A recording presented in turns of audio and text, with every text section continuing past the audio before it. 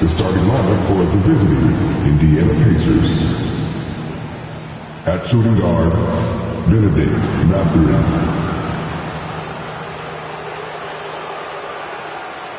At power forward, Isaiah Jackson. At the other forward position, Aaron Nesmith. At center, Pascal Siakam.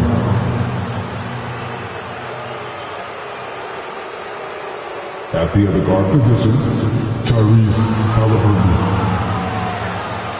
The head coach of the visiting team is Rick Carlisle.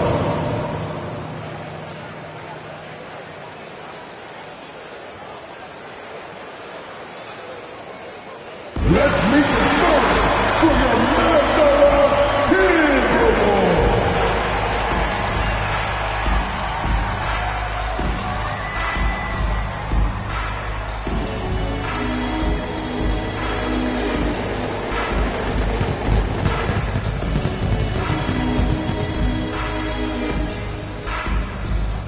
Starting at point guard, standing 6'4", number 0, Dante DiVincenzo.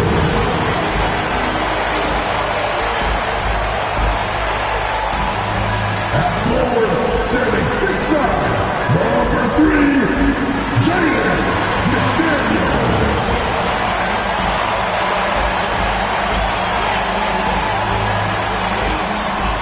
The big man, standing 7 feet tall, number 27, Rudy Gobert.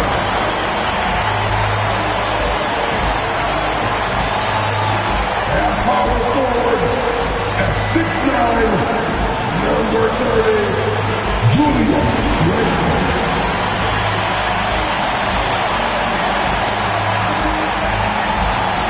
The other guard, standing 6'5", number 5, Anthony Edwards.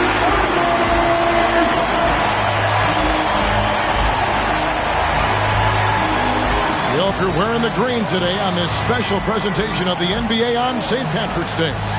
With Hall of Famer Doris Burke and Greg Anthony, this is Kevin Harlan. On the sidelines, we have David Aldridge reporting. Now, here's a look at the last few months of assist numbers for Tyrese Halliburton. One aspect of his game that's suffered the past few months has been his passing. He hasn't shown that same creativity with the basketball that we'd seen from him earlier in the season, and his assists are way down because of it. Here's the starting group for the Indiana Pacers. The backcourt, Halliburton and Mathurin. Jackson is out there with Nesmith, and Siakam in at the 5 down low.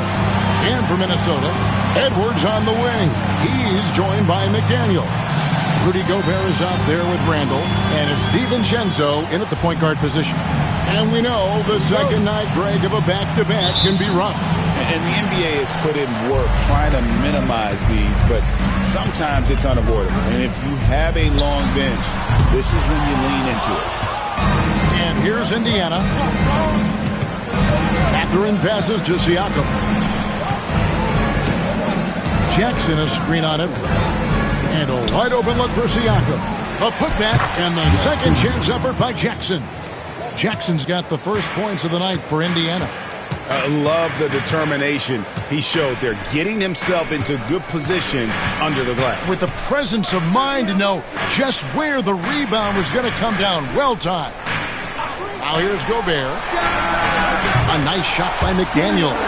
You have to anticipate those quick release opportunities. Jaden McDaniel's ready on the catch. Outside Jackson. Halliburton outside. Top of the key, Siakam. That's good, and it's Halliburton with the assist. And hitting the mid-range jumper here early gives the defense just another thing to think about. They're basically saying you're going to have to guard us at every point on the floor tonight if you're going to have any chance. Now here's Edwards. Look at those numbers of his. You just can't say enough about the work he's doing at the offensive end. He's averaging about 30.5 points a game. And, Greg, it didn't take long for Anthony Edwards to prove himself in the NBA. There's so much to like about his game. As outstanding as his offense is, his defense cannot be overlooked. He is a lockdown presence when he needs to be.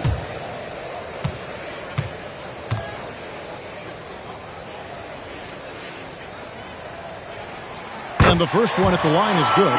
You hear, Doris, people now calling Anthony Edwards one of the faces of the NBA. And I'm assuming you'd agree. 100% agree, because the skills are extraordinary. The development in his decision-making has gone leaps and bounds from where it was. Beyond that, Kevin, he's a lockdown defender, one of the best competitors, fearless in the big moments, and one of the most charismatic young men in the league today. This guy is spectacular. Now here's Jackson. 9-point game his last outing. Siakam sets a screen for Jackson to the paint. And finished off by Siakam. Well, there's a quickness to Siakam in pick-and-roll action. This guy's so fast and hard to contend with as the roll man. Over to the left wing. Three-pointer, Randall. And Gobert kicks to McDaniels. Pass to DiVincenzo. The Timberwolves again can't hit. For Indiana, they've gone 3 of 4 from the field to start out the game. And they pick up 2. Talk about hitting the ground running. 4 for 5 to start. Minnesota's gone just 1 of 4 from three-point range here in the first. Picked by Randall. Outside Edwards. Over Jackson. Hits the target from 18 feet. Boy, what a good-looking stroke. Ready on the catch, Anthony Edwards. That jumper is nice. Halliburton outside. Pass to Nesmith. Siakam, a screen on McDaniels. Shot clock at 5. Nesmith, the pass to Halliburton. Three-pointer. Minnesota with the rebound. Now, here's McDaniels. Now, Gobert. Gobert, double team. Outside for Randall.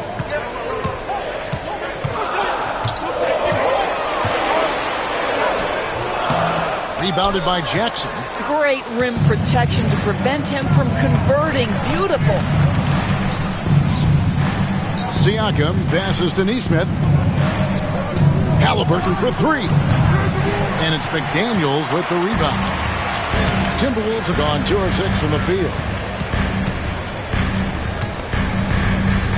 First quarter of play and just over 3.5 minutes in. Gobert against Siakam.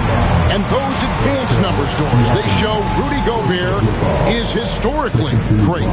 Kevin, I love that you are an analytics lover, but for me, it's about the eye test. Rudy Gobert has won the Defensive Player of the Year on more than one occasion. He's played on winning teams, and he's been an integral part of their success. He is one of the all-time great defenders we've seen.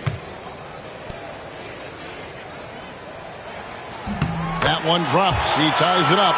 You know, when Rudy Gobert is down low, it strikes fear into the opponent. This is a guy who has led the league in blocks and rebounds at different times. Inside the paint, he is just a nightmare to battle against.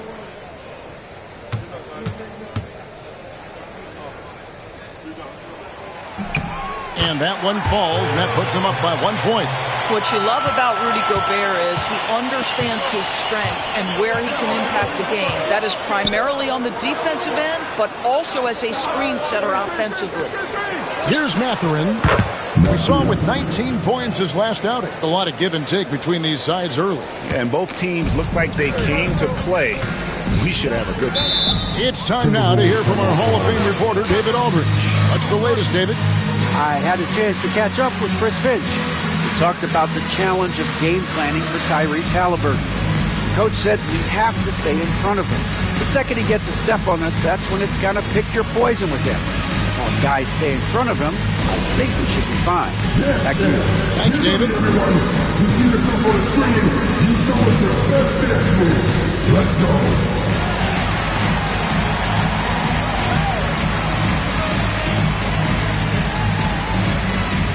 Show us those moves.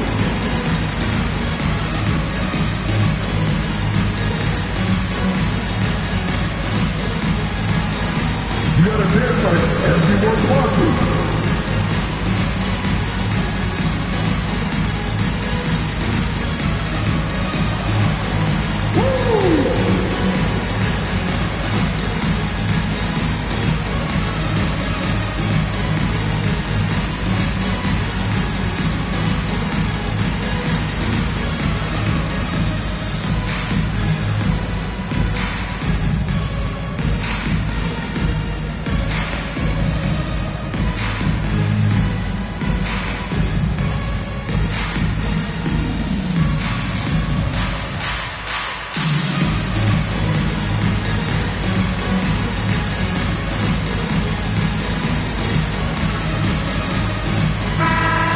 Chance to look at the numbers for Anthony Edwards.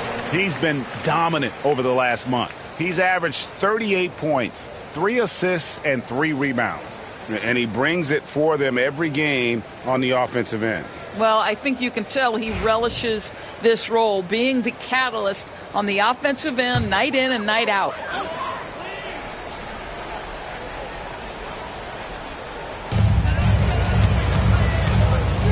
McDaniels finds Randall. And once again off the mark by Minnesota. And if they know what's good for them, that's the way they'll defend against him every time he takes the ball in the three-point lane. Halliburton, no good. That's a surprise. I mean, really out of character for him to miss when the defense is not right up on him. And the shot goes in. Yeah, Jake McDaniels with a very good sense for when he should look to score it, especially in the painted area. And so it's Indiana with it, following the bucket by the Timberwolves. Gobert against Siakam. Over Gobert, and he recovers it.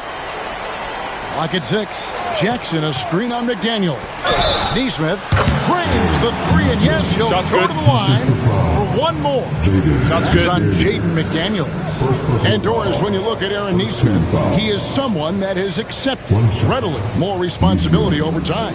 There's no question, Kevin, and what I love is he didn't let not playing early in his career affect his outlook. In fact, it almost added an edge and spurred him to incredible improvement. He's an excellent defensive player. He's worked hard to become a three-point shooter. Somebody defenses must now account for from range. Love the work put in.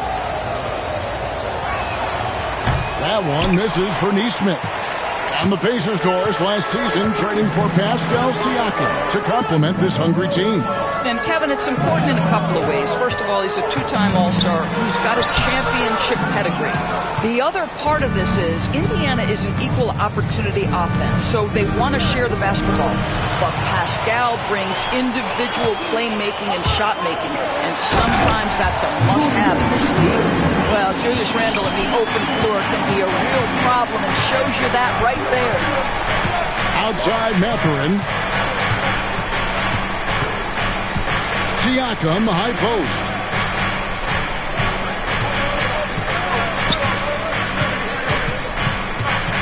Halliburton on the wing. Fires from 14. That one's not going to go. Boy, the wheels have definitely fallen off in this quarter. He cannot buy one. Now, McDaniels, 5 points in the game. And no good, had a chance to take the lead there. And Mathurin has got the ball here for Indiana. Siakam against Randall. Tries it from 19. Minnesota with the rebound. Gobert's got 4 rebounds now tonight. Halliburton against DiVincenzo. Down low. Now, here's McDaniel. Defense right on him. Here's Edwards. And he uses the glass on the layup. Edwards got his second bucket tonight. Just focusing on the task at hand That's all you can do. Boy, the tide is running one way and then shifts back in the other direction. I've lost count of how many lead changes we've had here tonight. Halliburton passes to Neesmith. Sinks the triple. Neesmith has got a pair of threes now in the first quarter for the Pacers. Halliburton's vision and then the ability to thread the needle there makes the defense pay. McDaniels dishes to Edwards. Makes no mistake on the open jump shot. Edwards got the game tied up here for Minnesota. Siakam outside. Doesn't get it to drop for him. Gobert with the defensive effort. Let's give some credit to the defense for how they're guarding this guy right now because they're refusing to let him get comfortable. Indiana's gone 3 of 6, 50% from deep so far tonight. That one falls. And the Pacers lead by 2. It took him a while, but he finally gets one to fall. Randall outside. Halliburton with the steal. And here we go. Halliburton heading to the hoop. And finished off by Halliburton. Yeah, Tyrese Halliburton in transition is one of the most fearsome sights because he can score, and we know he's a special passer. Now here's Randall. And you know the points will always be there for him. He's averaging just a shade under 20 points a game right now.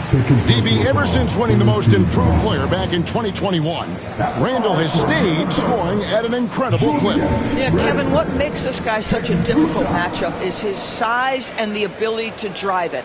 And now what you've seen is this evolution into a legit threat from three-point territory. He is such a difficult cover.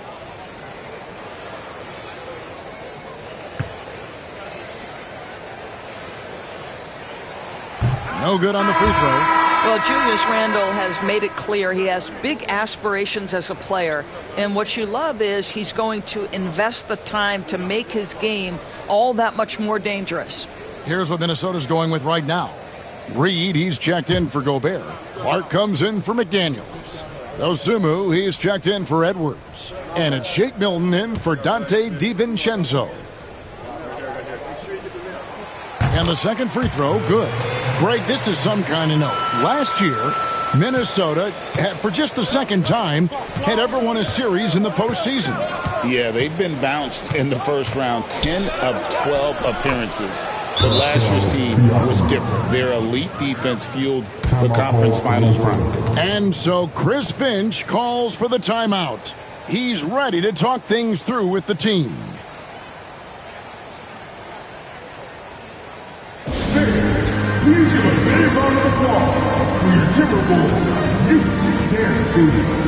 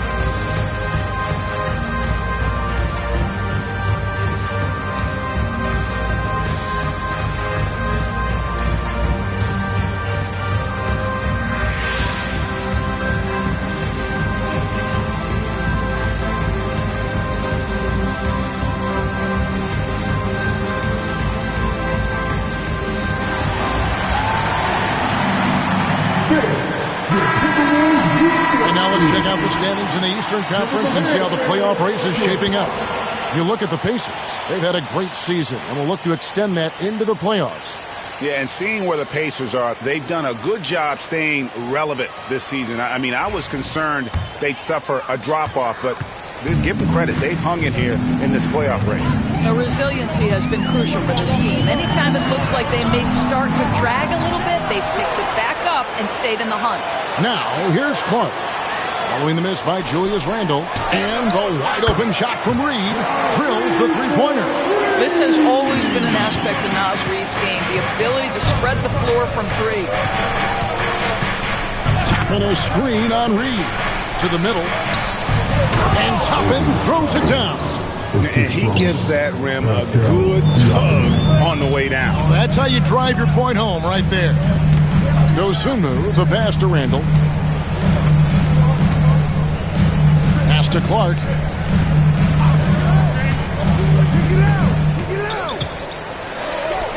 And there it is for him. Well, you get exactly what you want right there. Clean look, right at the cup. Nicely done. And so Siakam will bring it up for Indiana.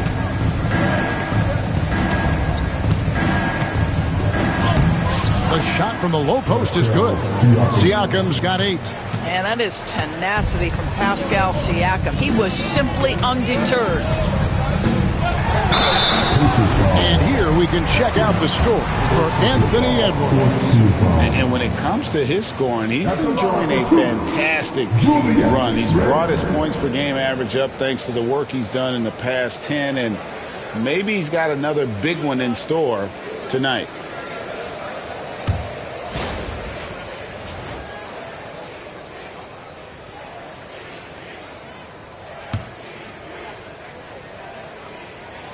First one falls for him.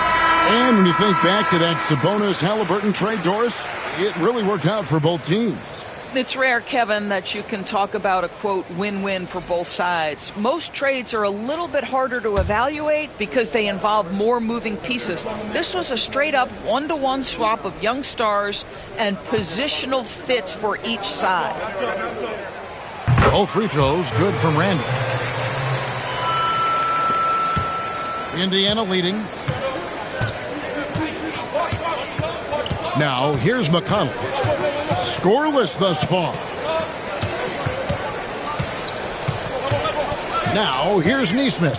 He's covered by Clark. Shot clock at 6. Now, here's Nesmith. He's guarded closely. And here is Dosunmu. Taking a look at his stats, he's averaging around 7.5 points a game. Randall against Toppin. Randall passes to Clark. 3 with a screen for Clark. Minnesota needs to get off a shot here. 3-pointer, Randall. The Pacers pull it in. This game coming after a loss against the Bucks. And sometimes you can make a few plays here and there, but never get into a real rhythm. That's what happened to them in that game. I'll tell you, that's a great way to put it, because I thought they were all over the place. They never settled into any kind of rhythm. Sometimes a player is born with a passer's mindset. He deals it with conviction. Right now, let's send it over to the sidelines and get a report from David Aldridge. Kevin, thank you very much. The Timberwolves have become a rough and rugged team. Swingman Jaden McDaniels said, "We don't let nobody push us around. We're always being physical defensively. I feel like we're a tough team, super tough." And Kevin, they certainly have the size to hold their own. Always being physical. But, David, that's their identity. And we thank you for the report. Here's Milton. The Pacers making the shot. Latrey. And Julius Randle, good for 3. Randall's got 8 points. Well, you cannot sleep on Julius Randle. Catch and shoot jumper. Okay, Julius, we see you. Tapping a screen on Reed. For 3, Siakam. It's Clark with the rebound. Timberwolves trail by 3. Pass to Randall.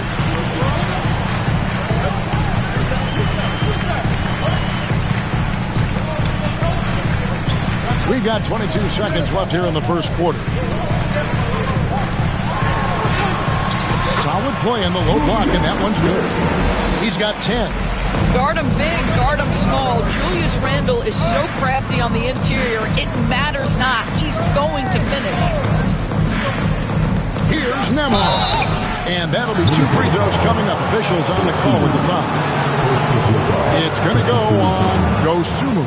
The Pacers shooting their second and third shots at the line right here. And they've done some really nice work at the foul line, knocking down 80%. Shooting 2.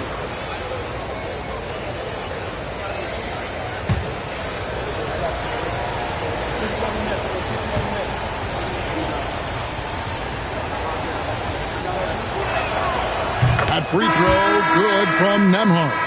Both teams will make substitutions.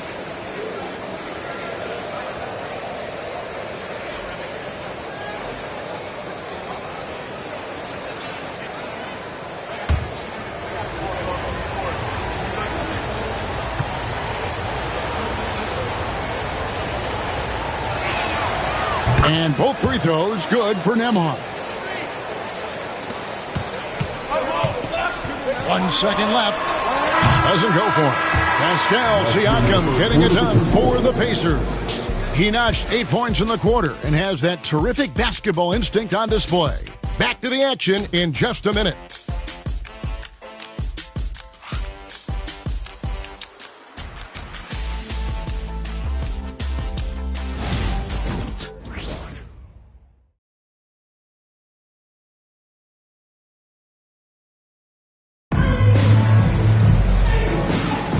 And it's good to have you back with us as we celebrate St. Patrick's Day with more NBA action on 2K Sports. And a moment now to quickly take a look at the offensive approach for the Pacers. And they've set the tone from the jump. They're looking to pound it inside and score in the paint. Yeah, and in addition, their ball movement has really unleashed their offense. Boy, they've been fun to watch. And so it's Indiana with it. It's a 3-point game on the court for the Pacers as our second quarter gets underway. Javonte Green is out there with Toppin. Then there's Andrew Nembhard. And it's T.J. McConnell. And it's Neesmith in at the 3 slot. A shot by Nembhard, no good. He is too good a shooter, guys, to be left open like that. The defense just dodged a bullet there. Back to Edwards. From 13, Green with the rebound. And it didn't fall, but that's the kind of shot they want their offense to create. You know, it can be frustrating when you make the right play and fail to reap the rewards. You just have to stay with it here. Now, here's Green. A nice shot by Neesmith. Neesmith has got the opening field goal of the second quarter for the Pacers. Edwards kicks to Clark. Pass to Reed. Dosunmu up top. Clark right side. Here is McGee. Guarded by Green. 4 on the clock. Back to Reed. That 3 off the mark. Pacers leading by 5. It's Nembhard on the wing. Defended by Dosunmu. Neesmith with the ball.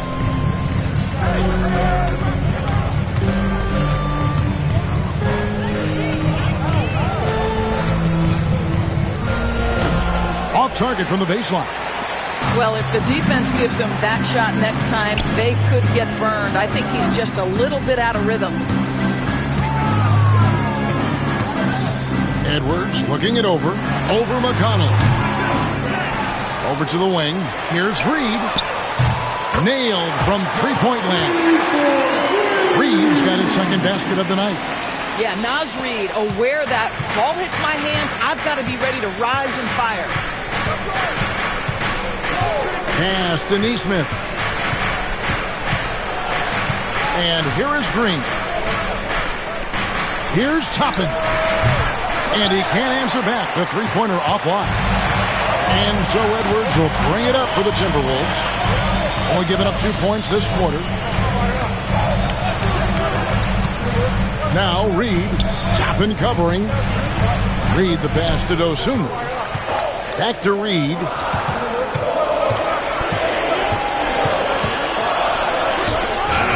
No good. That would have tied it. Pacers have gotten only one of their first 4 shots in the second quarter to drop. Pass to McConnell. Now Neesmith.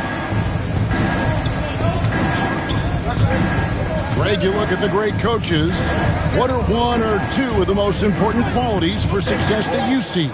Well, for me, Kevin, I think you got to be able to adapt tactically.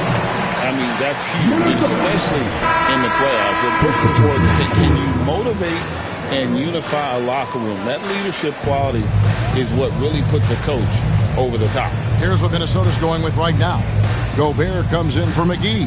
And it's Dante DiVincenzo in for Clark. The Pacers also with a sub. Benedict Mathurin, he's checked in for Green. Now here's Dosunmu. Nothing on the board. Over McConnell. Another miss by Minnesota. Indiana's gone 0-2 from deep here in the second. Here's Nesmith. And there's 2 points. Working on the glass, paying off that time. Nesmith has got 4 points now in the quarter. DiVincenzo passes to Dosunmu.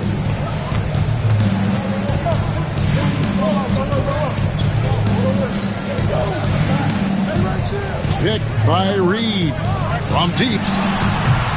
And once again off the mark by Minnesota. And the great shooters know when they've got enough opening to go for the 3. I didn't think it was a bad choice on that possession. Now, here's McConnell. Taking a look at the scoring numbers, right now he averages about 9 points a game. And the shot is good. And now a 6-point Pacer lead. And defensively, they're on their heels every time the ball comes inside. Reed finds Edwards. Here's Dosunmu. Reed with a screen on Mathurin. Dosunmu, the pass to Gobert. Reed with a screen for DiVincenzo. 3-pointer. Reed gets the bucket. Reed's got a couple of 3-pointers in the second for the Timberwolves. Got 2 trays now in the second quarter after he hit one in the first. And so it's Rick Carlisle here calling timeout. Looking for a breather and maybe just 1 or 2 things to talk about.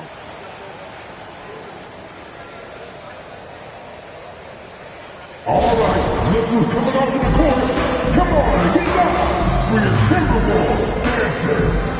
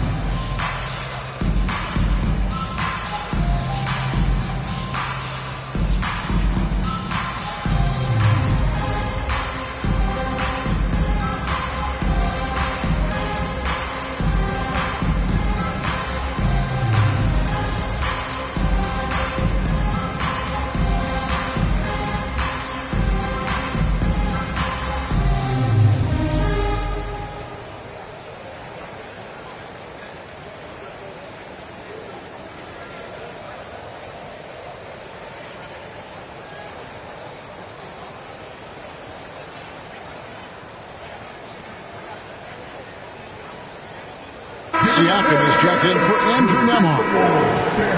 As the playoffs near, let's take a look at the Western Conference standings. You look at the Timberwolves. If the playoffs started today, they'd hold the number 5 seed. Of course, they're looking to build on that. And I think for Minnesota, they've stayed right there, just in sniffing distance of the conference leaders. That's a solid accomplishment at this stage of the season. Yeah, even so, though, I'm sure they're not satisfied just being near the top of the standings. They're going to be looking to make a major push as the season winds down. Now, here's McConnell. Bangs home the trifecta. McConnell's got 5 points now in the quarter. Boy, we have seen Pascal Siakam really elevate his passing skills. What an outstanding distribution right there. Count it, and the Pacer lead has been cut down now to just 3 in the basket from Reed. 3 triples for him this quarter, 4 overall. Outside Mathurin. In the corner, it's Nesmith. Beyond the arc. Toppin, good. Toppin's got 7. Wow, from the arc, Toppin shoots with real authority. You can tell it's an area of the floor that he's comfortable. It took some time, DB, but it's starting to come together, it seems, for Obi Toppin. Kevin, the athleticism has always been there for Obi. I think the question was, how could he help his team beyond being a vertical threat at the rim? He now is in the perfect spot. He played with pace. He's starting to be able to put it on the deck, and now he's got to improve his defense. Here's McConnell. Anthony Edwards making his last shot. McConnell passes to Siakam. Gobert with the block. Wow, insanely tough to get a shot off when Rudy Gobert is around. Wow. Edwards kicks to DiVincenzo. Gobert with a screen on McConnell. And here's DiVincenzo from the arc. That will not get it done. He's 0 for 2. Edwards against Mathurin. Pass to Neesmith. There's a screen by Toppin. Wide open look. And good. And it takes a nice bounce off the right iron and down. Neesmith has got the lead up to 6 now for the Pacers. Now here's Reed. Back to DiVincenzo. Outside Edwards.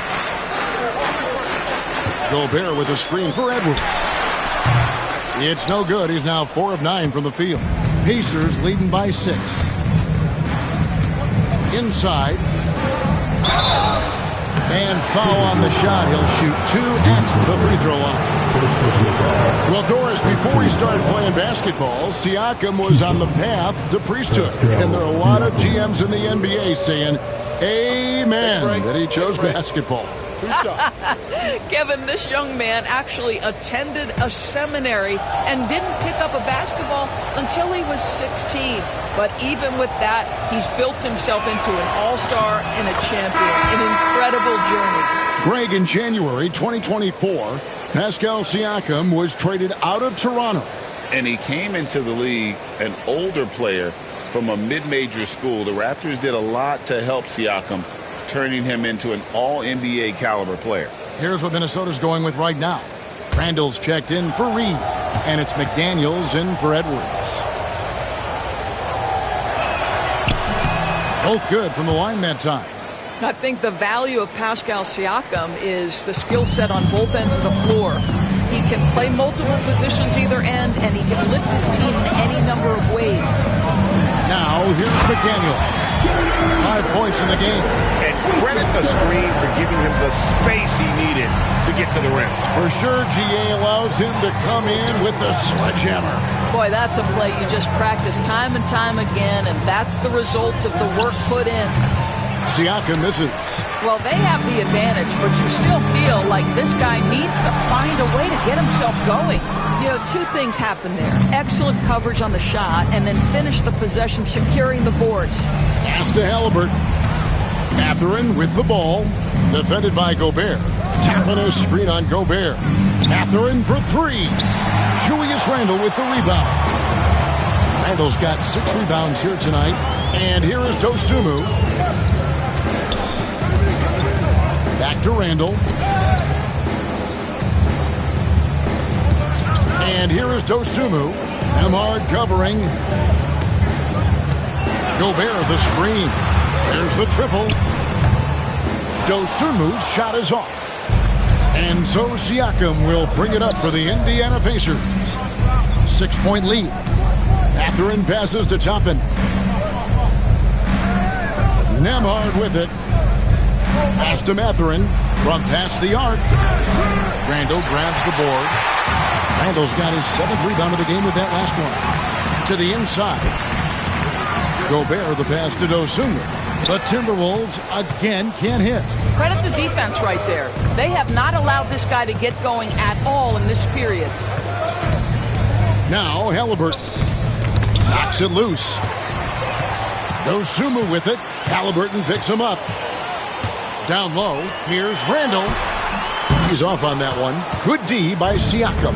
Well, that's just inconsistency from him, and it's happened all night, and it hasn't helped their cause. A nice shot by Halliburton. We know Tyrese Halliburton came into the league as a 40% career three-point shooter. Don't leave him that wide open, folks. Now here's Gobert. He had a 15-point outing in their last game against Utah. And one of the big ways he came through was at the foul line.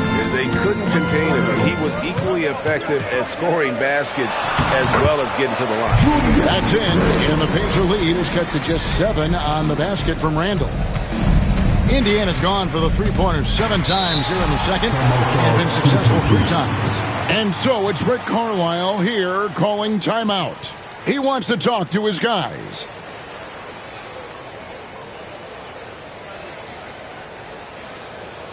The Timberwolves presentation.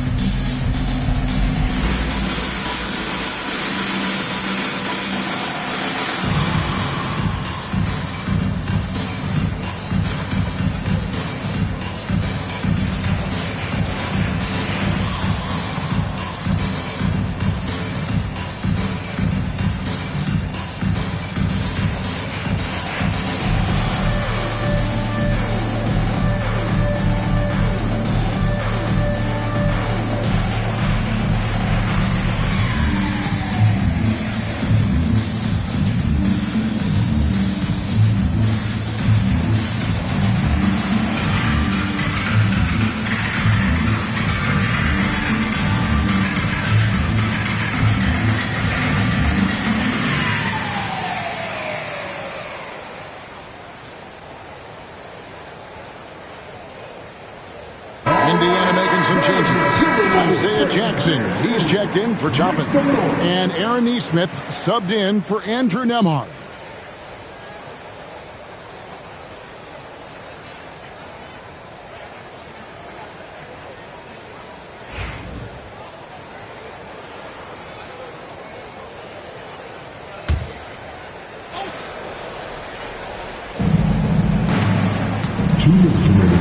Halliburton against DiVincenzo.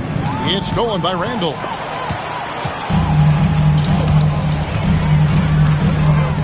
Pass to McDaniels. The three for DiVincenzo. The shot goes in. First of the night.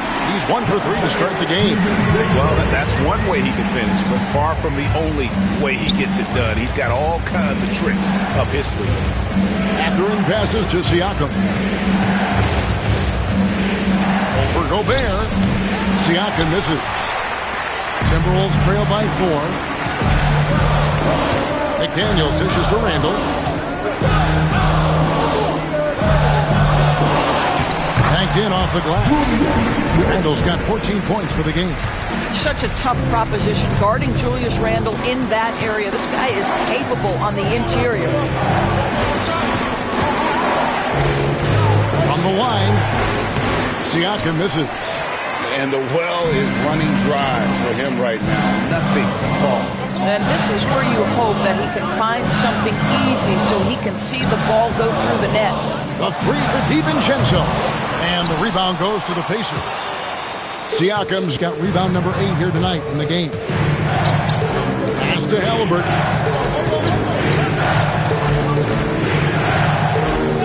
We've got 33 seconds left in the first half. And that time, also a missed shot. And he didn't punish them for the weak coverage there, but they can't count on him to continue missing. DiVincenzo kicks to Randall. Traps in the tray. Randall's got the lead up to 1 now for the Timberwolves. The guys, over the years, we've seen Randall become a much more aggressive scorer. You love his tenacity. Pass to Neesmith. Basket is good. He'll get a chance for one more at the line.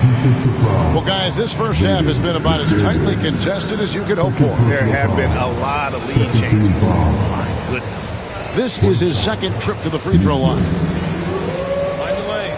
Find the lane. One shot.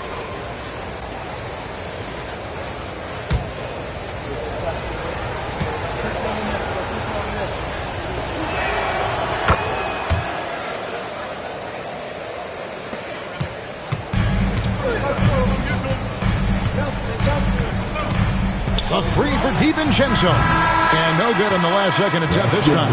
And a close game so far through the first 2 quarters as we reach halftime. It's the Pacers leading by just 2. And now let's catch up with David Aldridge, who's standing by from the sideline. All right, Dave. Thanks very much. Coach Carlisle with me. Rick, a tremendous first half offensively. What pleased you about the team's effort? Our pace is good. You know, we're making a good effort defensively, but they're starting to hit some shots, so we're going to have to keep it tightened up. We'll see what happens as the game continues. Thanks for your time. Back to you guys. Thank you, David, for that interview, and we'll see you back here after the break for third quarter basketball.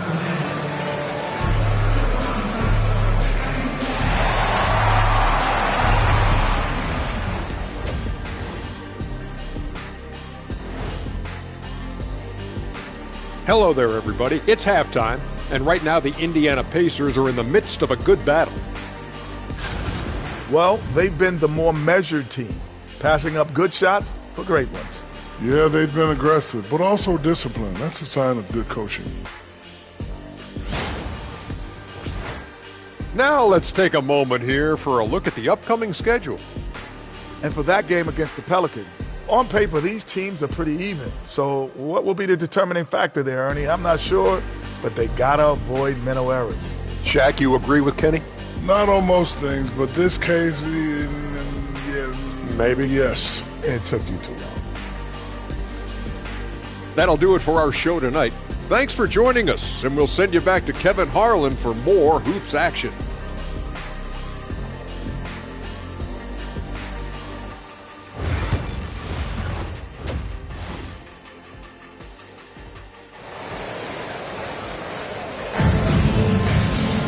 And if you're just joining us, we've played through the first half in a game that's been fairly even so far. We're seeing a tremendous game from Julius Randle. In those first 2 quarters, he was pretty much an automatic bucket getter if he got it down low on the block.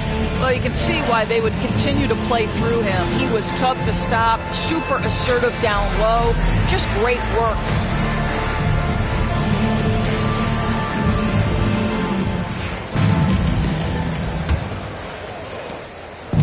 And Halliburton's got the ball here for the Indiana Pacers. Their biggest lead of the game was 9. Edwards on the wing. He's joined by McDaniel. Randle out there with Gobert, and it's DiVincenzo in the point guard. So that's the lineup for Minnesota. Let's check in with our reporter, David Aldridge. Kevin, Rudy Gobert has tied for the most Defensive Player of the Year awards all time, but he's challenging himself to do more offensively. He said it's all about just being okay with missing or making mistakes, freeing my mind and doing the things that I work on to get out of this shell that I was being put in. Kevin, back to you. All right, David Aldridge, we thank you for that report. And stolen by Siakam. And here we go, Halliburton heading to the hoop. And a little luck that time, but it drops. And it's a 7-point Pacer lead. And really, this is the time to push it. Try to extend that lead.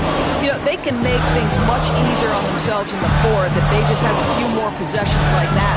McDaniels finds Gobert. If he's operating in pick and roll, because Rudy Gobert is such a big target, hard to guard him. Pacers leading by 5. Pass to Nesmith. Jackson, a screen on McDaniel. Shoots from the elbow. Again, Indiana. This guy is cooking right now. He is leading them on the offensive end as they remain in front here. DiVincenzo passes to McDaniels. To the middle. Before Gobert. He gets it there. That is right in Gobert's window. Make it easy. For Indiana, they've gone 3 of 3 from the field since halftime.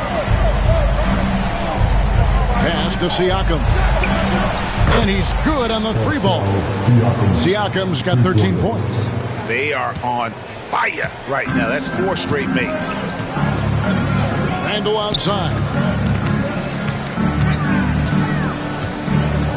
Back to DiVincenzo. That's in. Coming off an assist from Randle. DiVincenzo's got his second bucket. And an eye for an eye. Both teams working to stretch the floor.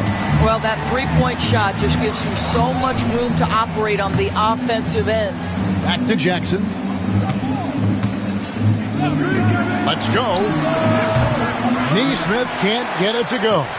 But only the first miss of the second half. They've come out here with authority. McDaniels passes to DiVincenzo. Here is Edwards, defended by Mathurin. Edwards, that's good. Boy, Edwards so good in close. This guy has got touch and strength, everything you could ask for. Outside Mathurin. Inside, here's Siakam. Rudy Gobert with the rebound. Timberwolves trail by 3. And their offense is really clicking right now. Playing with a lot of energy and really taking it to the defense. Here's Randle. 2 free throws coming up, and they call the shooting foul. It's going to be on Isaiah Jackson. Well, Randle works so hard down low, earns him these fouls in the process. He's gone 3 for 4 from the line. And this season, he's maintained very good form at the line, shooting at about an 83% clip.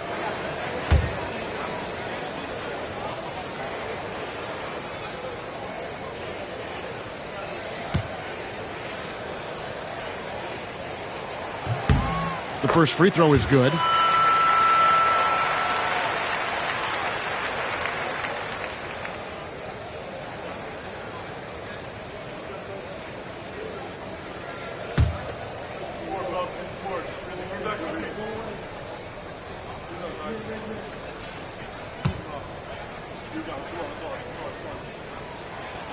So he gets them both. Boy, really soft touch on display. It is a luxury to have a big man who can hit from the line at a consistent rate. Pass to Nesmith. Jackson, a screen on McDaniels. It's stolen by Randall. And now Minnesota on the fast break. And the wide open shot from DiVincenzo. Buries the corner three. DiVincenzo's got the lead up to 2 now for the Timberwolves. And Rick Carlisle decides to call a timeout. He's made the decision. He wants to huddle up with this guy.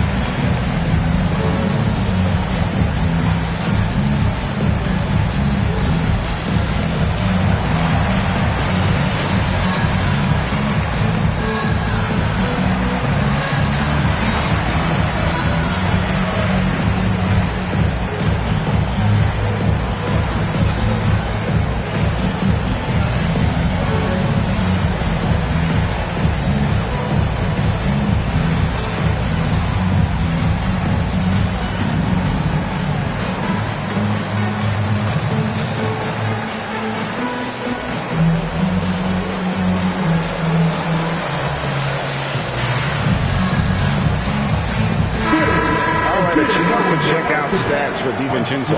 How's the last month of basketball been for him? He's getting around 8 points a game, 4 assists, and 2 rebounds. I mean, the numbers aren't bad on their own, but he knows that he can help this team in a bigger way. And sometimes it comes down to the flow of the offense. One night it's your night, another night perhaps it's somebody else's.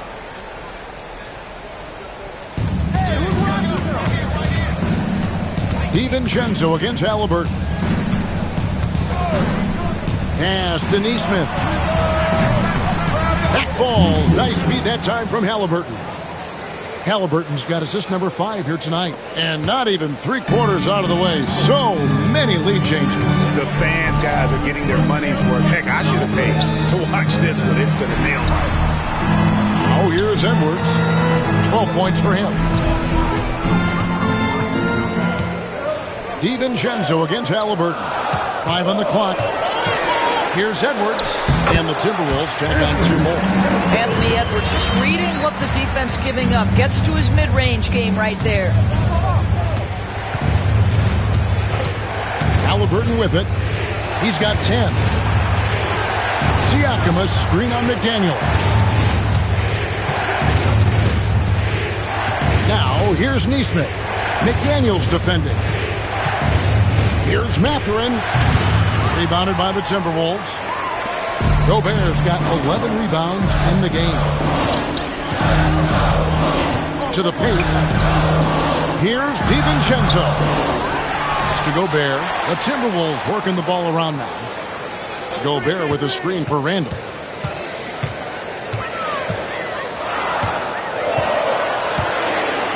Puts up a deep 3. It's rebounded by Indiana.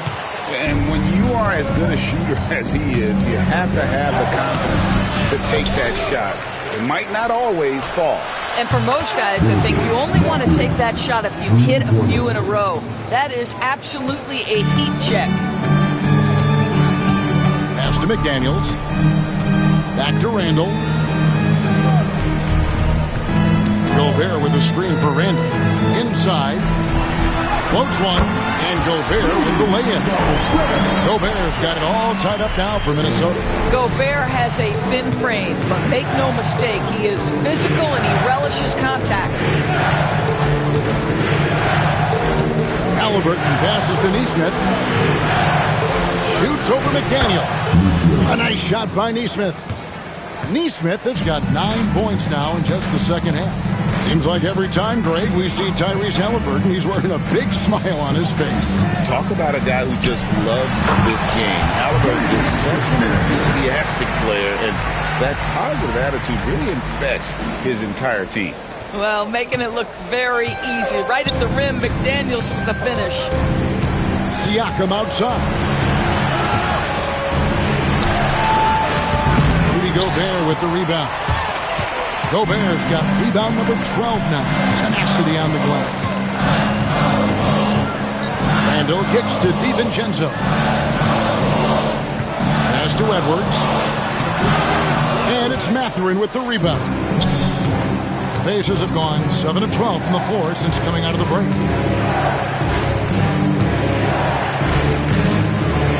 Outside Jackson. Halliburton outside. It's good. The assist this time from Jackson. Jackson's got 3 assists in the game. And we've got a timeout called from Chris Finch. This will give him a chance to discuss some potential alterations. It's time for dance day. If you see yourself on the big screen, then you know what to do. Show us your moves.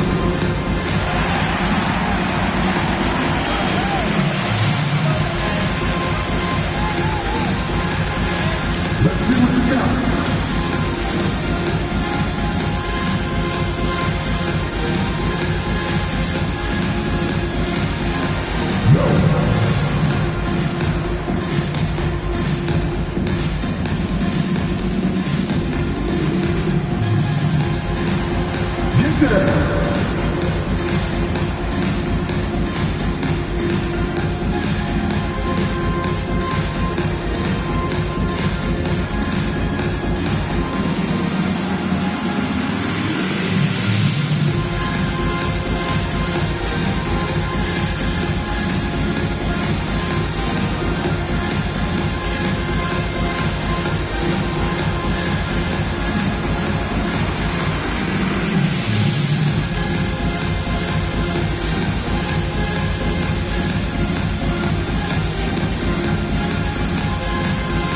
Timberwolves making a change here. Dosunmu's checked in Indiana with the change here too. Nembhard's checked in.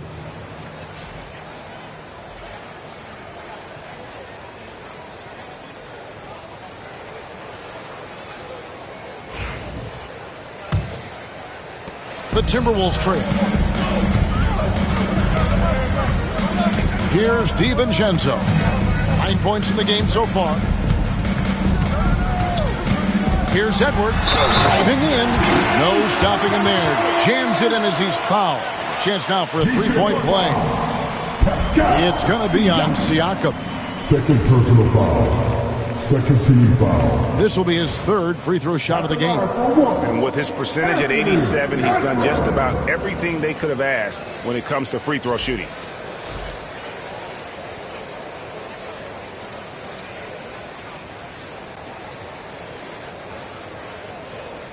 One shot.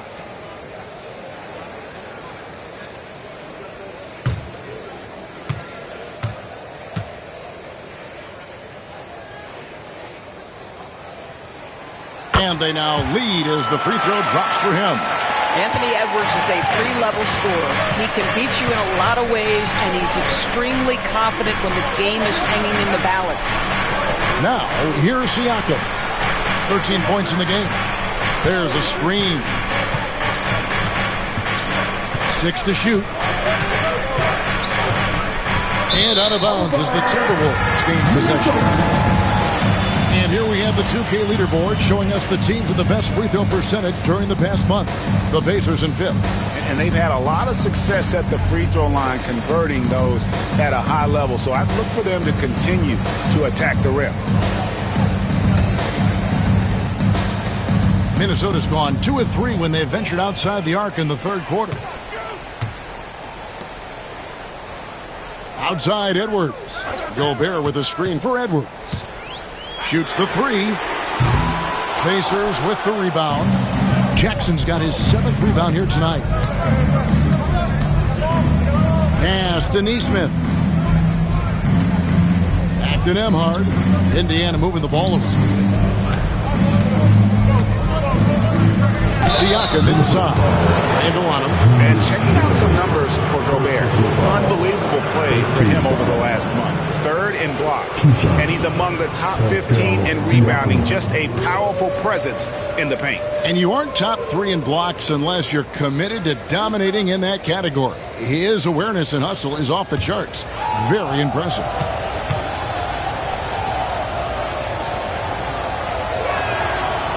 First free throw is good.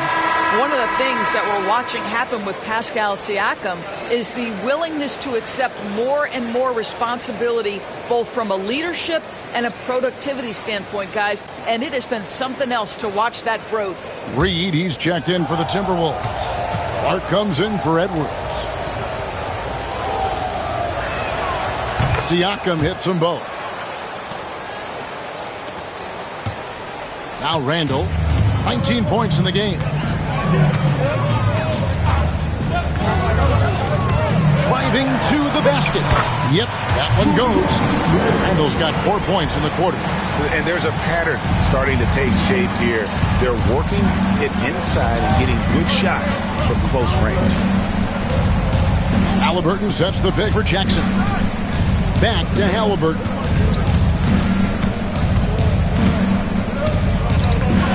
Just 5 to shoot. Puts up a 3.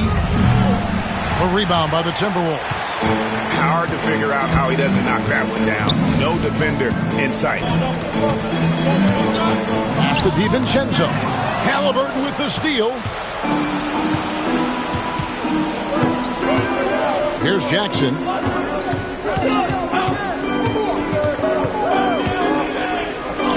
And the layup's good off the glass. Jackson's got his 3rd bucket of the night as we approach the 4th quarter. Still anyone's ball game. Yeah, neither team able to create much of a cushion. And so Chris Finch calls for the timeout. He's going to have a discussion here on the sideline. All right, look who's coming off the court. Come on, get back for your Timberwolves dancer.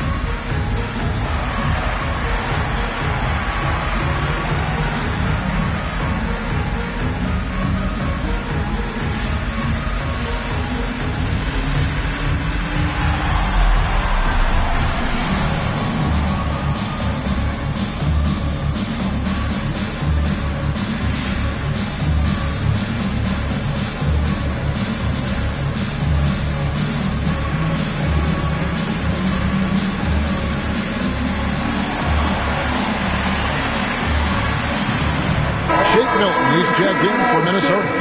Obi Toppin's checked in for the Pacers. Walker comes in for Isaiah Jackson.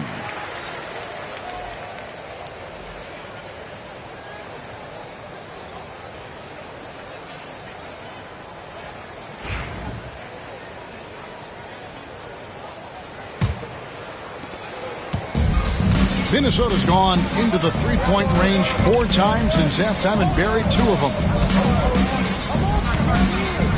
Milton the pass to Reed. Out left to the wing. Stolen by Walker. Pass to Halliburton.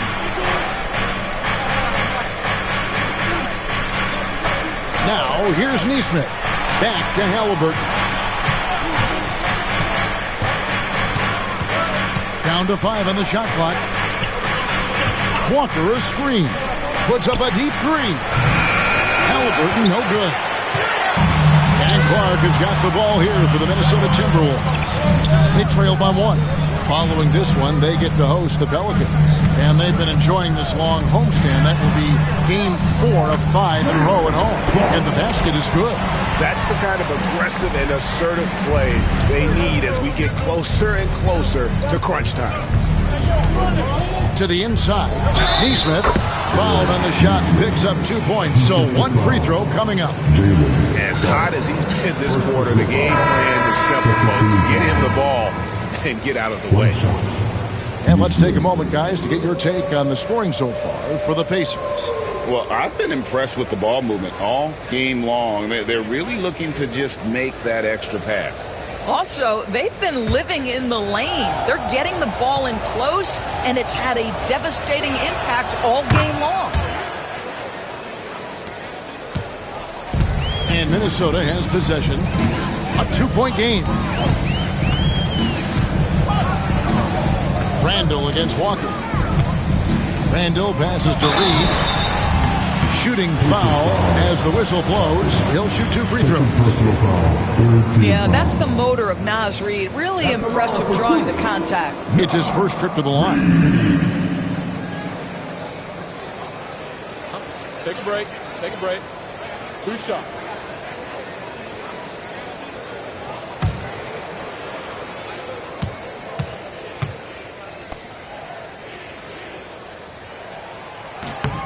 The first one falls.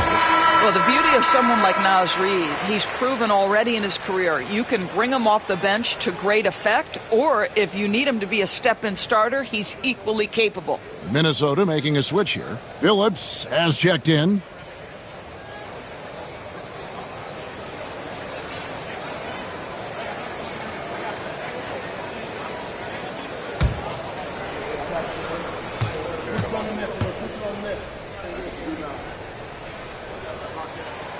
He's off on the second.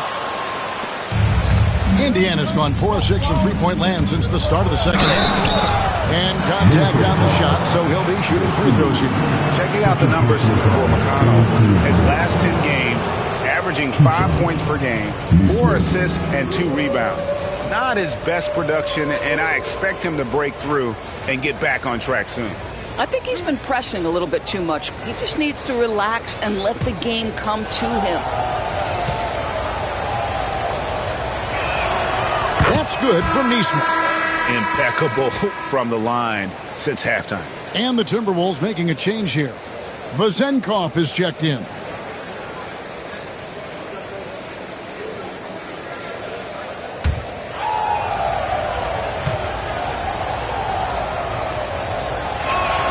And so Neesmith nails both of them.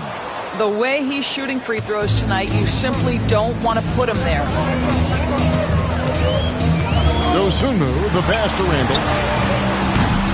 Sinks it. What range from outside. Wow. Randall's got 24 points. Well, Julius Randall, once he starts percolating, is a dangerous offensive player.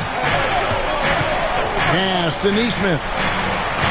Some nice passing here by Indiana. And right away, they match it with a three-pointer of their own.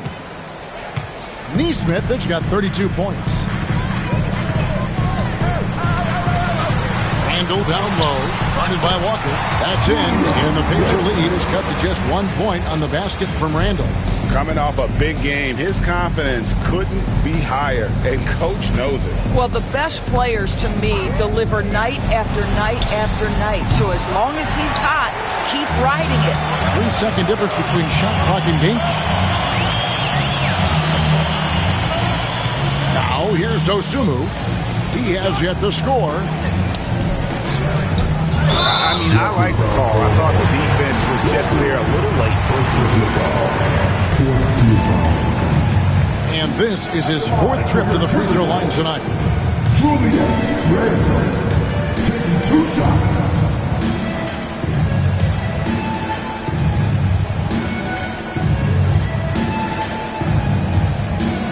Take a break. Take a break. 2 shots.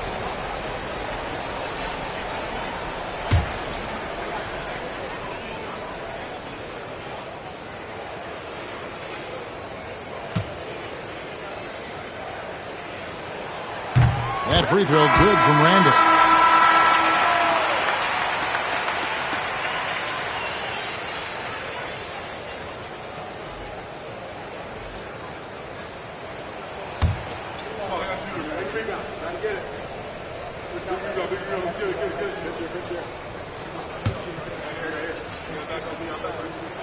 And so he makes both from the line. And here's McConnell. 7 points in the game. Toppin with it. Puts up a deep three. And that shot was up in time, but doesn't go in. 3/4 of play in a close game here. Timberwolves lead by 1. And we'll have the start of the fourth quarter for you as soon as we get back from this short break.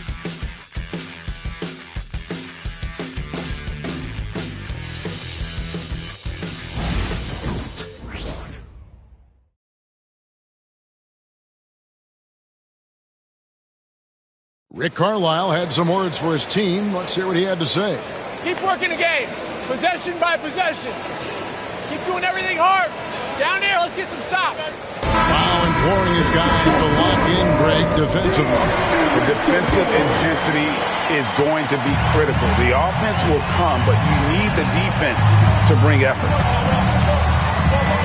And it's been a very competitive game so far as we get rolling here in quarter number 4.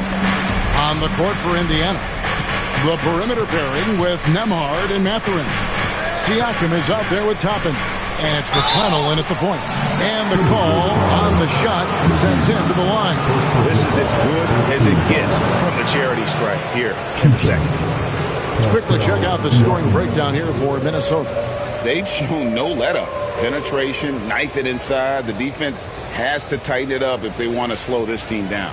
Also, they've been living in the lane. They're getting the ball in close, and it's had a devastating impact all game long.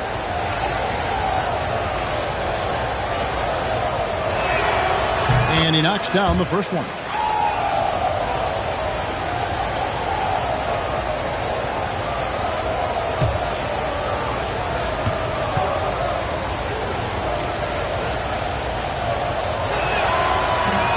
Siakam hits them both.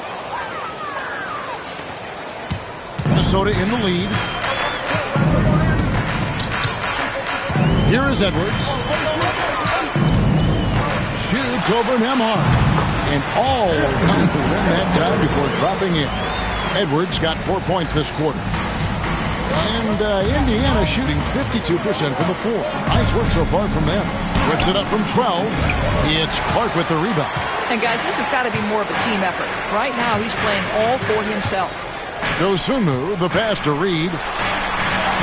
Uses the glass to finish the layup. Reed's got the lead up to 5 now for the Timberwolves. Reed's gotten 5 of his 7 shots to fall. Toppin a screen on McGee. And then Toppin with the jam.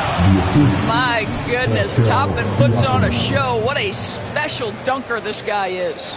On our AT&T 5G Slam Cam, you just saw an explosive highlight. Timberwolves leading by 3. Now Dosunmu.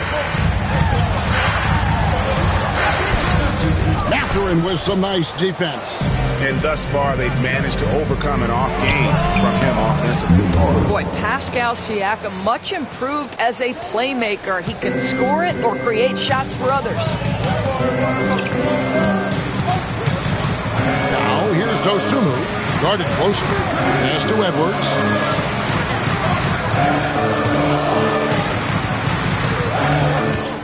Six on the shot clock.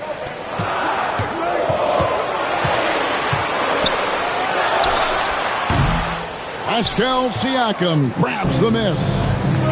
Siakam's got double-digit rebounds now in the game. To take the lead. And he gets the whistle. 2 free throws coming up. You know, we talk about length defensively. Siakam's so long offensively, trying to get a challenge on him. You are often going to put him at the line.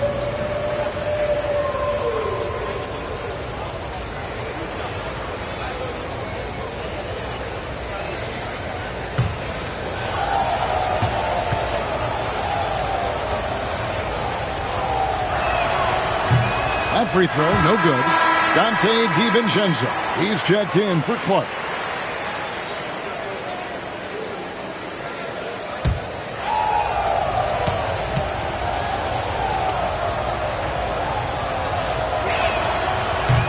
It's tied up with that one.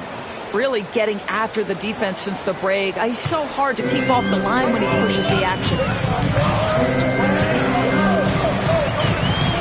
We're in the fourth quarter here, just under 2.5 minutes gone. Dosunmu's shot is off. And you could tell he thought that triple was going to fall. Down low. And Toppin throws it down. Boy, the explosiveness of Obi Toppin can really shock the defense. This guy gets excellent airspace. Now, here's DiVincenzo. Pass to Reed. They need this. And it's Mathurin with the rebound. Mathurin's got his 4th rebound with that last one here tonight. McConnell passes to Toppin. Toppin a screen on McGee. It's a 2 for Mathurin. Here's Toppin. That one is good again. He's 6 for 8 from the floor with the basket. Listen, the painted area is where Obi Toppin can be so dangerous. The athleticism and the tools he has. Look out. Pass to Reed. And we're about 3.5 minutes into the fourth quarter. DiVincenzo against McConnell. Here's Reed. He trains it as the shot clock ticks down. There's a certain resiliency to this team, and you're starting to see it. No doubt, keeping it very close. They're going to have to step up even more to get over the hump here. Now, here's Siakam. They get it back. And the layup is good. And the Pacers lead by 4. And now you see them starting to really work the ball inside. Picked by Reed. Near the three-point line, it's Edwards. And finally drops after rolling around the rim. Edwards got 13 points in the second half. Now, here's McConnell. Pass to Siakam.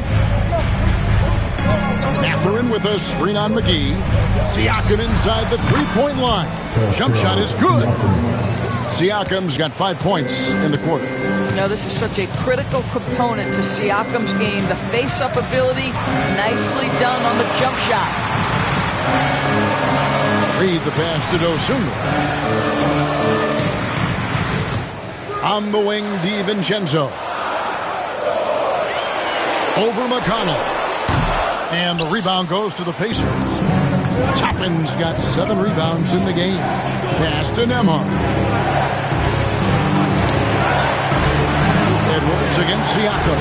Toppin. A three-pointer is right on target. Now it's a 7-point Pacer lead.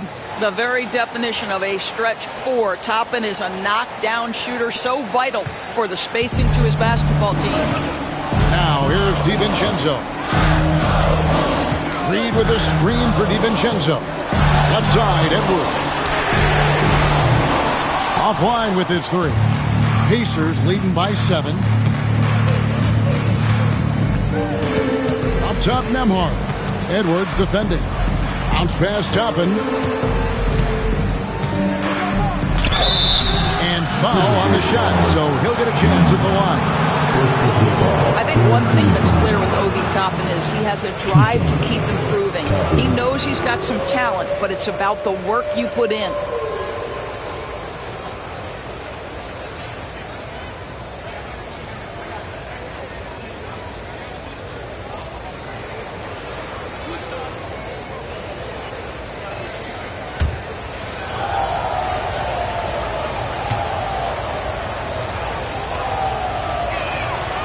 Free throw is good by Toppin. Minnesota making some changes. Gobert, he's checked in for JaVale McGee. And Randall subbed in for Dosunmu. Indiana also making some changes. Jackson, he's checked in for Siakam. Nesmith comes in for Benedict Mathurin. And Halliburton subbed in for T.J. McConnell.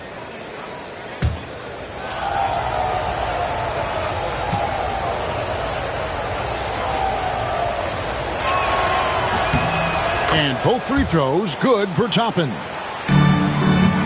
Timberwolves trail by 9. DiVincenzo passes to Reed. Outside Edwards. To the middle. Here's Randall. And Randall throws it down. Wow, excellent explosion off his feet by Julius Randle. And here's Indiana. They're on an 18-6 run. And Rick Carlisle decides to call timeout. He knows every possession is critical now.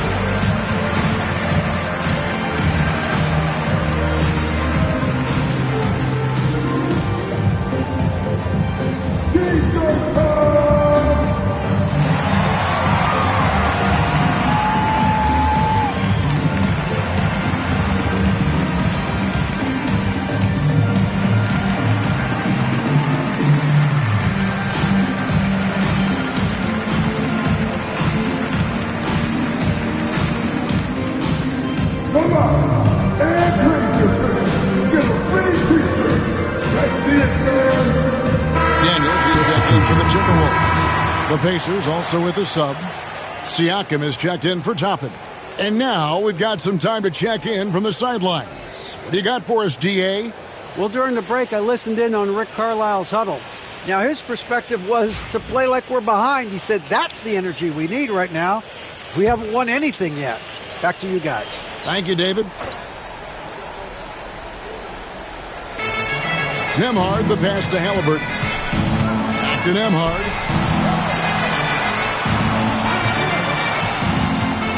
Lets a floater go. 6 to shoot. Randle against Jackson. Over Randle. Rebounded by the Timberwolves. Gobert's got rebound number 13 with that last one. Now here's McDaniel. Neesmith covering. Randle against Jackson. Pacers with the rebound. Here's Neesmith. And he can't extend the lead to double digits. And I think that one could have easily have fallen for him. Randle is doubled. Pass to DiVincenzo. No good on the triple. Not a whole lot going down for him at this point. He just can't buy a break. And here is Neesmith. Jackson a screen on McDaniel. Down low. And Jackson throws it down hard. What a terrific pass. Work the ball inside and create a good look for your teammate. Randle against Jackson. Randle outside.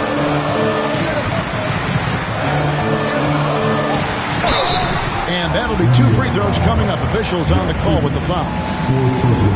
It's going to be on Isaiah Jackson. Well, there's a certain edge that Julius Randle plays with that allows him to draw contact.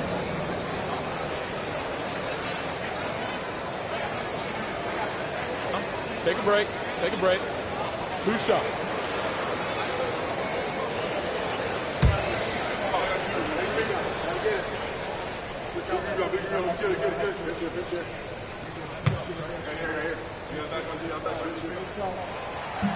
That free throw, no good. And Indiana making a change here. Mathurin's checked in.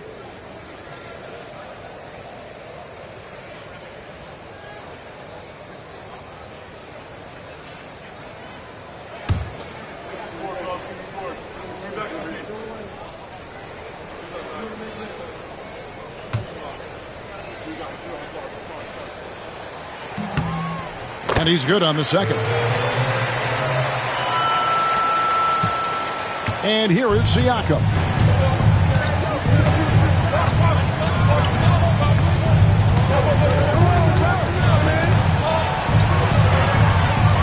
Lays it up off the glass. Siakam's got the lead up to 10 now for the Pacers. With a harmonious blend of length and strength, Siakam has become a dependable interior scoring option. Now here's McDaniels. From 13, a tad short, but it's good off the front iron. They seem to concede that shot, and his response is, thank you very much. Halliburton with it. As Denise Smith. Julius Randle with the rebound. I guess even he has to miss one of those once in a while. DiVincenzo passes to McDaniels. Out to the wing. Gobert with a screen for Randle. And foul on the shot. He'll shoot 2 at the free throw line. Yeah, the defender all over him. At the line for Minnesota, Julius Randle. 2 shots.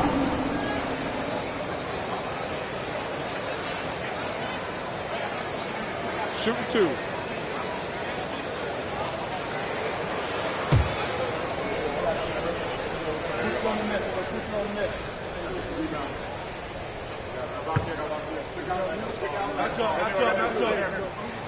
And he makes the first.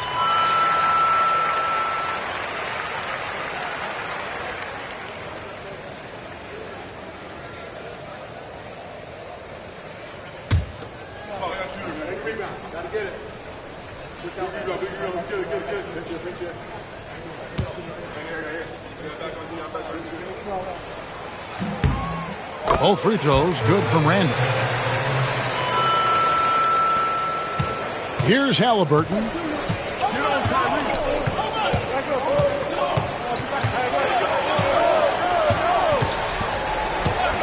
Pass to Neesmith.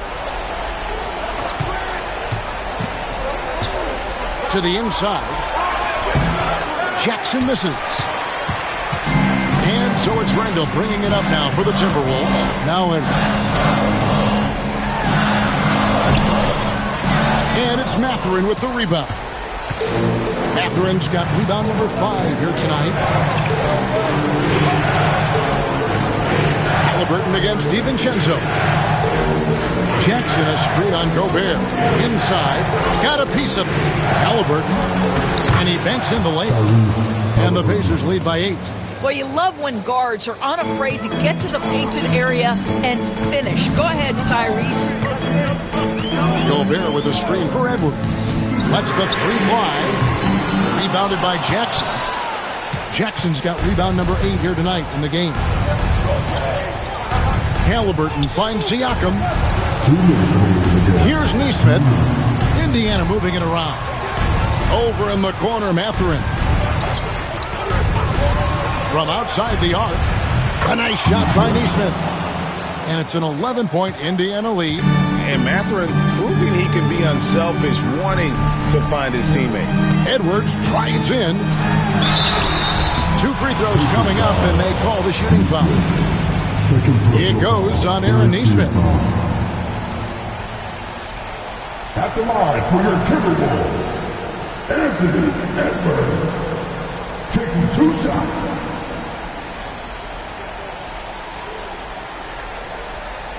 Shooting 2.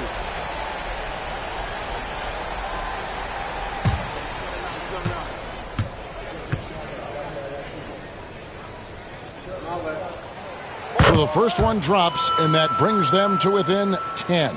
And what you love about Edwards is how intense he is. Guy plays hard every minute he's on the floor.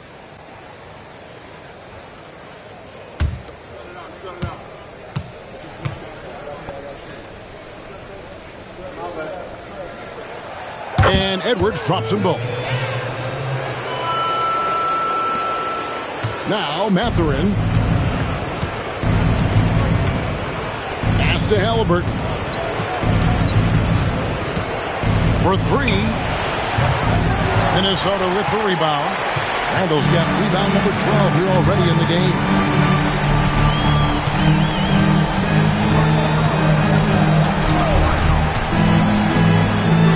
There's 1:17 left in the fourth quarter. DiVincenzo kicks to Edwards. Clock at 6.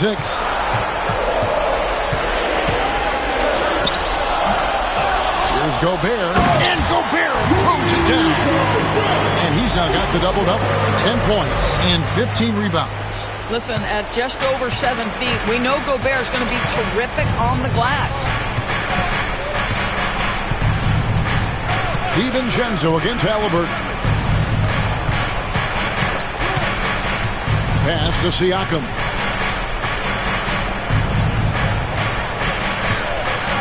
Gobert with the block.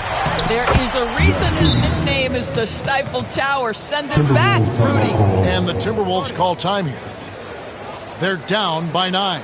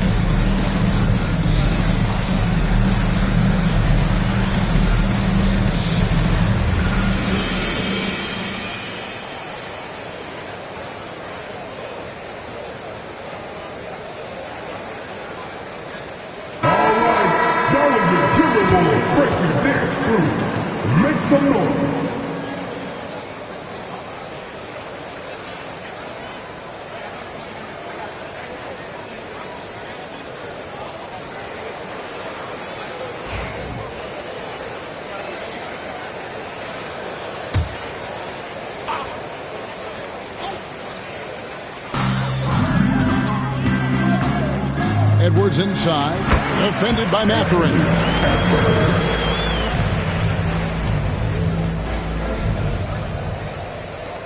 36 seconds left in the fourth quarter. Halliburton finds Siakam. And contact on the shot, so he'll be shooting free throws here. Now Pascal Siakam looking aggressive and determined, which forces the defender to commit the foul.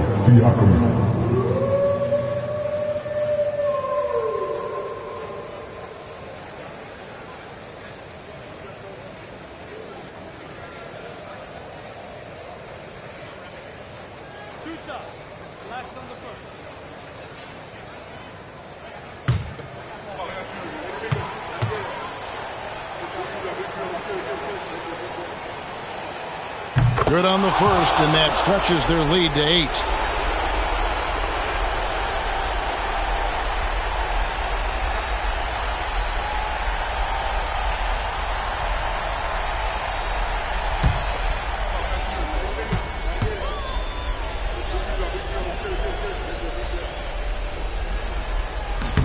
And a tough break as his second attempt at the line, no good.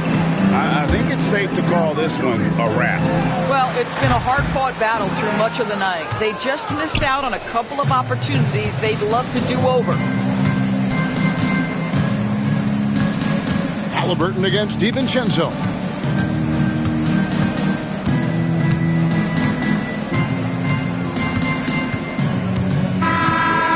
So the Pacers take the win. A solid win on the road for them. This building was dead silent by the time GA this one wound down. And that's what you want to do. Take the crowd out of it by crunch time. Don't give them any chance to lift their team up at the finish.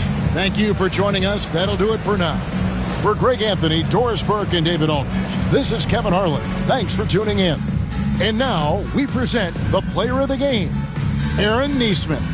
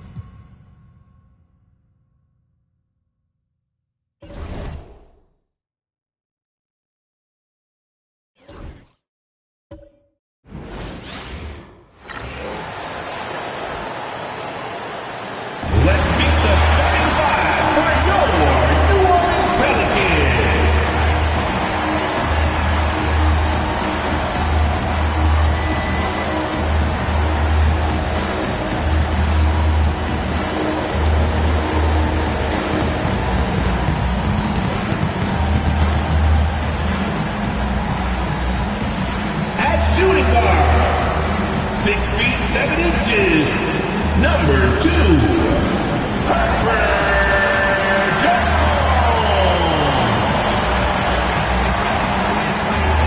the man in the middle at 6'9", number 22.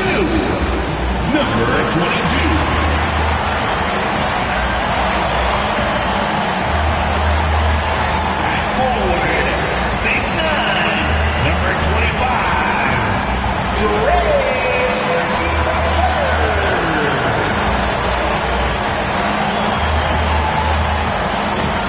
the other guard, 6 feet 4 inches, number 5, the Shante Murray.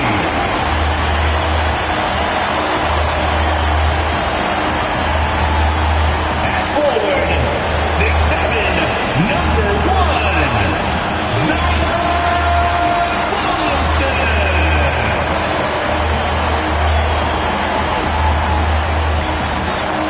We hope this St. Patty's Day is bringing everyone out there good luck so far. We're dialing up some NBA action for you here on 2K Sports. Tonight, it'll be the Detroit Pistons going up against the New Orleans Pelicans here at their home, Smoothie King Center. With our analysts, Brent Barry and Grant Hill, this is Brian Anderson, along with reporter Allie LaForce. And here's a look at some numbers for Jalen Duren. And over the last 5 games, his field goal percentage has increased. And you can make a case his confidence as well because of this.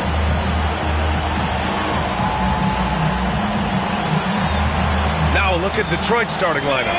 Down low, it's going to be Harris and Duren. Karis LeVert is out there with Cunningham. And it's Thompson in at the 3. And for New Orleans, and coming down the home stretch of the regular season, Grant, have modern training methods helped players get through it in one piece, you think? Without a question, B.A. At the same time, it's a keeping up with the Joneses situation. If the guy you're guarding is in top form, that wears you down, too. Tip-off goes to New Orleans.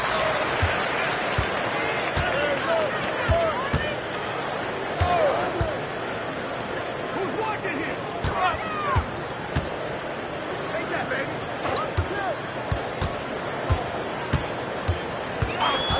5 on the clock. That one falls.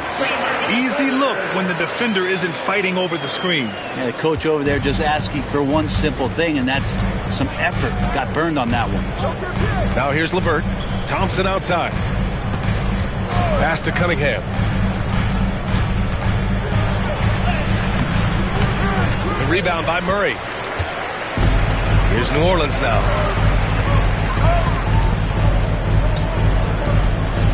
And here's Jones.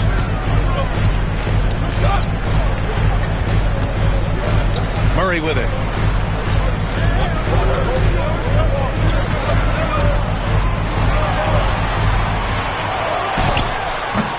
And Cunningham pulls it down. He's got so many ways to score in the post. Just nifty, uses fakes. You have to have a body on him every time he's down there. Now here's Cunningham. And on offense, he's been a force, scoring over 30 a game. No coverage that time. Capable of scoring from a lot of levels. When you guard Cade Cunningham, you're going to have to make a choice. This time they chose wrong. Cunningham against Murray. Just over a minute and a half played here in this one. Jones. Oh, a nice one-handed slam right there. Now that's how you capitalize on a screen. Yeah, good positioning, too. Gave him a clear path to the hoop.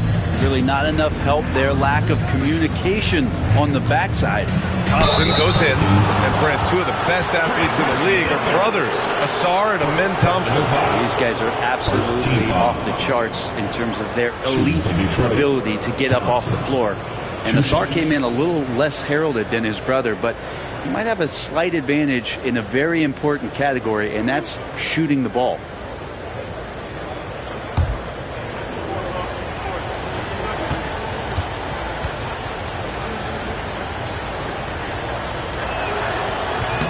And he makes the first.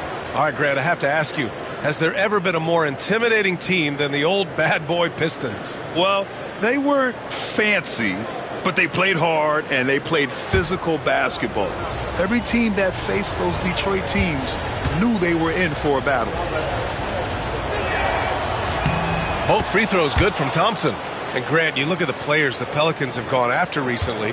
They have a clear plan. Well, they do, B.A. They want to surround Zion with shooters, which, of course, makes sense. It's sort of the same kind of blueprint the Bucks laid out with Giannis. If you can shoot, the Pelicans have a spot for you. Here's Cunningham, following the score by New Orleans. Thompson passes to Cunningham.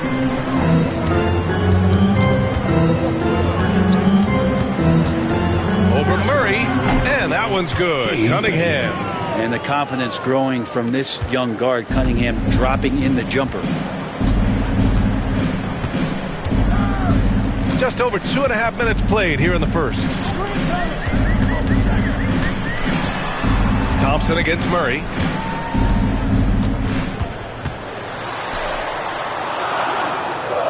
New Orleans needs to hurry. Late clock.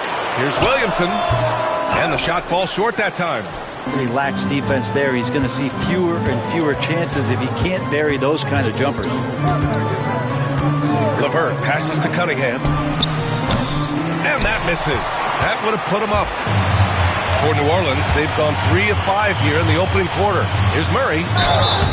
And he was fouled while in the act of shooting, so he'll take 2 free throws. Cade Cunningham picks that one up. What growth from DeJounte Murray since coming into the league. Started as a role player, turned himself into an all-star. 2 shots. Shooting 2.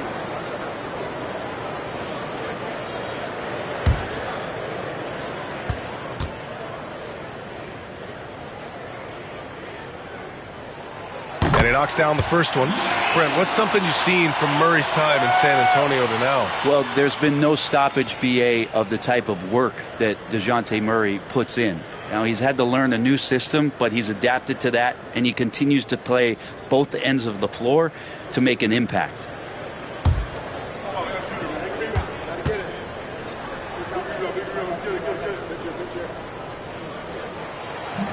No good on the second free throw. And Grant, DeJounte Murray, a bit of a throwback player. He's comfortable attacking at all 3 levels. Yeah, B.A. I mean, he does a lot of work in the mid-range for a guard. He's very comfortable with any shot on the floor. Not shy about putting up a ton of attempts if that's what's needed. Now here's Cunningham. 27 points his last game. Puts up a 3.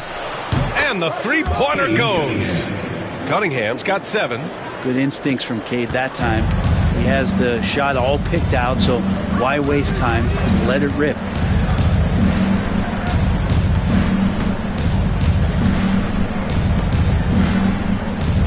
They set the pick. He's in his comfort zone. 2 for 2 to start this one. Showing some strength on that bucket. Murphy getting better at fending off contact. Thompson outside.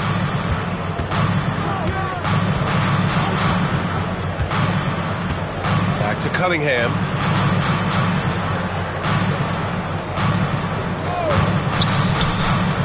Thompson outside. From outside the arc. It's hauled in by New Orleans. Tough loss coming against San Antonio in their last game. Yeah, I think they'd like to forget that game. You usually want to find some teaching moments, but in this case, it might be best to just destroy the tape. Yeah, and quick. Like as quick as possible. That was a dismal showing, especially for them at the offensive end. Yeah, and the defense really respects his shooting ability, and they showed it with that tight coverage. Here's Cunningham. Cunningham can't get that one to fall. The Pelicans have gone 4 of 8 and looking in control.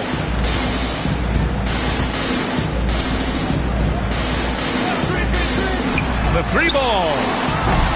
No good on the shot. And so it's Cunningham with it. He brings it up for Detroit. Last game matched up with the Thunder. Tough loss there. There obviously was a breakdown at the defensive end. They gave away too many clean looks. Yeah, sometimes you can play good on-ball defense, but it's the help defense that makes you elite. And on that night, nobody rotating and not a lot of help. Now here's Murray. 23 points for him last game against the Spurs in San Antonio. He also did a masterful job in that game of drawing a lot of fouls, so he's creating havoc for the defense.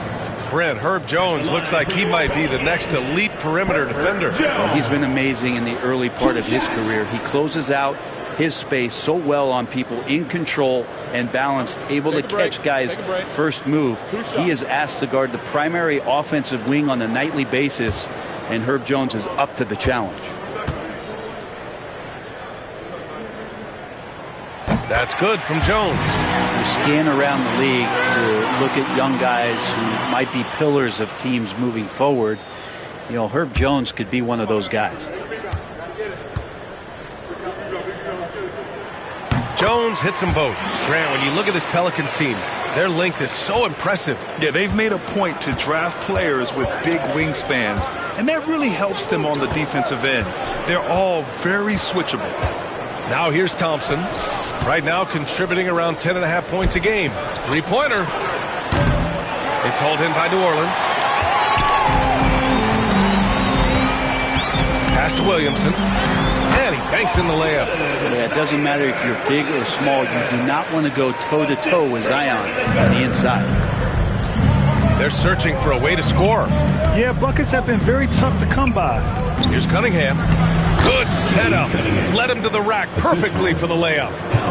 Cunningham's got 9. Now, what a great option he gives them on every possession. And now we'll go to Ali LaForce, who had a chance to visit with Willie Green. I asked him what's the key to slowing down Cade Cunningham. Coach said, quote, not letting him get clean looks inside the arc. Cade is a terrific mid-range shooter and a solid finisher inside, so we just have to get a hand in his face on every shot. Limiting his production could be the difference in this game. Thank you for that, Ali. Now you know what you gotta do. So your move.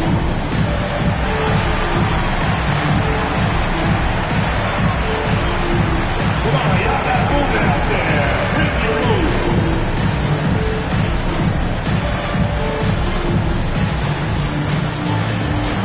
Get down with bad steps.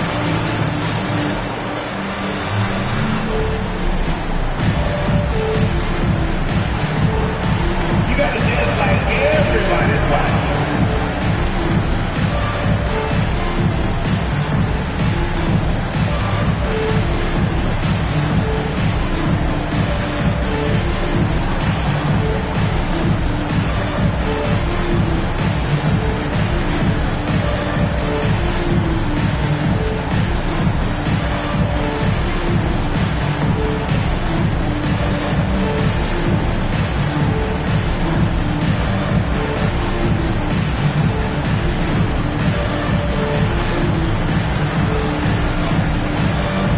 Pelicans making a switch here. Poole's checked in. With the playoffs around the corner, let's see how the West is shaping up. Taking a look at the Pelicans, if the playoffs started today, they'd go in as the 7th seed. You know, for New Orleans, they've had some terrific moments this season. But where's the big leap upward that we've been waiting for? Now, you just don't want to sit in the middle for too long. You either want to be competing against the top teams or starting to strategize where you can position yourself for a high lottery pick and maybe turn around your franchise's fortunes. Now here's Murray. And he's been a big part of their offense, averaging more than 18. And again for 3. And he shattered the franchise's single-season high for three-pointers made. Getting them up and connecting with high volume. He's been a flamethrower all year long. A strong finisher at the rim. That's Jalen Duren. Murray scanning the floor.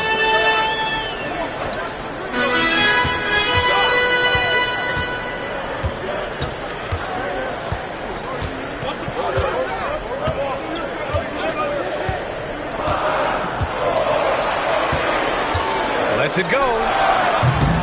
LeVert with a rebound. Well, mid-range is where he makes the money. So when the D's slow to get out on him, always surprising to see him miss from there. Harris passes to Cunningham. Rebounded by New Orleans. Poole outside. To the paint. Here's Williamson. Oh, nice finish from the low block. That one's good. And the Pelicans lead by 5. Well, Zion is no stranger to guys being around him. He's used to going through them, and he does it there. Thompson passes to Cunningham.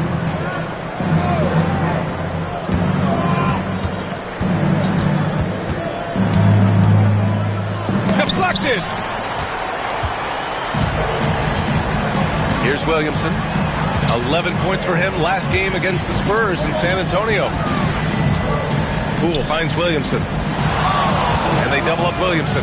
Back to Poole.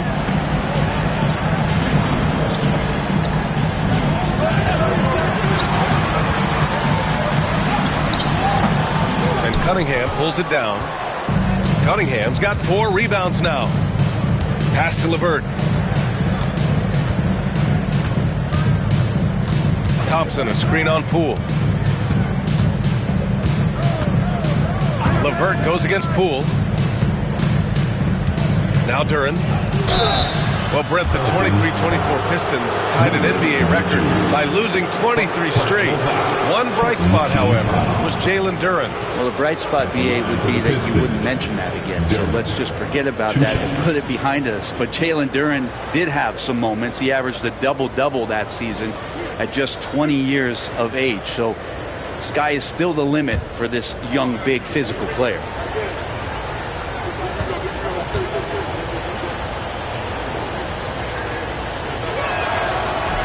That free throw no good, and it's 6-10. Jalen Duren is an incredible athlete for his size. Yeah, he's got a lot of bounce, which helps him as a rim protector, rebounder, and lob threat. Plus, he's got quick feet, and he's able to guard smaller guys on the perimeter. The Pelicans making a switch here. Alvarado's checked in. A big group substitution here for Detroit. Reed's checked in for Tobias Harris. Holland comes in for Thompson. Robinson, he's checked in for LeVert. And Sasser's subbed in for Cade Cunningham. Yeah, as of right now, Jalen Duren kind of seems like a classic big man. He can block, he can rebound, and he really focuses on finding close-range looks. Inside. Count that one, Reed. Well, that just scrambled the defense all kinds of ways with that great initial pass. Robinson against Poole. Got a hand on it. Yeah, anytime you put the ball up near Duren, there's a chance it ends up back in your face. Just can make it so much easier for your teammate when you throw that lead pass that gets to him right on the money, whether that's on the run or in the shooting pocket. Here's Williamson. Ooh, and he took a hard foul on the shot. So he'll head to the line to shoot a pair. Brent, one area where Zion Williamson continues to improve is as a passer. Well, BA, he's cut down his turnovers while more than doubling his rate of assists. And to me, that's just familiarity, getting on the court more consistently and not being injured. I mean, he's going to build and compound on that experience. So starting to make plays is starting to show for Zion.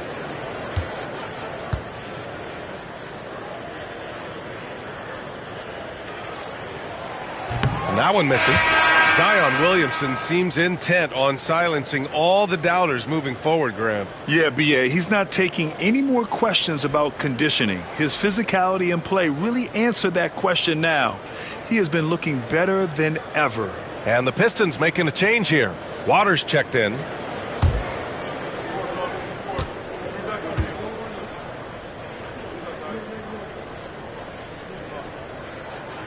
That's off as well, so he misses both. And Zion, he's just got to do whatever it takes to stay healthy, because when this guy is on the floor, he's a difference maker. Waters, the pass to Robinson.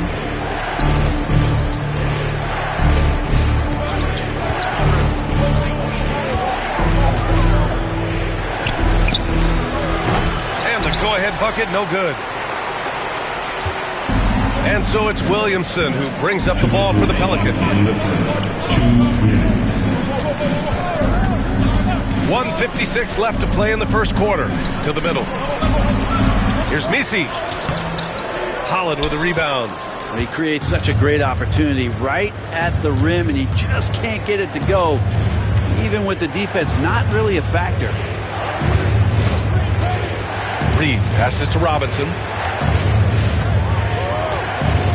Back to Reed. Pass to Waiters. Reed with it. Here's Duren. He drains it as the shot clock ticks down. Duren's got his second bucket on the night. Yeah, this is where Duren wants to be offensively, as close as he can get to the rim. Murray against Robinson. three-pointer.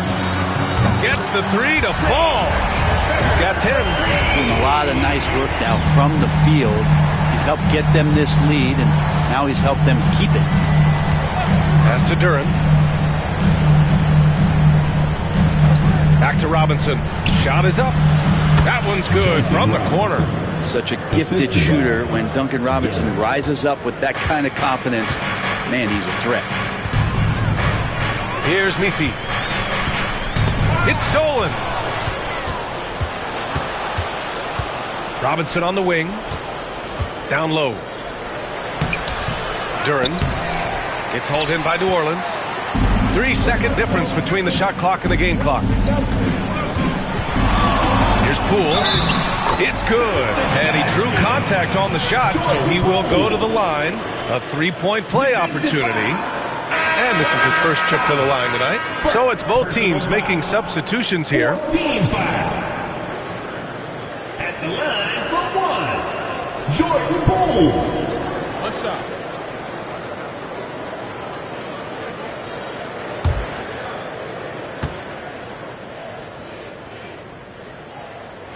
Free throw good. Poole. And if you watch Poole enough, you're really going to appreciate that he can get it done so many ways on the offensive end. Cunningham drives in. And they pick up 2. Cunningham's got 11 points. Well, the defense allowed that one. He had a clear path to the cup.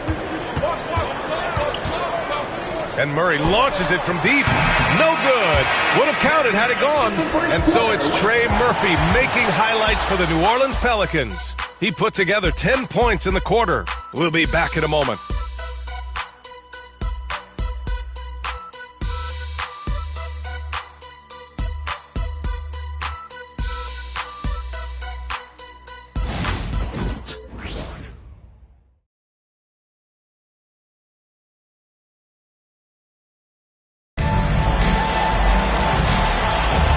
Happy St. Patrick's Day, everyone, and welcome back to NBA basketball here on 2K Sports. And let's get your take, guys, on the scoring breakdown for the Pelicans. Well, great play down low. I mean, you expect the defense to adjust, collapse maybe, but that should open up things on the perimeter later in the game. So much good energy and flow tonight, and that has really come out of great ball movement. Guys have been open, and as soon as they are, they get the ball. Setting the floor for Detroit.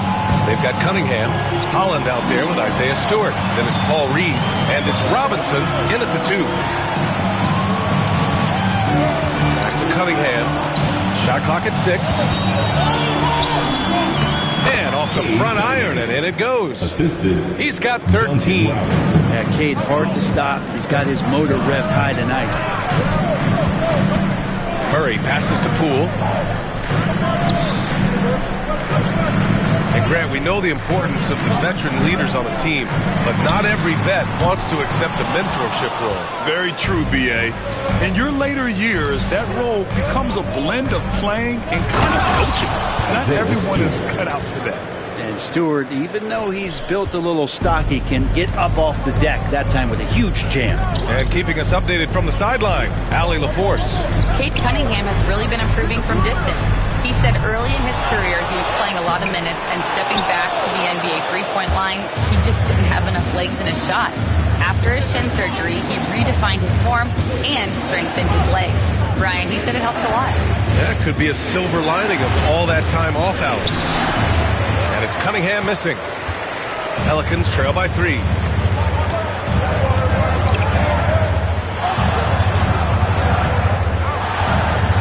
On the wing, Murray. He's watched by Cunningham. Outside Murray.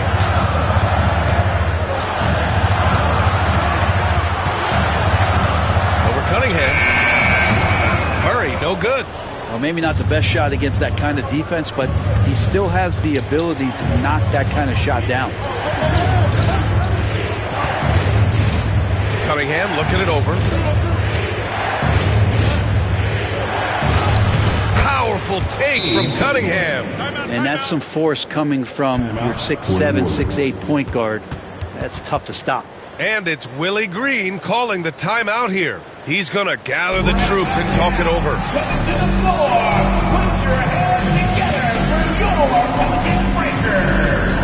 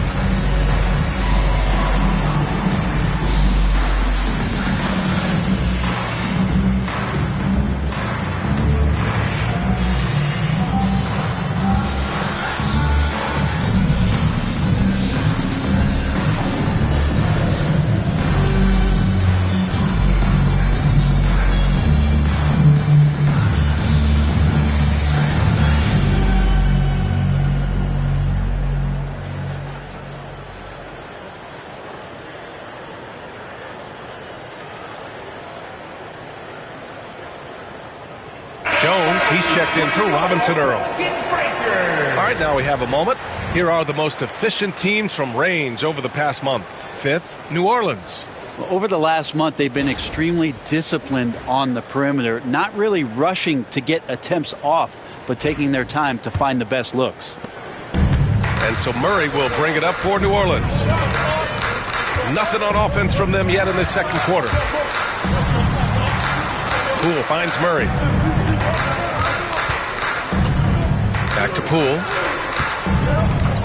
To stop the drought. And again, New Orleans no good. The Pistons lead by 5. Holland for 3. Jones grabs the board. The Pelicans have got nothing to go in this quarter. 0 for 5.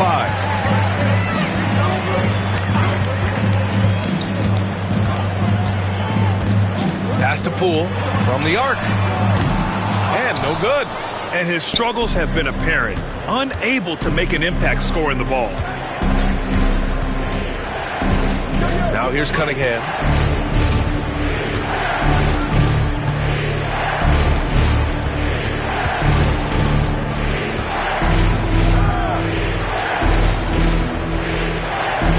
The floater.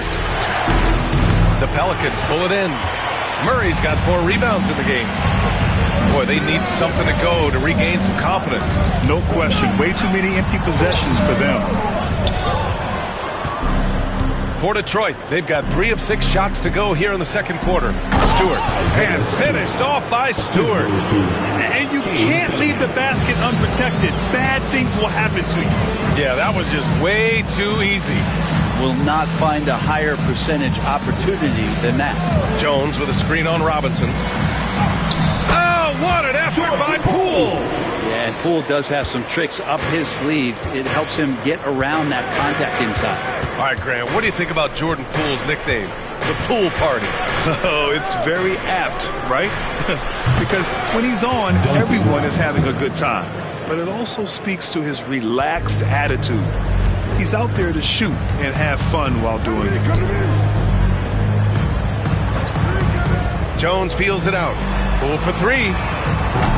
The Pistons clear it. Time for some consideration in the passing category, maybe, Kevin. The shot is just not on. Get somebody else going. Cunningham passes to Robinson. Picked by Reed. Pass to Holland. Now Cunningham. Shot goes. Cunningham with the grit. Their ball movement on this run has been tremendous. It's led to a lot of good, clean, open looks. Pelicans trail by 10. Murray passes to Bay. Back to Murray.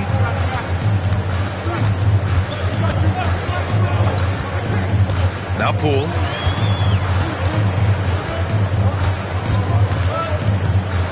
With the floater. Poole gets it in close. And no lack of confidence from Jordan Poole on the floater like that. Murray against Cunningham. Pass to Stewart. Robinson with it. Stewart, a screen on Poole. Robinson for 3. Misi grabs the board. New Orleans has gone 0 for 4 from beyond the arc here in the second quarter. And the dunk by Bay. And Bay with a ferocious jam. There's the AT&T 5G Slam Cam, capturing the moment.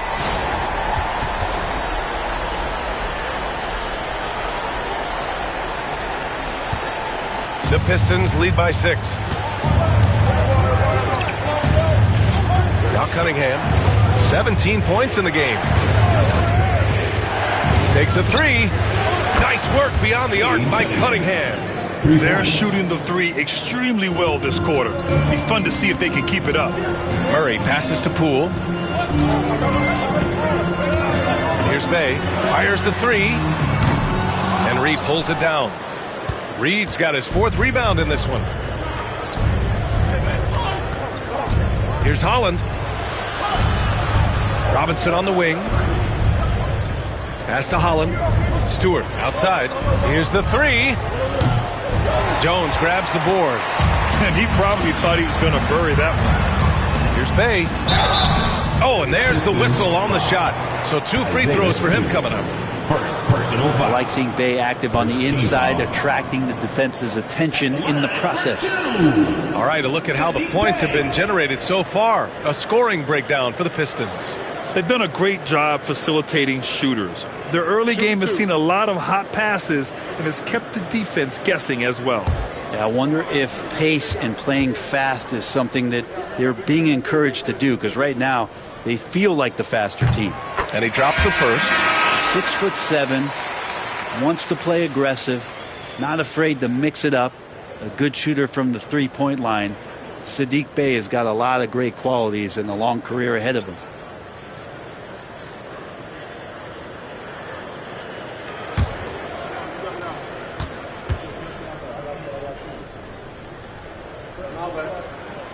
And so Bey nails both of them. Utility guys like Saddiq Bey can be very valuable assets. He really makes the effort to give you a little bit of everything out there and try to make a difference. Harris against Bey. Duran with a screen on Bey. Here's Harris. Outside for LeVert. Thompson, a screen on Jones. LeVert goes against Jones. Shot clock at 4. They shoot again. Here's Duran. And they finally get it to go. A full night's work on the boards and 1 trip down the floor. Oh, love the intensity in which they're hitting the boards. Over to the wing. To the inside. Williamson. And Williamson throws it down. So awesome to see Zion healthy and showing off that elite athleticism. Cunningham passes to Duran. Out of bounds, it'll go to the Pelicans. All right, now a chance to examine the rebounding numbers over the past few months for Jalen Duran. And we've seen his rebounding improve during the last several months. He seems more aggressive and assertive at getting after it and trying to make a real effort on the glass. For New Orleans, Looney's checked in for Bey, and Alvarado's subbed in for Poole. Holland, he's checked in for the Pistons. Pelicans trail by 7. Alvarado, the pass to Jones. Back to Alvarado. Williamson looking around.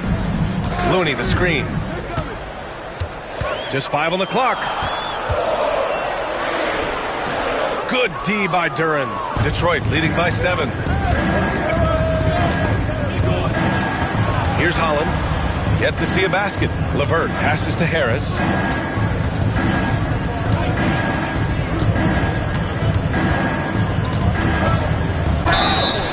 And so he draws the foul, headed to the line to shoot a pair. It'll be on Zion Williamson.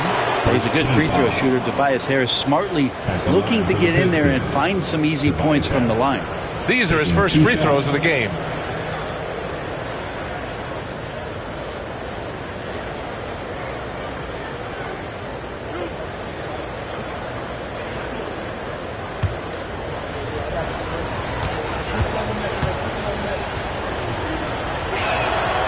The first one at the line is good.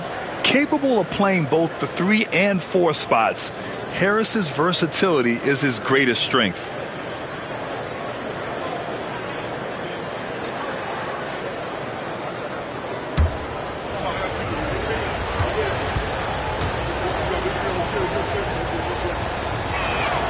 And Harris drops them both. Well, when he gets into a groove at the free throw line, it doesn't just last for tonight. This might be 2 weeks, 2 months, something like that. Alvarado, pass to Looney.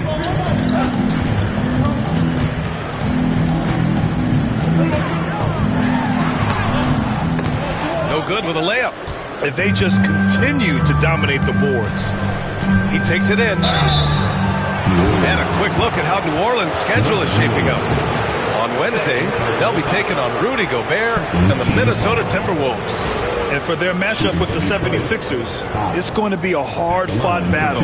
You just hope they are able to execute their game plan as it should be a close one.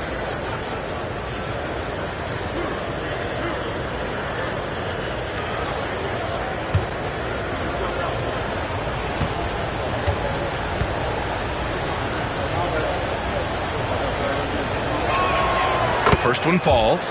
Yeah, just knocking down every free throw. I mean, I love to see this kind of efficiency.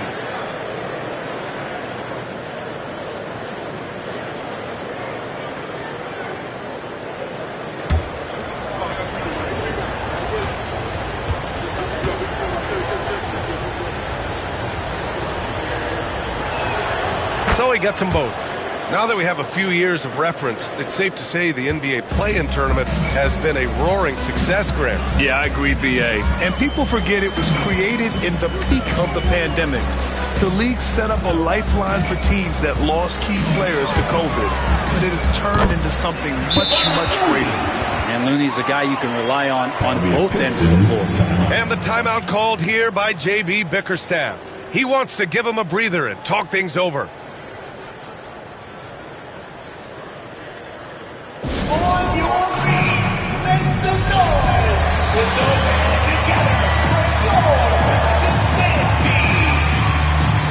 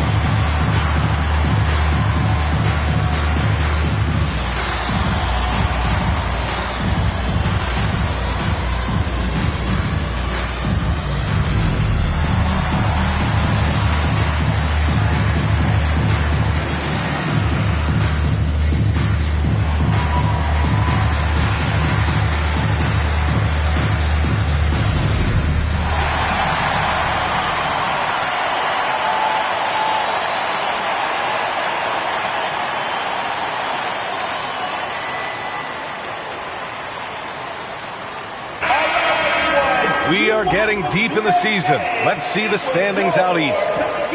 You look at the Pistons, and after a subpar season, there have been some questions about the direction of this franchise.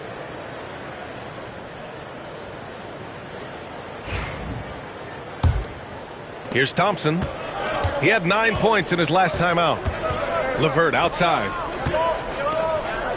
Thompson passes to LeVert. Now here's Harris. Duran with a screen on Williamson. Here's Harris. He drains out one after 2 misses. Now 1 for 3. Tobias carved out a bit of space, owned that real estate, and a nice aggressive finish. Pass to Williamson. Looney, a screen on Harris. Rebound Detroit. They really have a commanding lead, not just in points, but in rebounds as well. Here's Holland. Back to LeVert.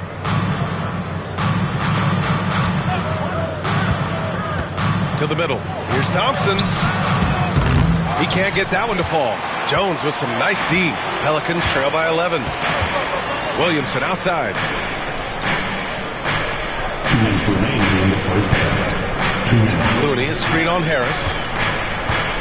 Here's Williamson. The rebound by Detroit. Holland's got 4 rebounds now. LeVert outside. Pass to Harris.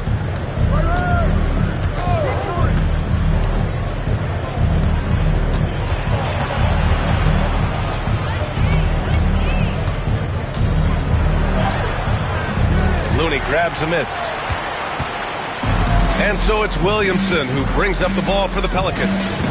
They trail by 11. Alvarado, the pass to Jones. To the paint. Here's Looney.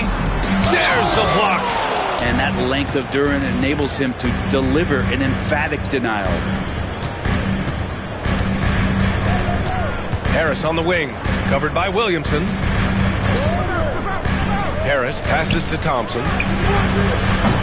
Off target with the 3. I mean, he's trying to shoot his way out of what's becoming a prolonged cold streak. Yeah, he's got to move on, forget about this sequence here, and try to find a way to get on the board. Alvarado outside. Pass to Jones. Jones sets a screen. Oh, Zion! Just a bully inside. Yeah, pretty fluid. It looks like the offense settling in now as Zion works to get himself a shot. 6 seconds separating the shot and game clock. And stolen by Alvarado. Oh, and a fast break for the Pelicans. Here's Williamson. And Williamson throws it down. I like what I saw on both ends that time. Hustling on defense to create some offense. LeVert outside. Pass to Harris. With 1 on the clock. He got it up in time, but it would not fall for him. And so it's the Detroit Pistons closing out the quarter with a 7-point lead. Just pounding the painted area. That's helped them build an advantage. Back after this.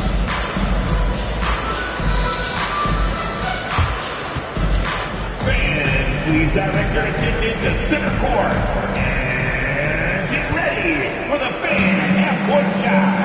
Drums, please. All right, they're measuring up the shot. Almost had it. One more time around the floor.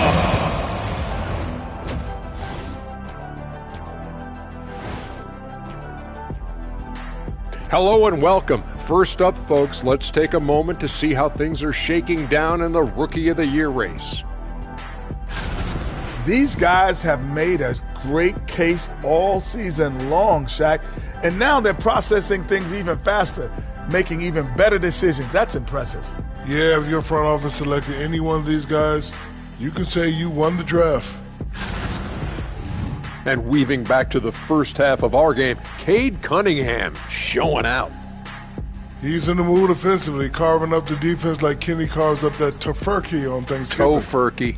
Yeah, that's like tofu and turkey mixed together. I can't lie. I get into that.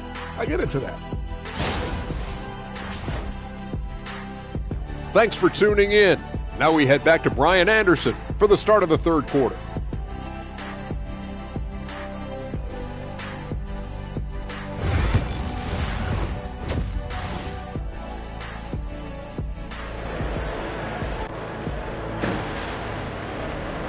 And if you're just joining in, 1 half is in the books. 1 half to go. Nice game. Great performance by Cade Cunningham. He's been on the attack, playing hard and going right to the rim. Yeah, nice job of carving his way to the inside with some ease. Not much resistance out there.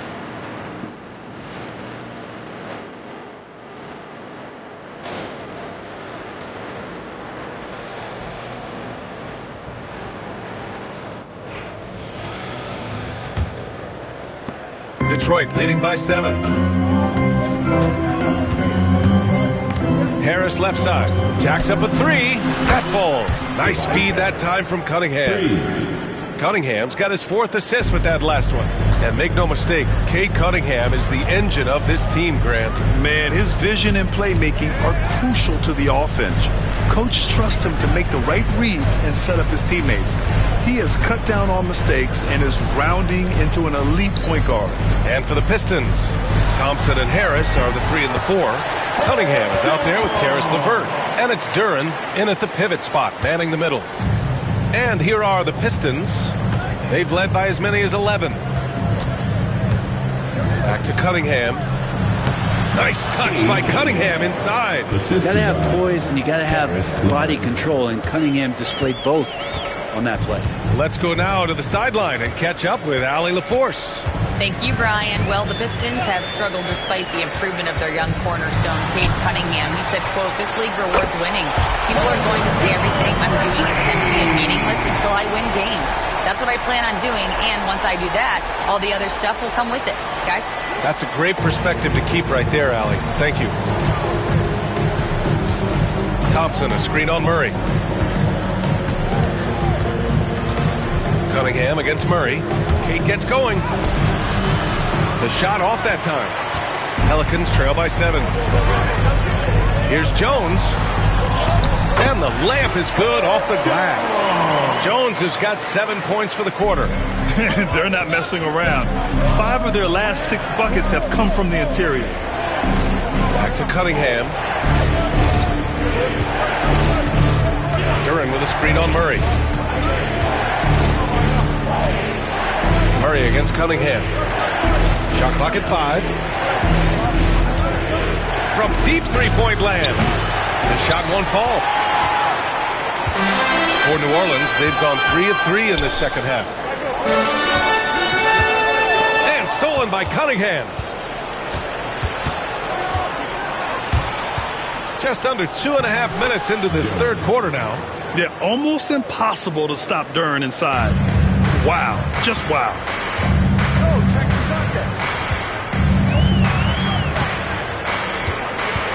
Into the lane. Duren with a steal. Harris outside. Thompson outside. Cunningham against Murray. Duren with a screen on Murray. Here's Cunningham. Can't get the bucket from 20 feet out. Is it getting cold in here? This is a tough one. Crucial that he starts to work a little harder for a higher percentage shot. Outside Murray. Cunningham with some nice D. And after burying 3 straight shot opportunities, finally a miss there. Still feeling the momentum, though. Oh, excellent way to pad the lead. Yeah, especially when it's your one throwing it down like that. Oh, yeah, and his teammates love that one. I'm sure he's going to hear about it when he gets to the huddle. And it's Willie Green calling the timeout here. He wants a few moments to regroup with his players.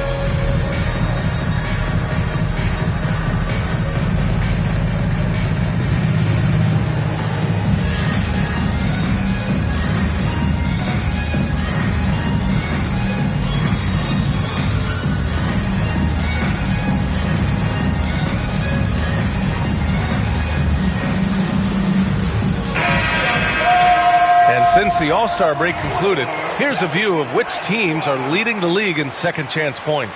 In the third spot, the Pelicans. Second half of the season, they've made a concerted effort to compete on the offensive glass, and you see it in the numbers.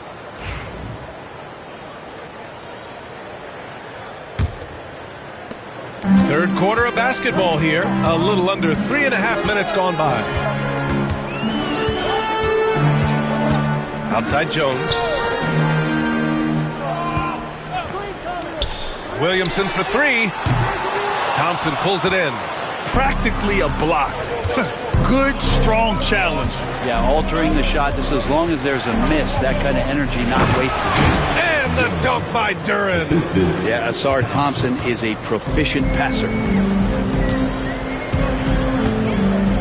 Outside Murray.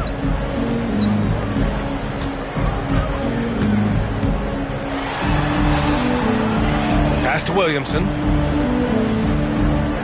There's a screen. Down to 5 on the shot clock. Takes it inside. And he got the whistle on the way up. So he'll be headed to the line for a pair.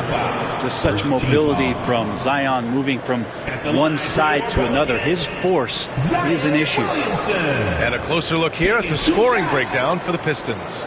I mean, they've played some beautiful basketball all game. The passing has been impressive, and it's opened up things with their ball movement. All game long, they've just done a great job of keeping the pressure on the defense and penetrating with the pass. They've gotten everything inside, and they've converted there. First free throw is good. Yeah, the physical abilities of Zion are truly next level. His build, his strength, I mean, it makes him difficult to defend and totally unique.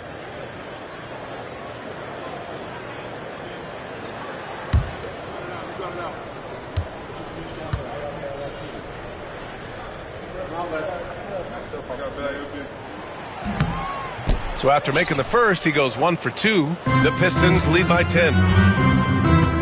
Inside, here's Harris. That shot, no good. Great D that time from Williamson.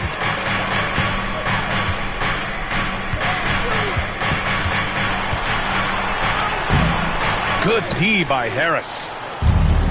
Detroit has gone 1 of 2 shooting from the perimeter since halftime. From 13. It's hauled in by New Orleans. Now here's Murray.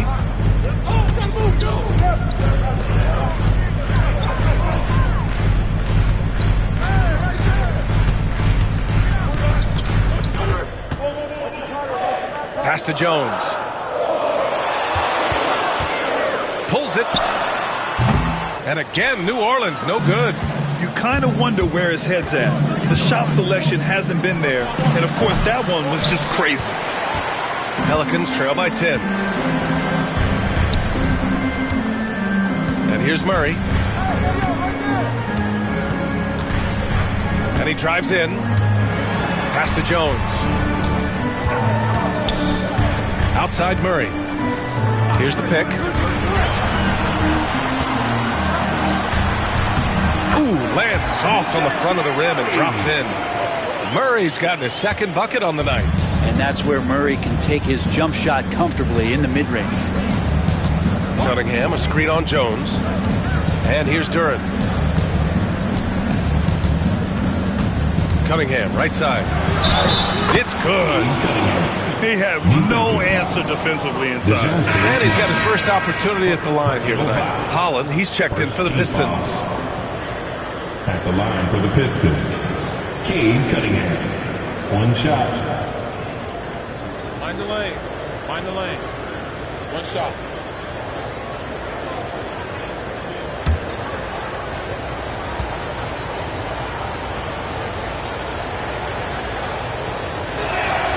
That free throw good from Cunningham. You see the raw talent that Cade Cunningham has, and with hard work and the proper focus, this guy is capable of big, big things. And we've got a timeout called by Willie Green. He's going to talk it over with his guys.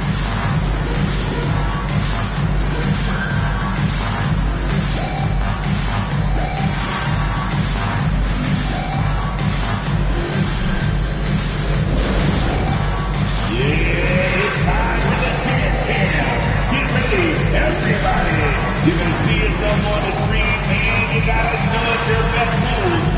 Let's go. All right, the champion coming your way.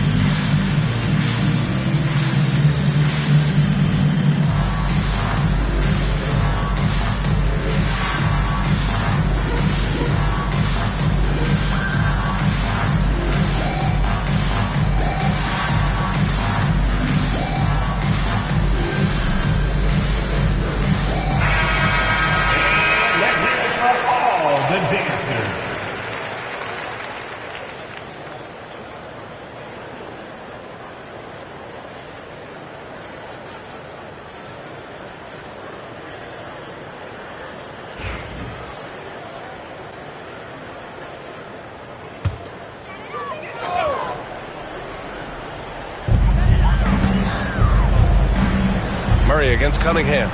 Murray passes to Jones.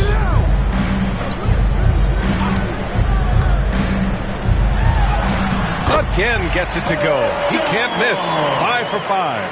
Perfect from the field this quarter. Gotta wonder how long he can sustain it. LeVert passes to Duran. Cunningham on the wing. Defended by Murray. Count that one. Cunningham's got 9 points in the quarter. Yeah, usually Duran is more of a finisher, but being selfless with the ball is a good thing for him in the long run. Jones. And the dunk to finish it off. A beauty. And just a lack of fight right now on the defensive end. Right? At least on that slam it was. That's one way to let a team back in the game. You have to credit the aggressiveness offensively because that's when you make a play when you really need it. He's played a huge role in this game to this point, but it looks like he just wants more. He wants to make sure that this lead holds up.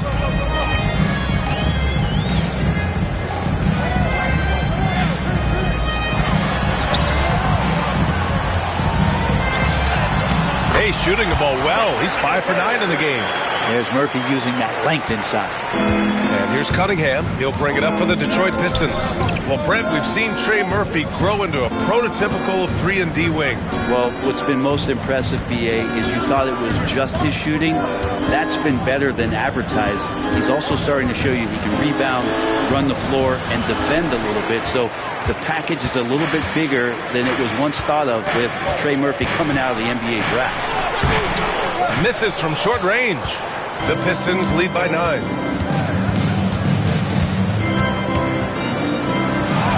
Goes to the reverse layup and drops it in.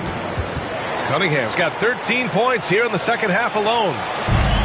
For New Orleans, they've gotten 7 of 12 shots to drop in the third.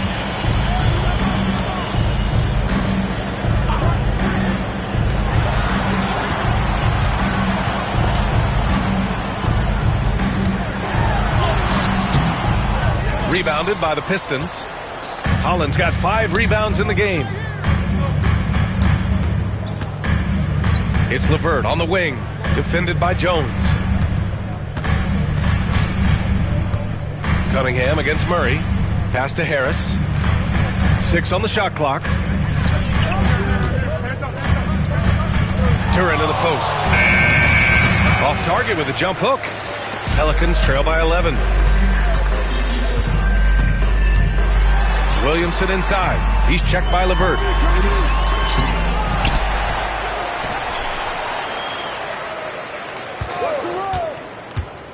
Tries again. Duran with a rebound. Duran's got rebound number 13 for him here tonight. Cunningham passes to LeVert. The shot's good on the assist by Cunningham. Yeah, that's inexcusable. I mean, the defense must push LeVert farther away from the basket than that. New Orleans has gone 1 of 2 shooting from the perimeter since halftime. Offensively, it's been a struggle for them. Yeah, they need to string together some shots to have any kind of chance. And a foul called on the way up. So he'll take 2 from the free throw line. Murray continuing to put pressure on the defense as he's finding a way to get to the free throw line. And this will be his 3rd and 4th free throws of the game here.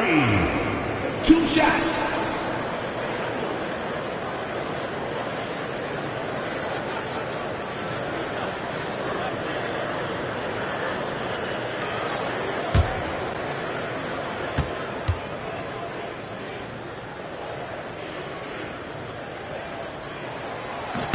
The first free throw is good. Both teams deciding to change it up.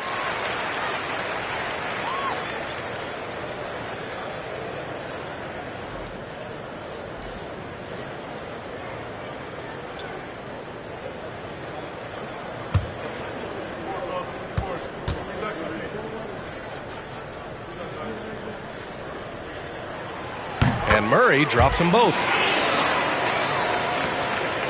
Detroit leading by 11. Pass to Duran. Back to Robinson. Here's Holland. Misi grabs the board. Misi's got 4 rebounds in the game. Here's Murray. From down in the low post, it goes. Murray's got 6 here in the quarter. Great concentration from DeJounte that time, just playing right through the contact. Herter passes to Robinson. Driving to the basket. And that one goes in as he's fouled. It'll be 3 points if he converts the free throw. Second personal foul. Well, Brett, the reputation of Duncan Robinson is as a shooter, but he's added to his game. A little bit, BA. It's still going to be shooter first, but Duncan doing a much better job of reading some of the double team in action coming at him to run him off the line. So that assist number, that's been growing. Robinson Earls checked in for Williamson. And a switch here also for Detroit. Sasser's checked in for Herter.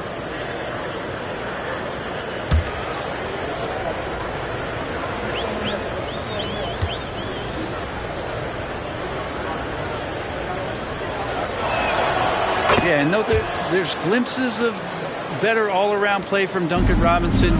He gets paid to stretch the floor, and he does it well. Pass to Robinson Earl. Here's Misi. Outside Murray. Clock at 6. The floater, and it goes. As the official calls the foul, count it, and he'll shoot one more at the line. 3 trips to the line so far for him in this one. First personal foul. Third team foul. At the line for New Orleans, DeJounte Murray. One shot.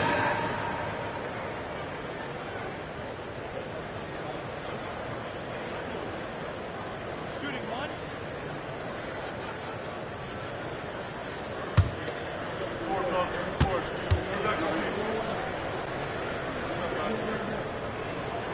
The free throw drops from Murray. They're finding a rhythm from the line as they try to cut into this deficit. The Pistons lead by 9. Outside Robinson. Duran with a screen on Poole. Here's Robinson. The open J off the mark. That's gotta frustrate him. He knows he should have made that one. Yeah, you can't make them all, and for sure you'll want him taking that kind of shot. And Poole is no stranger to the corner 3 as he showed on that play. Sasser outside. Duran with a screen on Poole. Robinson for 3. Sends it home from three-point land. Robinson's got 11. Their long-range shooting since halftime has been as strong as you could hope for. Left side Murray. Got a piece of it. Now here's Sasser, defended by Murray. Back to Sasser. Pass to Robinson from downtown. And he can't get that one. And so it's Bay who brings up the ball for New Orleans. 3-second difference between the shot clock and the game clock. Here's Poole. Lays it up and banks it in. He's got 12. Poole cashing in from the shallow end. Sasser with the ball. Still without a bucket. 4-3. No good there. And so it's Cade Cunningham making things happen for the Detroit Pistons. His fingerprints were all over that quarter. 13 points, leading the charge. We'll be right back after this word.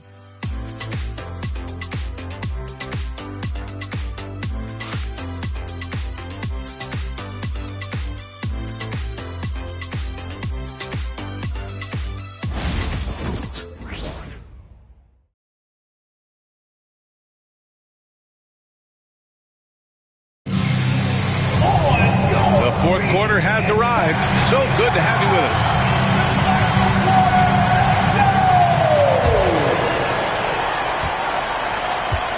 Trey Murphy out there with Sadiq Bey. Then it's Herb Jones. Then it's Jordan Poole. And it's Misi in at the center position, filling out the middle. That's the Pelicans 5. Look at Poole showing the range. Their three-point shooting has been on point here in the second half. The Pistons lead by 4. Stewart outside. Cunningham on the wing. Back to Stewart. And finished off by Stewart. And after putting it down, he dangles from the rim a little. Man, that's borderline taunting right there, Grant. They're playing with a certain swagger right now. Poole finds Jones. Here's Misi, guarded by Reed. Here's Poole. The rebound by Detroit. 60 ticks off the clock here in the fourth. Stewart, and finished off by Stewart. Hanging on the rim, just showing off. That's how you extend the glory right there. Outside Jones. Poole outside. Here's Misi. Down low. Rebound Detroit. Holland's got his 6th rebound on the night. And we've made our way through just over a minute and a half of this fourth quarter. Here's Stewart. Can't get it to go. His second miss in 6 tries. Bay passes to Poole. Here's Misi. Well-timed pass, and he goes straight to the bucket for the layup. In crunch time, trying to get the foul, the bucket, or both. The Pistons lead by 6. Cunningham outside. And he makes it on the layup. Cunningham's got 35. And he was dominant in their last outing. And the same thing here tonight. He is in a terrific groove right now. Seems to be nobody standing in his way. No roadblocks for him to get to his spot, capitalize, and continue to be aggressive. This is how you execute in transition, getting all the way to the cup. Yeah, sweet finishes like that, you see everybody get up. Look at the guys on the bench. They're fired up. Bay outside. To the paint. Here's Poole. Shot clock at 3. Over Cunningham. And another one falls for New Orleans. Could come down to selection. Bad shots in the first half. Here in the second, using his head, finding some more efficient opportunities to score. Here's Cunningham. And again, it's Detroit. Very little resistance around the rim right now. That's the 5th straight bucket they've given up in the paint. Pass to Misi. Now Jones. Robinson defending. Poole against Cunningham. They set a pick. Poole shot is off. And they're +5 on the boards after that rebound. And here's Robinson, guarded by Poole. Cunningham outside. And stolen by Bay. Oh, and a fast break for the Pelicans. And the dunk by Bay. And this is where that motor that they talk about with Sadiq Bey starts to show up. On the AT&T 5G Slam Cam, good looks by our terrific camera crew. The Pistons lead by 8. Oh, deflected. Here's Jones. And Cunningham pulls it down. Coach loves the execution, just not the result. That's okay. That's part of the process. Up top, Reed.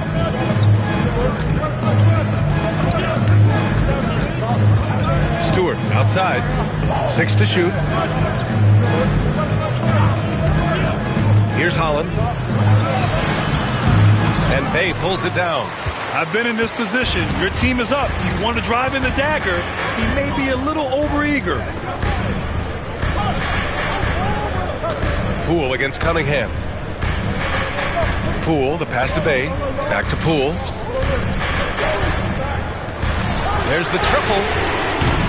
And Reed pulls it down. Reed Reed's got 6 rebounds now in the game. Well, he got off to a terrific start from the perimeter, but in the second half, he can't seem to build on that early success. Buries it from 3. Robinson's got 9 points now in the second half. Yeah, he's not only accurate, he's got the range. Poole, the pass to Bay.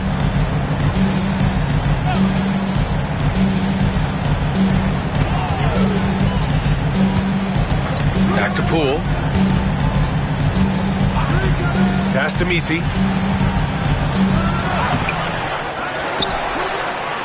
And the foul is called. He missed it, so he's got a couple of free throws coming his way. That one on Reed. Yeah, and you never want to let shots at the rim go uncontested. At the line for New Orleans, BC taking 2 shots.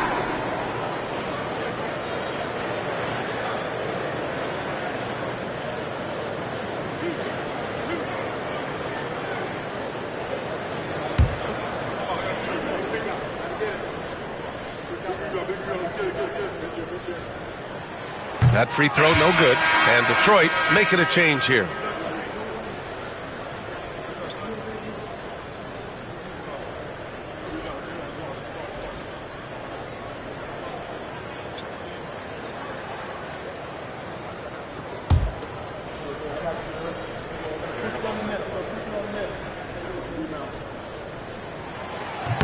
And the second free throw is good.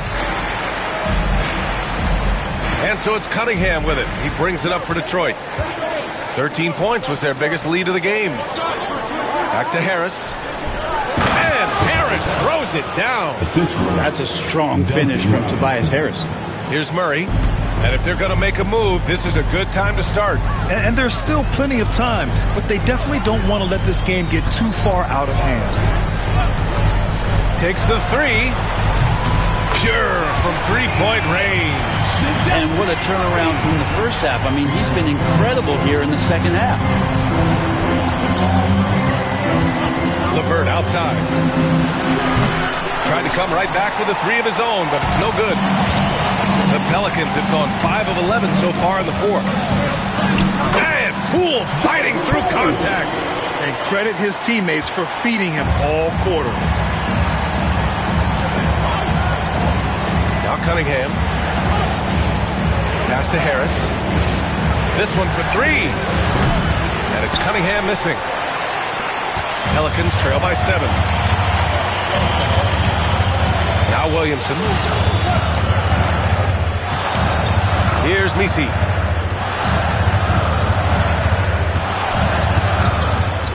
Clock at 6. And the layup is good after a nice lead pass. Smart play call to get him something at the rim. Well, taking advantage of that opportunity, it does not get any more high percentage than that one. LeVert passes to Robinson. Duran with it. Pass to Harris. Cunningham with the ball. Defended by Murray. Duran the screen. Cunningham. The shot no good. The Pelicans have got 7 to go out of 13 attempts during the fourth. Cunningham against Murray. Oh, and he got fouled on his way up. He'll head to the line to shoot 2. Putting himself on the line to get to the line. Murray going right at the defense. At the line for 2, DeJounte Murray.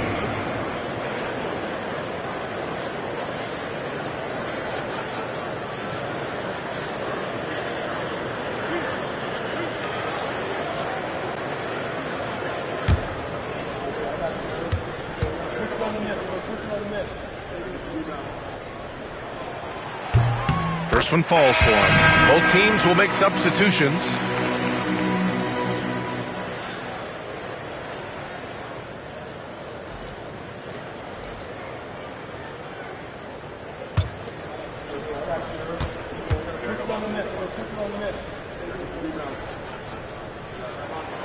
And Murray drops them both. The Pistons lead by 3. Harris outside. Pass to Thompson. Now here's LeVert. Defended by Jones. Cunningham against Murray. Now here's Cunningham. He's covered closely. Good job on the glass there, working hard to establish a position and put himself in a great spot to come away with that rebound. Williamson against Harris.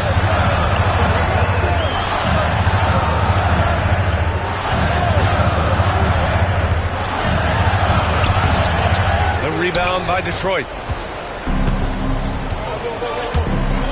Now here's Thompson. And they cash it in right away with a quick shot. And the Pistons lead by 5. Great to see Thompson pulling up with confidence. That jumper is still a work in progress. And he drops in the layup off the glass. And that was the right decision. When you're in need of a bucket, you go to your most trusted guys. Yeah, whether it's teammates or the coaching staff, hopefully a combination of both, but gets close, he's getting the ball. For 3, here's Harris on target from range. His first half performance, somewhat forgettable, but now he's pouring it on. Jones with the ball, now guarded by Duren. Jones' shot is good. I'm seeing Jones do the hard work for the big bucket, delivering here for his team. Cunningham passes to Harris. Pass to Duren. And they call an illegal screen here. You can get away with one once in a while, but it looked like he wasn't completely set on that pick. Yeah, a quick little lean like that is going to get the ref's attention. Foul call.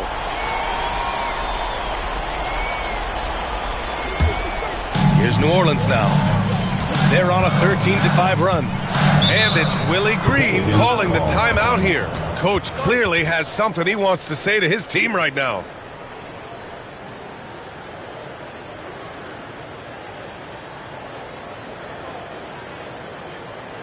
Put your hands together and show some love. That was your Pelicans Breakers.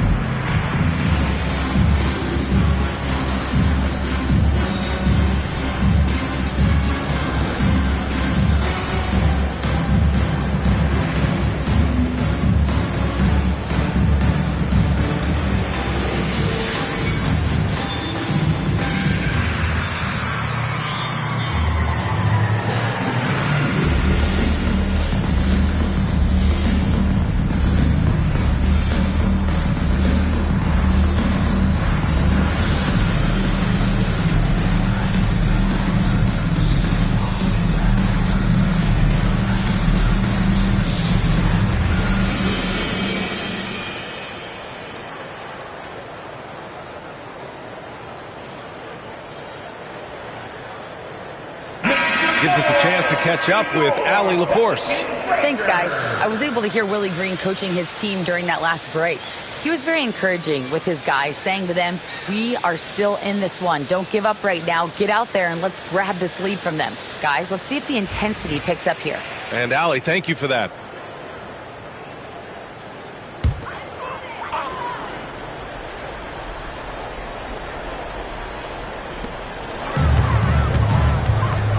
Williamson inside. Harris on him. Williamson misses. Probably not the shot that was drawn up for that possession, but you can't pass it up and you can't knock it down. Back to Thompson. Pass to Cunningham. The 3. Just 5 to shoot. And he's going for the lob. And the slam dunk by Thompson. Oh, what a perfect pass to set that up. Hey, the feed might have been pretty, but the finish, that was angry. Remaining in the game. 2 minutes. Cunningham against Murray. And he'll draw the foul. He'll head to the line for 2. 4th personal foul. 3rd team foul. At the line for your Pelicans, DeJounte Murray. Taking 2 shots.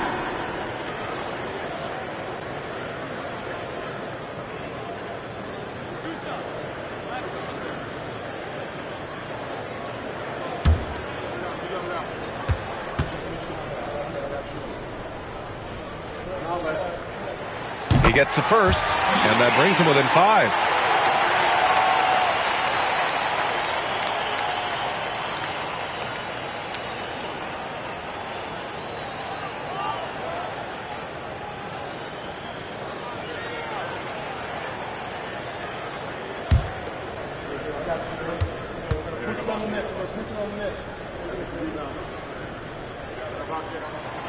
And Murray drops them both. You might want to think twice before sending him to the line again. He gets locked in when the game gets close. Thompson outside.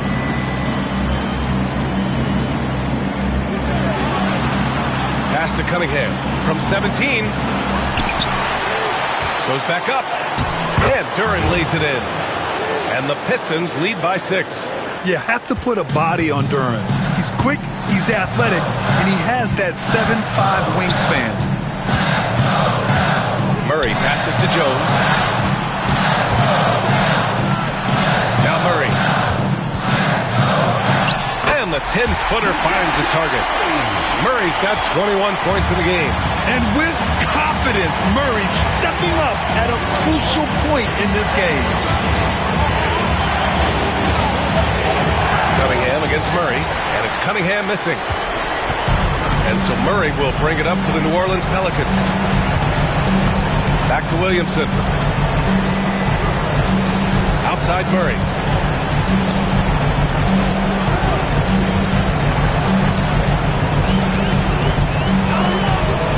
Let's go with a 3. Money. Oh, what a sensational bucket. That brings him within 1. There is absolutely no fear in his eyes. He loves the moment. Love seeing that there. A huge possession, and he nets it. Cunningham against Murray. And it's Cunningham missing.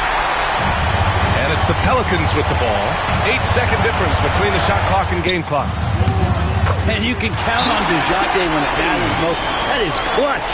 And J.B. Bickerstaff decides to call timeout. And Coach didn't want to take any chances in this situation, which is why he called the TO. Obviously, not a lot of time to work with. What do you guys think we're going to see? It's always interesting to see what play a coach has saved for a situation like this. Sometimes not just what a coach draws up, but who he has execute in these moments.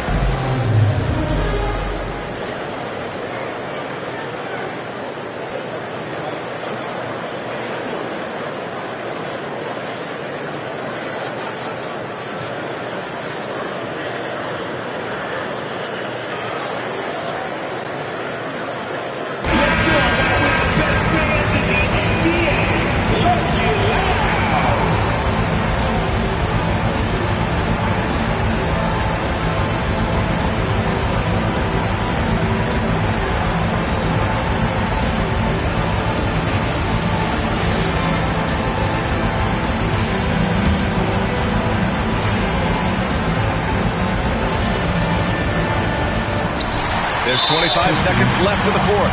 And now we've got an intentional foul.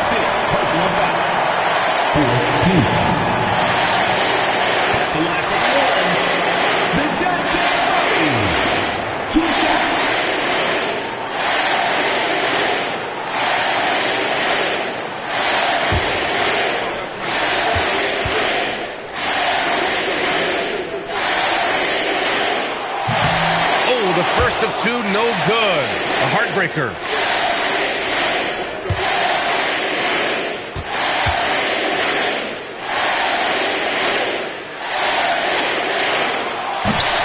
Does get the second one, and that'll put him up 2. And this is so critical. They now have to score every trip up the floor.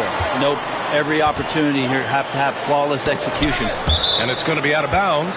Detroit will have another go. Nice deflection there. Really trying to disrupt their offensive flow. Yeah, appreciate the work right now on the defensive end. And the timeout called here by J.B. Bickerstaff. And a great call on his part. This is the time you want to be in sync right here. What do you think Coach will be drawing up here? A chance to tie it up here. Well, they just need a solid play right now, and Coach going through his index cards to find one to get something going.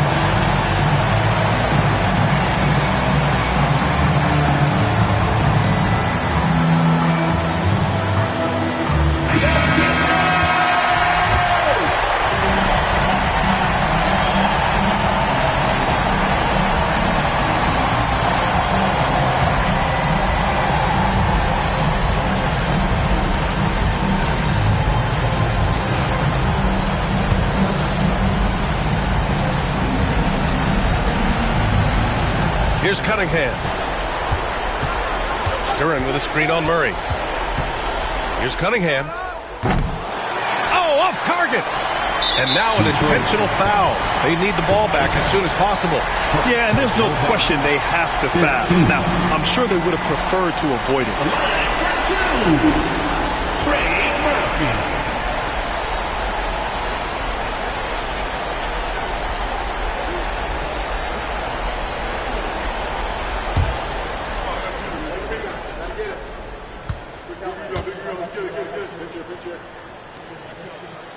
He hits the first one, and that makes it a 3-point lead.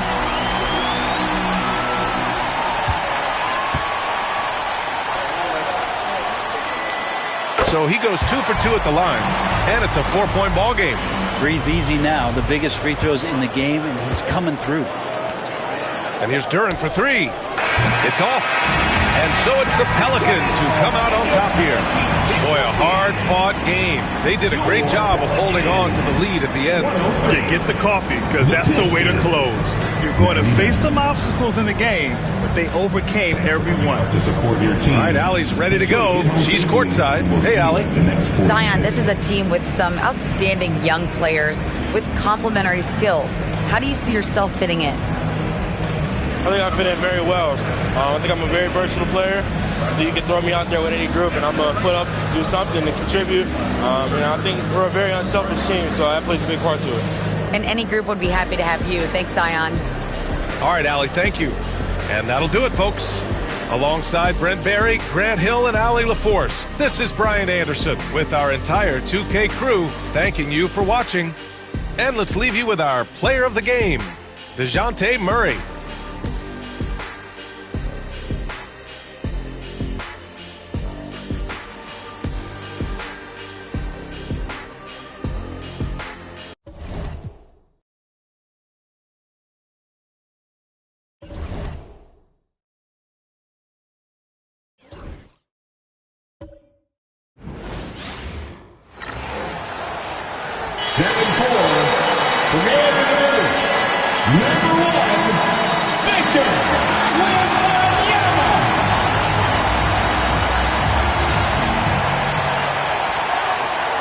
We hope you're wearing the green today on this special presentation of the NBA on St. Patrick's Day. I'm Kevin Harlan alongside Clark Kellogg and Greg Anthony. David Aldridge joins us from the sideline. Taking a look here at some of the numbers for Victor Wembanyama. In the last 5 games, you can see the trend upwards for effective field goal percentage. And it shows you how confident he's playing right now. A look at the Magic starting group. Wagner and Banchero are the forwards. Black is out there with Desmond Bane. And it's Bitadze in at the 5, home in the paint. And for the Spurs, Zohan is the 4 with the lengthy Wembanyama playing the 5. Castle is out there with De'Aaron Fox. And it's Johnson in at the 3. Hey, Clark, in tonight's game, what are you watching closely? Well, the thing that jumps out at me, Kevin, is the guard matchup. I mean, both teams have tremendous backcourts. And I really think whoever is able to win or control that battle is going to win the game. Here's Castle. Pass to Johnson. An easy 2 points on the layup. And nicknamed Big Body, Johnson doesn't shy away from contact, using that size and strength to gut through it. Now, here's Wagner. Banchero outside. Here's Bitadze, defended by Wembanyama. And that one is hammered home. And this guy, to me, embodies determination. Small at his position, but he still gets up and keeps plays alive. That's mind over matter for sure. And the basket by Castle. A bigger guard, 6'6" Castle, can just overwhelm defenders. Impressive for his age. Wagner against Johnson. Banchero, a screen on Fox. Pass to Banchero.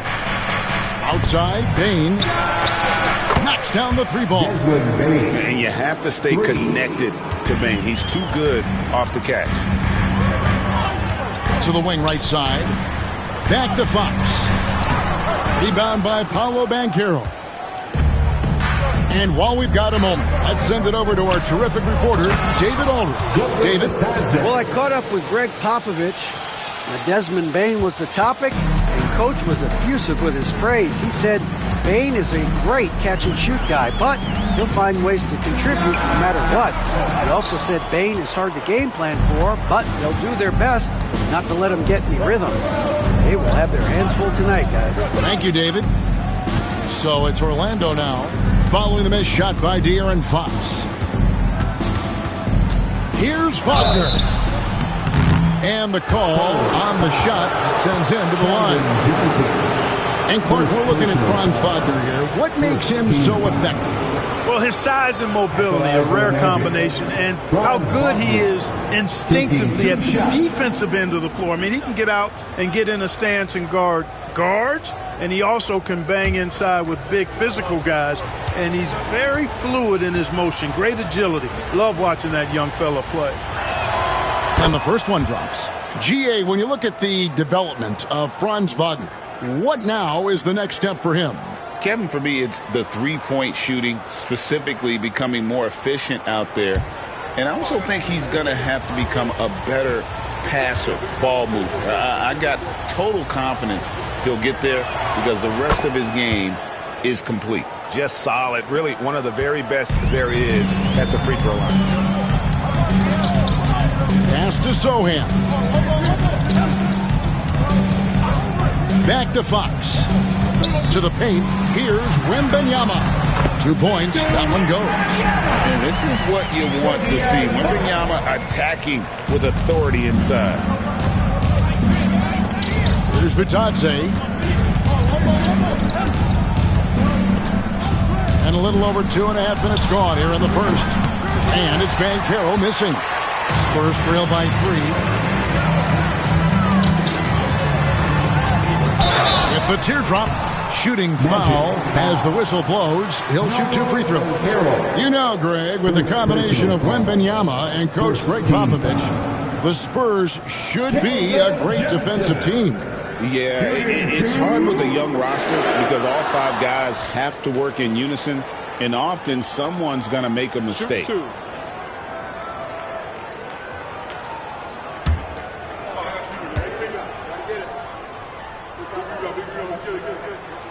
And that one falls for Johnson. And one thing you got to love about Johnson, his energy. The man doesn't take his foot off the gas.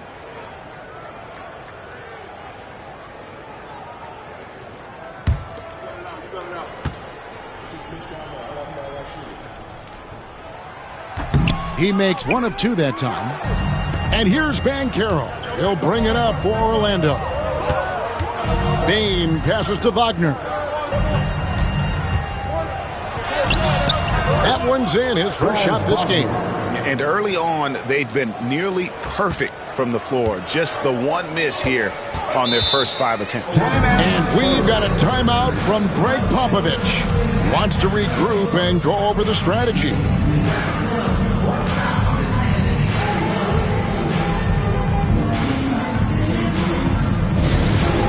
Now it's time to make some noise for your first squad. Get loud and let me hear it. It's time for T-shirt.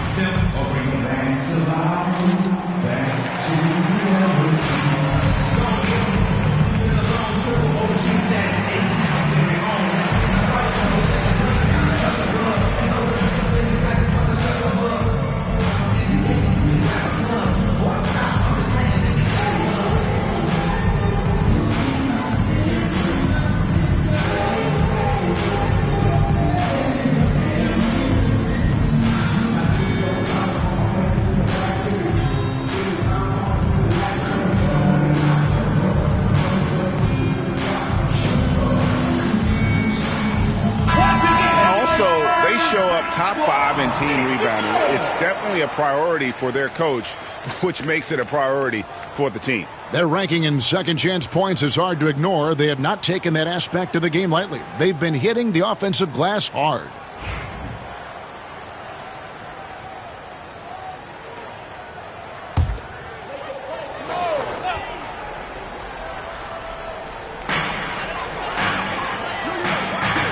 Here's Sohan. Looking at his point production, he averages almost 8 points a game. Wembanyama, a screen on Banchero. Now, Sohan, clock at 4. Nifty move. The rebound by Batadze. Last game for the Spurs, they picked up the W against New Orleans. They shot the lights out from deep. Really stretched out the defense in that one. There's all kind of talk in the game today about stretching the floor, because when you do that, everything else just becomes a little easier. Here's Wagner, and he floats in for the easy 2. Credit the assist on that one. Oh, great ball movement there. So it's the Spurs now. 6-point game. Their last meeting was in Orlando, where they were unable to fight off the Magic. And they'll want to show that they're a much better team than they demonstrated last time out against these guys. At the very least, avoid another blowout. And it really was the turnovers that fueled the blowout. I mean, a lot of questionable, poor decisions by them with the ball. And when that happens, you can get blasted. For San Antonio, they've gone 4 of 7 from the field, shooting over 50%. And it's Wembanyama with the jam. Watch out. Wembanyama hammering that one home. Here's Wagner following the bucket by the Spurs. Down it goes, his third basket. He's now 3 for 4. And they've done well at taking advantage of some late defensive rotations and getting the ball in the paint. Fox passes to Wembanyama. Back to Fox. Clayton with a nice touch off the glass. Fox has got his second bucket of the night. That's their 3rd straight make off an assist. Banchero outside. Outside, Bain. Inside, here's Batadze. A good finish at the rack off the slick feed. Batadze's got 6. Great job of screening there. Nice job to take it to the rim and get the finish. Fox finds Wembanyama. he drives in, and he gets the whistle. 2 free throws coming up. Now, some have argued that Wembanyama deserved Defensive Player of the Year consideration in his rookie year. And, Kevin, I can see where they're coming from. His team went from a bottom 5 defense to a top 5 defense when he was on the floor. His impact is amazing.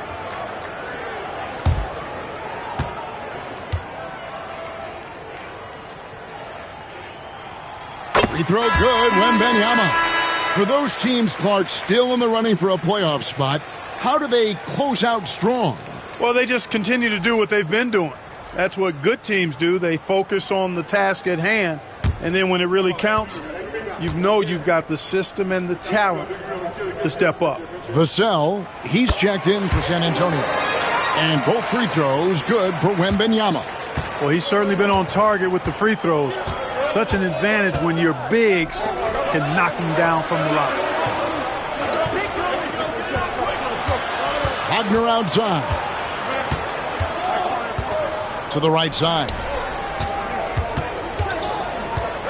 Here's Banchero. And the rejection by Wembanyama. Here's Bitadze. Right wing. Pass to Suggs. Payne for 3. Rebound, San Antonio. And close to making the defense pay for the lax coverage that time. Here's Sohan. He nails it, and we're tied up. And since he entered the league, Vassell's playmaking has really come a long way. He is a solid creator. And Jamal Mosley has called timeout. He wants a minute here to get things straightened out with his team.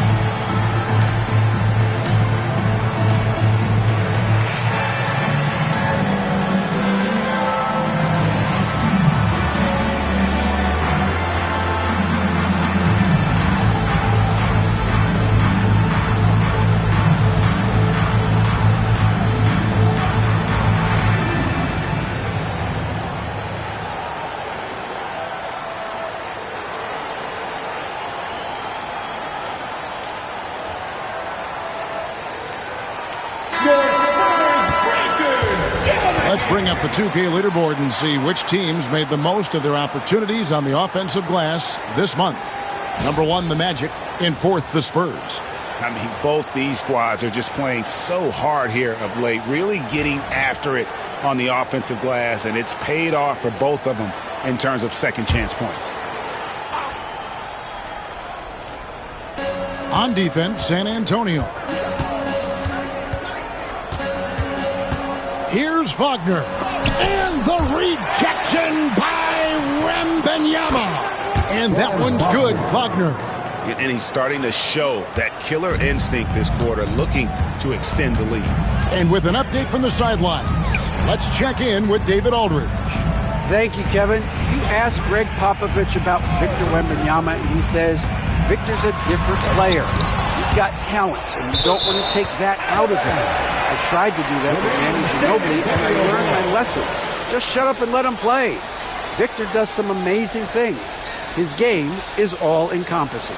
Kevin? That's a great way to put it, D.A. It is all-encompassing. Wembanyama is one of one. Hey, thank you for the report. Just 5 on the clock. The Spurs need to get a shot off here. And Wembanyama throws it down. Big-time slam by Wembanyama. This is why you got to push him out of the paint. Suggs passes to Bitadze. on the wing, Bain. Pass to Suggs.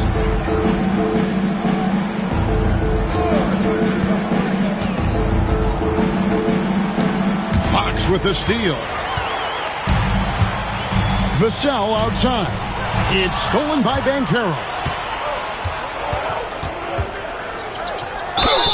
And he gets the basket. Officials blowing the whistle, so a chance at the line for one more. And guys, that strength will serve Banchero really well in the league, and we're starting to see signs of it already. Clark, I know you'd agree, Paolo Banchero has certainly lived up to the hype, being a #1 overall pick. Yeah, you know, I loved him when he was in college. Loved his size, his athleticism, his IQ, his tenacity. I mean, I don't think there's anything on the floor that he can't do.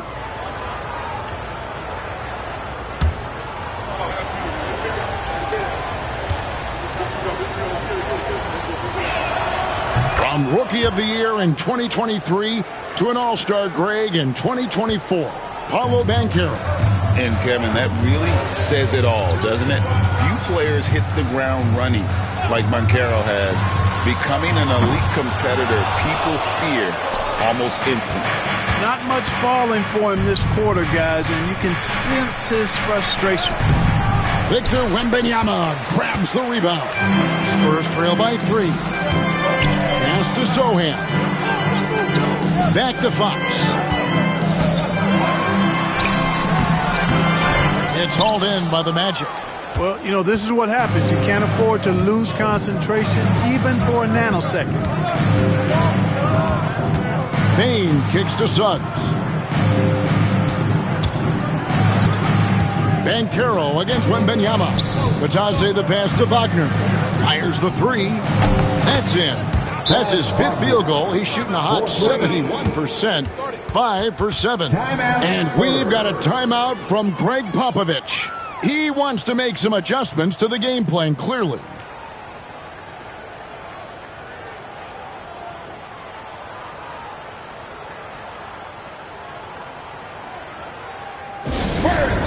Get loud for your first squad.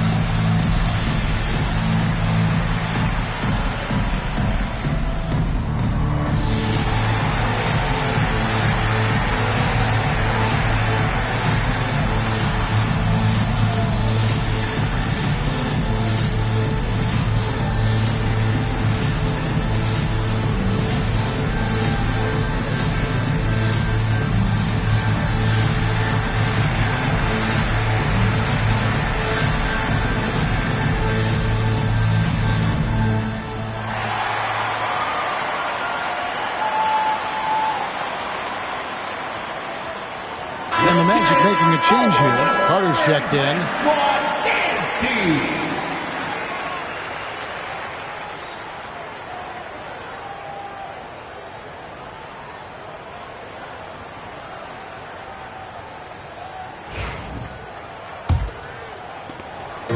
And so Fox will bring it up for the San Antonio Spurs. They trail by 6. Pass to Vassell. To the middle. Here's Wembanyama.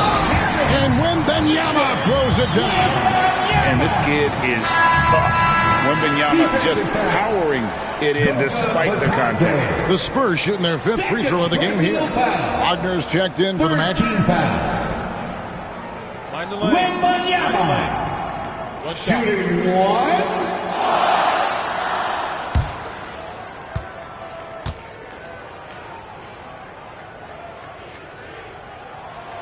And for De'Aaron Fox, his three-point shooting, Greg, has come a long way.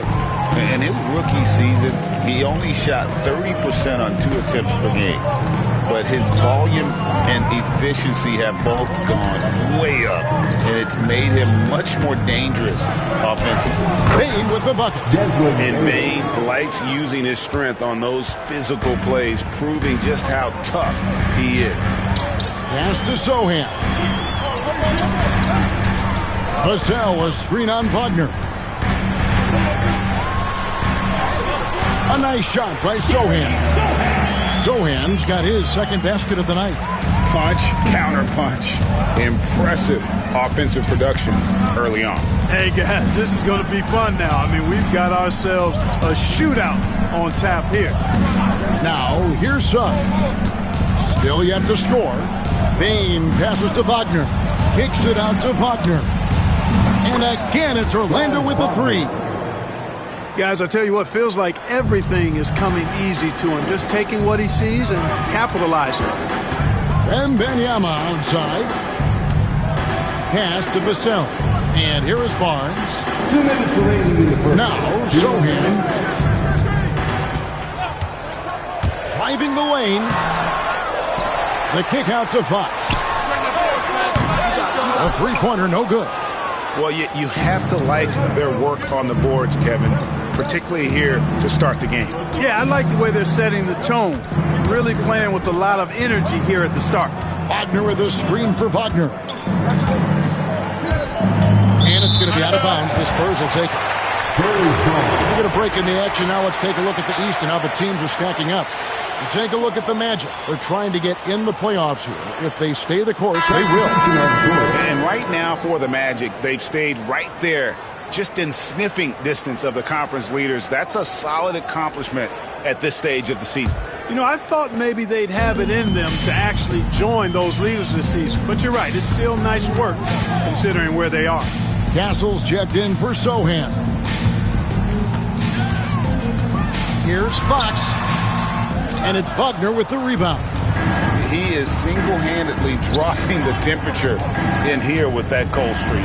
And he's got to find other ways to contribute then because his shot making is not happening right now. And San Antonio has possession after the miss from Desmond Bain. Vassell, the pass to Wembanyama. He gets it in there. And that's 13 points for Victor Wembanyama. How about 5 straight made from the field to start? And the defense hasn't been able to do anything to stop him. And when that's the case, just keep feeding the hot hand. Now, here's Banchero. And it's Suggs missing. Wembanyama passes to Fox. Back to Wembanyama. Here's Vassell. Off to a good start as he hits his first shot attempt. They should continue to get the ball inside. The defense struggling to contain them. And when you make 5 in a row in close like that, it also takes pressure off your perimeter guys, too. Shot clock and game clock separated by less than 6 seconds. Bain kicks to Banchero.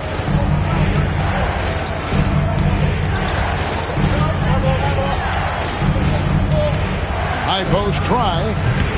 Wembanyama with the rebound. Wembanyama's got 5 rebounds tonight. And so it's Franz Wagner making highlights for the Magic. They kept going to him again and again. And he delivered with a monster quarter. We've got more in store for you right after this.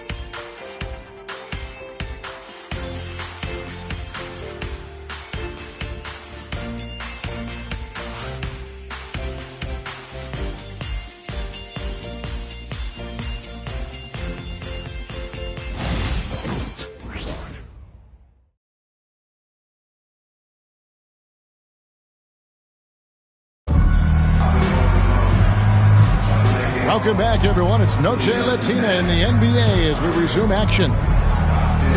And a chance to catch up on some numbers here. Scoring breakdown for the Magic. They look to fire as much as possible from outside the arc, and so far they are hitting at a high clip. Another big component of their game early on has been their execution on the fast break. They're getting a bunch of easy baskets, pushing it in transition. Orlando's gone 3 of 6 tonight when they've let it fly from downtown. So on the floor for Orlando, they've got Jalen Suggs. Banchero is out there with Mo Wagner. Then there's Carter, and it's Joseph in at the point guard position. Now, here's Banchero. 17 points in his last outing. Suggs against Vassell, and it's Barnes slamming it down. Now we've talked Barnes is athletic, he's strong, but he also has good bounce, so he gets up fast to ram it home. Wagner, right side. Banchero, right side. Back to Wagner. Near the three-point line, it's Joseph. Rebound, San Antonio. You could tell he assumed he'd be able to beat the defensive coverage, even though it was all over. Vassell's gone 1 of 3 on the night. Suggs passes to Carter. Quarter number 2 with just over a minute gone. Joseph dishes to Suggs.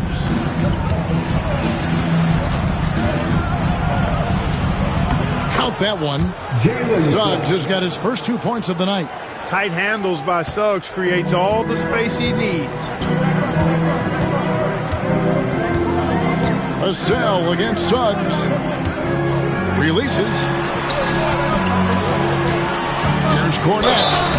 And contact on the shot, so he'll be shooting free throws here. It's going to be on Wendell Carter.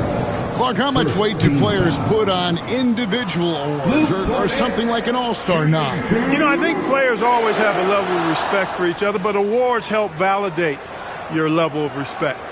How you win, how you perform, consistency, and awards are typically well-earned and well-deserved. As a matter of fact, in most cases, they are well-earned and deserved, and players acknowledge that and respect that. First free throw is good. Johnson's checked in for San Antonio. Anthony Black's checked in for Orlando.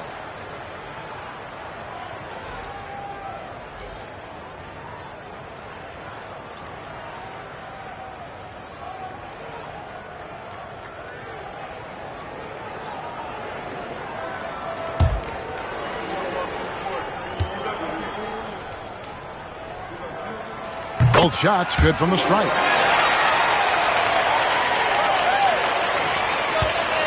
For Orlando, they won their last contest, that game against Cleveland.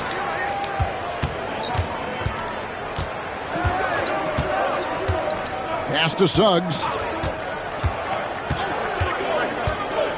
Fires for 3. Rebounded by Castle. Suggs has gone 1 of 3 shooting so far.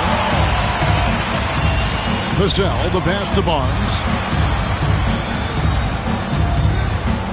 Vassell outside.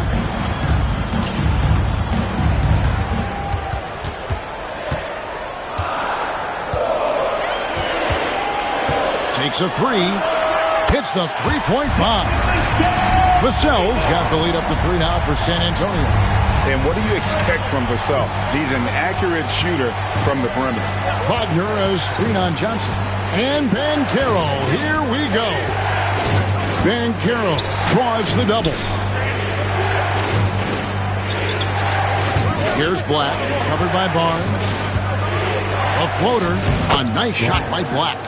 Black's got his first points in this one. Watch out now. When this guy gets into a rhythm, it is something to behold. Suggs against Vassell. Pass to Barnes. Here's Castle.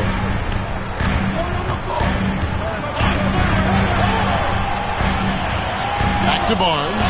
Shoots over Wagner. Pulled the shot a little left, but the bounce goes his way. Barnes has got 4 points in the quarter. And we've got a timeout called by Jamal Mosley. And coach has decided they need a moment to talk things over.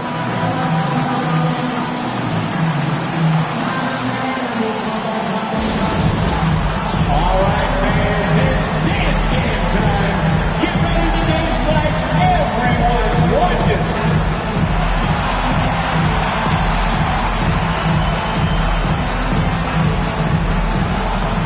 Let's see what you got.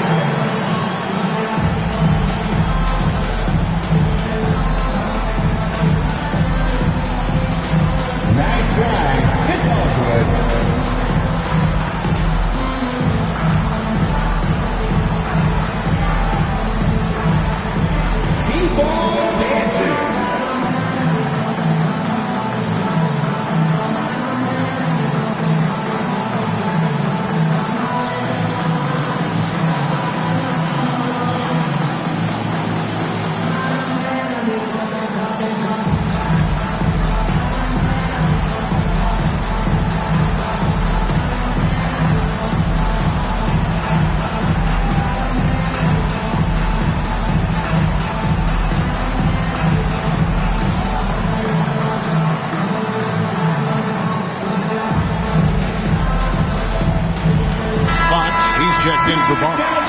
And a switcher also for Orlando. Haynes checked in.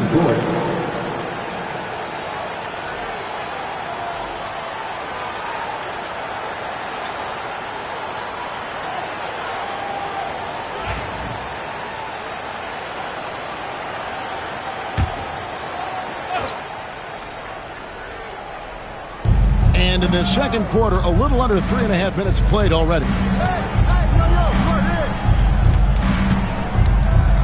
To the left side wing. Here's Suggs. Count that bucket. Suggs has got 4 points now in the quarter.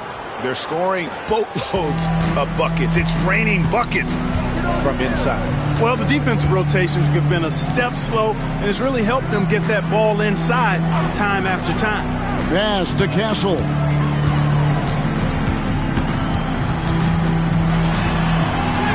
His second shot goes in, off to a good start, 2 for 2. I love that basket from Castle. Heady play from the rookie. Banchero outside. Back to Suggs. Black in the post. Guarded by Fox. Shot clock at 6. Ripped away. And now the latest from our reporter, David Aldridge.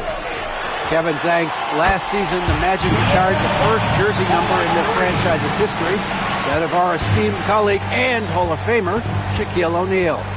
Orlando's #1 pick back in 1992, Shaq went on to lead them to their first NBA Finals appearance in 1995. The honor is well-deserved, Kevin.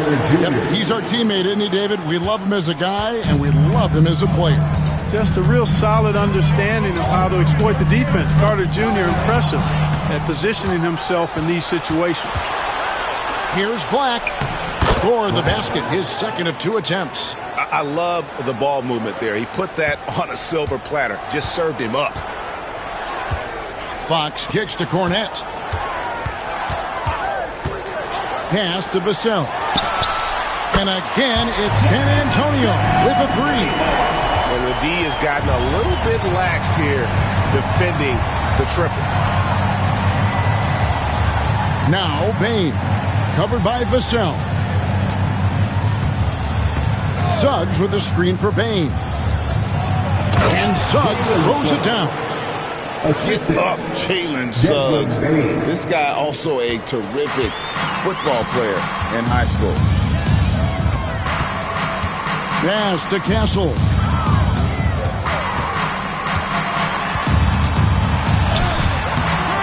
Orlando grabs the miss. Banchero's got 4 rebounds now tonight. GA, there is a lot to like about the game of Stephon Castle. His size, playmaking, defensive intensity. I guess the question, is there that one thing that he can do at an elite level? That will be a crucial step if he's to become a star. No margin for error that time. Big-time slam from big man Carter Jr. And we've got a timeout from Greg Popovich. He wants to check in with his team and regroup.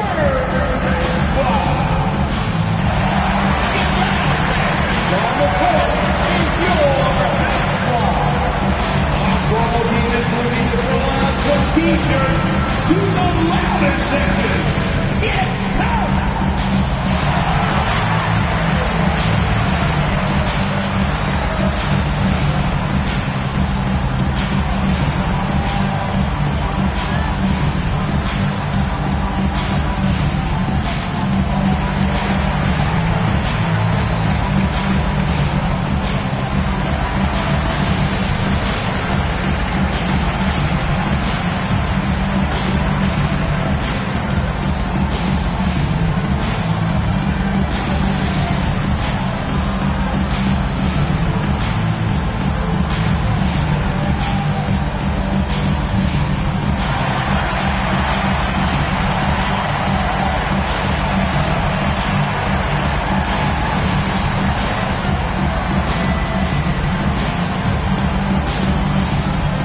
Some changes here for the Spurs.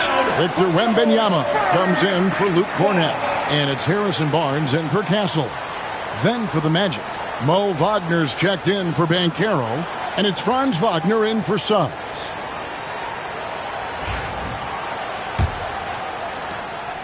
And it's Fox with the ball for the San Antonio Spurs. Next step for them, the Knicks coming out here to play. Stolen away. Here's Black, guarded by Fox.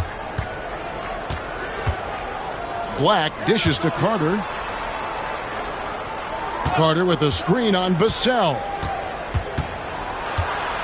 Bain passes to Carter. And the rejection by Wembanyama.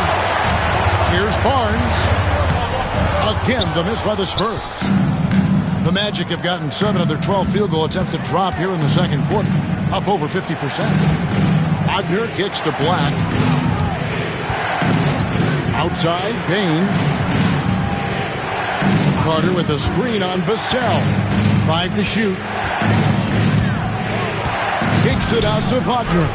Over Wembanyama. That's short off the rim. That's exactly how you have to defend him. He's a guy that the D needs to be aware of at all times. Wagner outside.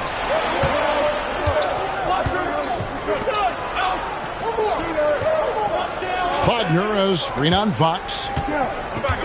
Pass to Bain. Wagner with a screen for Bain. The 3. Rebounded by the Spurs. Wembanyama has got 6 rebounds now in the game. Love the confidence from Wembanyama. So fluid off the bounce. Wembanyama. Here's Black, guarded by Fox. Outside, Bain. Carter, the pass to Bain. Wagner, right side. Pass to Wagner. Bain for 3. San Antonio with the rebound. Johnson surveying the floor. Not going to go that time. The Magic trail by 3. Up top, Wagner. Guarded by Fox. Outside, Bain. Again, the miss by Bain.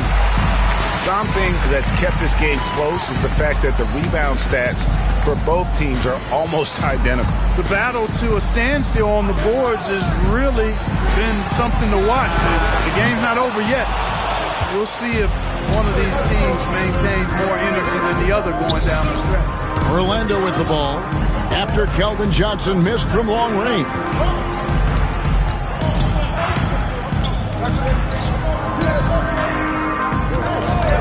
Here's Black, guarded by Fox. And then Carter with the dunk. Playing with some force on the interior. You gotta love Carter Jr. playing with that level of physicality. Now, here's Fox. 7 points in the game.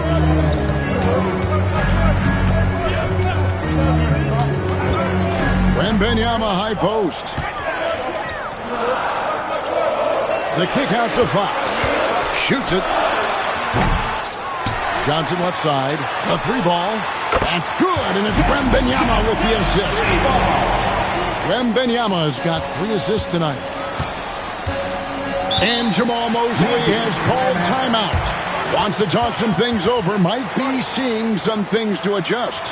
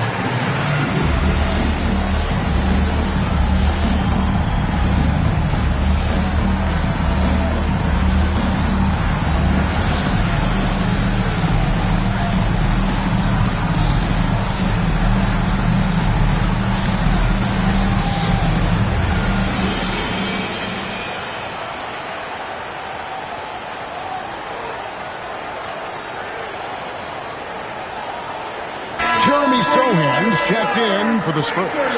Castle comes in for Devin Vassell. The Magic also changing it up. Goga Bitadze's checked in for Carter. And Banchero's subbed in for Mo Wagner.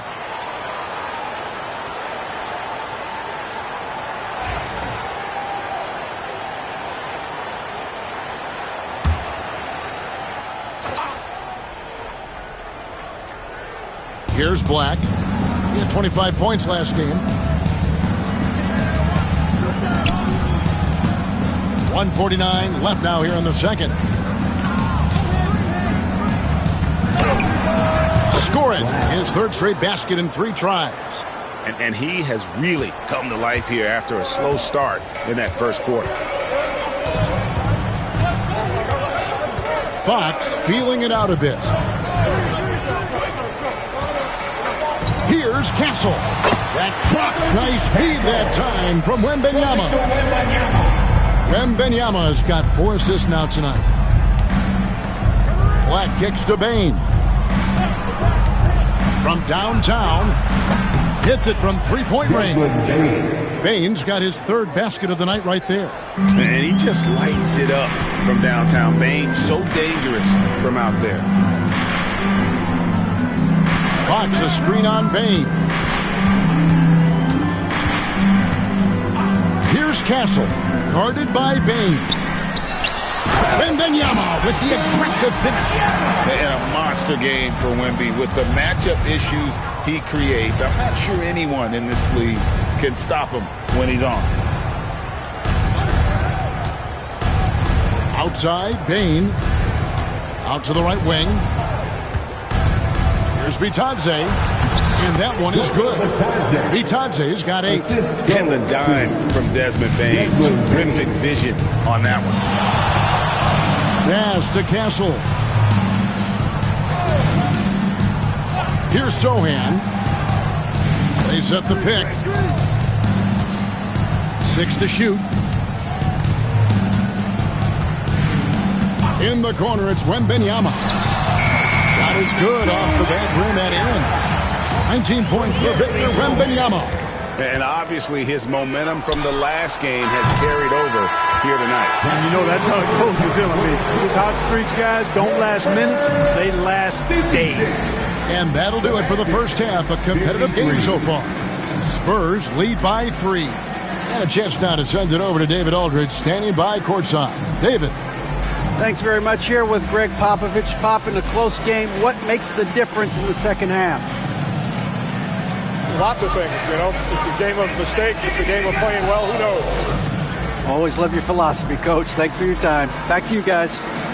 Thanks so much, David. And we'll step away briefly, but get you right back out here for the start of the third quarter after this break.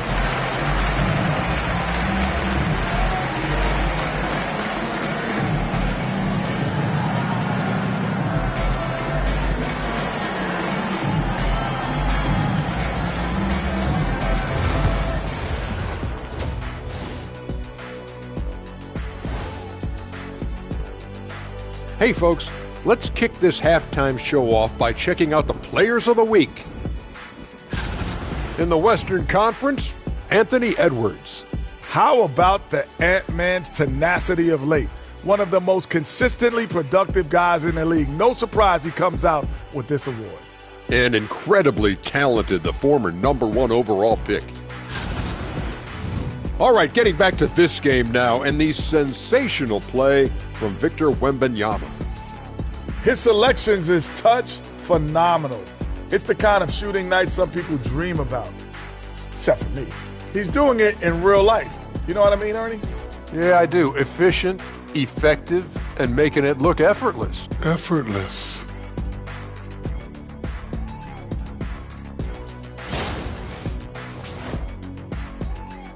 And that is a wrap. Now let's send you back to Kevin Harlan for the start of the third quarter.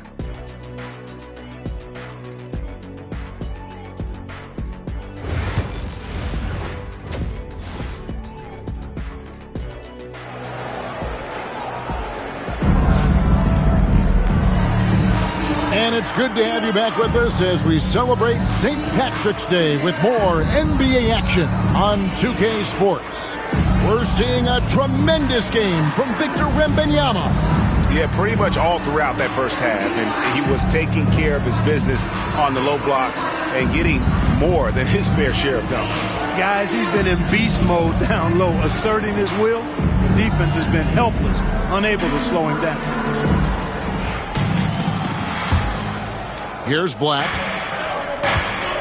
Sohan is the 4 with the lengthy Wembanyama playing the 5. Fox is out there with Castle. And it's Johnson in at the small forward position. So that's who Greg Popovich starts the second half with. Now, here's Bain. They trail by 3. Shot clock at 5. Back to Black for the tie. He can't get that one. And so it's Johnson who brings the ball up for the San Antonio Spurs. Fox rejected by Banchero. And when Banchero turns it up, he can be a factor at the defensive end. Bain passes to Black. Orlando moving the ball around. Banchero against Wembanyama. And it's Banchero missing. San Antonio leading by 3. Here's Castle. And it's thrown down hard with both hands. Smart bucket by Castle. Get out and run. Outside, Bain. Wagner from long range. It falls for his 7th bucket of the contest. He's 7 for 9. And he can take over in a nanosecond. I mean, once he catches fire, it's difficult to squelch it. Castle misses. Orlando's gone 1 of 2 from beyond the arc since coming out of the break. From 13, and it's Wagner missing. That's 1 for their first 4 to start the second half. Sohan, the pass to Fox.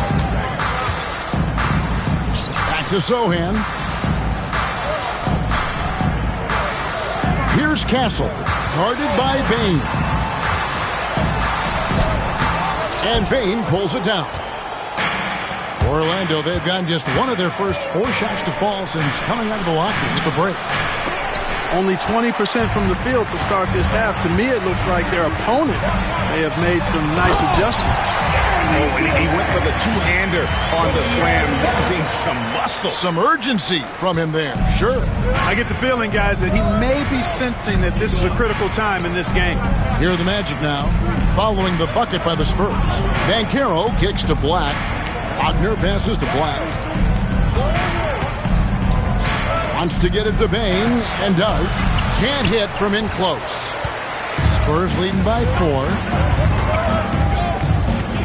Pass to Sohan. That drops. Nice feed that time from Wembanyama. Wembanyama's got 6 assists in the game. Now, here's Wagner. He's got 19. There's the pick. And the rejection by Wembanyama. Now, here's Fox. Sohan with the ball. 8 points for him. Here's Castle. And the bucket is good. 3-point play chance here for him. Well, Castle showing his ability to create and finish when the defense overcommits. And this is his first trip to the line tonight. First team foul. Castle. Shooting 1.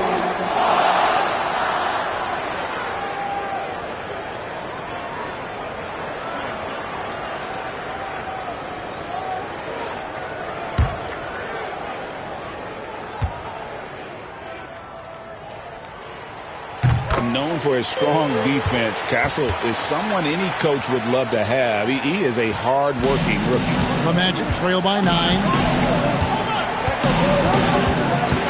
Banchero is screen on Fox, and they call an illegal screen here. And guys, point of emphasis for the league is to really crack down on illegal screens.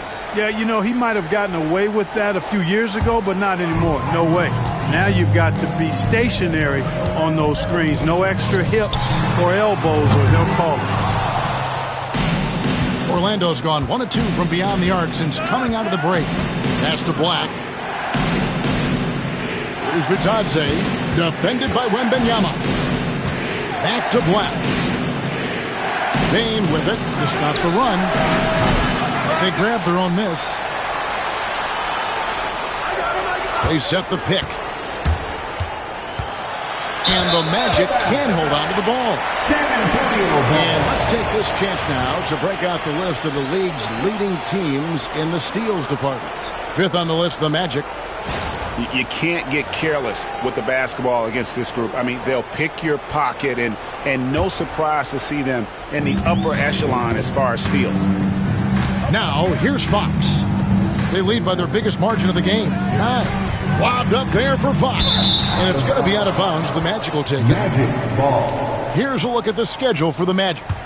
On Wednesday, they'll be matching up against Kevin Durant and the Houston Rockets. And then on Friday, they'll face off against Anthony Davis and the Washington Wizards. You know, some might look ahead at the schedule and start marking off how many wins they'll wind up with, but I think that's a trap. You can't take any nights off in the NBA, and you've got to stay in the moment.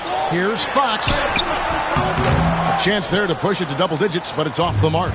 He's tried to get it going, but the shots simply have not been there. Nothing seems to be falling. And it's going to be out of bounds. The Spurs will take it. As we approach the playoffs, let's now take a look at what is shaping up in the West. You look at San Antonio. Right now, they're locked into third place in the conference, looking to get a high seed for the playoffs. And you know, for the Spurs, with the regular season they've enjoyed, it has to be wondered at this point if they're the team to beat this postseason. You know, the way they've handled just about every challenge that's been thrown at them this year, I don't see how they couldn't be considered front runners for the title. The Magic trail by 9. And every year, and Greg, we agree, Bane seems to get better and better as a playmaker. Doesn't overdo anything with his passing. Looks more and more comfortable creating off the driving kick. He's become a large part of this offensive engine. Here's Fox following the bucket by Orlando. Here's the screen. Sohan inside. Banchero's there. Here's Wembanyama. Yeah, you have to be aware of Wembanyama on the boards. Really keep a body on it. Orlando's gone 1 of 3 from downtown since halftime. Some nice ball movement by the Magic. Now, here's Bane. Not a lot of room. Just not much success when it comes to shooting. Here's the floater. And a lot of contact on that one, so he'll shoot 2 here.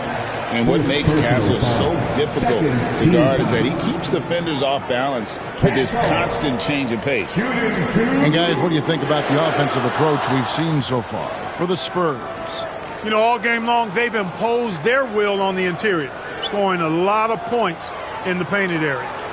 And another stat that they've excelled at is points off assists. They're moving the ball around and creating great looks for one another. First one falls for him.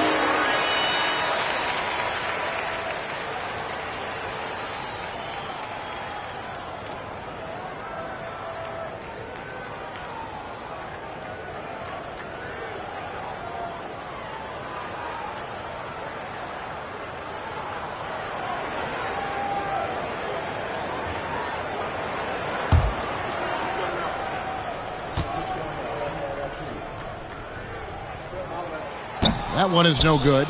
So, Greg, you played the point.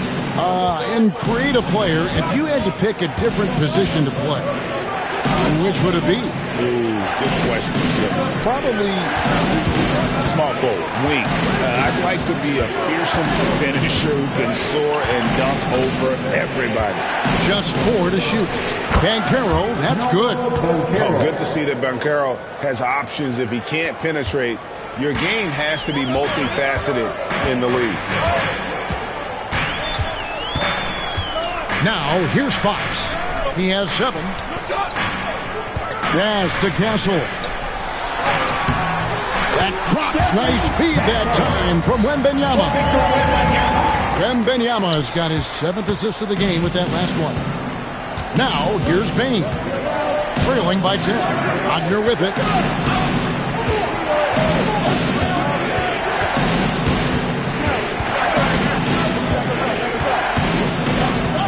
Pass to Black. Here's the three. Buries it from three-point range. Black's got 9. Wow, something's brewing, guys. The three-pointers just continue to flow. Yeah, they've had a great second half from long range. I mean, things are definitely starting to look up for them. Oh, my goodness! Come on now. Oh, man, what an incredible throwdown by the rookie Castle. Wow. And we've got a timeout called by Jamal Mosley. This will give him a chance to discuss some potential alterations.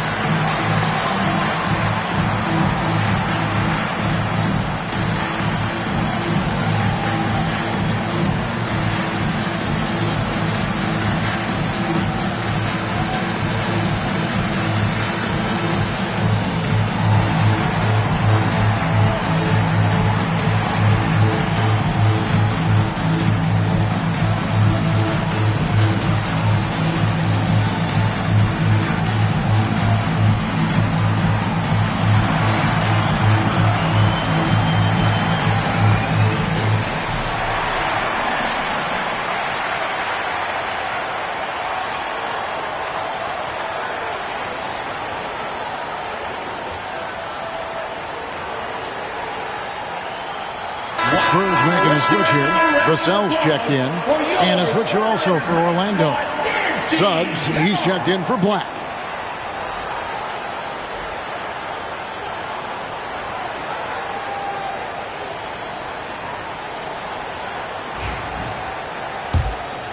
Here's Suggs. He's got 6. Pass to Bitadze. Bain with it.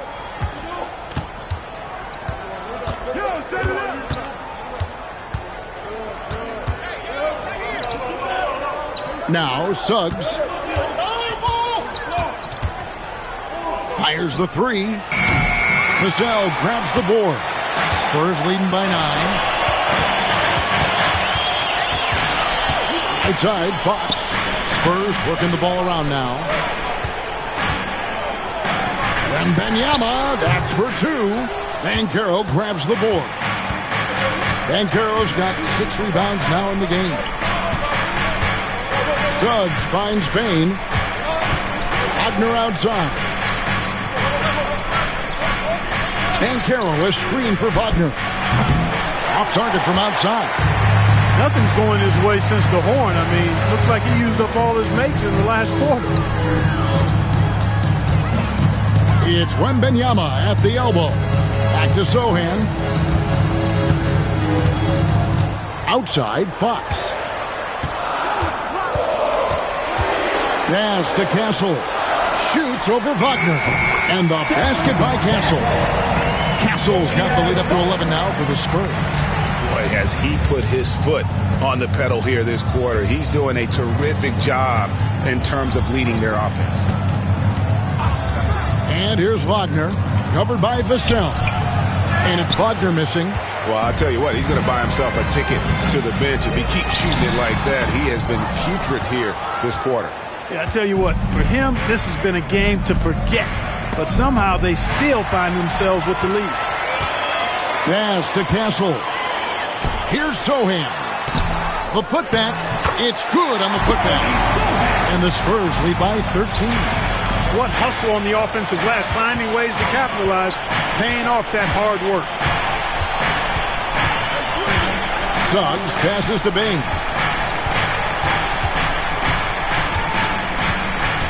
Back to Suggs. Banchero outside. To end the drought. Rebound San Antonio. Here's Sohan. 10 points for him. Vassell outside. And there's the call. It's going to be an illegal screen. And we've got a quick moment now to take a look at the long-term rebounding numbers over several seasons for Wendell Carter. We've seen him progress as a rebounder these past few seasons. His numbers have come down in that department, and I'd like to see him concentrate on bringing them back up. I'm sure the team would as well. You can never have enough rebounding. Luke Cornett, he's checked in for San Antonio. Barnes comes in for De'Aaron Fox. Wendell Carter, he's checked in for Orlando. Mo Wagner comes in for Bain. Top of the key, and the shot is good. The Spurs lead has been cut to just 11 on the basket from Suggs. Boy, he's really been dominant in this one. Unfortunately, he hasn't had much help. Pass to Vassell.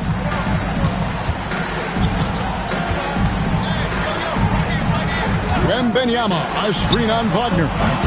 Offensive rebound. Wembanyama, deadly inside. And of the last 6 baskets, 5 have come on the interior. This is just smash mouth, physical basketball, guys. Banchero, a screen for Wagner. Looking for Banchero and gets it there. Oh, love that. Banchero moves so well with and without the ball. Here's Castle. 18 points for him. Pass to Cornett. Wembanyama with it.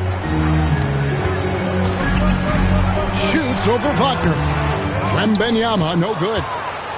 And here's Banchero. He'll bring it up for the Magic. Here's Wagner.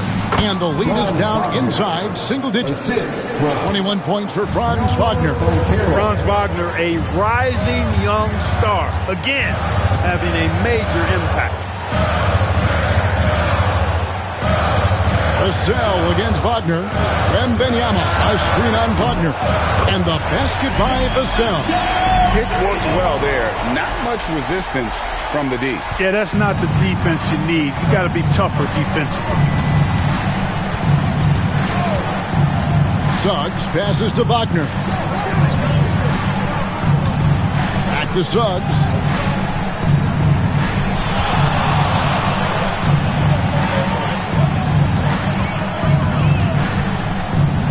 Puts up a deep 3. Out of bounds, magic ball as Orlando keeps possession. Magic ball. So it's both teams making substitutions here.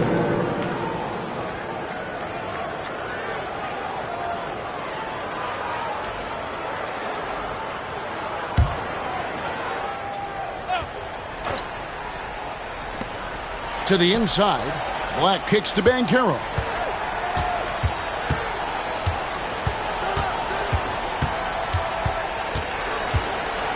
Got it up. And that would have counted, but his shot was off the mark this time. And so it's San Antonio enjoying a 12-point lead as they talk things over during the break. They've got their field goal percentage to thank for that. They've been hot from all over the floor tonight. And we'll be right back after this.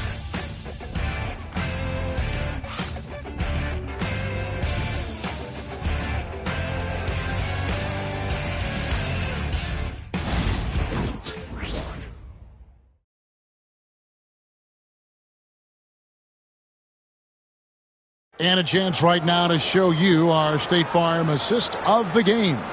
And the definition of teamwork right there, guys. I mean, what great communication between them, and what a beautiful feed. For me, next to the big-time alley-oops and monster throwdowns, passes like that are probably the next best thing when it comes to sweet-looking NBA highlights.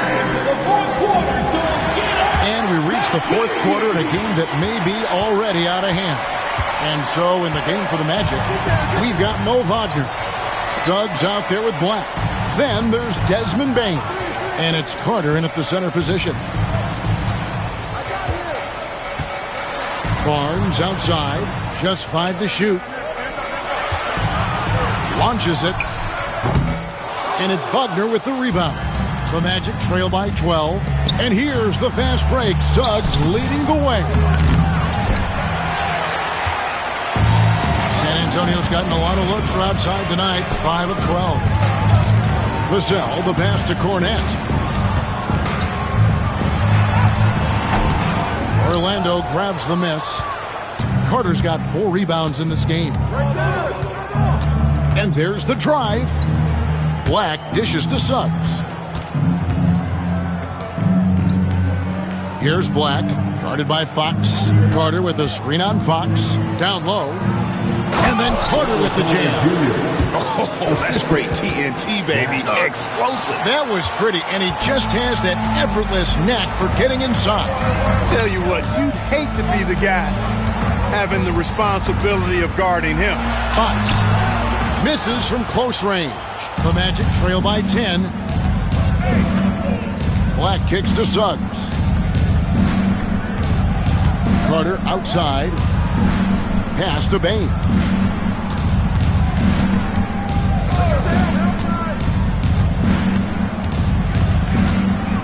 Looking to end his cold spell. Barnes grabs the miss. San Antonio leading by 10.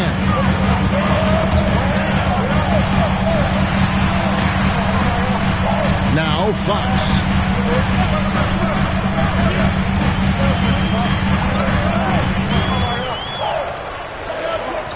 Back to Barnes. Vassell outside. And the officials calling for a 3-second violation.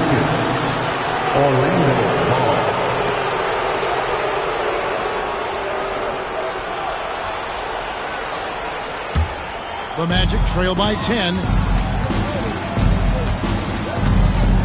And here is Suggs. Fourth quarter of play, and we're about 2.5 minutes through it right now. Bain for 3. Good on the three-point shot. Bain's got it back down to within single digits for the Magic. And timeout is called by Greg Popovich. It's a chance for them to regroup and refocus.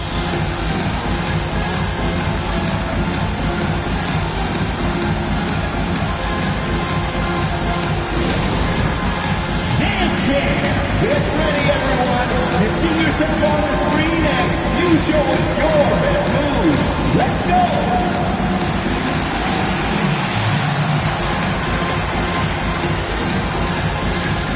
Let's see it.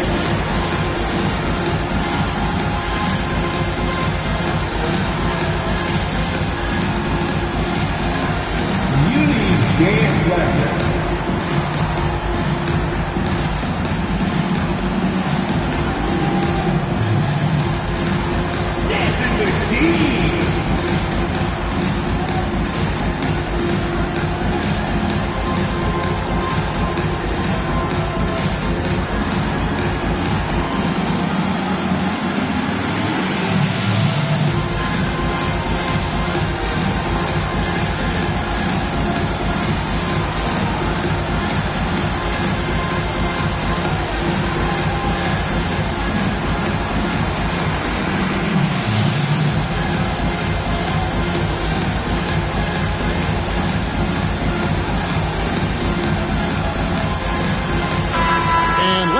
Sideline and catch up with David Aldridge. Well, guys, during the last break, I listened to Greg Popovich talk to his team. He told them it's all about maintaining the lead. He told them he knows it's easy to get comfortable when you're in this position, but that they need to keep the pressure on. Guys? Thanks so much, David.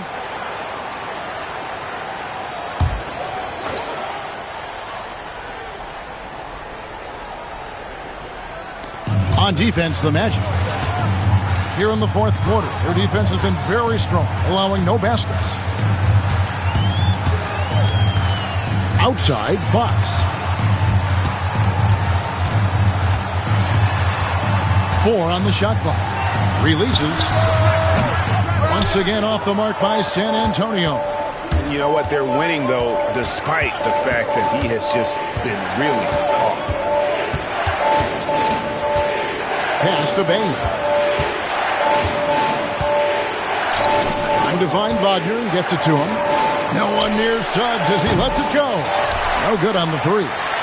I'm shocked that didn't turn into 3 points. I mean, he makes you pay on those nearly every time.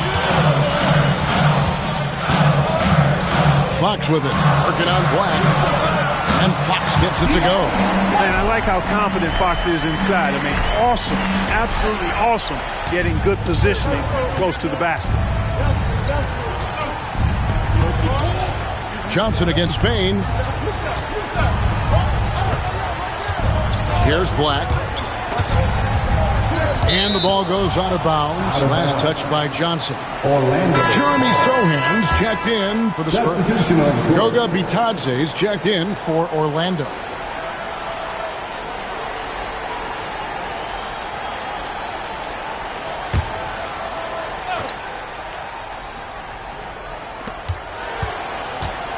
Six on the shot clock. Bane passes to Bitadze. And here is Vassell over Suggs. Wasted no time on that shot, but it's off the mark. Carter outside. Suggs against Vassell. And the shot is good. The Spurs lead has been cut down now to just 7 on the bucket from Suggs. Vassell outside. Bane against Johnson. Here's Sohan. The rebound by Bitadze. The Magic trail by 7. Suggs looking around. Here's Bitadze. 5 on the clock. Back to Bane. And taken away by Johnson. For the finish. Ferocious slam by Johnson, trying to tear the rim off the hinges. Here's Black. Pass to Suggs. Jacks up a 3. Good for basket number 6 from him in the contest. He's shooting 6 for 12. Man, that's sure got to be a load off his mind after not hitting a single three-pointer in that first half. Three-pointer, Fox. Rebound by the Magic. Carter's got 6 rebounds in the game. Well, he had 1 three-pointer in the first half, but so far in the second, he's come up with goose eggs. Suggs passes to Carter. It's hauled in by Cornette. Boy, patrolling the paint well, protecting the rim. That's exactly the kind of defensive effort you need against him. Bane against Johnson. There's the screen. Here's the 3. Connects from three-point range. And the Spurs lead by 9. When Johnson's feeling it from range, he could be lethal. Now Suggs pass to Carter. Suggs with the ball. Pocket 6. Here's Bitadze from the arc. And again, it's the Magic from deep. And perimeter scoring, I have to imagine it was a topic of discussion at halftime. Certainly. I mean, they saw a weakness in the perimeter defense and took advantage of it. Fox, and another basket for San Antonio. If Fox gets cut off from inside, he has options. That mid-range is a big part of his repertoire. Black kicks to Bane. Lets it go from deep. Vassell grabs the board. Vassell's got his 4th rebound with that last one here tonight. Johnson, the pass to Cornette. Back to Johnson. And slam dunk by Johnson. Rocking that rim. Keldon Johnson, a big physical wing. The Magic trail by 10. Here's Black. Now, here's Suggs.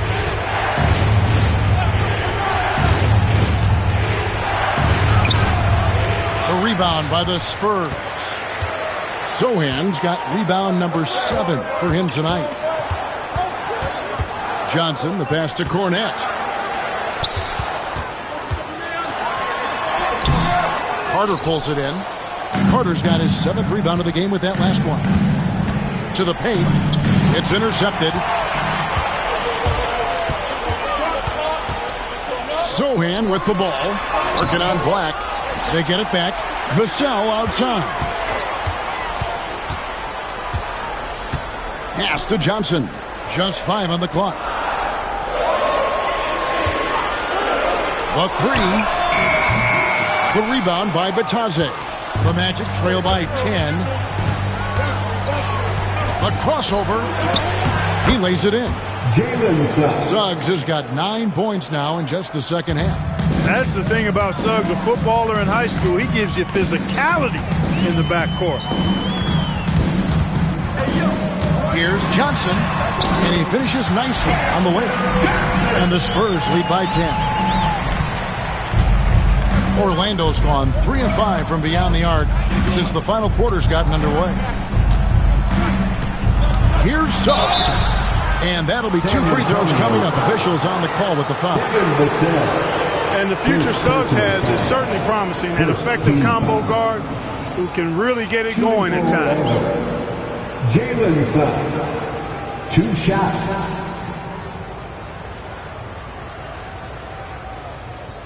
Shooting 2.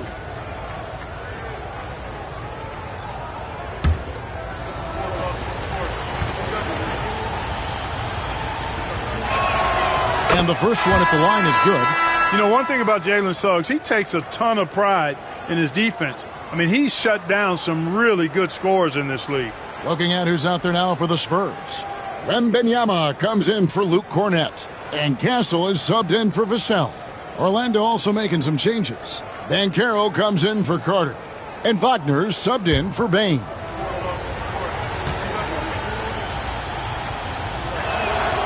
And good on the second, so he makes them both. San Antonio leading by 8. Pass to Castle. Here's Sohan. Shoots it up. Wembanyama, no good. And here's Banchero. He'll bring it up for Orlando. Inside. Black kicks to Banchero. Bucket is good. Yeah, he recognized the overcommitment by the defense there and then made a smart pass to get that ball back outside. Wembanyama outside. Kicks it out to Johnson. Wembanyama, a screen on Suggs. In the corner, Sohan with it. Launches a 3. The rebound by Batadze. The Magic trail by 6. Suggs passes to Wagner. Takes it off the glass. Wagner's got 23 points. Wagner, one of those guys that loves to deliver when it matters most. Pass to Sohan. Back to Fox. To the inside. Wembanyama. And it's Wembanyama with the jam. Boy, you love to see the aggressors using the height advantage to hammer it home. And Jamal Mosley has called timeout. And that timeout by coach was carefully measured, wanting to make sure that everybody is on the same page here. Put your hands in the air and make some noise. One to be coming your way.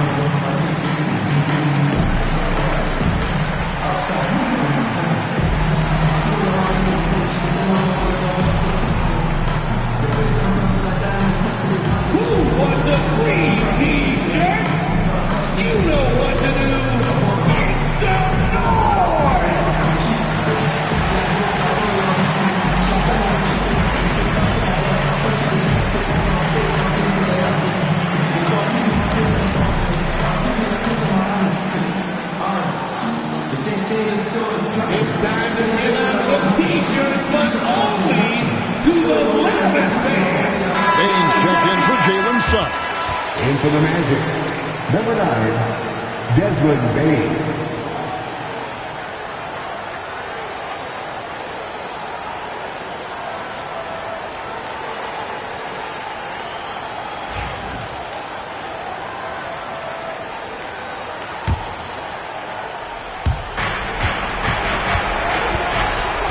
side. Bain.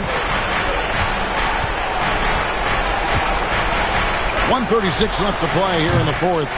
You know, to cut deficits, you got to be making smart basketball plays out there. Taking care of the ball. It's not done by hoisting up bonehead threes like that. And Benyama passes to Johnson. Spurs passing it around. Shot clock at 6. Here's Castle. And that one's drained from the low block. Castle's got 20. And the potential Castle has is intriguing. When he's scoring like this, you wonder how dominant he can be moving forward. Here's Wagner. And 2 free throws coming up. Unable to get that one to go with all the contact. Clearly foul. Yeah, he took a shot there. Earned those free throws. Shooting for Orlando, Franz Wagner. At the line for 2. Take a break. 2 shots.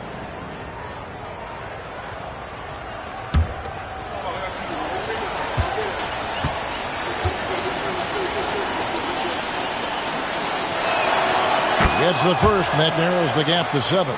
No denying the future is certainly bright for Wagner. He's a superb scorer already who also is growing as a passer.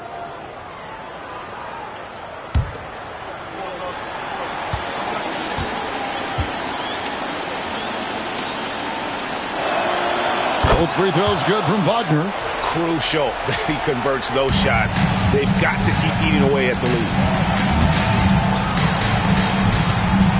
Three-pointer, Fox sinks the three-pointer. And the Spurs lead by 9. And it's just competing, you know, giving your best when it matters most. Yeah, you know, once they got victory in their view, a huge injection of energy and a great run to finish it off. Deep 2 from Wagner. And he swishes it right through. We've got 33 seconds left to play in the final quarter. Here's Castle. And it's good. 2 points. An elite score, demonstrating once again how fast he can fill it up. And so it's Bain who brings up the ball for Orlando. Here's Banchero. Misses the 3. And so it's San Antonio with it. They have a 9-point lead.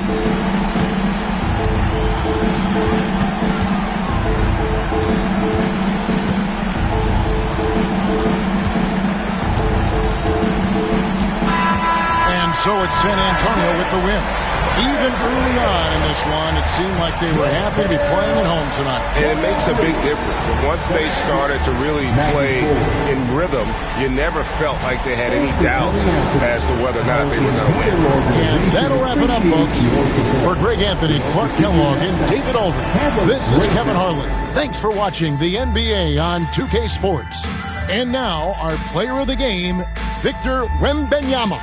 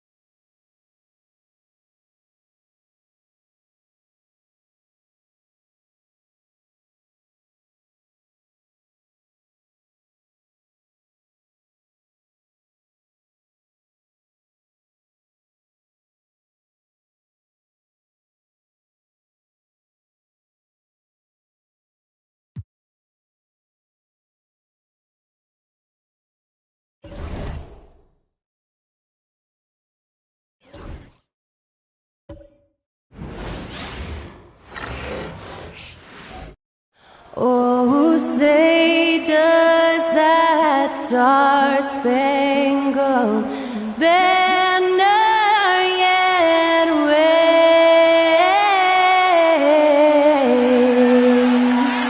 o'er the land of the free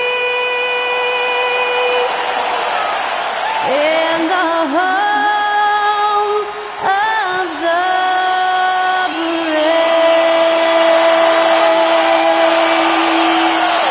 Great to hear Skylar Cole singing the national anthem before today's contest.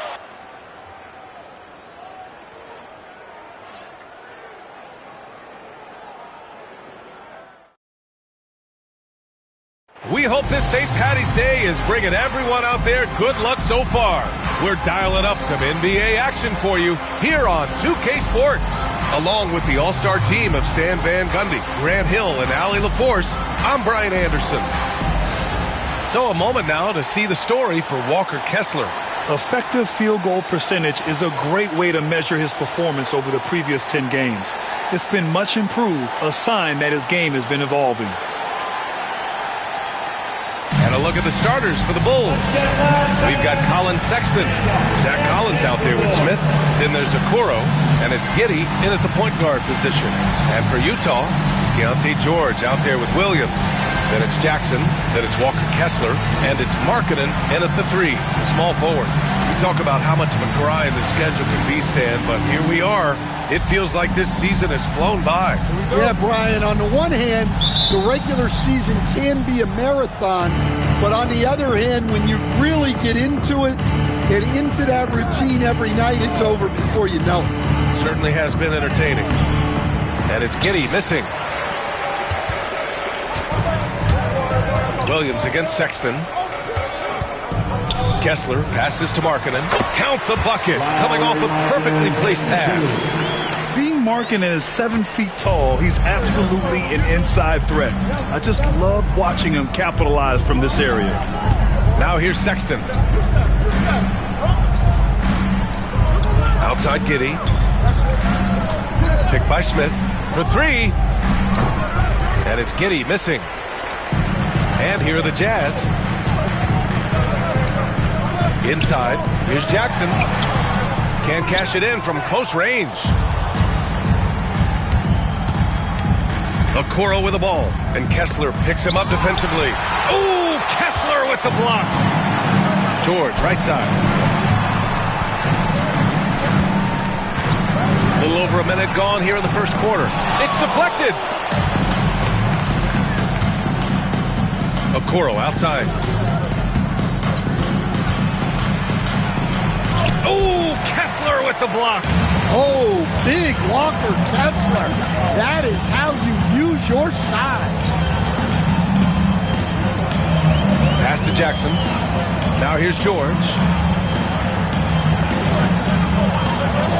Shot clock at 6. Jackson outside. Yes, and it's George picking up the assist. Wow, Jackson Jr. lightning quick. The Bulls have gone 0 for 4, missing their first 4 attempts. George against Giddey. To the middle. Here's Smith. Oh, and makes it with the kiss. Well, that's just their first make in 5 attempts. Maybe that bucket can ignite their offense. George against Giddey. George, no good. The Bulls have gone 1 of 5 to start things off. The 16th pick in last year's draft, Keontae George was thrown right into the fire his rookie season, Stan. Yeah, down the stretch, he was basically handed the keys to the offense at the point guard position. He may take some lumps, but his talent level is evident. And it's Giddey missing. We all know he's a good shooter, but from that distance, I don't think so. Yeah, it seems like everybody's jacking him up from way out there these days. You want guys to stay within themselves. And Markkanen with the stop. Yeah, I love putting Markkanen into the pick and roll action. He can do anything as the screener. And we'll have a timeout called by Billy Donovan. A moment to rest and confer on the game plan.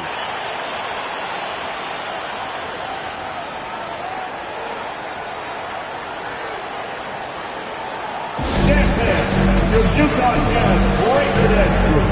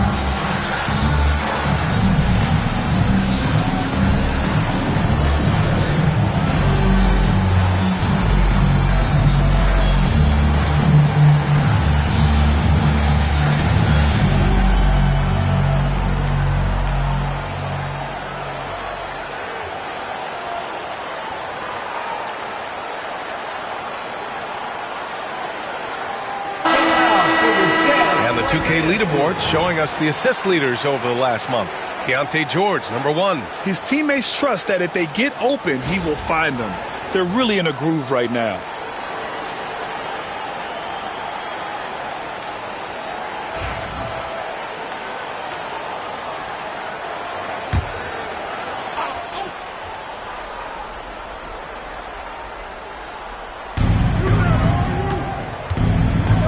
George against Giddey. Pass to Collins. Okoro outside. Now Smith. 5 to shoot. Oh, and Jackson with the block. Great defense from Jackson Jr. He's a former league leader in blocks. You know what to do. You talked about adjustments. So let's execute. Utah leading by 5. Just under 3.5 minutes elapsed here in the first quarter. Here's George on the take. Sinks that one after missing his first 2 attempts. Now 1 for 3. Seeing the opening, George does not hesitate. I mean, just a great move.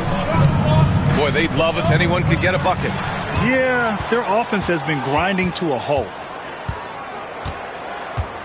Pass to Jackson. Markkanen with it. Lets the 3 fly. Drains the triple. Markkanen's got 7 points. And they're behind right now because they're failing to play quality defense. It's that simple. Smith against Jackson. Oh, plenty of contact on that shot. Officials call the foul, and he'll take 2 free throws now. Jaren Jackson picks one up. Everyone in the building saw the obvious contact. And a breakdown here, guys, of the hustle stats for the Jazz. Wow, those early blocks are key. They are intimidating their opponents and making them hesitant.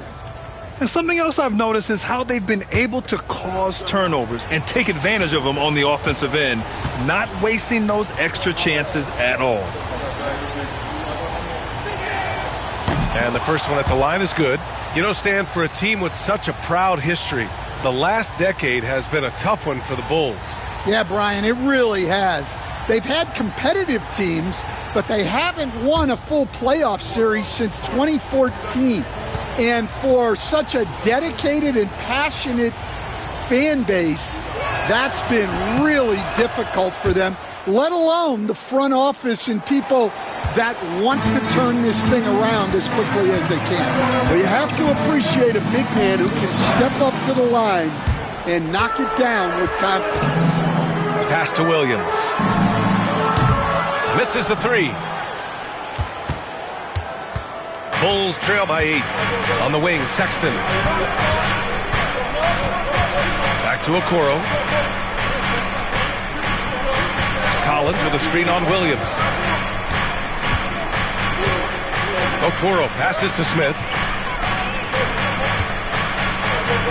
Launches it from deep. Kessler with a rebound. And here are the Jazz. They're on a 12-4 run. And, Coach, you look at Vince Williams. That 7-foot wingspan is a difference maker defensively. It sure is, Brian. He disrupts a lot of offensive action, both on and off the ball, forcing turnovers and blocking shots. Shooting 2.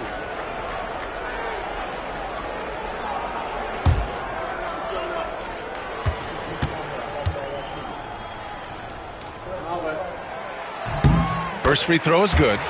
Stan, there are lots of loud arenas in the NBA. What was the toughest place for you to win? Well, Brian, it was against whoever had the best players on the other side.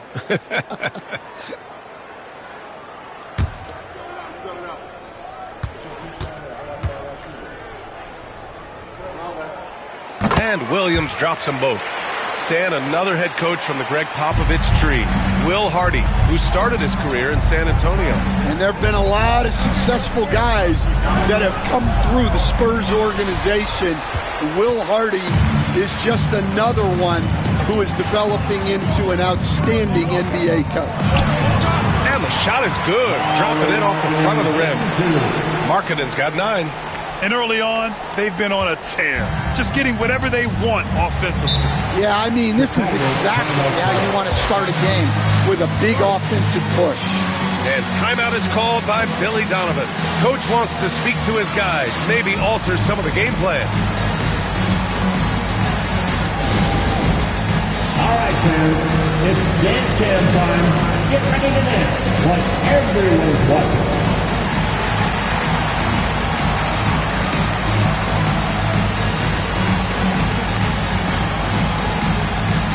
Somebody doesn't help with them.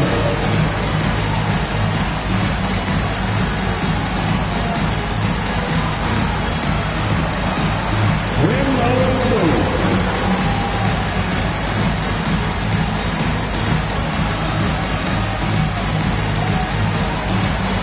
Oh, that's nice.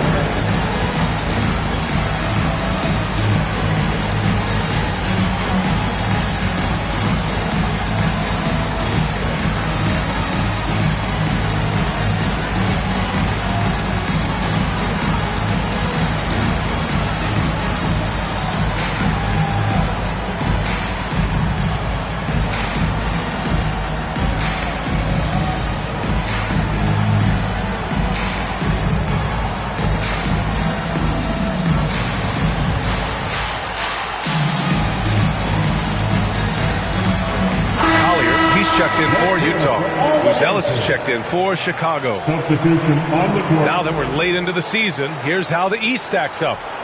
You look at the Bulls, their season's basically over, barring some sort of miracle.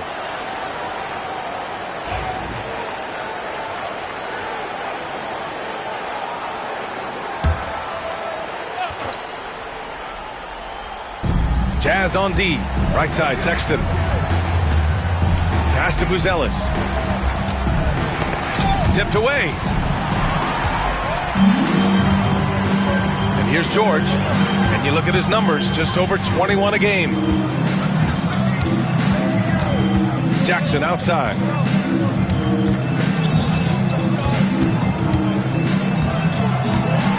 Over Buzelis. Jackson can't get it to go. That's a defender doing just enough to cause a miss on the layup.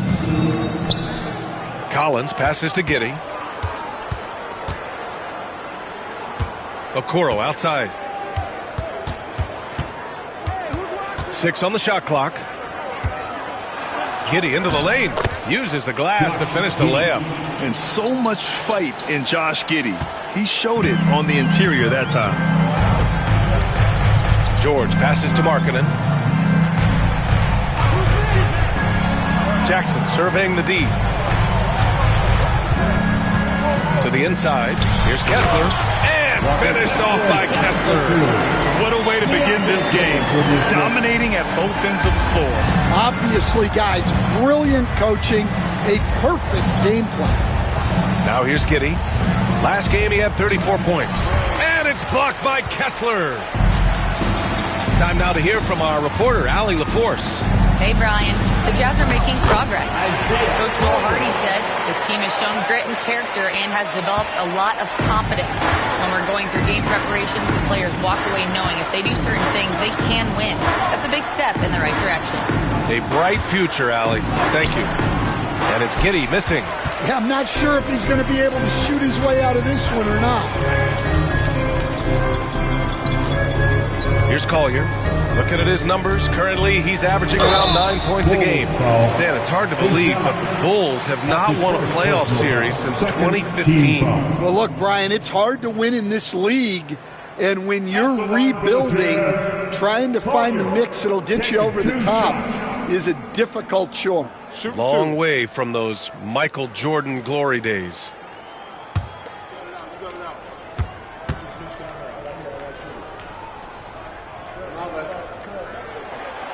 First one falls. Grant, a big reason for Utah to be excited about the future. Their young head coach, Will Hardy. Yeah, B.A. I mean, he's had this team competitive after trading away both Mitchell and Gobert. And I love how Hardy has developed guys like Lauri Markkanen. Utah making a switch here. Sensabaugh's checked in. That's also good, so he hits both free throws. Well, the last time the Bulls won a playoff series was back in 2015, Grant. That was back when Butler and Rose were their leading scorers. And it just shows you just how long it's been. But they've been stuck in mediocrity ever since. And right now, they are desperate for a breakthrough season. Now here's Collins. He really had an off game against the Rockets. The three from Okoro. Rebounded by the Jazz.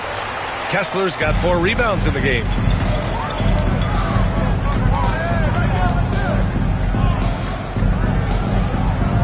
Here's Collier. Giddey defends. Back to Kessler. Stolen by Collins.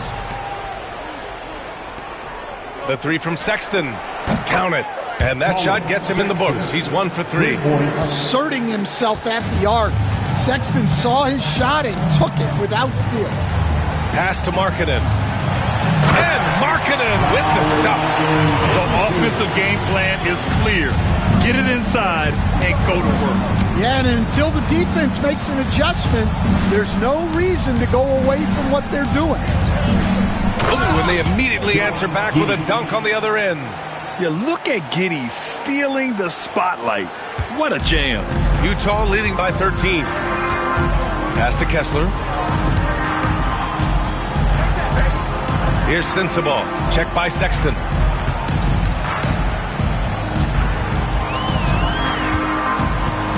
Clock at 6. Here's Sensabaugh. 17 points in his last outing. No good from outside. He got his defender off his feet with a pump fake, but couldn't knock it down. So far, rebounding has been a focal point for them. Left side, Giddey. Pass to Collins. Here's Buzelis. Collins a screen. Here's Giddey. Oh, he clanks that one off the back iron and it falls. Giddey's got 6. So pure to watch Giddey pop like that. The guy can score it. Now Jackson. Here's Collier. Kessler a screen. Oh, there's the alley. And an emphatic jam on the lob. Well, it doesn't take much for Kessler to catch that lob and slam it home.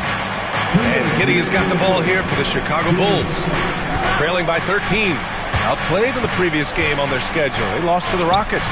And it was an awful game defensively. They lost the individual matchups, and the help was slow to rotate. And being slow on your rotations is a killer.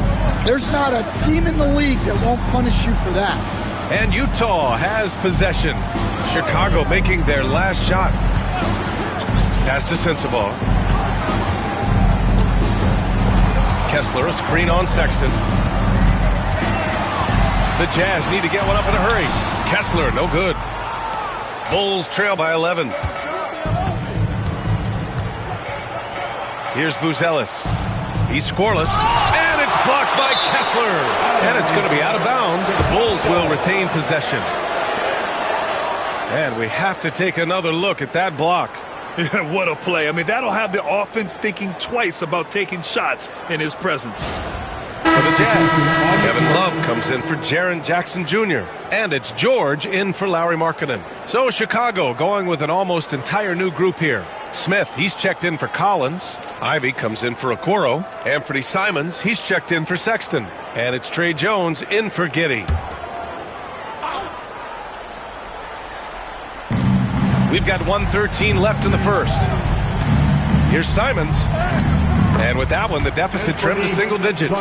Some guts. Simons finishing with strength. George passes to Kessler. Pass to Sensabaugh. Out to the right wing. Love, a screen on Simons. The three, Collier. He's in his comfort zone. 2 for 2 to start this one. And they've settled in quickly today. A nice flowing rhythm to their offense. Here's Simons. Back to Jones. Goes up and lays it in nice and easy. And now almost all their points coming from the paint. Jones against George. Here he goes. Uses the glass on the layup. Just a gutsy play by George inside, finding the close range look. Bulls trail by 12. Ivy outside.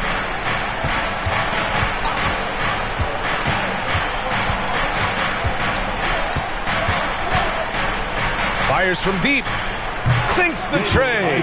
Well, with his skill and confidence with the ball, if you put him in position, he'll reward you. And that does it for the first quarter. Jazz out in front, up by 9. And back to the start of the second quarter in just a moment.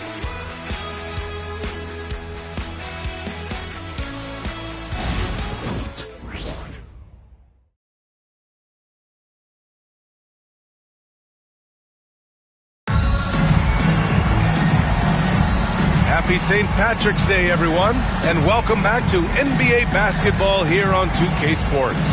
And take a look at the Jazz performance here, guys. What do you think?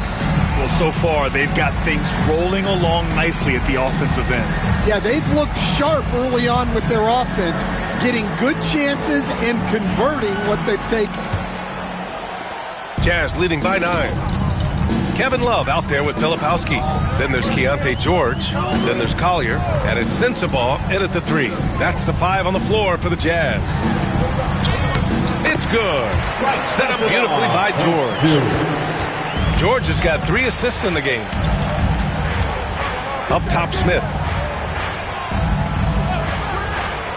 To the paint. Here's Ivy. Out to Simons. Another 3 for Chicago. Well, don't blink, or Simons will already have the shot off. Utah's gone 3 of 5 from the perimeter in this game. To the middle. Here's Sensabaugh. And good work on the boards as they picked up the second chance points. Nice rebound. Trying to match the other team's intensity right now. Jones, the pass to Ivy. Simons outside. Shoots over Collier. The rebound by Filipowski. Yeah, you expect him to make those. Good look. Just couldn't find the mark. Pass to George.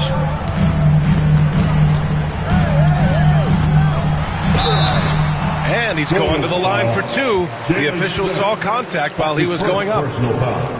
Well, Stan, since trading Rudy Gobert and Donovan Mitchell in 2022, the Utah Jazz have done some reshaping of their roster. Yeah, and Brian, it's clear that they're not done. The tinkering continues. They're going to continue to move pieces around until they find what they think can become a championship contending team.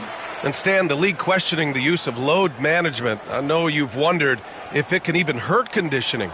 There's no question, Brian. Look, since the age of load management has come into the NBA, injuries are up, not down. I think players have been deconditioned, and that's even before you get into the need of guys playing together more to gain a rhythm and an on-court chemistry. You know, like actually playing basketball together. a novel idea. Now here's George. His last outing, we saw him score 22. Here's Sensabaugh, defended by Jones. Shot's good by Sensabaugh. It took him a while to get his legs under him. He didn't do much in the first quarter, but now he's off and running. Simons passes to Ivy. Elbow shot on the way. Jump shot is good. Ivy's got 5 now. Well, mid-range shots might be sparse from Ivy, but he can hit them to keep the defense honest. Pass to Williams.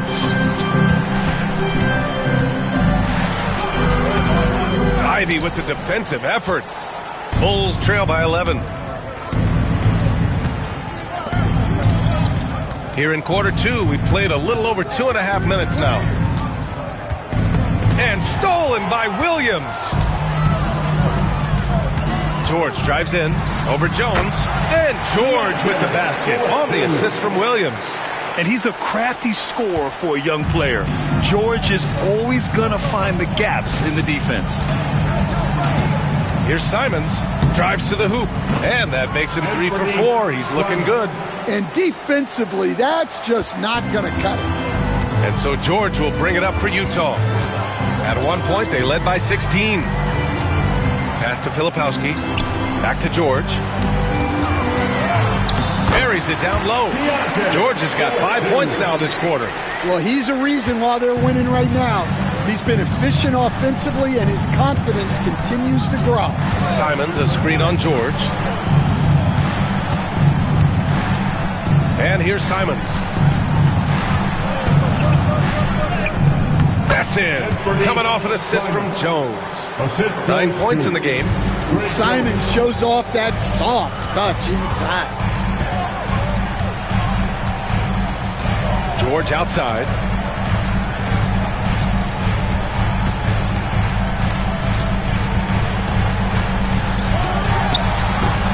The putback. He's off on that one. The Bulls trail by 11. Pass to Jones. Smith outside. Now here's Simons. Down to 5 on the shot clock. Jones, the pass to Smith. Had a chance there to cut it to single digits, but it's off target. And now the Jazz on the run in transition. Williams in the post. Working on Jones. Sensabaugh. Ooh, a little luck that time as it drops. Sensabaugh's got 8. The Bulls have gone 4 for 7 in the second quarter. Smith outside. Ooh, poked away. Simons outside. The 3. That shot off the mark. And it's amazing. Their slim advantage on the board seems a lot larger than it is. Pass to Sensabaugh. Ivy with the ball. Guarded now by Williams. Oh, nice shot by Ivy. Oh, one of the better attackers of the rim. Ivy will not be stopped. Jazz leading by 11. And we've got a timeout called by Will Hardy. I think right now he must be looking at some adjustments. They want to keep rolling here following a win against Minnesota. They were really in control of that game, played well as a team, and really made sure they didn't have to sweat it out at the end. Well, they were able to execute when they needed to, never let the game get away from them, and close things out.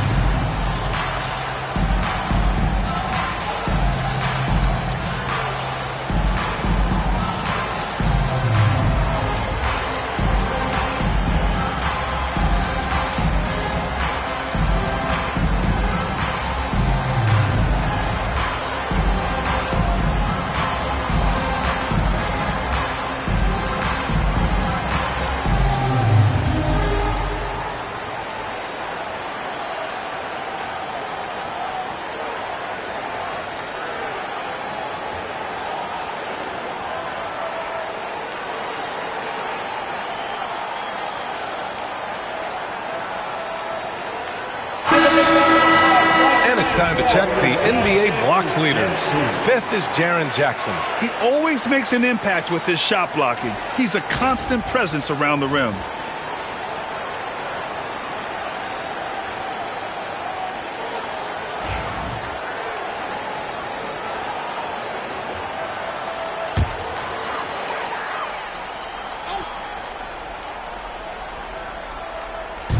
Pass to Markkanen. Giddey against George. Back to Markkanen. George outside. The 3 is up. Hey, shooting the ball well. He's 5 for 9 in the game. Well, what a quarter he's had. You can tell he's in the flow. They should be looking for him every possession. Maybe the results haven't been there in recent seasons, but the Jazz have an exciting young core, Coach.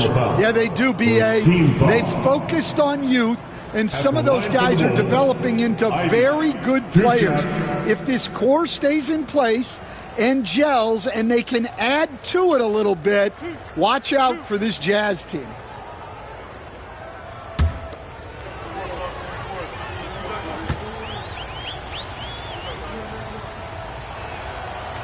No good on that one. And growing up in California, Stan, when did you first fall in love with the game of basketball? Well, Brian, my dad coached for a long time, and I just remember going to his practices and going to his games. I can't remember a time where I didn't love the game. Booz Ellis is checked in for Williams. And he can't hit the second. And when you talk about Ivy, his explosiveness really stands out, especially when he's running the floor. Pass to George. Fires the 3. And it's Chicago with a board. Giddey's got 4 rebounds now. Ivy passes to Collins. Count that bucket. Collins has got his first 2 points. Their defense just falls apart once the ball goes inside. All right, let's get a report from Allie. Well, the slam dunk is arguably pro basketball's signature play. And forward Nicholas Batum said growing up, you have so much joy in dunking. You're one of the few people in the world that can. But Father Time marches on, and like most vets, he's come to grips with the reality. He said, my body told me, no more, bro. Well, leave that to the youngsters now, right? All right, Allie, thanks. Ivy against Markkanen, and Ivy gets it to go on the assist by Simons. Simons has got 3 assists in the game. George passes to Markkanen.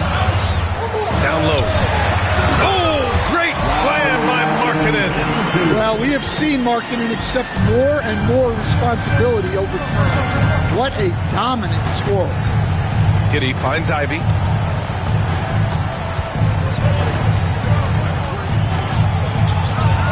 Collins outside from deep. The rebound by Markkanen. Utah leading by 12.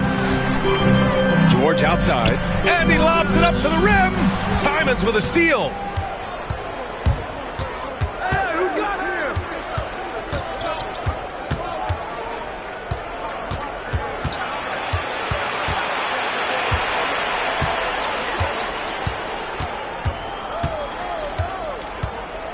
Just 4 to shoot. There's the 3. Utah grabs the miss. At one point, they led by 16. Nice shot by George. George has got 10 points now, just in this quarter. And just muscling it in. George, very aggressive. And timeout is called by Billy Donovan. He'll take the opportunity to regroup. Attention, everybody. Here comes your Utah Jazz High Squad. Let's hear some noise for it. On Memphis fans, on the floor now, your High Squad. Get loud and let them know. Get there. Sit up the feet and get loud for Houston. I want to hear you all.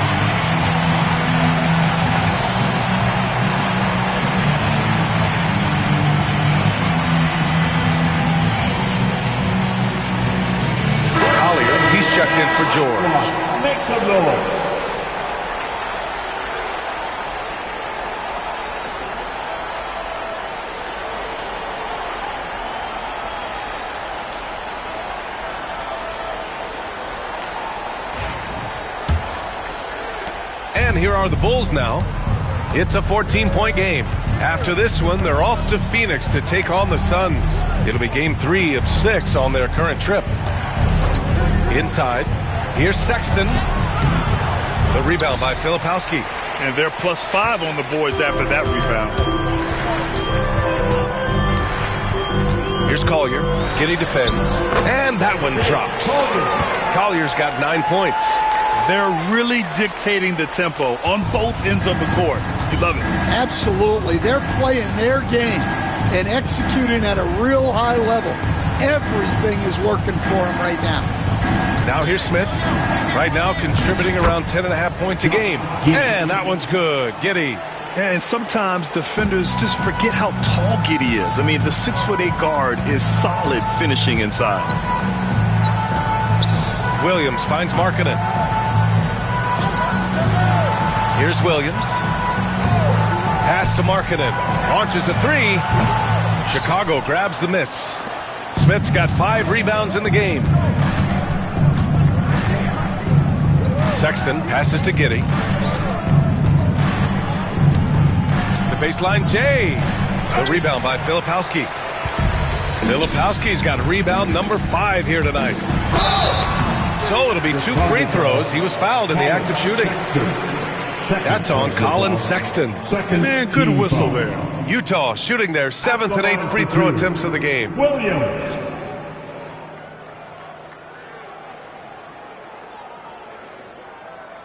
Shooting 2.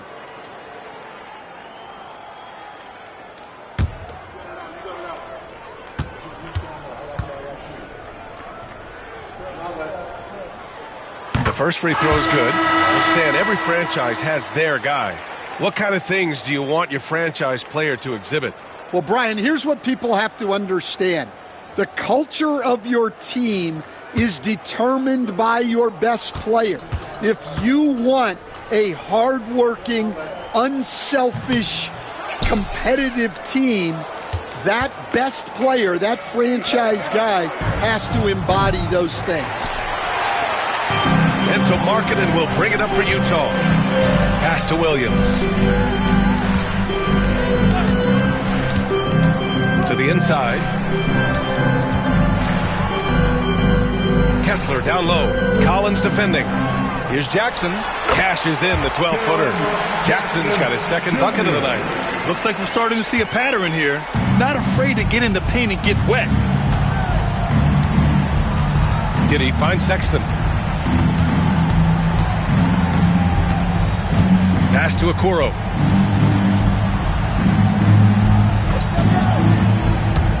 Giddey with it. Shot clock at 5. Nails it from beyond the arc. Giddey's got 13 now. And Giddey is working to improve this part of his game. The defense at least has to respect his 3. Here's Williams. Checked by Sexton. Williams passes to Markkanen. And here's Jackson. Lets it go from deep. That one doesn't go. He's just 2 for 5. That's his shot. And one, I'm sure, he wants back. Here's Okoro. Oh, a clear foul there on the missed shot. So he'll get a pair at the line. 2nd personal foul. Chicago shooting their 5th and 6th free throws of the game. At the line for the Bulls, Isaac Okoro. 2 shots.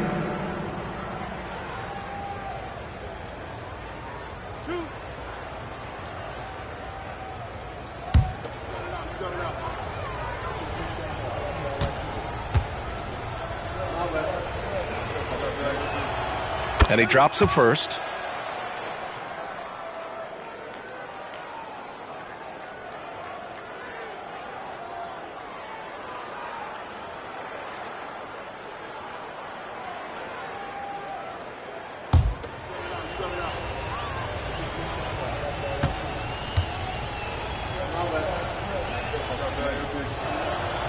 He's perfect from the line this time.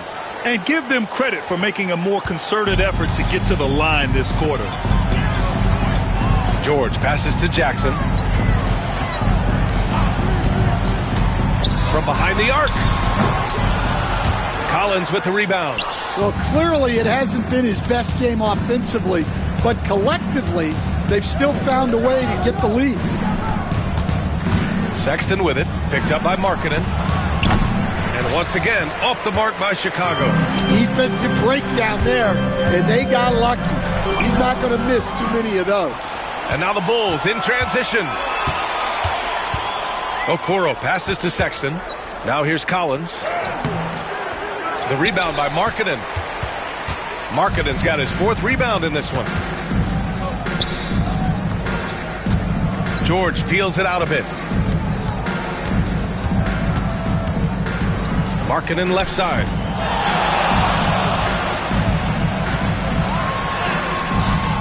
Just bullies his way in. Lauri Markkanen. Like a matador. Olay! There was no defense. That has to be one of the easier shots I've seen tonight. Unorganized defense like that is not going to help them close this deficit. And so it's the Utah Jazz. A sizable lead of 14 at the break. The hustle they've shown on defense has been tremendous. Back to the game after this break.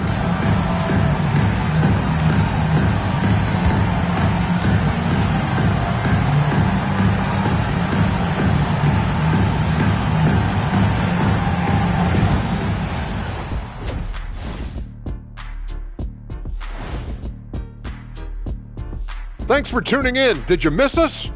Before we discuss the game at hand, let's first check out the upcoming schedule. And for their matchup with the Clippers, they're going to be tested on both ends. But we're talking to these guys. They're ready for it. They're hyped, man. This one could have a playoff feel, Ernie. Our viewers would love that. So would we. That was a good job, Kenny. Thank you. Now let's talk about that first half. What an impressive performance for the Utah Jazz. Man, this offense is in rhythm right now. They're moving the ball, moving without the ball. Everything looks exactly the way they drew it up. Yeah, this one might already be over. Thanks for tuning in. Now it's time to head back over to Brian Anderson for the start of the third quarter.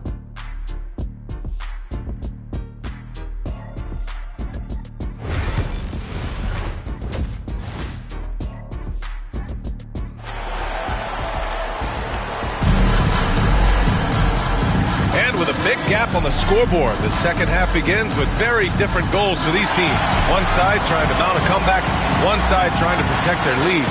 It's been quite a game for Lauri Markkanen. His whole first half looked like a highlight reel, rising up and just owning the rim.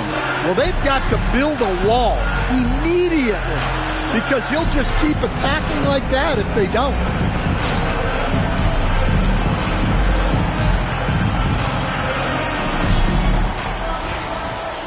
And there wasn't too much drama in the first half, but maybe things will tighten up here in the second. On the court for Chicago, we got Zach Collins, Smith out there with Isaac Okoro, and it's Josh Giddey, and it's Sexton in at the 2. Wow, Keontae George flashing those handles, nasty stuff. Here's Smith, following the bucket by Utah. Man, a foul called on the way up. So he'll take 2 from the free throw line. That one on Kessler. He's getting his first free throw attempts of the night now. Josh Giddey at the line for 2.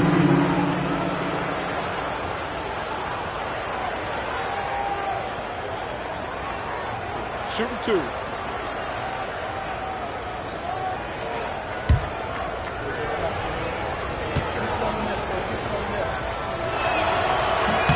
And he makes the first. You can tell that Josh Giddey is one sharp player, not just in how he threads passes, but how he moves on the floor and gets around other guys.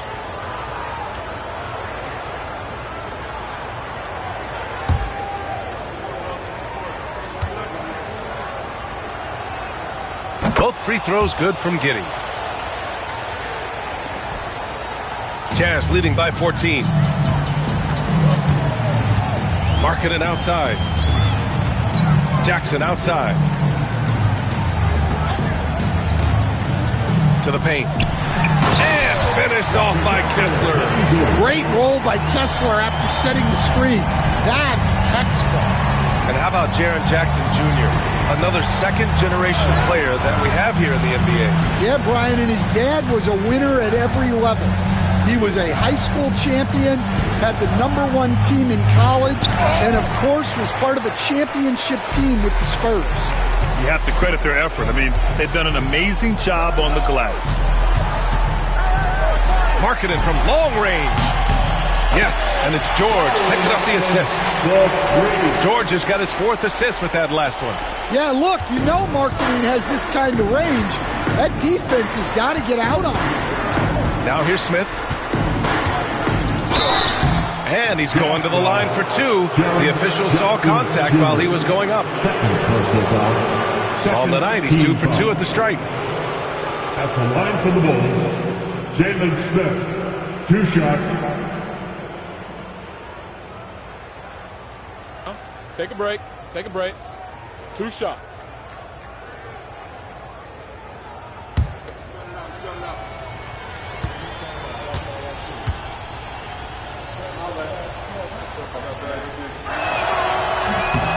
He's off on the first.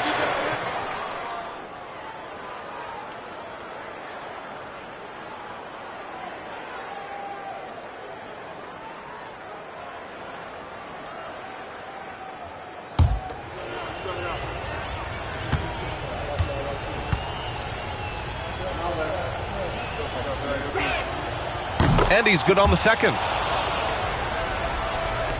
And we're about a minute and a half in the second half. Jackson outside. Pass to Kessler. Outside, Williams. Markkanen against Collins. 4 on the clock. Markkanen, the pass to Jackson. Launches it. The putback. Oh, he hangs in there and cashes in on the second chance points.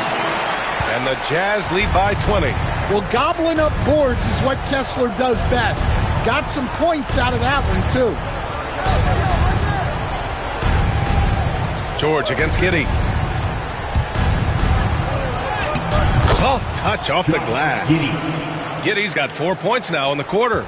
He's really finding his rhythm here. I mean, smart move to keep feeding him the ball. Yeah, when you have a guy playing like he has been recently, he's got to be the first option on every possession. And Markkanen with the stuff. So good to see Markkanen using force on his finish. And we'll have a timeout called by Billy Donovan. And we might see some changes. Coach potentially looking to adjust.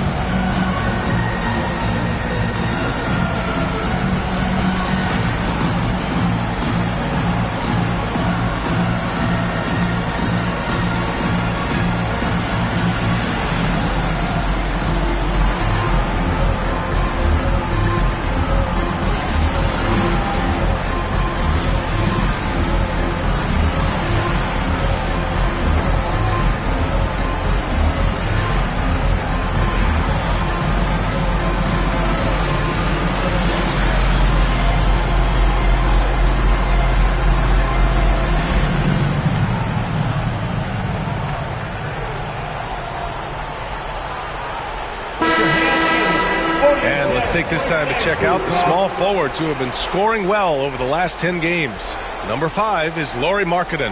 And these are some of the most dangerous players in the league. Just capable of getting hot and taking over a game in the blink of an eye.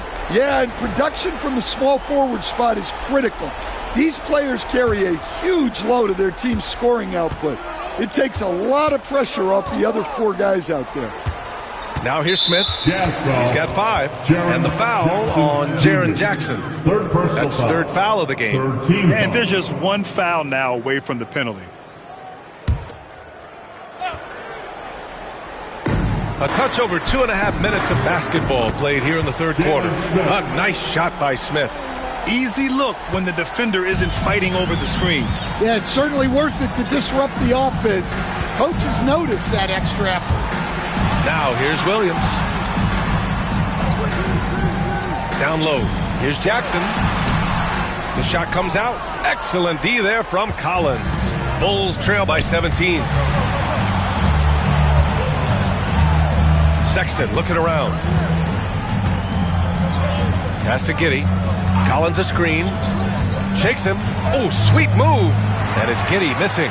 And the shooter had very little space on that attempt. There's no air space there whatsoever. That's as close as you can get without foul. Now here's Markkanen. 20 points for him. And offensively, Markkanen is in the zone. He's using his size well, and the defense hasn't had an answer. Smith outside. And he got the whistle on the way up. So he'll be headed to the line for a pair. Jaren Jackson picks one up. He's gone 3 of 4 from the line. At the line for the Bulls, Jalen Smith taking 2 shots.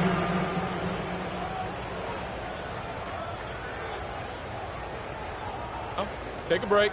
Take a break. 2 shots.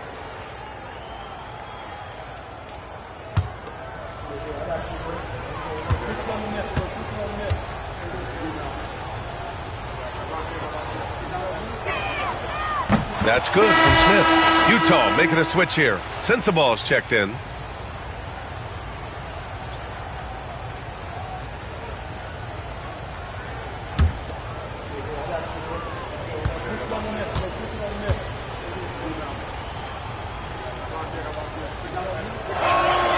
And good on the second, so he makes them both. Just over 3.5 minutes through the third. George against Giddey. Kessler, a screen on Giddey. To the middle. Pass to Sensaball. George against Giddey. George's shot is off. And Giddey has got the ball here for Chicago. Trailing by 17. And it's good for 2. Giddey's got 6 here in the quarter. Yeah, how about Giddey tonight? Scoring the ball, such a different matchup. I don't know who they can throw at him right now. Now here's George. He's got 16.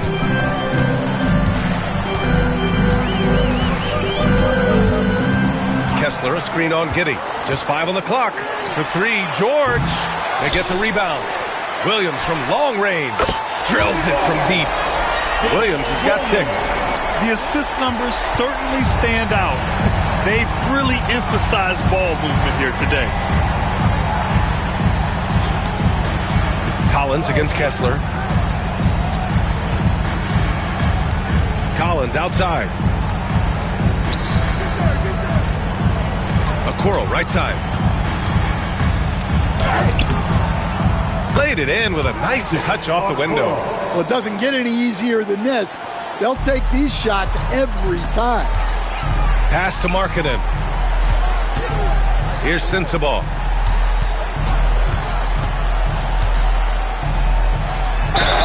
Oh, and there's the whistle on the shot. So 2 free throws for him coming up. That's his first personal Hey, foul. if you can't block it, sending him to the line can be the next best thing. And a chance for a moment to check out the scoring breakdown for the Jazz. Well, they've clearly been focused on getting the ball inside. And up to this point, the defense has not had an answer. Well, something else that stands out is how they've shared the ball. I mean, they're getting a lot of their points from sharp passing.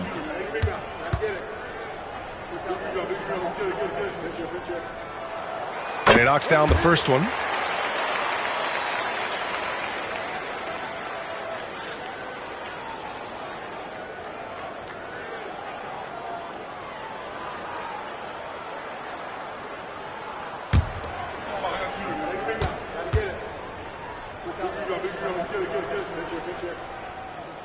And so he makes both from the line. The Bulls trail by 18. Smith outside. Back to Giddey. Pass to Collins. Williams against Sexton. And remember, despite a great start to his career, Colin Sexton was traded after his 4th year, Coach. Yeah, well, Brian, it seems like everybody gets traded at some point now, and Sexton has responded well to that deal. He understands it's not personal, it's a business. He deserves a lot of credit for what he's done. Yeah, two sides to that coin, too. The team that traded you, there's also a team that wanted you in trade. So true. That free throw good from Sexton. You know, Grant, looking at the career of Colin Sexton, he had a huge third season, averaged 24 a game. Yeah, B.A., and unfortunately, Colin hurt his knee early during his fourth year. Had season-ending surgery, but we've seen Sexton make a full comeback and just a dynamic scoring guard. All right, both free throws good from Sexton. They're finding a rhythm from the line as they try to cut into this deficit. George finds Markkanen. Fires from the wing. Chicago with a rebound. Sexton with it. He's got 5. To the inside. Collins. Good D by Kessler. Suffocating defense to keep the layup from falling. Williams passes to Kessler. Sexton comes with a double team. Here's Sensabaugh. The basket drops, and he gets fouled on the shot. One free throw coming his way. Yeah, if Kessler keeps passing the ball like that, he will be dangerous. Collier, he's checked in for Utah. Buzelis is checked in for Chicago. Anthony Simons comes in for Giddey.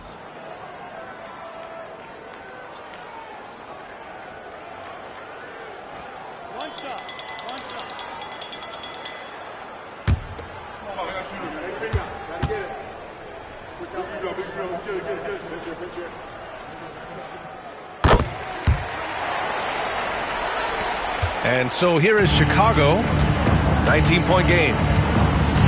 Sexton passes to Collins.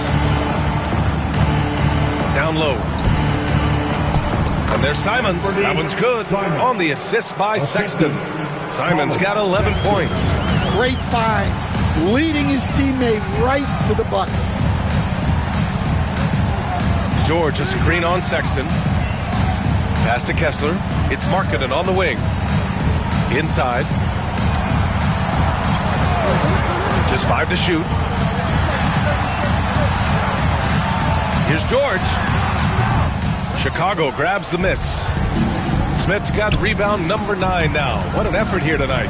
And he's having an ugly quarter from the field. It seems really frustrated.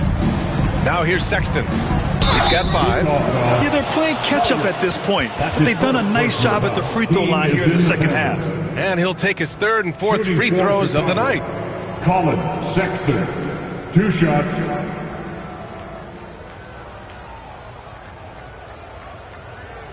Shooting 2.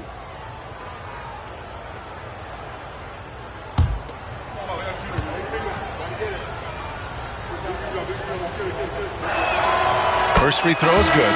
Well, in terms of bucket getters, guys who just fill it up, Colin Sexton is up there. He's just excellent scoring the ball. Jones, he's checked in for Chicago.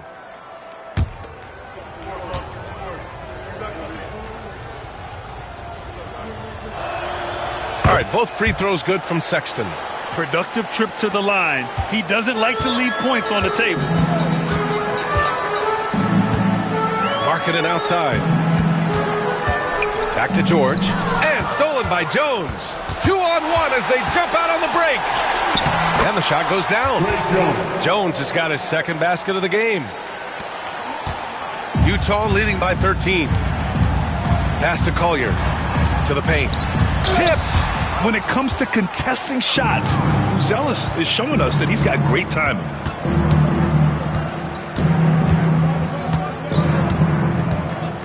And here's Jones.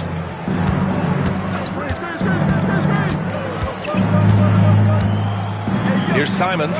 Fires for 3. Oh, he drains it. His 6th make it 9 tries so far. Well, you see that quick release. And Simon right on the money. George finds Markkanen. And looks like an illegal pick was set. That gets the ref's attention. Chicago ball. A peek now at our rookie leaderboard to see who led the way in steals this past month. 5th best, Matas Buzelis. And simply put, over the last month, he's been fantastic. Active hands leading to a lot of steals. Chicago making a switch here. Miller's checked in. Bulls trail by 10. Simons outside. Pass to Sexton. And there's a pick. Inside. Here's Miller. And he dunks it. What a pass to set him up. You know, Sexton can be just so clever with the ball, disrupting the defense to create for his team. Here's Sensabaugh. Kessler with it. Guarded by Miller. To win the drought. Oh! Wow! And that one is stuffed right through. Can you say immediate entry into the highlight reel? Woo, what a tough PA. It's showtime now, man. They've built up a lead, and they're starting to rub it in. Chicago making a switch here. Jang's checked in.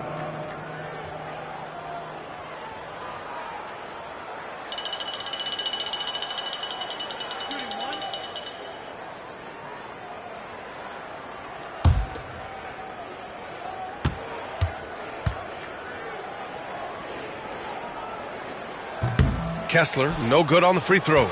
Well, where Kessler is elite is on the boards, and he's an excellent rim protector. Those two things alone will earn you minutes. I'll tell you what, they've rebounded the ball tremendously well. Shot's good by Sensabaugh. The scoring is coming easy for him. Got to keep the ball in his hands. Jones, the pass to Jang. There's a screen by Jang. From the high post. The rebound by the Jazz. Markkanen's got his 5th rebound in this one. Collier, no good. Bulls trail by 12. To the inside. And the ball out of play. The Jazz will have it. The defense will take that miscommunication. Not even close. Williams is checked in for Jang. Patrick Williams. And it's Utah with the ball. And so Will Hardy calls for the timeout. We might see him looking to make some tweaks to the strategy here. They've committed enough fouls to be in the penalty already. Not good. They really need to concentrate on playing strong defense without getting too physical. It's time for dance step. If you see yourself on the big screen, then you know what to do. Show us your move.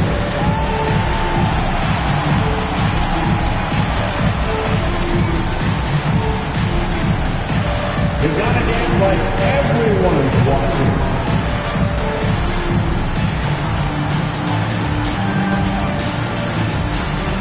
Let's see those dance moves.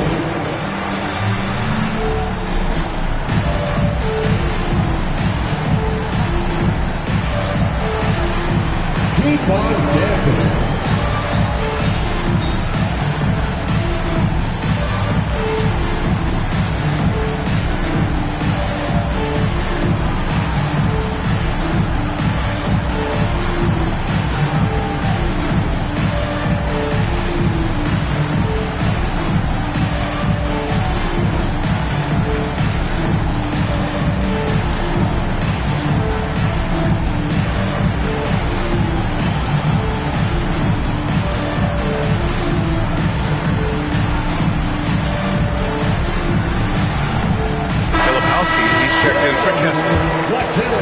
A chance now to take a look at the steals over the last few months for Jaren Jackson. I get the feeling he hasn't been paying as much attention defensively as he should be.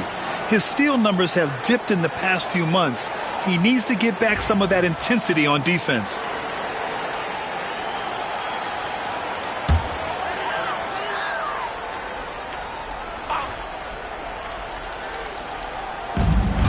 George, right side.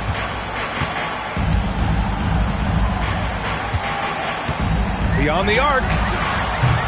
Knocks down the long J. George has got 19 points. Well, that's his first 3 here in the second half. Gotta think he'd like a few more of those. Pass to Sexton. Simons outside. Shoots over Collier. Simons' shot is good. Simons got 16 points. Well, they're behind, but it's certainly not because of him. He's doing everything he can. He just needs more help from his teammates. Markkanen, the pass to Filipowski. Here's Collier. 6 to shoot. The three is up. Buzelis grabs the board. Bulls trail by 13. Outside, Williams. Pass to Buzelis. A minute 31 left to play in the third quarter here. Williams, a screen on George. Some room here for Jones. The rebound by Filipowski. Filipowski's got his 6th rebound on the night. To the middle. Tipped. Now Williams. Still no points. Here's Jones. And he was fouled while in the act of shooting, so he'll take 2 free throws. Stan, when Trey Jones is on the floor, you can just see how easily the offense flows. Well, Brian, he's the kind of point guard that teammates love to play with because his only thought out there is setting up other guys. He's not going to light you up with his own scoring, but he is a great facilitator. Old school, traditional point guard makes everybody better. You don't see many of those anymore. The former second-round pick, Jones has worked hard to carve out a role in this league, and he continues to look to improve. Kevin Love's checked in for Lauri Markkanen. Ivy's checked in for Chicago.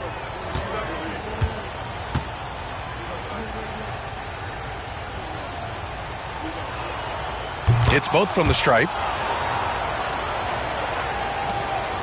Here's Collier. He's got 9. 1:02 left to play in the third. Pass to Filipowski.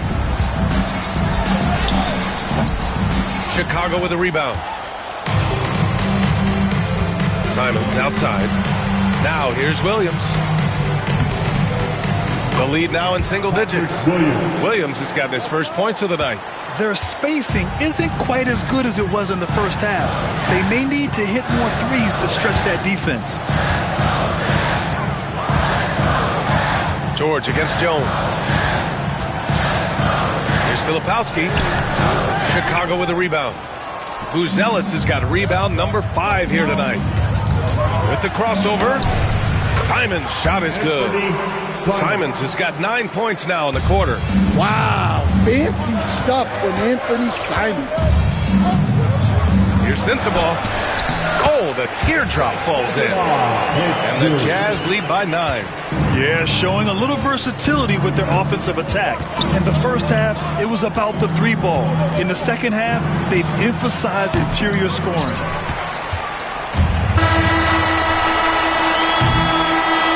So it's the Utah Jazz with a 9-point cushion at the end of the quarter.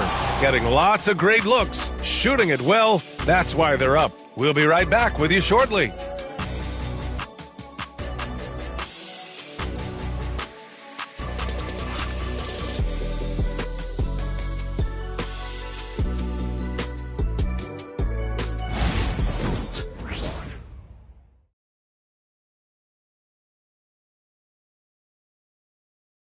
Head coach Billy Donovan is mic'd up along the sidelines. Let's check it out. It's not going to be easy. We got to stay with it when it's not going well. We're all right. Come on, a lot of time. It's a lot of time. Keep battling. And Billy Donovan recognizing it's a long game and his team can come back. They absolutely can. But it starts with getting stops and their defense translating into great offense. With 3 quarters behind us, let's see what this fourth period holds in store. Williams is out there with Collier. Then it's Filipowski. Then it's Jaren Jackson. And it's Sensabaugh in at the small forward position. That's the 5 on the floor for the Jazz. If they just continue to dominate the boards. Here's Collier, defended by Jones. Kicks it out to Jackson. No good with the triple. Every player goes through this. When your shots aren't going down, it can ding your confidence. Oh, and Jackson with the block. The attention to detail on defense. Jackson reads shooters well and knows when to go for blocks. 5 on the clock. Miller, the pass to Ivy. Over Williams. The Bulls with another miss. Great work by the defense. That's the intensity coaches want to see. Here's Sensabaugh. Ivy defends. Filipowski nails the baby hook. And the Jazz lead by 11. Nice execution by the offense, generating a good look. With the step back. Here's Ivy. Pass to Simons. Outside Jones. Down low. Here's Miller. And it's flushed down. A nice jam. Well, they have Jones out there to run these plays, to work the defense and open things up. Here's Collier, defended by Jones. Here's Sensabaugh.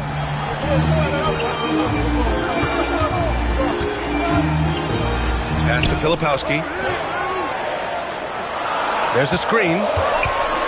Here's Collier. Banked it in off the glass. Well, credit the screen there, springing him loose for the finish. Bulls trail by 11. Simons outside. Here's Jones. Oh, and makes it with the kiss. Jones gutting it out in close. And the Jazz with possession here. They led the game at 1 point by 20. Here's Collier, defended by Jones. Pass to Collier. Jackson, the screen. Looking to get it going, and it's rejected. Miller, the pass to Simons. Shoots over Filipowski, and there's Simons. That one's good. On the assist from Miller. Simons has got 11 in the second half. Jazz leading by 7. Pass to Jackson.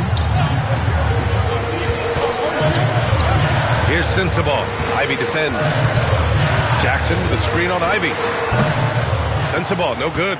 And that's one he wants back, just wide open, but not able to connect that time. And he takes the feed in stride and slams it home. Yeah, what a feed from Ivy. These are the type of passes you love seeing from him.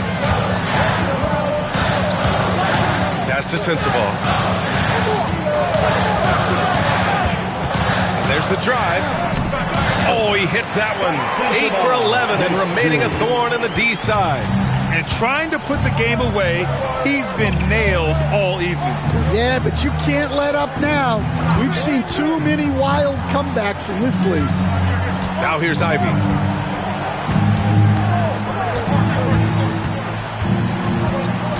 A little mid-range shot is up, and it's good. Off the back of the rim and in. It's always a good sign when Ivy's jumper is falling. He's working to become more consistent on those shots. Pass to Sensabaugh.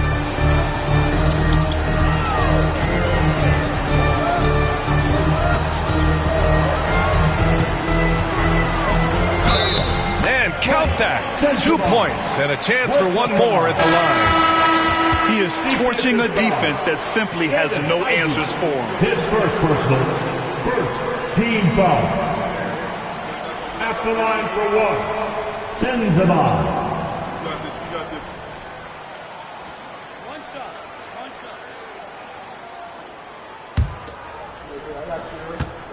Push it on the net. Push it on the net. Finally getting himself to the free throw line. He was sitting back in the first half with no free throws to show for it. Okoro outside. Simons outside.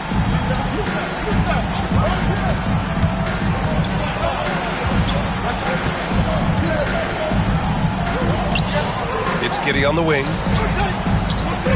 And it's blocked by Kessler.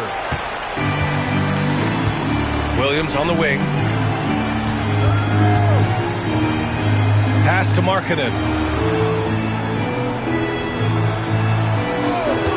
From behind the arc. Collins with the rebound. Collins has got his 4th rebound in this one. Okoro outside. And here's Collins.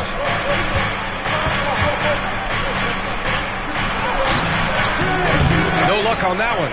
Good D by Kessler. Utah leading by 8. Williams in the post. Giddey defends. Simons against Markkanen. Second shot opportunity. Oh, Markkanen hit on the release. Well, that's a nice effort there on the offensive boards. Markkanen can make a difference there when he's that active. Pass to Simons. Collins with a screen on Williams. Simons passes to Collins. And Collins with the slam. And what an aggressive move to the rim. He's really trying to fire up his teammates right now. Boy, it's not hard to feel inspired after a teammate makes that kind of finish. Well, that's exactly what's needed when you're trying to turn things around. Markkanen with a screen on Giddey. Here's George. And it's Giddey with a rebound. Giddey's got his 5th rebound in this one. Simons against Williams. It's Giddey on the wing. Williams grabs the board. Utah leading by 8. George outside. Back to Williams. Pass to George. Markkanen sets a screen. Uses the glass on the layup. George has got 21. What a finish inside from George, showing he can handle physical defense. George against Giddey. Okoro outside. Collins with a screen on Markkanen.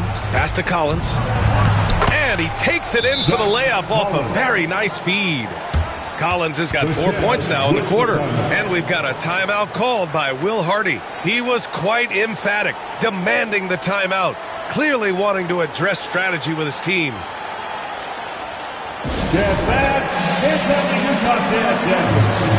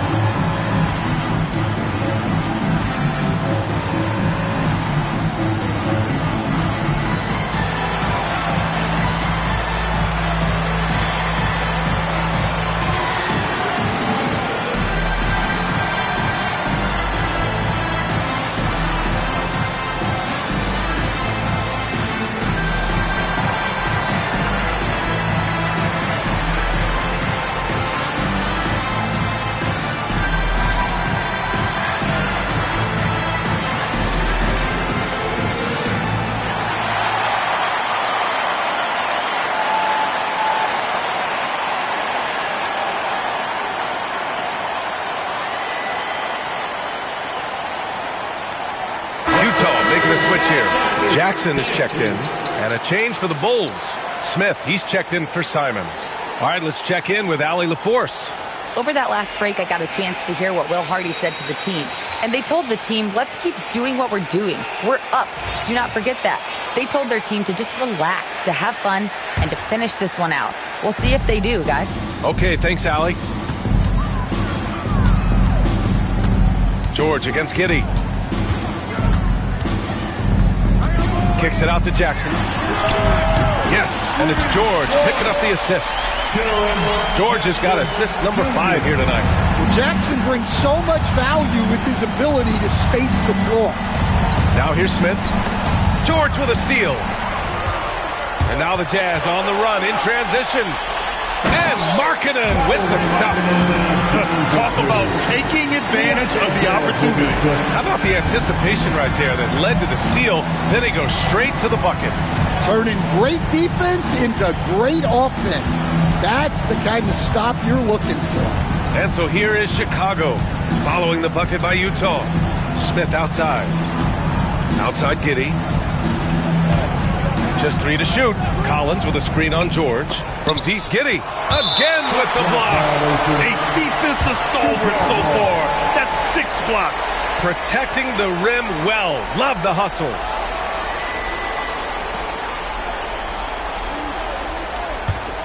And here are the Jazz. They're on a 14-6 run. High post Kessler.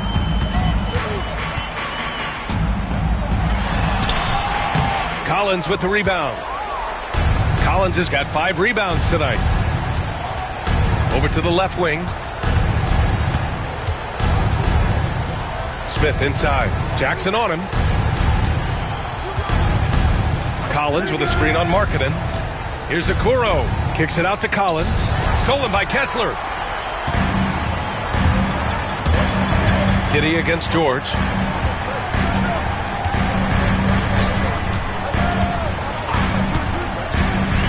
Pass to Markkanen.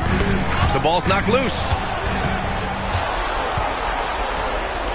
On the wing, Sexton to the paint. Smith. Ooh, the dunk by Smith. That's just a great pass. Excellent vision to see the open spot in the defense and lead him to the score. Now here's Jackson. George outside. With the drive. Chalk up 2 there. George has got 4 points this quarter. And such a sturdy frame on George. I mean, it makes it easier for him to take those shots on his way to the rim. And we'll have a timeout called by Billy Donovan, looking to get everyone dialed in and engaged. Let us hear you, fans. Never fans. On the court is your high squad. Time for defense.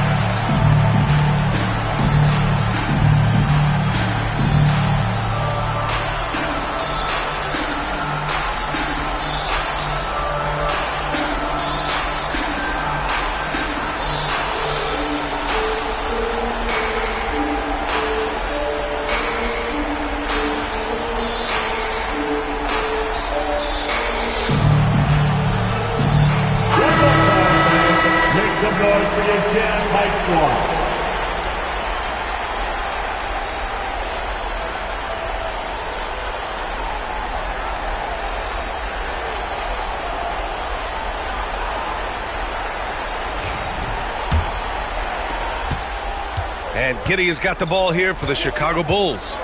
Trailing by 13. And he buries that one. Back rim and in.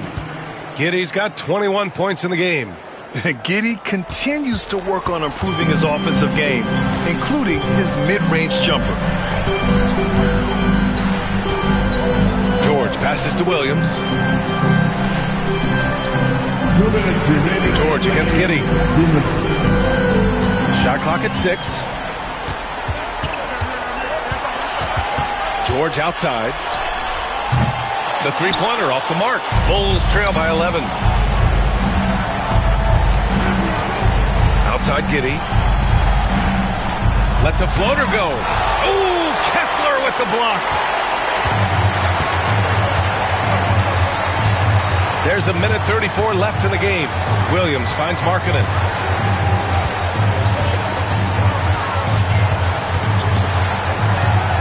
George, right side. Back to Markkanen. Lets the 3 fly. It's good. Set up beautifully by George. Markkanen's got 7 points here in the quarter. 1:19 left in the fourth quarter here. Giddey against George. The 3 from Okoro. Counted from distance. And both teams running long-range plays that are working. Well, you know it's become a three-point shooting league. Teams shooting a steady diet from outside.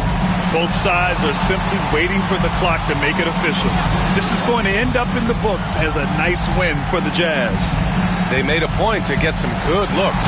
Yes, they were able to pound the ball inside. I love it. And they really wanted this one. It pushes their win total up to 21. And big-time bragging rights won today, just grabbing that season series. And it was a reliably solid performance from one of their key guys. A tremendous game for Lauri Markkanen. Well, as a coach, it's so fun to watch a player dominate the game offensively like he did in this one. And the first one at the line is good. Rim protection and shooting, so important. Jaren Jackson Jr. has both of those skills, Stan. Yeah, and look, Brian, it's rare to find guys who can do both of those things. Shot blocker at the rim and stretch the defense at the other end. Guys like that are hard to come by. He's been a defensive player of the year. Maybe we'll see him in the three-point contest one day. Well, you talk about a guy who could start for any team in the league. That's what Jaren Jackson is all about. Basket's good. There's 42 seconds left in the fourth quarter of this one. Outside, Williams. Back to George. Inside. And Markkanen with the stuff. This is what winning is all about. Playing your best when it matters most. Yeah, they've got clutch guys on this team, and they never let up. And it's Giddey missing. Boy, this offense has been dynamic and diversified. Just everyone sharing the ball and sharing the load makes you difficult to defend.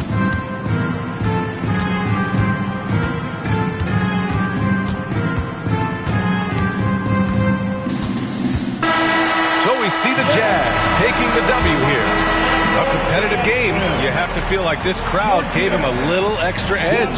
Yeah, they really fed off the energy. You saw their activity level go up. Just a tremendous performance. And now let's check in with Allie LaForce with the player of the game. Allie. Lori, some efficient shooting for you tonight. How comfortable were you with the looks you were getting? It was good. Teammates kept finding me. I think I had good looks, and can't really say much. Just try not to think about it too much and just let it go. Just play the game the way it should be. Congrats on the win, Lori. Allie, thank you as always. And that's going to do it tonight, folks, for our broadcast. For Stan Van Gundy, Grant Hill, and Allie LaForce, this is Brian Anderson. We hope you enjoyed our broadcast. And we present the player of the game, Lauri Markkanen.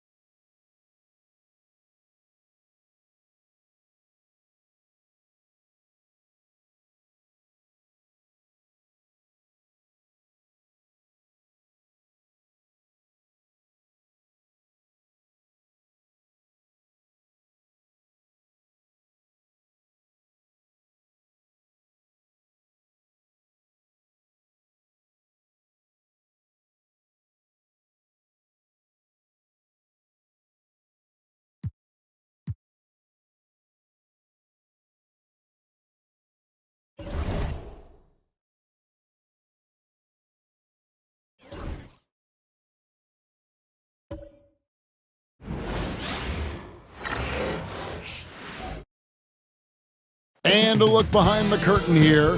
Final preparations for the challenge ahead. Hoping to come out of the gates strong.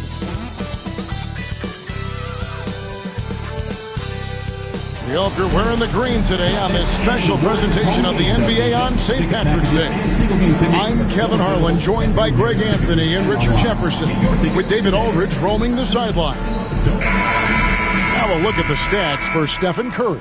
And guys, in the past 10 games, he's stepped up his role in the offense in a big way. His usage rate has increased. He's finishing off a lot of possessions, and that's just how this team wants it. Now let's take a look at the Nuggets opening lineup. In at the guard spots, it's Murray and Brown. Before in the 5, it's Gordon and Jokic, and it's Watson in at the 3 spot. And for the Warriors, in the backcourt, we'll see Curry and Podziemski. Green is out there with Butler, and it's Porzingis in at the center. And what a matchup we have here in the front court, Greg. Yeah, each of these teams are anchored by their big men. I think it's going to be physical and highly intensified. Pass to Butler. Green kicks to Curry. Porzingis with a screen on Murray. And it's Porzingis that time on the assist by Curry. Porzingis has got the first points up on the board for the Warriors.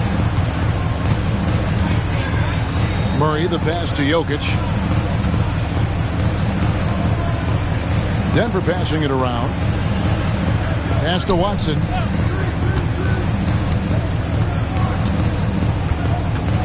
Down to 5 on the shot clock. And the ball out of play. The Warriors will inbound. Stage basketball.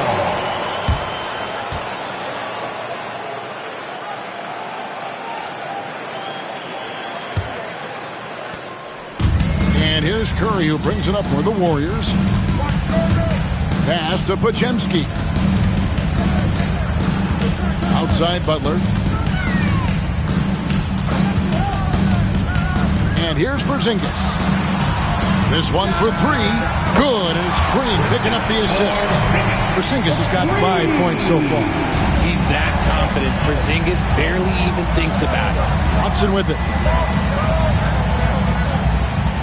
Gordon with a screen on Butler. Now here's Watson. D right on him. Here's Green.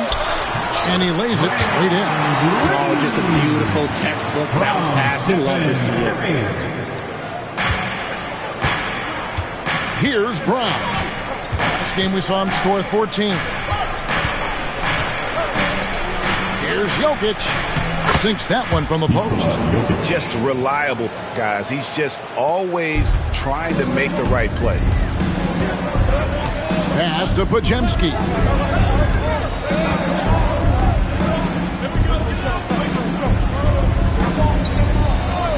Now Butler, defended by Gordon. Green, the screen, clock at 4, and stolen by Watson. And pushing it up, here's Denver. Lob pass to Gordon, hammers the alley-oop through. Out of nowhere, Gordon just soaring in there, and that athleticism carries him straight to the hoop. Well, over the years, the Warriors have had some historic tax bills. Yeah, and for the most part, it's been well worth it because it's led to championships and they generate a ton of income. But now, with this tax repeater penalties, you can see why they've tried to cut costs, and every team in the league has followed. Now, here's Butler, following the miss by Jamal Murray. And it's denied. Here's Brown. He's averaging just around 8.5 points a game. Those long arms of Porzingis are a serious factor on defense. And foul on the shot, so he'll get a chance at the line. First personal foul. And we've got our 2K insider, Shams Charania, on the line. Shams, what's the story? Guys, thanks. Well, Jimmy Butler is in the 5th stop of his NBA career. He'd been in a standoff with the Heat. As they hesitated to extend him at the number he desired, he knew there's going to be someone willing to pay up And guys, I'm very interested to see how Butler fits in his new opportunity. We'll continue to track that story. All right, Shams, thanks a lot. When it comes to players who like having fun, Greg, Jimmy Butler has to be way up there. Kevin, did you see his media picture for the 23-24 season? He looked like he belonged in an emo band with that hairstyle. Jimmy is definitely one of those guys that likes to troll and have fun. When it's all said and done, Jokic, Greg, is going to be the Nuggets' career leader in many categories. And he's already their franchise leader in rebounds, assists, triple-doubles, and playoff points, and many other advanced stats as well. And it's Michael Malone calling timeout here. He's going to have a discussion here on the sideline.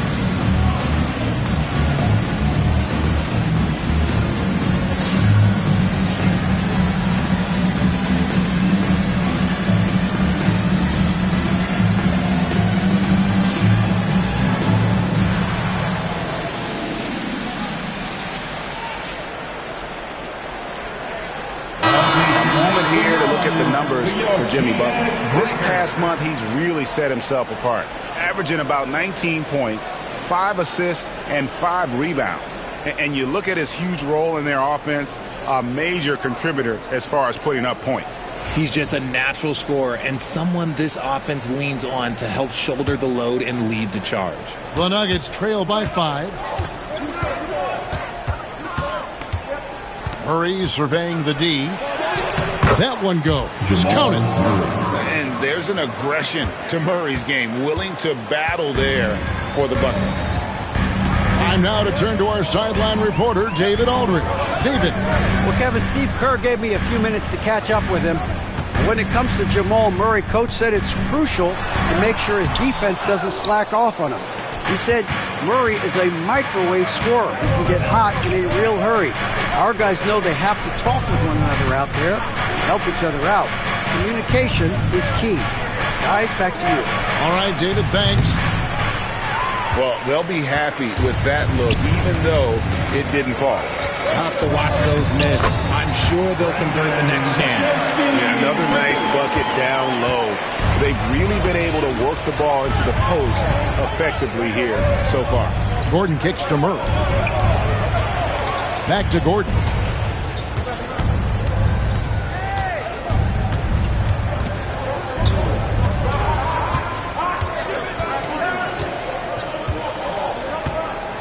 Lets it go with a 3. Great tee that time from Green.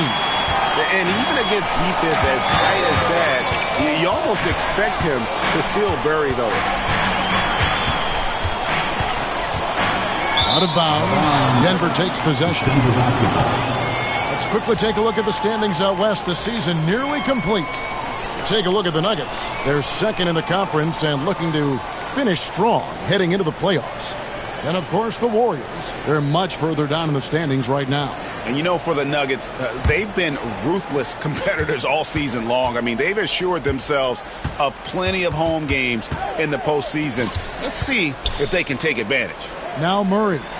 Following the three-point attempt by Aaron Gordon, the Nuggets with another miss. Okay, let's just say it. This has been an ugly quarter for him. Not quite a break the mirror ugly, but it's getting there. On its way from Curry for 2. Rebound by the Nuggets. Jokic has got 4 rebounds now tonight. Now here's Watson, defended by Butler. Jokic draws the double. Porzingis with the block. And just fast off the floor to challenge shots. Porzingis, this helps him get a lot of blocks like that one. Curry on the wing.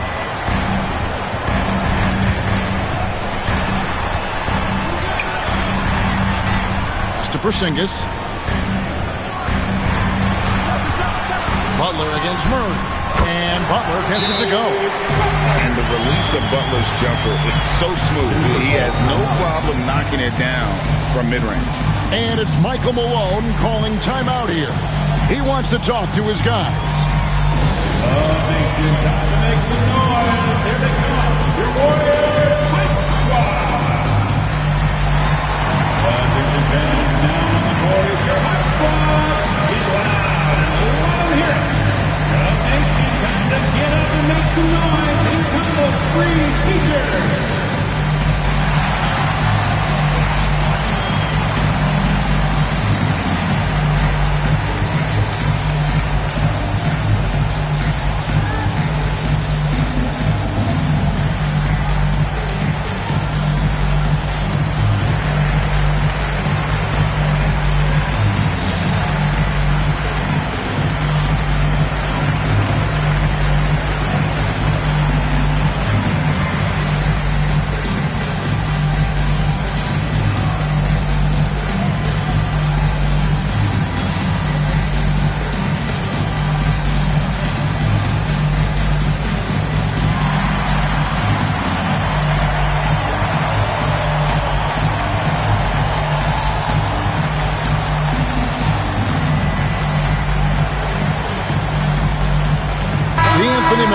He's checked in for the Warriors.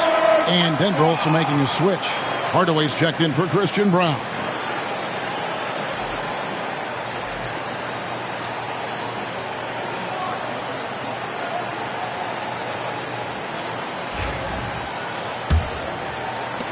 The Nuggets trail by 7.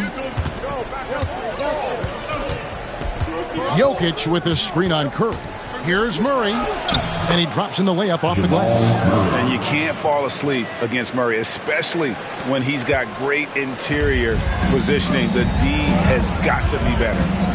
Now, here's Curry. We saw him go on a scoring rampage last game. Screened by Porzingis. And Butler, here we go. Goes up and lays it nice and easy. Butler's got his second bucket of the night. Looks like it could be a big night for him. Very strong start here in the first quarter. Pass to Jokic. Happy to see that one go in for his second make in 5 attempts. And you just can't give Jokic any breathing room because he is a threat to fire from anywhere. With the drive. Here's Butler over in the corner. Porzingis buries the long-range jumper. Porzingis has got 8 points. This is as good as it gets for a first quarter in terms of shooting the basketball. Murray against Curry. Outside Hardaway. There's Gordon with the 3. Yes, and it's Hardaway picking up the assist. Gordon's got his second basket. And an eye for an eye. Both teams working to stretch the floor. This is today's NBA. Hey, we see this kind of exchange more often than not. Pass to Curry. And it's blocked. And they get it back. Here's Butler. And even after 2 offensive rebounds, they just can't get the lid off. And right from the start, Kevin, they've been pounding the glass. Most of those 50-50 balls also going their way. Melton against Murray.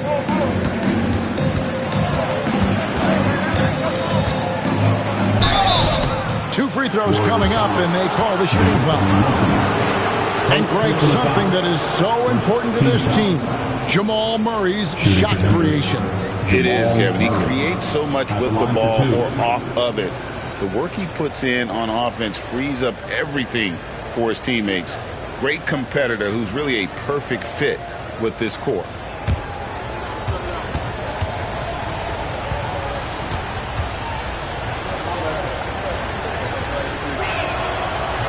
Free throw good, Murray. Well, Richard, we've had the Big 3 era, then the Super Team era. But what era do you think we're in right now? Well, you still need at least one superstar to win it all. The teams are focusing more on surrounding their stars with high-quality role players instead of going all in on super teams. Al Horford, he's checked in for Porzingis. And And that one goes in. 2 from the line that time. Richard, we know that not many teams have had steady core players like the Warriors have had over the past decade. Well, there's so much player movement these days, and it's hard to keep any roster intact, let alone a superstar team like Golden State. Now here's Curry. No scoring in this one. Horford dishes to Green. And it's Denver with the rebound. Jokic has got his 5th rebound right now in the game. Watson surveying the D. And there's the whistle. 3-second violation. Let's look at the 2K leaderboard to find out the teams that have led the league in steals the season's second half. Number 5, the Warriors. You know, the defense has been frenetic, and it seems like they're gaining momentum as the season wears on. I mean, they're forcing a lot of turnovers. And so Steve Kerr calls for the timeout. And coach has decided they need a moment to talk things over. Nation, time to make some noise and welcome out to your Warriors 15.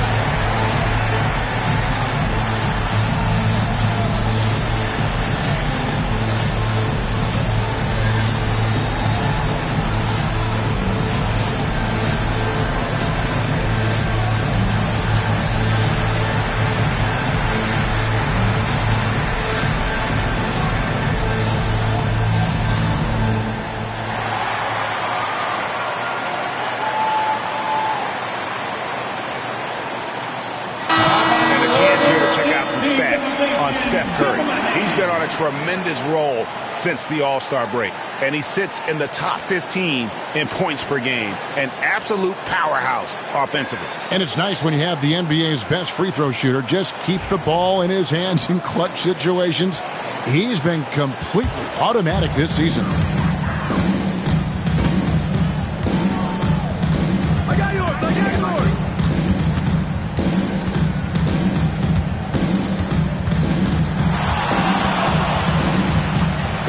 Horford trying to free himself up. There we go. Now in the scoring column with that make, he is 1 for 4. How do you stop Curry? Well, in a short answer, you can't. Murray, the pass to Jokic. Now Hardaway. Now Watson. Still scoreless. 6 to shoot. Johnson finds Jokic over Horford. And Jokic with the basket on the assist by Johnson. Nice touch on the jump shot. Jokic's shooting ability changes his team's definition of spacing. Outside Butler.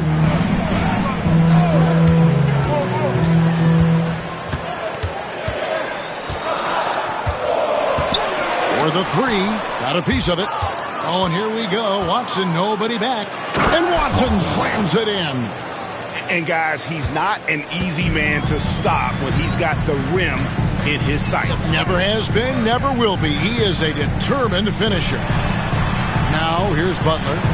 He's got 6.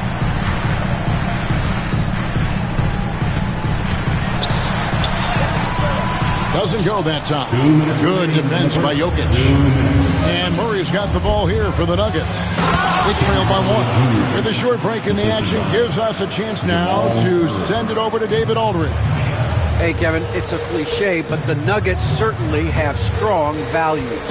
Coach Michael Malone says, open and honest conversation. That's the best way to have a real team. We talk about family a lot in our locker room.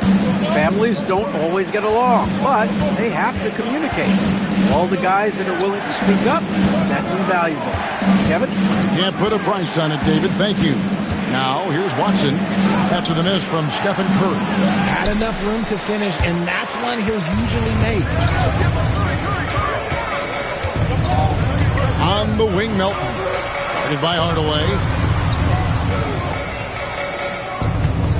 Melton against Hardaway. Melton kicks to Horford. Fires from deep. Denver grabs the miss. They defeated the Wizards in their last game. I mean, what to say? They're big-time nail-biters. Seemed like it was going to go on forever. Definitely, they're going to be riding high off of such a tremendous battle that turns out in their favor. Murray, no good. The Warriors trailing. Here's Melton.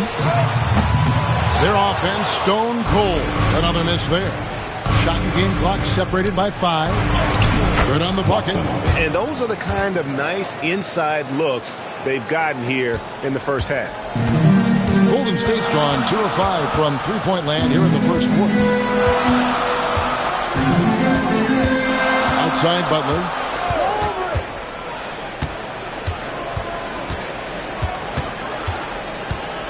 On the wing, Melton. Over Hardaway. And the last-second attempt doesn't fall. With the end of 1 quarter of play, still a close game. Denver on top, ending the first quarter with a tremendous 17-7 run. And we'll be back with you for the start of the second quarter when we return.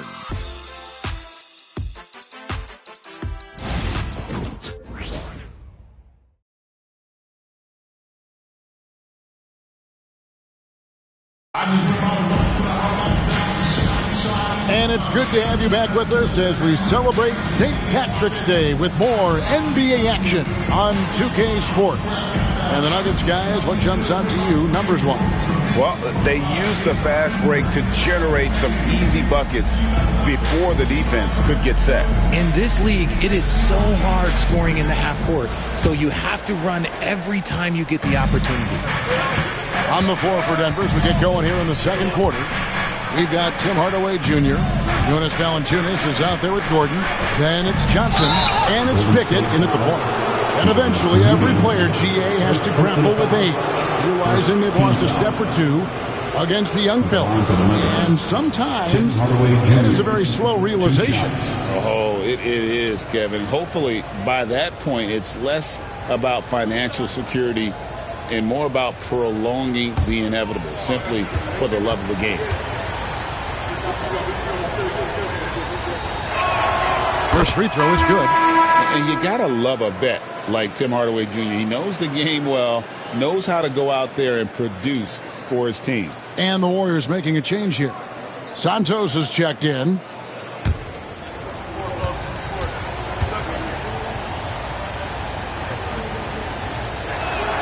That one falls, so he hits both of them. No surprise there. He's about as automatic as it gets from the stripe. I hope I didn't jinx him. Now, here's Melton. Defense is right there. Here's Porzingis. Throws it down as the official calls the foul. It may be a three-point play. Gets on Jonas Valanciunas. Teams trying to get physical with Porzingis, and understandably so. But he is not having any of it right now. Peyton, he's checked in for the Warriors. First team foul. At the line for the Dubs, Kristaps Porzingis. One shot. Mind the lanes. One shot.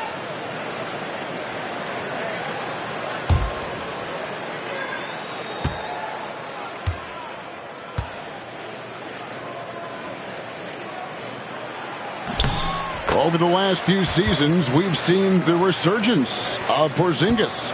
And, Richard, it has been fun to watch.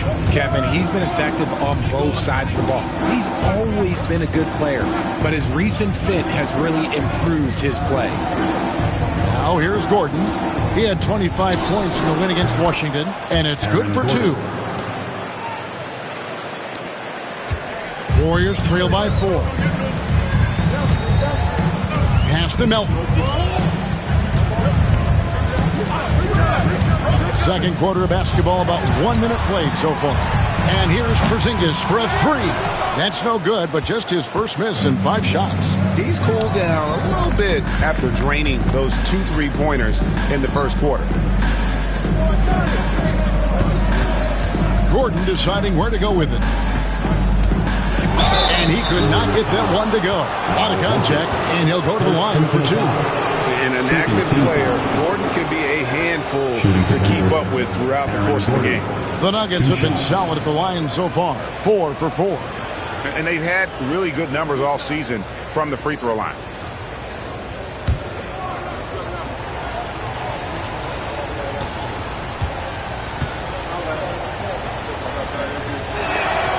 And he knocks down the first one. Podziemski, he's checked in for Gary Payton. Christian Brown's checked in for Denver.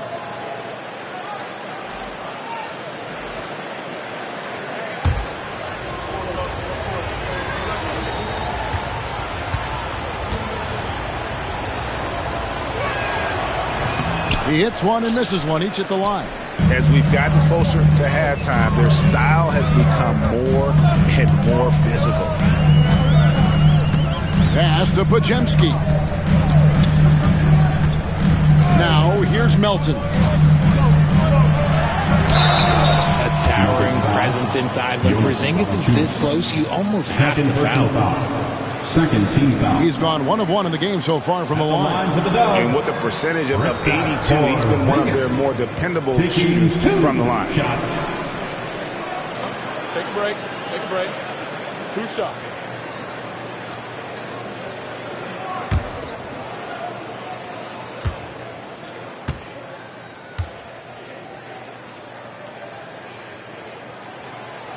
No good on that one. And when healthy, Porzingis is a highly impactful player. He is a 7-foot wing that really spaces the floor. The Nuggets making a switch here. Pickett's checked in.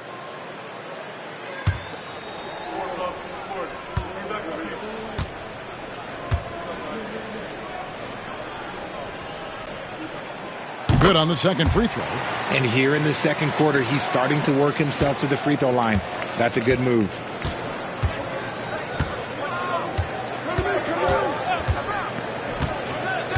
On the wing, Gordon.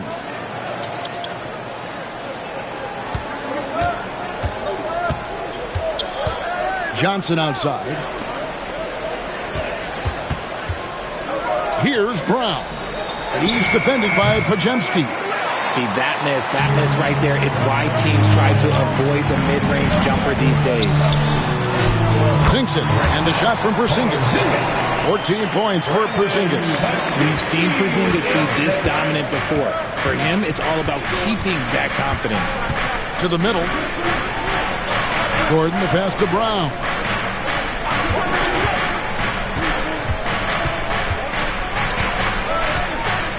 And too much time in the lane. They get called for the 3-second violation. And now a chance to see what's coming up for the Denver Nuggets. On Wednesday, they'll go up against LeBron James and the Los Angeles Lakers. Then on Friday, they'll be facing Drew Holiday and the Portland Trail Blazers. And for the matchup with the Rockets, that's going to be one where it would take a lot of errors and maybe a cold shooting night for things to go wrong. They just have that much of an advantage over that team. And so Steve Kerr calls for the timeout. Wants to regroup and go over the strategy.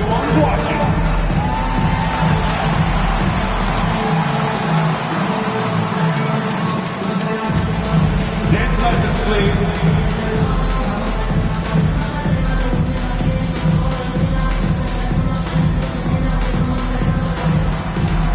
Provided you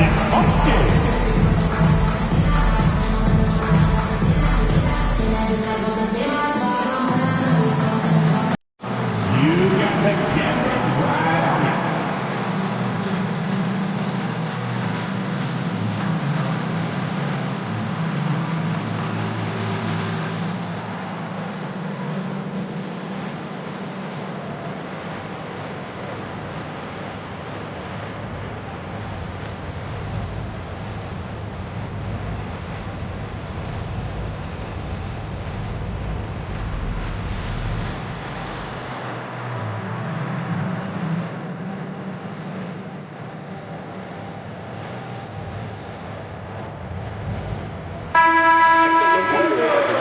for Porzingis. Tremendous numbers for him over the last 10 games. Averaging about 15 points, 8 rebounds, and almost 2.5 blocks. And the phrase stats don't lie absolutely applies here. He's been a monster on the court for this team. Yeah, they rely on his production night in and night out. There are times when he absolutely carries them. Pass to Moody. Porzingis with a screen on Johnson. Here's Moody. And that won't go, missing the go-ahead bucket. Denver in the lead. And here is Johnson, defended by Moody. And the turnover again by Denver. As we get a break in the action, let's take a peek at the leading defenses. In third, the Warriors. This is a team that takes pride on the defensive side of the floor. I mean, they play hard and they play together. They are a tough group to score on. Warriors have gone 2 of 4 shooting the ball here in the second. Quarter number 2, around 3 minutes gone by.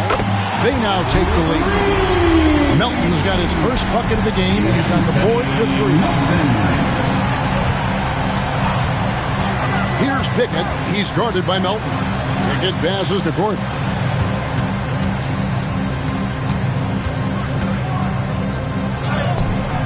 Drops in the layup for 2.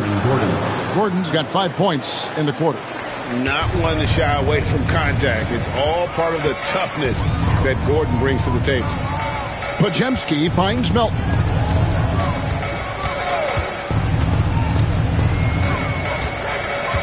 Pass to Horford. To the inside. Here's Moody. And the slam by Moody. And he shows us all what the breakaway rim was invented for. Can you believe he almost brought the whole thing down by hanging on that long? Now here's Johnson. 11 points for him in that last game against Washington. Here's Gordon.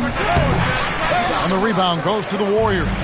They are coming into this having notched a win against the Knicks in their last game. They shot the lights out from deep. Really stretched out the defense in that one. Tough to keep the consistency from deep, but they did it last time. Now here's Porzingis, following the miss by Aaron Gordon. Hard to contest Porzingis without fouling him. Just too much size and too much skill. And a chance for just a second to check out the scoring breakdown for the Warriors. Well, so far, their long-range shooting has been the story. Doing damage from deep. And I also have to bring up their passing game. They've been moving the ball with great precision so far and creating great looks for their teammates. The first one falls. And at 7-3, Porzingis could have been just another big, but he defies expectations. He's got such an impressive array of abilities. Jimmy Butler, he's checked in for Moses Moody. Jamal Murray, he's checked in for the Nuggets.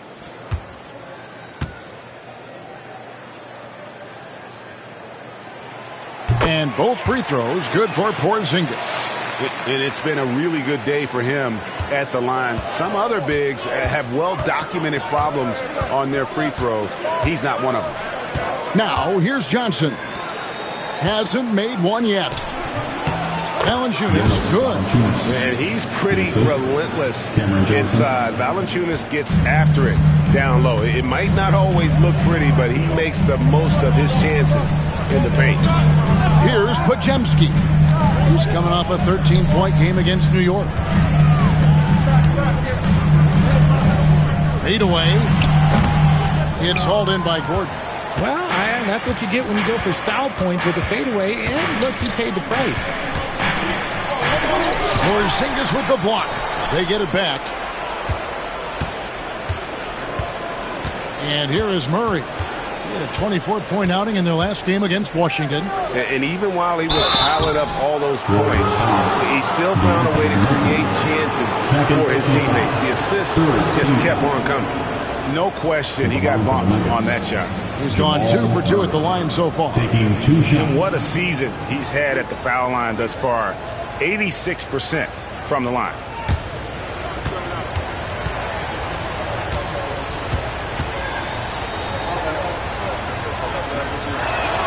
Free throw good, Murray. And what I like about Murray is how he just goes at you. He doesn't hold back on either end and uses his motor to wear you down. And the Warriors making a change here. Curry's checked in, and Denver with a change here too. Jokic is checked in. And so Murray nails both of them. The Warriors have gone 4 of 7 from the field in this second quarter so far. And we've got a timeout called by Steve Kerr. He's made the decision. He wants to huddle up with his guys.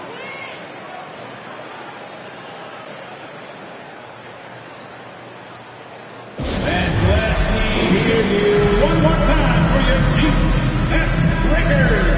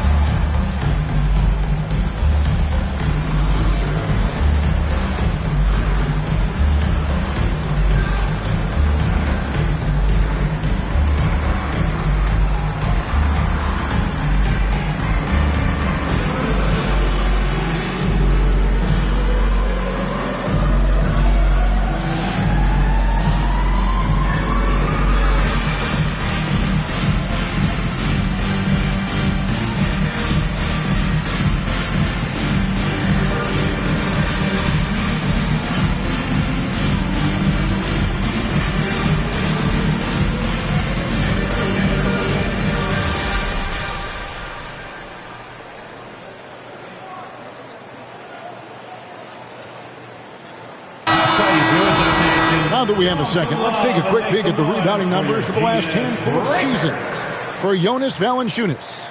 We've seen him regress as a rebounder these past few seasons. His numbers have come down in that department, and I'd like to see him concentrate on bringing them back up. I'm sure the team would as well. You can never have enough rebounding.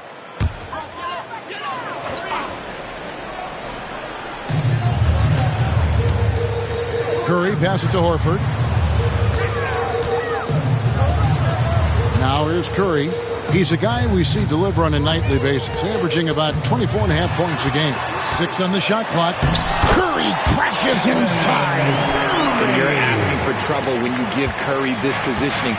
He's so efficient down there. And many around the league believe Curry doesn't get enough fouls called in his favor. G.A., what do you think?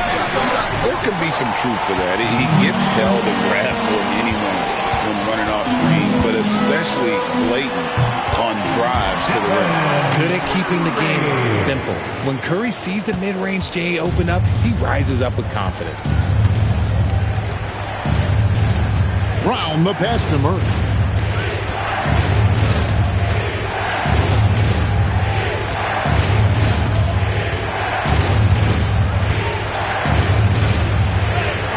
Good, nice job down low. Murray's got 4 points in the quarter. Breakdown for the defenders, and you can't ask for an easier bucket than that. Podziemski with it. He's playing a pretty big role for him at the offensive end, averaging about 12.5 points a game. And a chance here to look at the numbers for Jokic.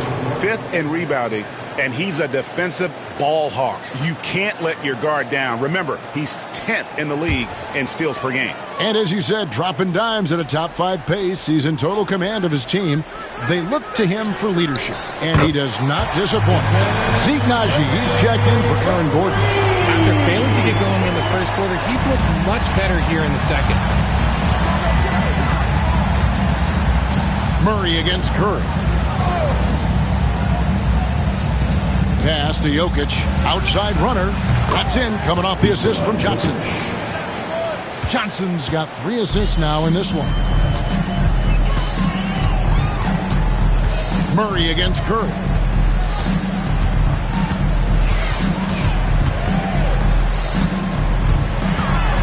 And out of bounds as the Nuggets gain possession. Who are the league's best setup artists? Let's check it out. 4th, Jokic. His passing has been so terrific. You can see his unselfishness really rubbing off on the rest of the team.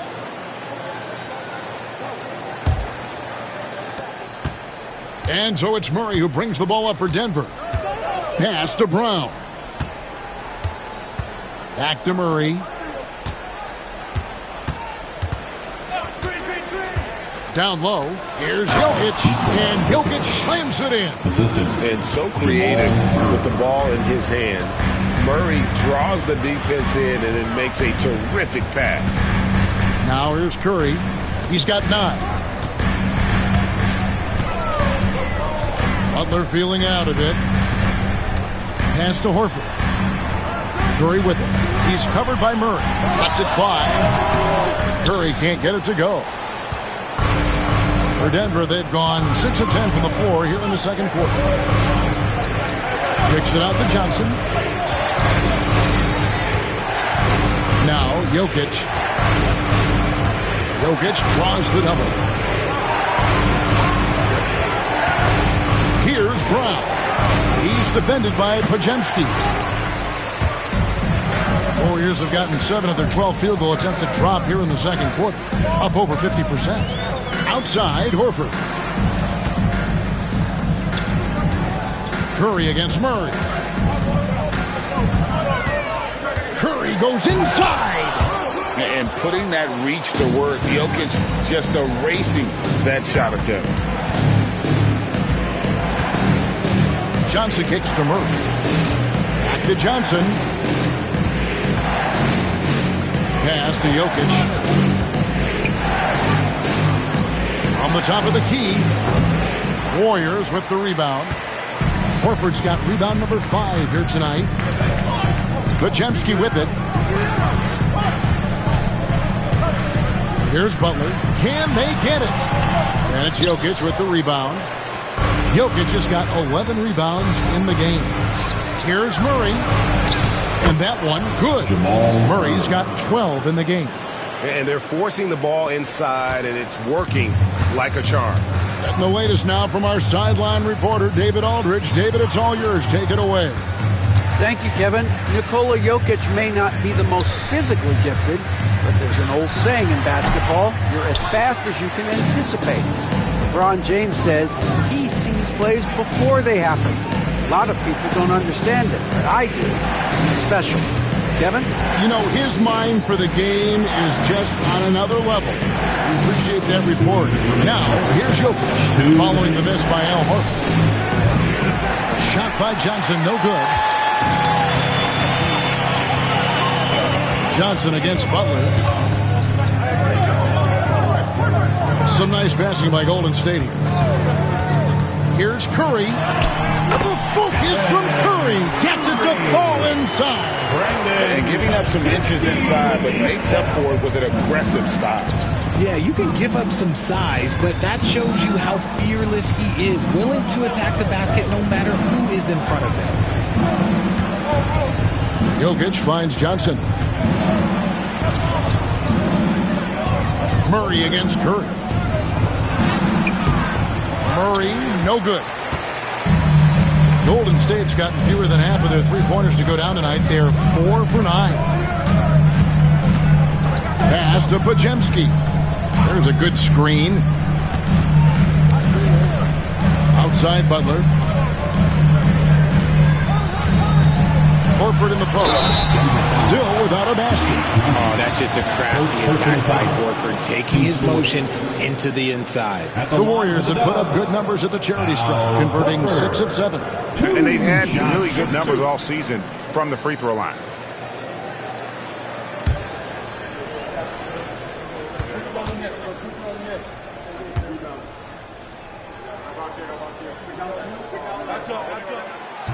He misses the free throw. The Warriors making a switch here. Porzingis is checked in. Gordon's checked in for Denver.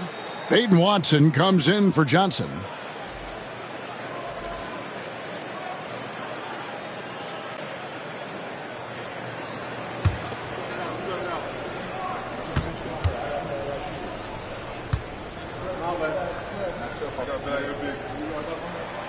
And that drops, so they now lead by 1.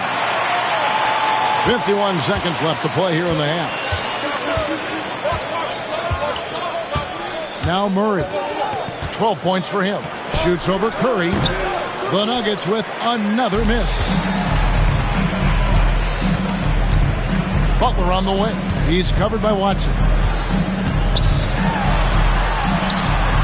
Butler with the ball. Watson's there, and it's Butler missing. And imagine how good they'll look if he can start to chip in a bit more offensively. And no need to rush this. Let the clock run down. Yeah, you don't have to be quick. You just have to be deliberate. And here is Curry. He's got 11.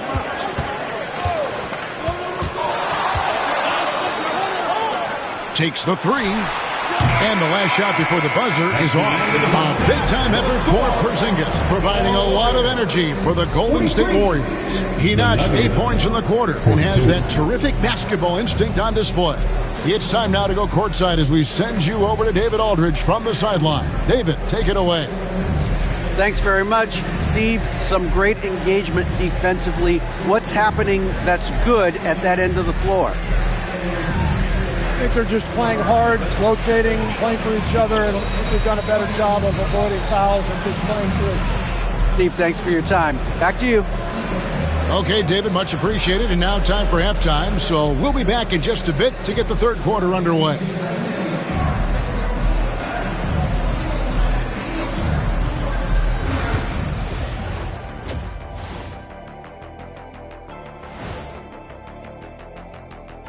Hey, everybody. I got a secret. We're approaching the playoffs, and we are starting the show with a breakdown of the Western Conference standings. Taking a look here at Denver, they've been phenomenal. All the lofty predictions, the expectations, they've all come true. Now comes the hardest part, the postseason. Every team is going to be gunning for them. And now let's check out the Denver Nuggets, who are in a close game after one half of play. You know what? They push the action, but also play within themselves. Show great execution. And you know, that usually leads to a high field goal percentage, and that's exactly what's happened here.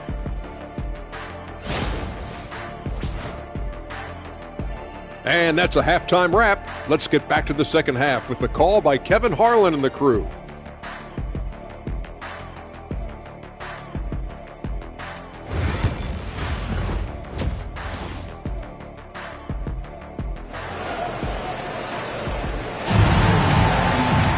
Second half of basketball upon us. We may be in for an exciting finish based on how close of a game it's been so far. Porzingis having a dominant impact in this game. Man, he's been running wild on them through that first half. Absolute dynamite on offense. If they don't change their approach in the second half, let's just say his success will continue.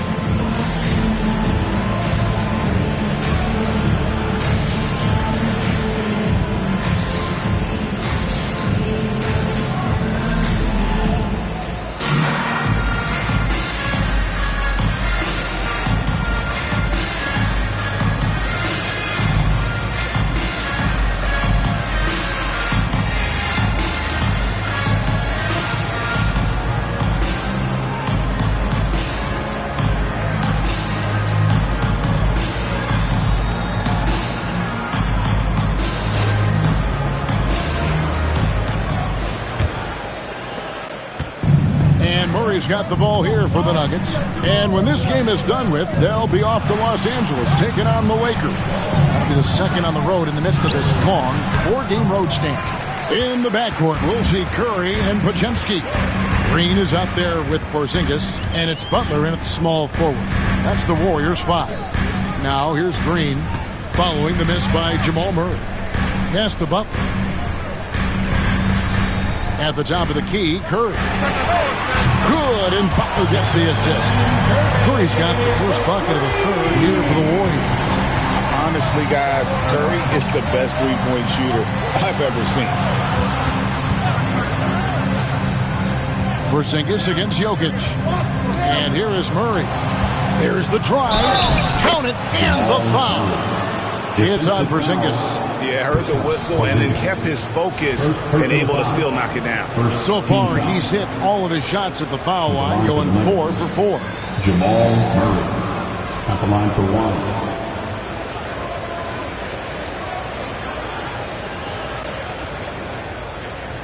One shot.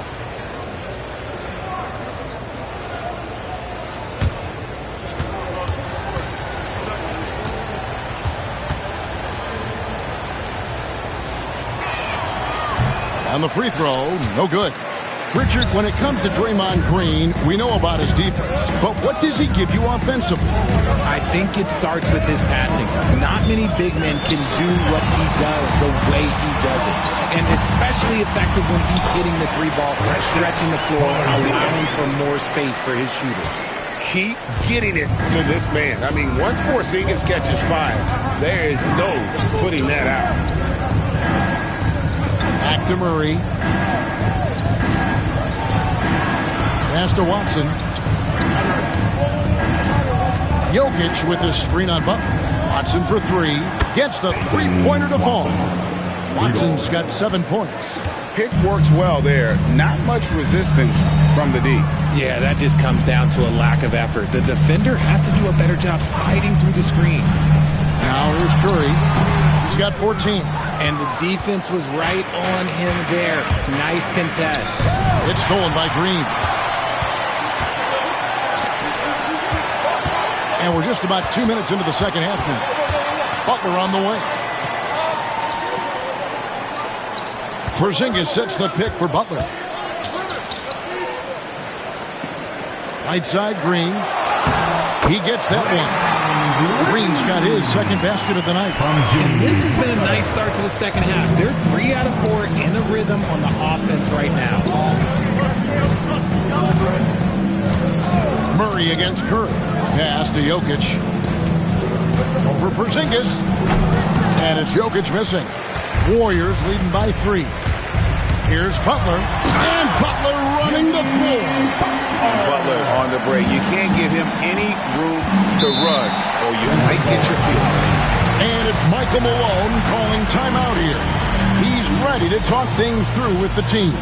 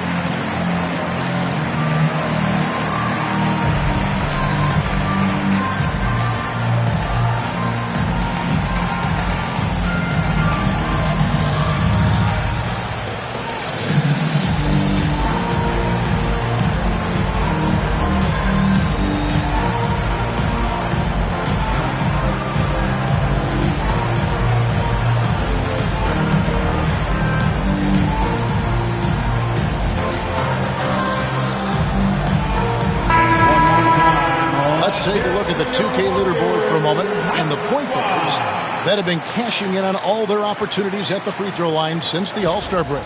Number 1, Stephen Curry. He's been a model of consistency at the free throw line all season. He's as dependable up there as he is on the floor at any given moment.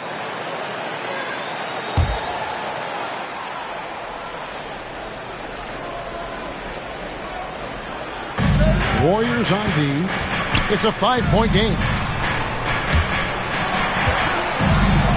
Green against Gordon. Here's Murray. 11 feet out, and he hits it. 16 points for Jamal Murray. And the mid-range seeming effortless for Murray. He's got a touch that makes that shot a good option for him. Denver grabs the miss. And not allowing the shooter even an inch of breathing room on that one. I'm sure they'll think twice about shooting against him next time. And he gets it back. Pass to Jokic. Jokic draws the double. Just 5 on the clock. Here's Brown. Misses the layup. Warriors leading by 3. Curry on the wing. He's covered by Murray. Curry passes to Porzingis. Here's Podziemski. And the three off target. And you could tell he thought that triple was going to fall. Watson the screen. And Aaron Gordon gets the whistle that time. That's his first foul. Oh, great defense there. Anticipated the play and got there first. Golden State's gotten a lot of looks from outside tonight. 5 of 12. Pass to Podziemski. Sweet move. And that one clearly a foul. Gets the whistle and 2 shots coming up. It's going to be on Jokic. RJ, with how well Curry continues to play, I'm not sure his three-point record will ever be broken. It's going to be tough to do. But even if it does, I think Steph will still be regarded as the best shooter we have ever seen, simply because how he changed the game.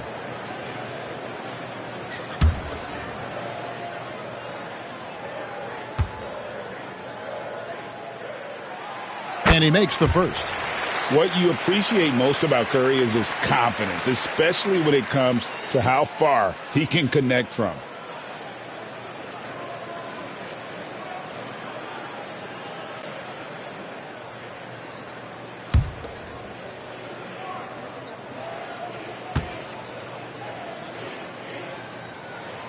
He's perfect from the line this time. Now a seasoned veteran in the league, Curry continues to be efficient, especially when it comes to shooting. Now here's Watson. 7 points in the game. Pass to Jokic. He rips it and jams it right over Porzingis. Wow! Sometimes he seems to be indestructible with the finishes he can make. Jokic is a force down low. Nice angle on that replay with the AT&T 5G Slam Cam. Now here's Curry. He's got 16. And so Steve Kerr calls for the timeout. He wants a minute here to get things straightened out with his team.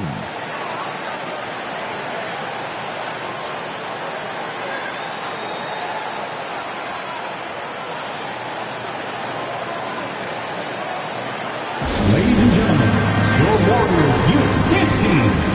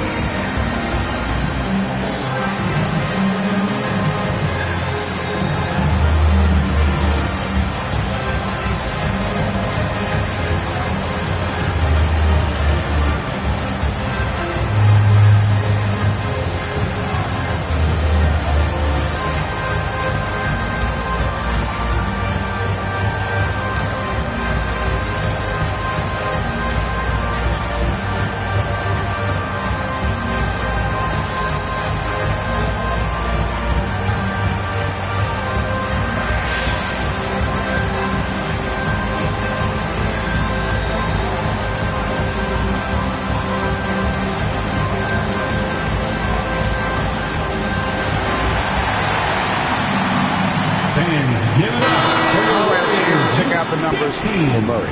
Just an incredible month of basketball, averaging about 27 points per, 7 assists, and 5 rebounds. To have a scorer like him consistently deliver you points makes such a big difference for a team. He's someone you can rely on to bring it on a nightly basis. When they need a basket, he's the guy they turn to. Here's Podziemski. Outside Butler. And the call on the shot that sends him to the line. Second personal foul. Butler is just hard to guard inside. Really good at using his body to create contact against the defense at the basket. And breaking down some numbers here, the hustle stats for the Warriors. All you have to do is look at one stat, and that is their block numbers. It tells you how tight their D has been. They've been going out of their way to smother the defense. And also, guys, they've been showing how dangerous they are in the open floor. When they see a chance to get easy points, boy, they just jump at it.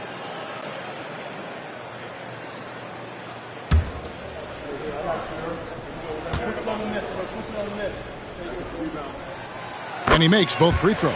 a highly talented two-way player. Butler is also known for his tough-nosed approach to the game. Brown, the pass to Jokic. Good ball movement here by the Nuggets. Shooting foul as the whistle blows. He'll shoot 2 free throws. I mean, even from over here, you can see that one pretty clearly. The Nuggets have gone 7 of 9 from the free throw line tonight.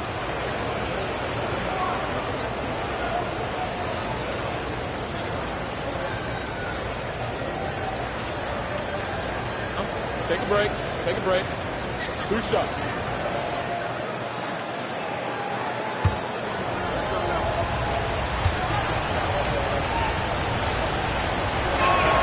First free throw is good.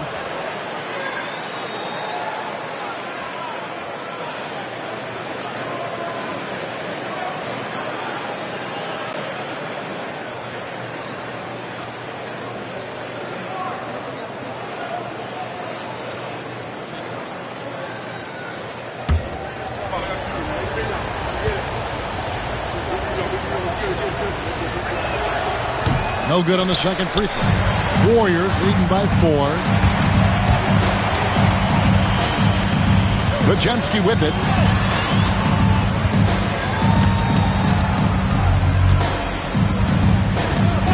Outside Curry. And the Warriors miss again. The Nuggets trail by 4. Murray outside.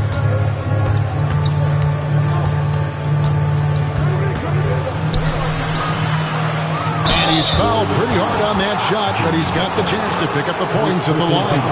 And you got to stay down on the shot fake because Murray will get that call every time. This will make 4 trips to the line so far in the game. Take a break. Take a break. 2 shots.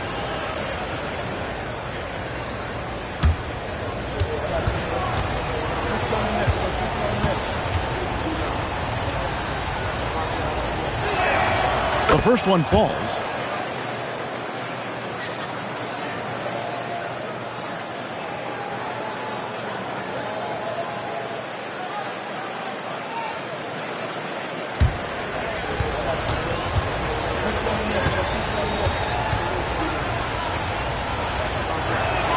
And so Murray nails both of them.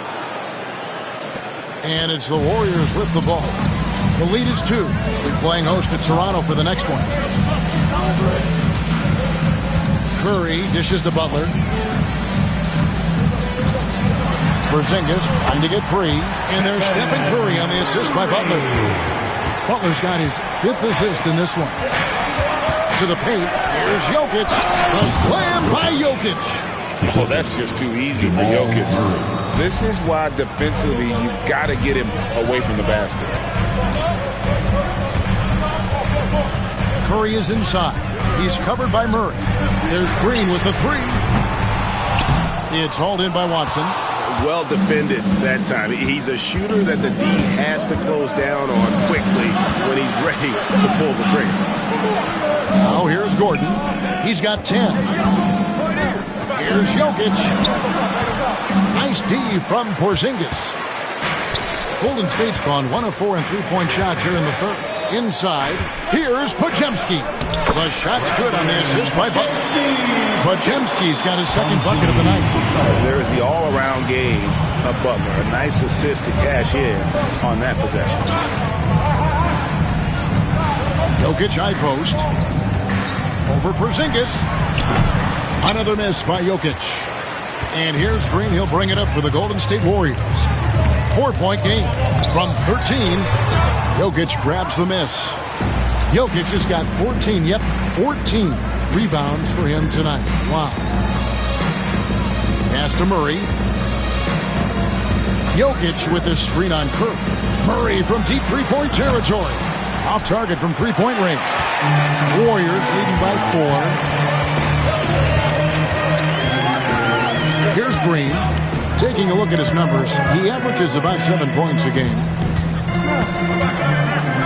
That's tipped. Just 4 to shoot. Porzingis sets the pick for Butler. Launches from deep. Offensive rebound. Outside Curry. Outside Green. And even 3-on-3 break. And then Gordon with the dunk. And we all know Gordon isn't just going to lay it up. He's going for the throwdown every time. Pass to Pajemski. Curry looking it over. Back to Pajemski. To the paint. Here's Porzingis. And the dunk by Porzingis. The ideal pick man. Porzingis has a giant frame and can roll to the hoop or pop it out and hit a J in this action. It didn't take long for Pajemski to establish himself as an elite charge taker. The funny thing about the game of basketball is that some things can't be taught. Pods clearly has the it factor when it comes for the timing that it takes to draw charges. He can steal a few possessions for you every single game. Here's Porzingis following the score by Aaron Gordon. Porzingis passes to Butler. Those 3-pointers off the mark. Gotta find easier shots when you're already struggling. That's not gonna get it. Here's Brown, defended by Butler. Brown, the pass to Jokic. For the tie, cruising basketball from Jokic. He's so skilled on the interior. Jokic plays with so much force and leverage down low. Now Butler, 10 points for him. Pass to Green. Some nice passing by Golden State.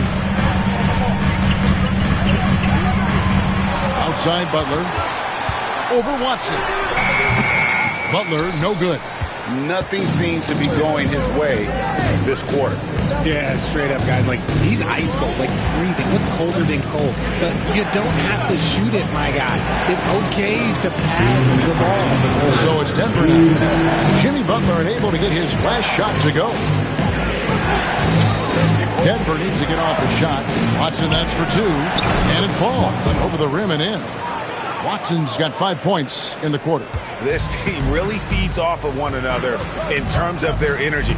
Yeah, the second half in stark contrast with the first. Coach must have gotten on them a little bit at halftime.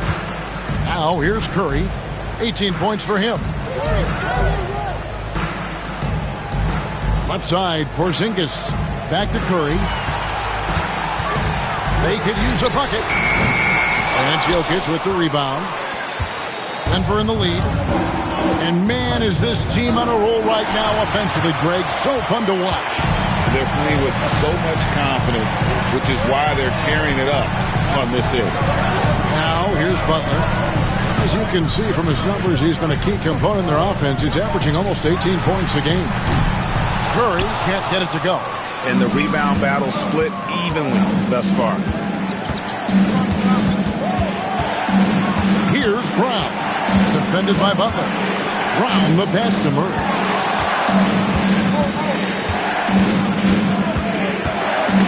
It's stolen by Curry. Now here's Butler. Tight defense on him. Outside Curry. Lets it go from deep. Good, and Butler gets the assist. Butler's got assist number 7 for him tonight. This quarter has been all his. I suggest they keep the ball in his hands. Denver's gone 1 of 2 from beyond the arc since coming out of the break. Gordon against Green. Fires the 3. They get it again. Here's Jokic. The shot missing. Nice D from Porzingis. And there's a foul. It goes on Jimmy Butler. That's foul number 2 for him. Yeah, way to get there first and be willing to absorb the contact.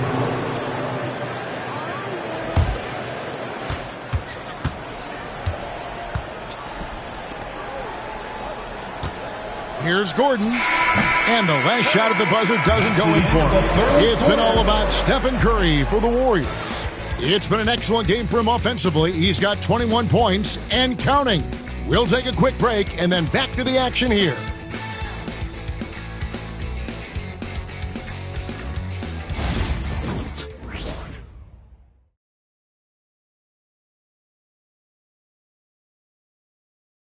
While we have the chance now, folks, let's go to our State Farm assist of the game. Yeah, an easy choice tonight. Look at the precision on this pass. Put it on a platter form. You've got to admire the vision just as much as the accuracy. Not many players can even spot that pass. And with these teams locked in a very close contest, this fourth quarter promises to be a good one. And Denver will start the fourth quarter. In at the guard spots, it's Murray and Brown. Tim Hardaway Jr. out there with Cameron Johnson. And it's Valanciunas in at the center position. Now, here's Melton. Horford has a wide open look. Drains it from beyond the arc. And the Warriors lead by 4. Adding the three-point shot has extended Horford's career. Big Al, he's modernized his game. And the three ball is good. Murray's got 9 points now in just the second half. The real. Come at us, and we're coming right back at you. Yeah, I love the competitive fire right there. You drain a triple on us, and I'm coming for my revenge. That's good from Horford on the assist by Butler. Butler's got assist number 8 now on the night. How many times have we seen a possession like that from them today? Ending with a basket, coming off a pretty pass. Now here's Murray. Johnson with a screen on Melton. Melton against Murray. 6 to shoot.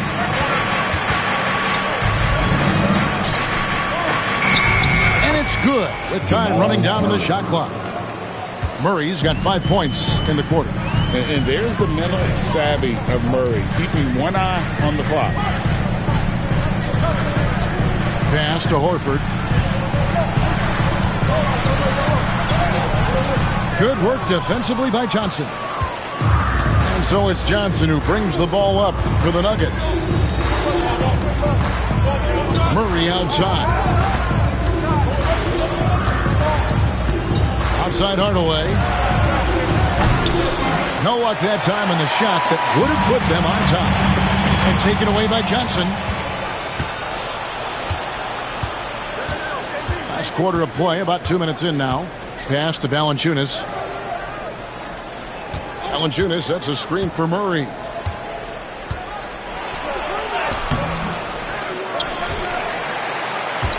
To take the lead. It's rebounded by Golden State. And here's Melton. Just under 2.5 minutes gone here in the final quarter. Outside, Horford. Beyond the arc. It's rebounded by Jamal Murray. For Denver, they've gone 2 for 5 on field goal attempts in the fourth quarter. Pass to Hardaway.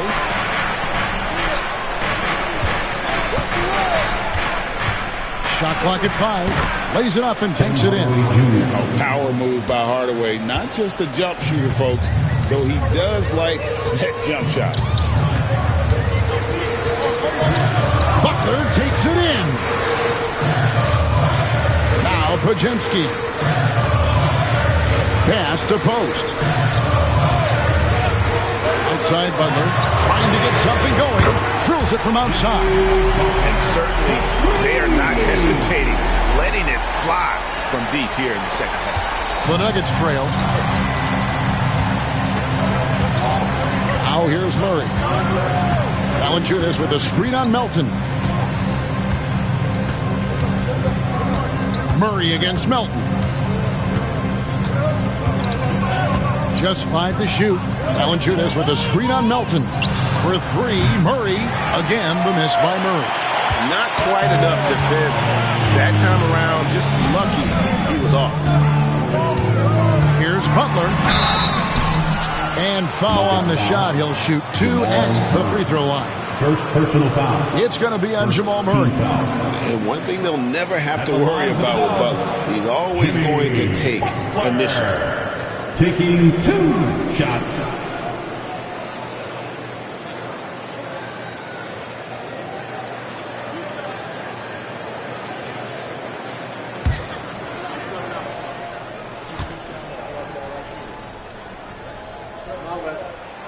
Free throw, good Butler. We're still waiting for that first miss from the line this half. Green, he's checked in for the Warriors. And Denver with a change here, too. Watson's checked in.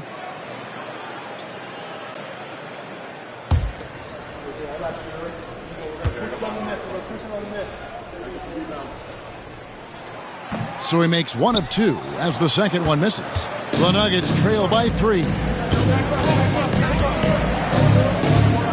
Murray outside. And there's the whistle. Illegal screen. Just lost his head out there. What would happen if you're pushing a little too hard? Beyond the leaning, you could see his feet weren't set on that screen. Easy call. Look, guys get away with this all the time, but on this occasion, he got caught. Catching up on the changes for Golden State. Porzingis is checked in for Horford. Moses Moody comes in for Butler. And it's Stephen Curry in for D'Anthony Melton. And here's Green outside. Rebound by the Nuggets. Jokic has got rebound number 19 now. Incredible board work. Hardaway kicks to Gordon. Pass to Jokic. Here's Brown. And foul on the shot, so he'll get a chance at the line. And with the offense getting right to the rim, at least they saved the layup. At the line for the Nuggets. Ball. Taking 2 shots.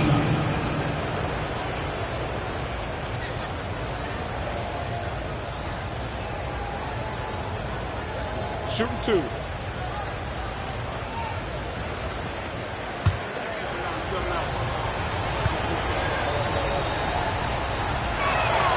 And he knocks down the first one.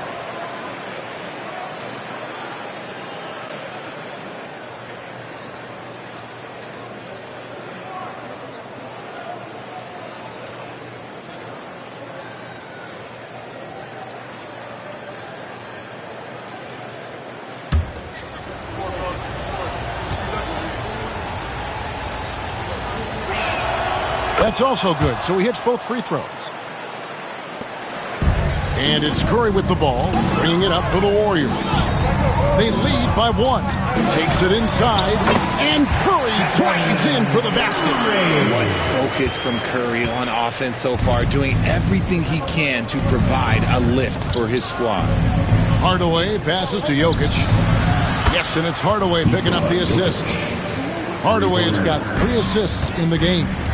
The defenders need to recognize the importance of staying on him as we get into crunch time. And so it looks like the Warriors will retain possession here. Gets a finger on it, but just can't quite come up with the steal. That's fine. You love the effort, not making things easy for the opposition on offense. D'Anthony Melton. He's checked in for Brandon Pajemski. And a switcher also for Denver. Cameron Johnson's checked in for Christian Brown. The Warriors have gone 4 of 7 from the field since the beginning of the 4th. Lock at 6. Outside Curry. Puts up a deep 3. Denver grabs the miss. And gotta like what they've been doing down low in the post. Hardaway against Curry. Hardaway kicks to Gordon. Watson with it. To take the lead, and again it's Denver. And that's right in his wheelhouse, looking to make an impact when it counts. And his team needs every bit of his production if they want to pull this one out. It is neck and neck here in the final period. Trains the three-pointer. Boy, right down to the wire here. Still anyone's ball game. Yeah, and after all the energy both sides have expended, both teams still hungry for the win. And stolen by Melton.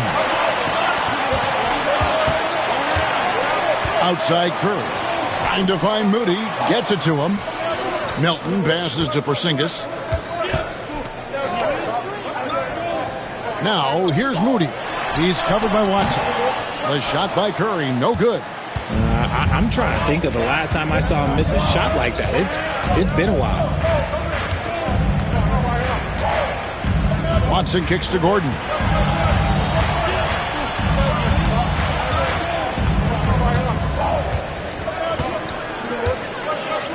Goes straight to the defender for the dunk. Draws the foul. He'll go to the line. And he goes on Draymond Green. And that's the kind of aggression they want to see from Gordon. Force the issue. Make the D think twice about how they're going to guard you. Butler, he's checked in for the Warriors. Podziemski's coming in for Milton. Christian Brown's checked in for Denver. Murray comes in for Tim Hardaway Jr.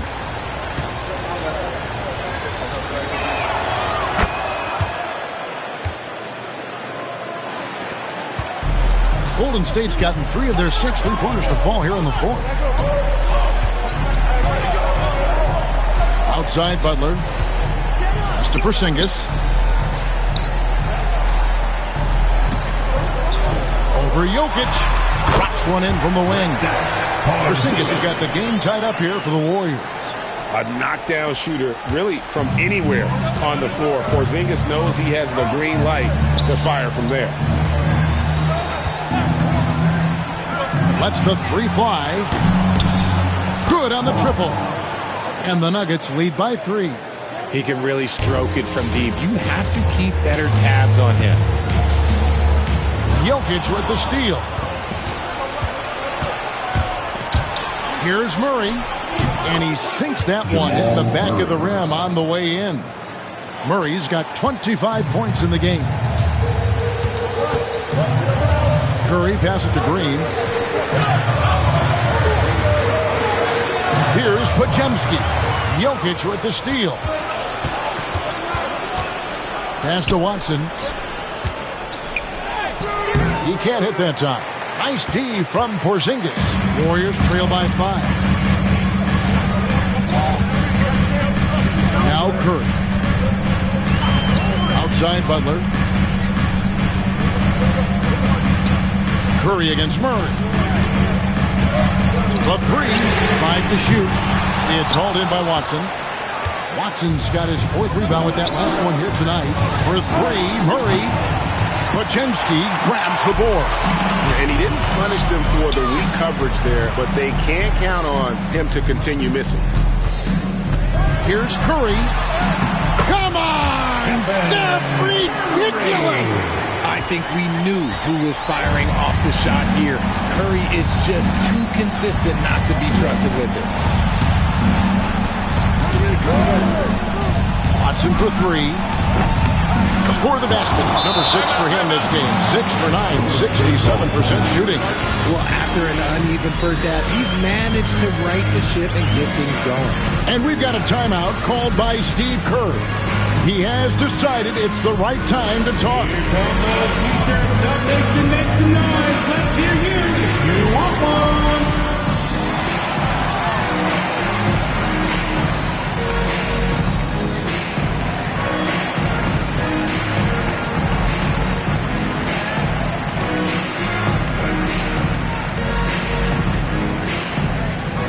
T-shirt time. Dub Nation, who's going home with a free t-shirt?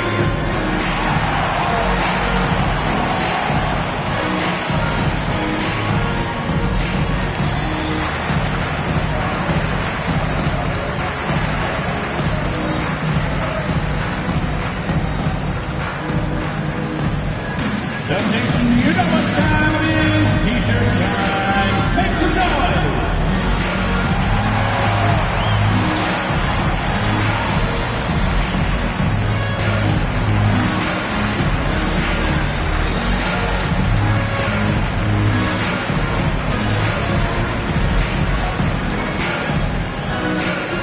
Who wants t-shirt? A moment now to hear from our sideline reporter, Hall of Famer David Aldridge. David. Thanks, Kevin. Well, Steve Kerr talked to his team during the break. He told them to pick up the pace. He said, if we're going to win, we have to seize this moment and act fast. He said, go all out or go home. Kevin? All right, thank you, David. Warriors trail by 6. Right side, Butler. Quick shot there, and it's off target. Let's just say his subpar shooting is just one reason why they are trailing in this ballgame. And the definition of teamwork right there on that alley-oop. And Greg, what about the finish? Bringing it down with some thunder. Yeah. Now, here's Butler. Oh, no, stopping that time. And this kind of shot defines who Butler is. Just a bulldog who embraces finishing against the tight coverage. Curry against Murray. And the rebound goes to the Warriors. Curry's got 4 rebounds in this game. Here's Butler. Butler on the attack. And you can see the leadership there that Butler possesses, commanding the rock on important possessions here down the stretch. It's stolen by Green. Pushing it up. And here they go. Butler, no good. The Nuggets leading by 4. Here's Gordon. Second chance shot. Pass to Jokic. Murray outside.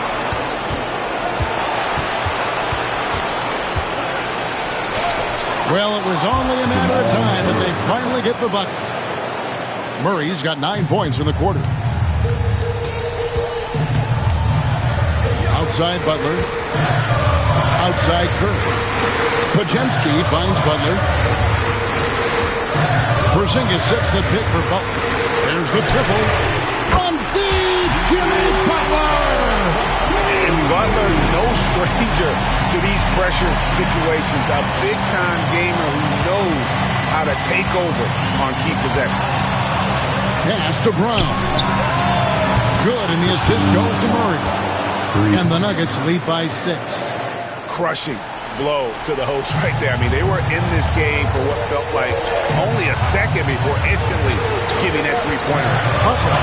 It's good! And now they trail by just 4. And it's obvious that Butler is a star in this league. An amazing performer. And this is a guy who lives for these moments.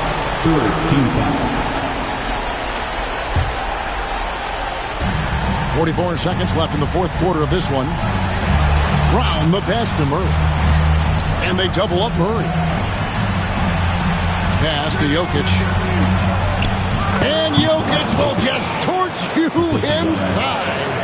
Calm and collected in the game's biggest moments. Timeout. You can rely on Jokic when you need a basket. And we've got a timeout called by Steve Kerr. There was no hesitating. He wants to talk to the team right now. Time to get loud and make some noise for your Warriors next team.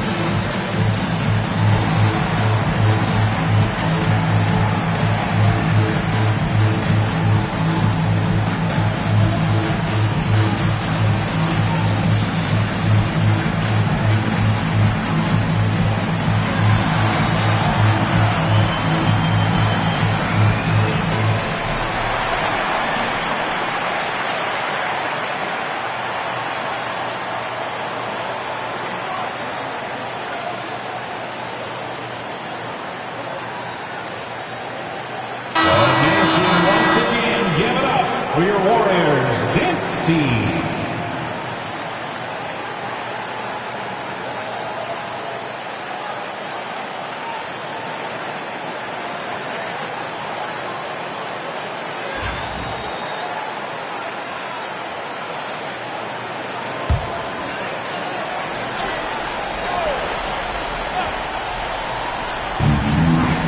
Seconds left in the game. Here's Butler. Denver grabs the miss. And even though it didn't go down, he did some nice work to get that inside. Team score. Shooting for Denver, Jamal Murray. Taking 2 shots. Shooting 2.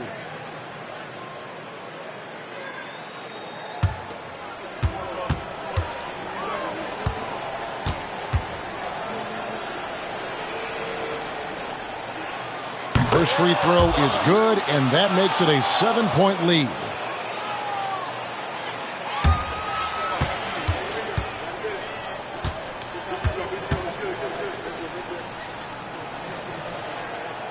And so he drops them both. It's an 8-point game. We've got 22 seconds left in the fourth quarter. Green fires from way outside. And again, it's the Warriors missing. Murray outside.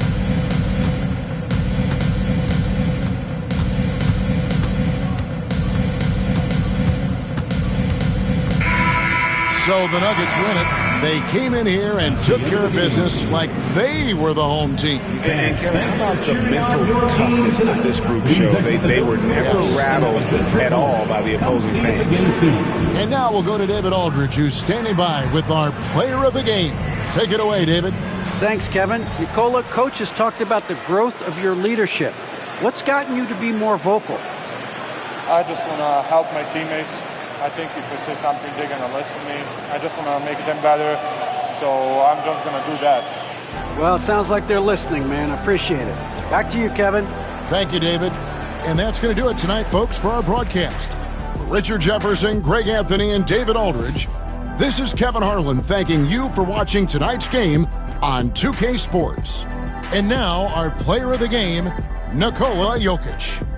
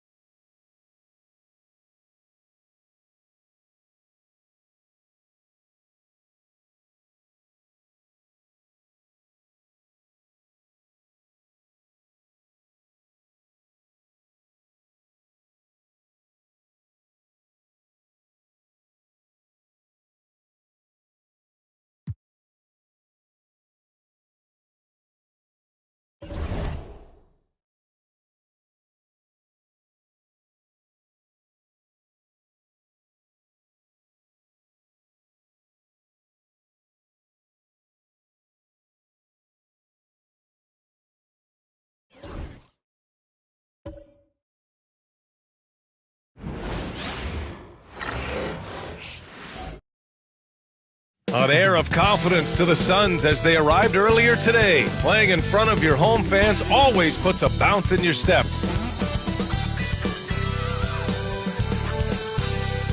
We hope this St. Patty's Day is bringing everyone out there good luck so far. We're dialing up some NBA action for you here on 2K Sports. Brian Anderson with you. Hall of Famers Doris Burke and Grant Hill joining us tonight, along with the fourth member of our team, Allie LaForce. All right, a moment to check out some numbers for Dillon Brooks. And over the last 5 games, his field goal percentage has increased. And you can make a case his confidence as well because of this. So let's take a look at the starters for Toronto. Quickly and Barrett, they're the backcourt duo. Barnes and Pirtle down low at the 4 and 5. And it's Ingram in at small forward. And for Phoenix, Williams is out there with Bol. Then there's Devin Booker. Then it's Dillon Brooks. And it's Green in a 2-guard. For a handful of teams at this point of the year, Doris, the future is now as they fall out of the playoff race. But, Brian, there is a dilemma to be worked out in these cases. And here's what I mean by that. Your team is now out of contention, but veterans, generally speaking, don't believe that, and they want to be competitive and win basketball games. In the meantime, the organization, from a broad perspective, is thinking, we've got to start to play the young guys so that they can gain some much-needed experience in big games. Tough situation. Brooks against Ingram. Pass to Bol. Outside, Green. There's a screen by Bol. Offensive board. Another shot. Laid it in with a nice touch off the window. I'll tell you, it always feels great getting those first points on the board. And will that get him rolling? Will it get his team rolling? This should be an interesting night. Now here's Ingram. Last game with 30. Good work defensively by Brooks. And Brooks has got the ball here for the Phoenix Suns. Pass to Booker. Bol, a screen on Pirtle. Booker for 3. He drops it from range. But quality decision-making off that pick and roll. Booker just taking what the defense gives him. Now quickly. 8 points in his last time out. Barnes with a screen on Green.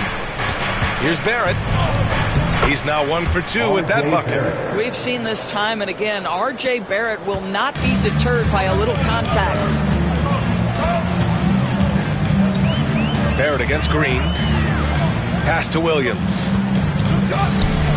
Here's Bol. Off target from outside.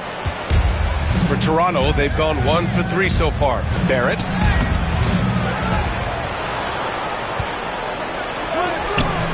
No good that time. Green with the defensive effort. I think he's got to settle down because right now it feels like he's rushing, like he's forcing some shots. This quarter he has been completely bothered. Drafted as a 19-year-old back in 2015 by the Suns, Devin Booker has a special connection with Phoenix, Doris. BA, they absolutely love Devin Booker in the Valley of the Sun. He's been with the Suns his entire career, and basically it's a fan base that has watched this young man grow up. And when you think over the long history of this organization, when you mention the best players in team history, there is no doubt he is part of that conversation. No good on the free throw. Well, Grant, if you talk about consistent top-level scores, Devin Booker is near the top of that list. Yeah, and going back to the 17-18 season, Devin has averaged at least 25 points every year. Book can create his own shot and finish. It's hard finding guys who can do both. Good on the second one. Something this Raptors team does very well is move the ball, Doris. Yeah, B.A., this is an unselfish group of guys. They like moving the basketball, getting everybody involved. Amazing when a team has everybody touch it, how good it feels. Connects from downtown. Absolutely no hesitation from quickly on the range shot right there. What confidence. Booker, the pass to Bol. Now here's Green. To the inside. Here's Brooks. Pirtle grabs a miss. Toronto trailing. To the middle. Here's Barnes. Rejected by Bol. And here's Green from the arc. The long distance three is buried. Just a threat from anywhere on the floor. What a long make by Green. And Darko Rajakovic has called a timeout. He wants to review the game plan.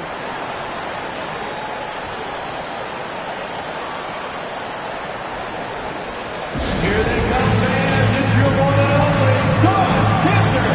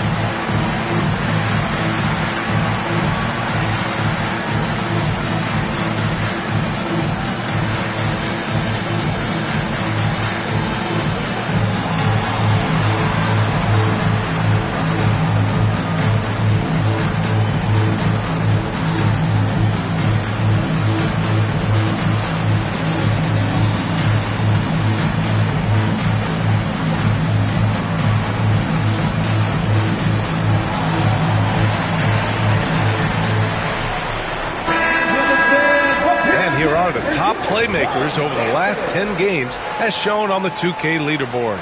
Fifth best, Emmanuel Quickly. He's making a lot of friends with the way he's been moving the ball, setting up his teammates nicely in their favorite spots.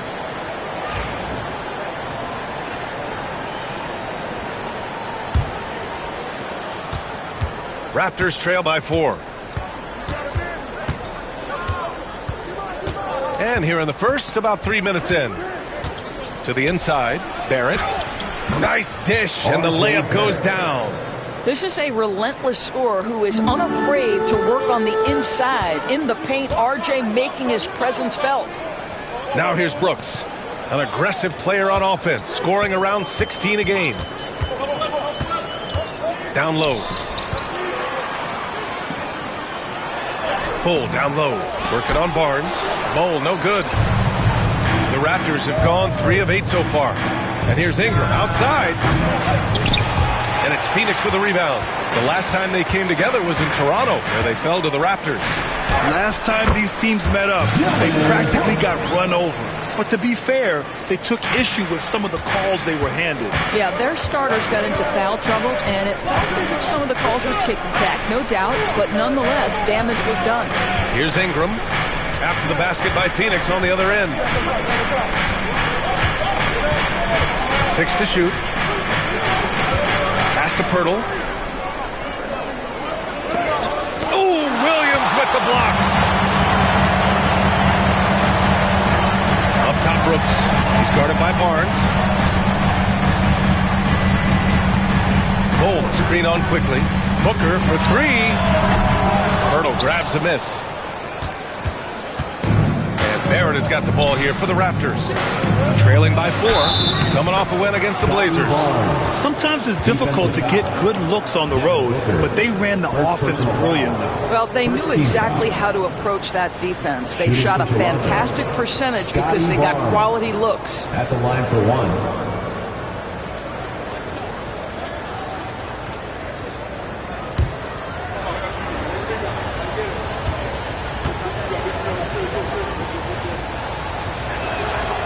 How about Scotty Barnes, Doris? Named an All-Star during his 3rd season in 2024. And in fact, the 3rd youngest All-Star that year. Listen, he has upgraded his playmaking.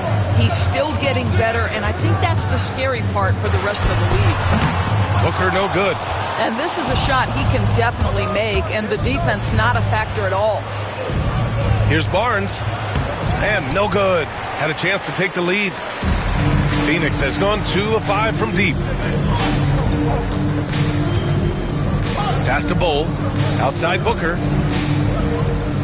Williams a screen on Barnes. And he's going for the oop here. And Williams punches it home. And that's what I like about Devin Booker in the two-man game. This guy doesn't force anything. He always makes the right basketball play. A chance here to catch up with Allie from the sideline.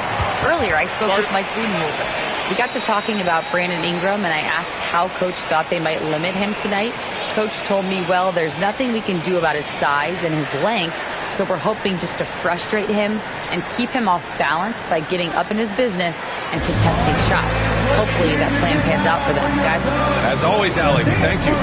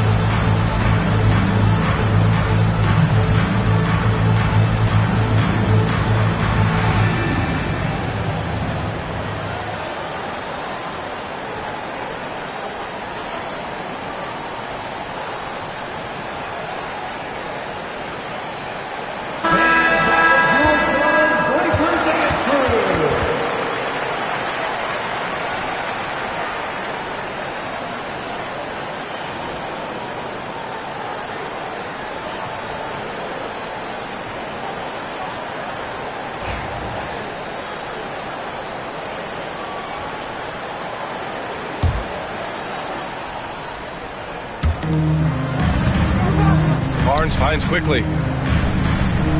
Outside Ingram. Here's Shed. Green covering. It's tipped. Barnes with a screen on Booker.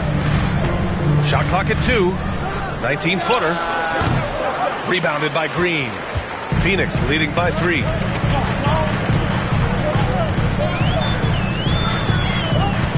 Brooks outside. Pass to Williams. An open look for Booker. Gets some space and buries the jumper. Booker's got 6 points. Instinct, skill, the ability to be rise and fire ready. Devin Booker, yes, sir. Inside. And a slam dunk by Ingram. And a solid pick to free him up for the dunk. Boy, the timing there couldn't be any better. The execution was simply flawless. That, ladies and gentlemen, is how you run that play. Oh, rejected by Pirtle. Up top, Barnes. Pass to Shed. Outside Ingram.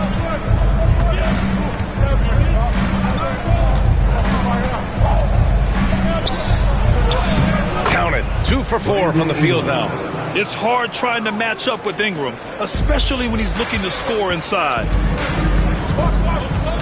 Brooks outside. Outside Bull. Jacks up a 3. Rebound Toronto. Pirtle's got his 4th rebound in this one. Here's Barnes. And unable to get the go-ahead bucket there. And Brooks has got the ball here for Phoenix.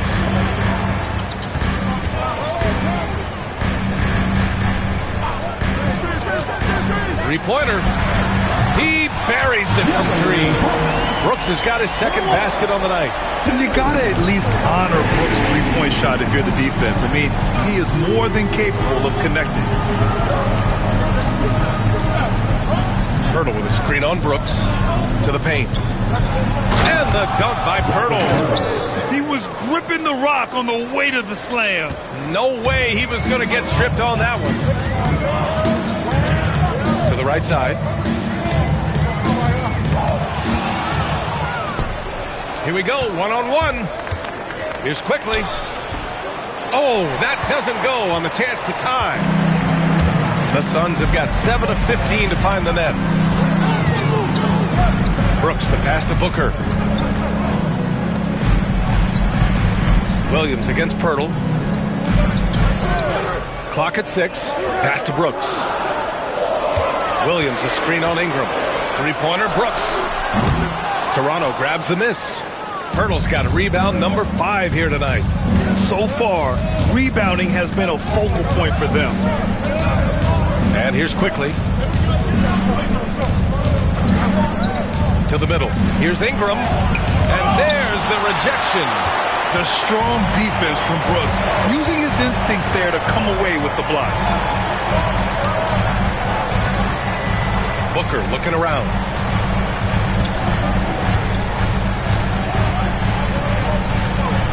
The 11-footer, and he gets it to go. Booker's got 8 points. Sometimes it's simple. Put the ball in the hands of your scorers and let them do what they do best. Back to Quickly. Pass to Ingram from outside the arc. Sinks his 3rd bucket. He's 3 for 6 now. Well, that's why Ingram has been an all-star. He gives your team spacing, and he doesn't need the rock to score.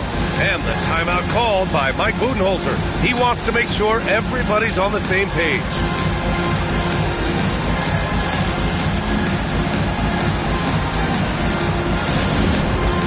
Get ready, everyone. You see yourself on the screen and you show us your best move. Let's go!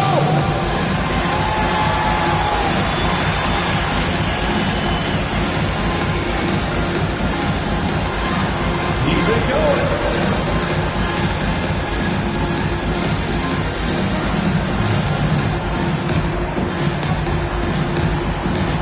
Let's go!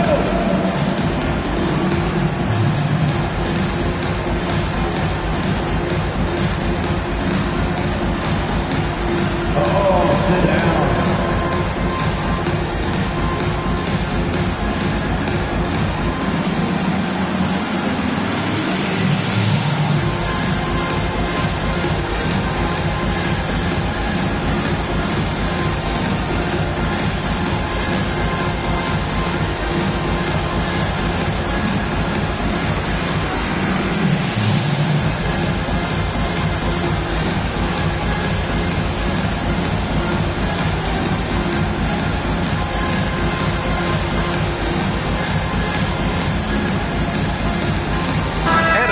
Getting ready for the Suns. Richards is checked in for Williams.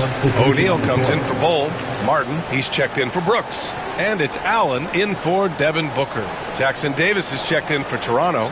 Dick comes in for Brandon Ingram.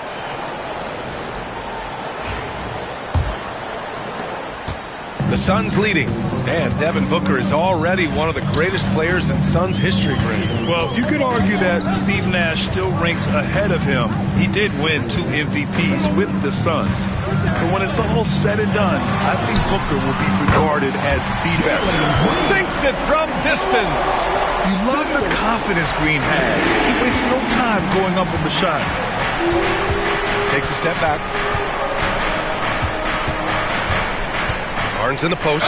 He's covered by O'Neal. Oh, and he got fouled on his way up. He'll head to the line to shoot 2. That one on O'Neal. You know, Grant, an underrated area of improvement for Scotty Barnes has been his defense. You're spot on, B.A. I mean, we've seen an elevated intensity from him on that end. Finding more denials, attacking the ball, really proving himself as an effective stopper. The first free throw is good. Well, of course, Scotty Barnes won the Rookie of the Year in 21-22, guys. And you talk about a well-rounded basketball player who will affect winning with both his offensive ability and his defensive versatility.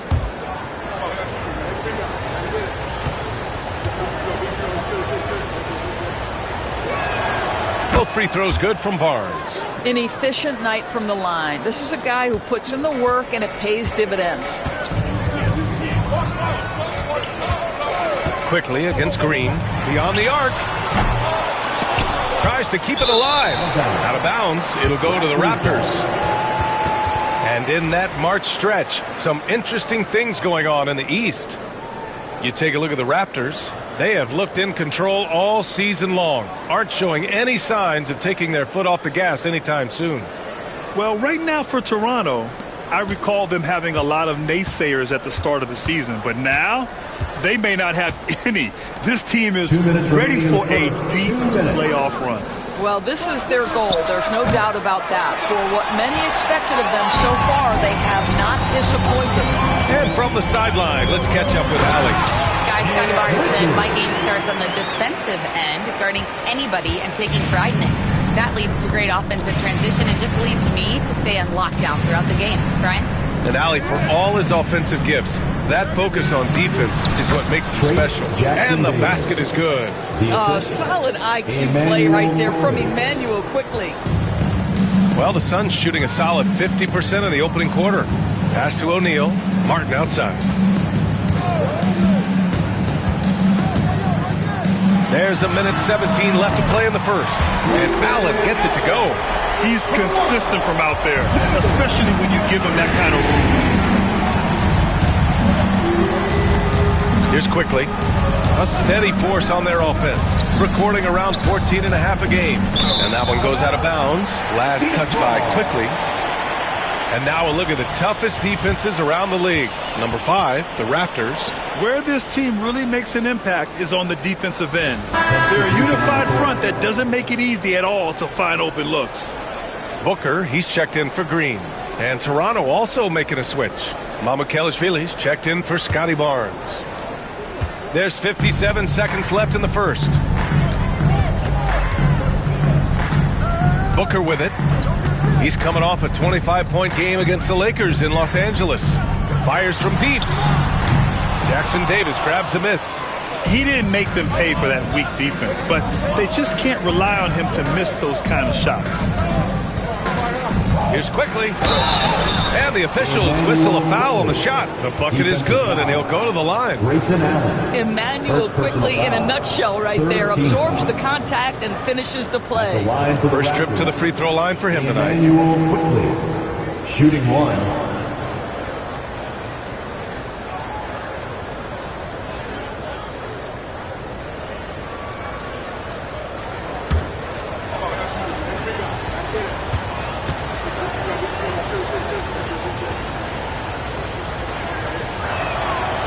During the first few seasons of Emmanuel Quickly's career, he was seen primarily as a scorer, Graham. Yes, but recently has blossomed into a more versatile threat.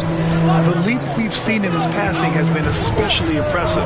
He's a player to watch out for moving forward. Toronto trailing. Up top Dick, Booker defending. And here's quickly. 6 points for him. Let's go with a 3. The shot, no good. Devin Booker, he's feeling it tonight. He's been the driving force for the Phoenix Suns. 8 points in the quarter, showing how effective he can be. All right, stick around. We'll be right back after this.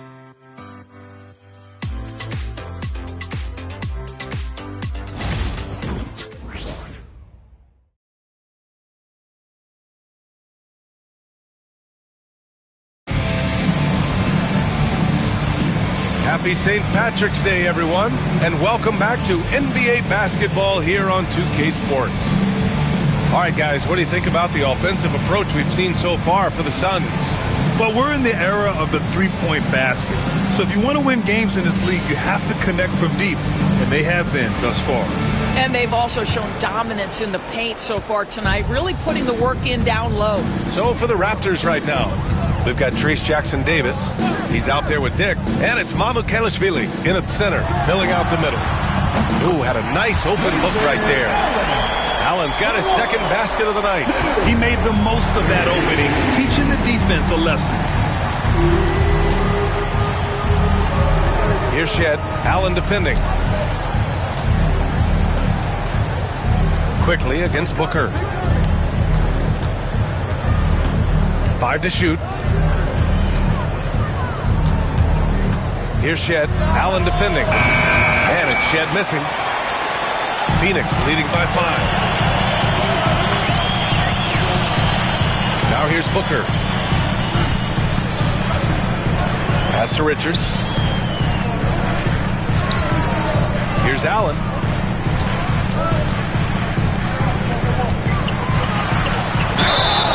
And you can count it.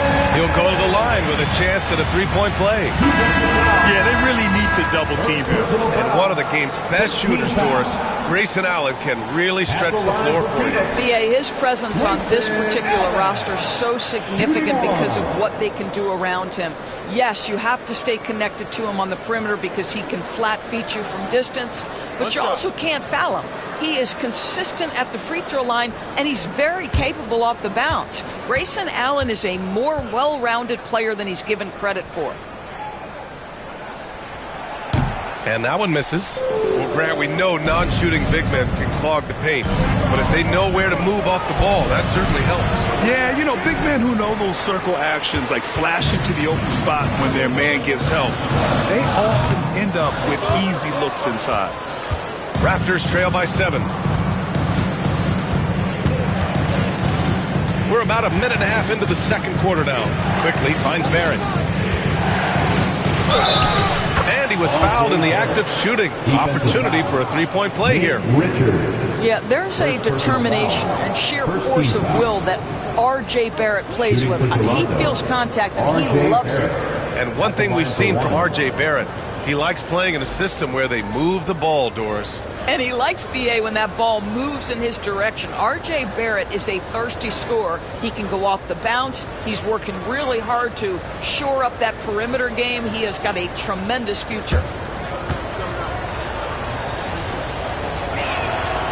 Free throw drops for Barrett. You know, certainly we've seen R.J. Barrett productive as a scorer. I think the key for him moving forward is just be as efficient as possible. Now here's Booker. Give him 8. A quick shot there. It's off target. Allen against Barrett. It's tipped. Second chance shot. Good on the shot. Barrett's got 5 points now in the quarter. Boy, you've got to be shot ready in catch and shoot situations, and we know RJ's got a quick trigger. Booker, the pass to Allen. Screen by O'Neal. Takes a 3. Allen can't get it to go. For Toronto, they've gotten 2 of 5 shots to fall this second quarter. Here's Barrett. And he hits it to tie the game. Barrett's got 11 points. Looks like we're starting to see a pattern here. Not afraid to get in the paint and get wet. Pass to Allen. To the inside. Here's Richards. Soft touch off the glass.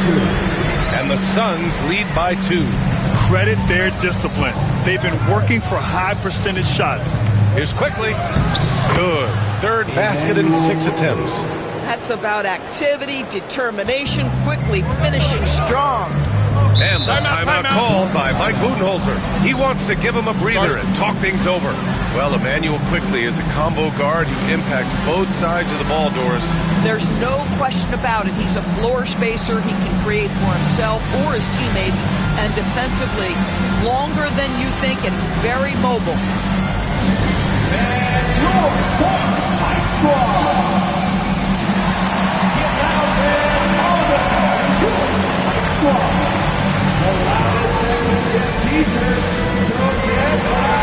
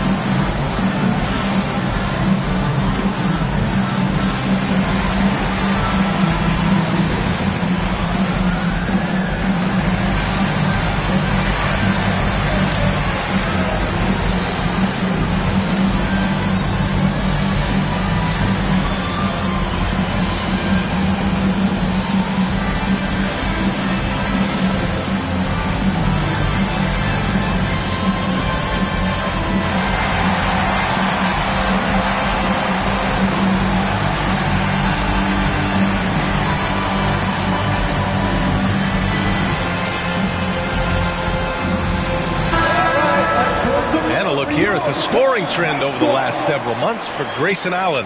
I don't think anyone expected to see his production drop off the way it has over the last few games. But I have to credit the defenses he's been facing. They've done their homework, and they're finding ways to hold him down. And now he needs to find new ways to beat them.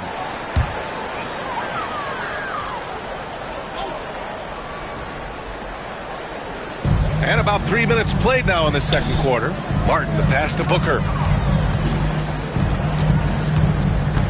Allen against Barrett. Back to Booker.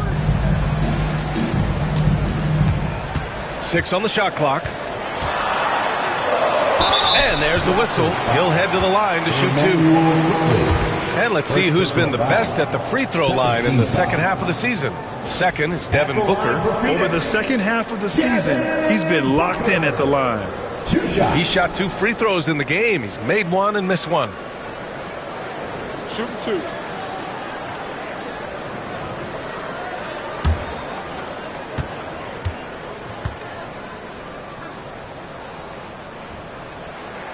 First one falls for him. You love that Devin Booker now has experienced postseason success because there were some who questioned his greatness. Now that conversation is over. Williams is checked in for the Suns. Brooks comes in for Martin. And Toronto also making a switch. Barnes is checked in.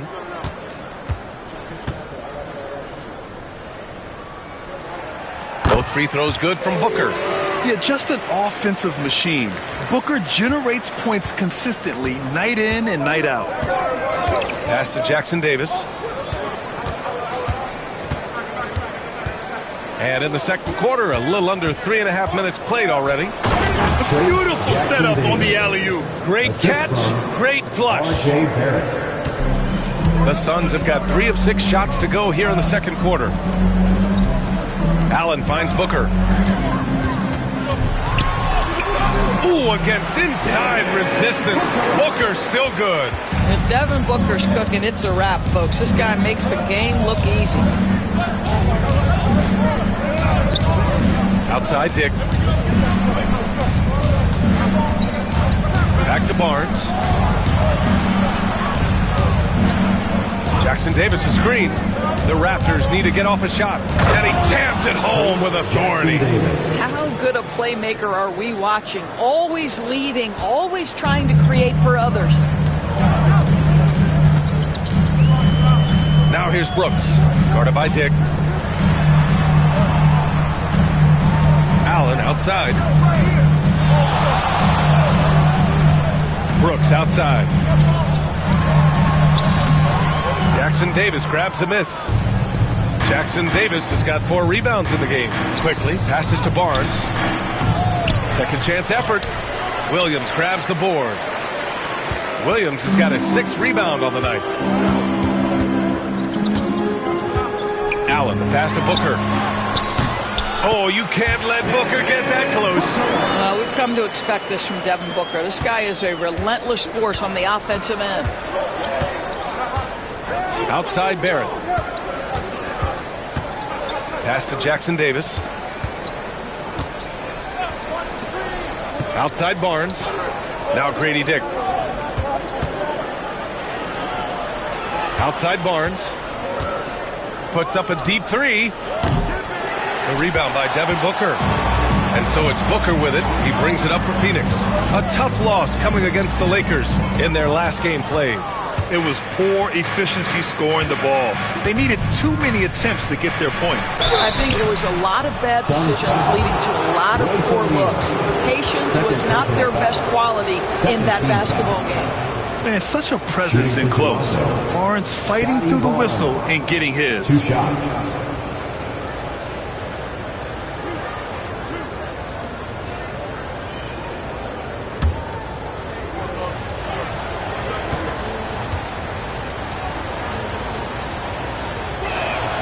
And he makes the first.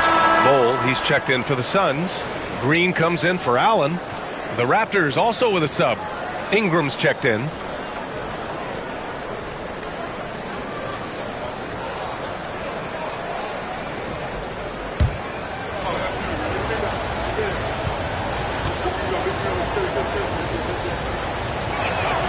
Good on both. Here's Booker. 14 points for him.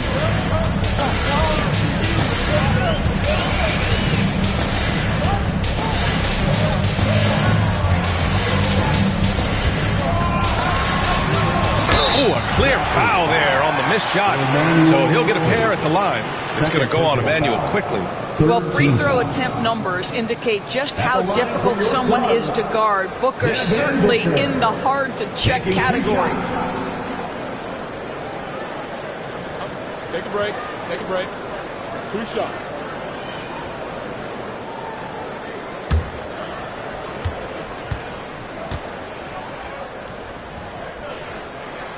That free throw good from Booker.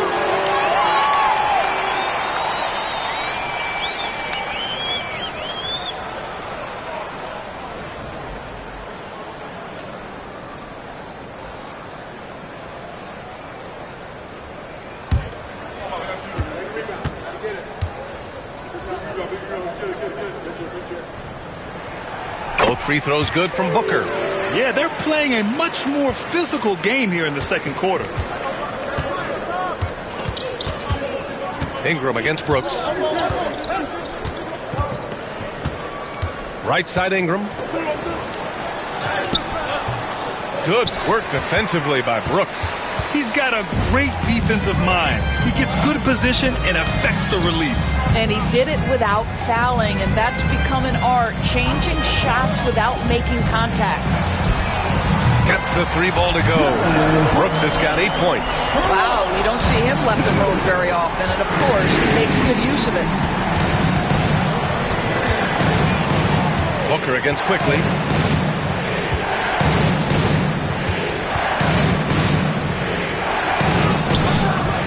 It's not going to go for him.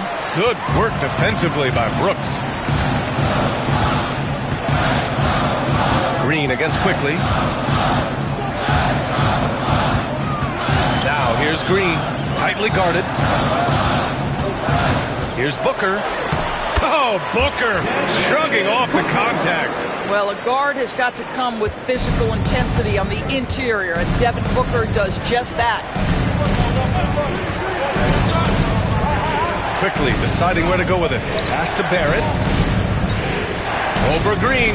And there's Barrett on the assist by Quickly. 13 points in the game. Now we're starting to see him deliver on offense. He's really found his tempo here in the second quarter. And stolen by Barrett. Going inside. And there's the slam. Dunk to finish it off. R.J. Barrett, a clever penetrator. He's got a number of different moves to get where he wants to go on the drive. Pass to Green. Off target from 3-point range. And this is exactly who you want taking that shot. He just missed it. After a trade to New Orleans back in 2019, Brandon Ingram has become a primary scorer, Grant. Yeah, he scored well over 20 points per game since leaving the Lakers. B.I. has the rare blend of length and shooting, and beyond scoring, Ingram's assist numbers are very impressive, too. And here are the Suns now. After the basket by Toronto. Clock at 4. Three-pointer Brooks. Barnes with the rebound. Just terrible defense. I don't know how he missed that shot. Ingram on the wing. Back to Barnes. Ingram against Williams. And so he draws the foul, headed to the line to shoot a pair. Yeah, nice fake by Ingram, setting the defender up to fail. It's his first trip to the line. Brandon Ingram at the line for 2.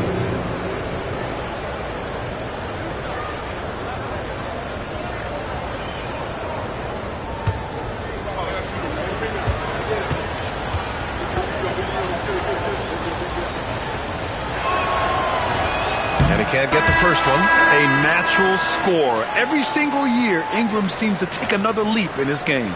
Allen, he's checked in for the Suns.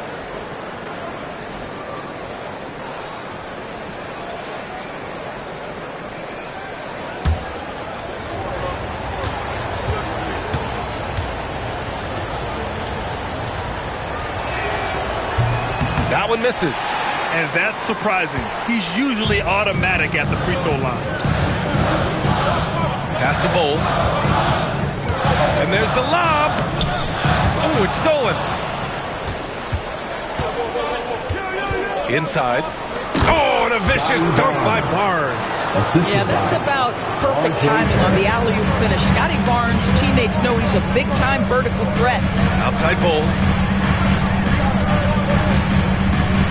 Outside, Williams. Ingram against Brooks. And it's good. Fought through contact, hit the shot, and will go to the line. And he's got his first opportunity at the line here tonight. 4th team foul. At the line for one, Dylan Brooks.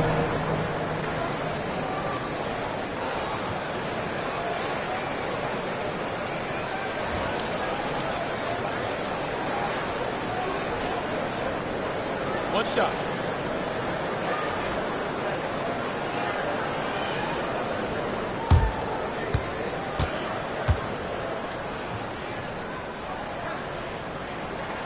The free throw dropped for Brooks. You have to respect Brooks' approach to the game. He's always looking for little ways to improve and wants every year to be his best. Quickly, passes to Pirtle. And Mark Williams picks up the foul. That'll be a second foul of the game. That's 2 fouls in as many quarters. He may have to adjust his approach now.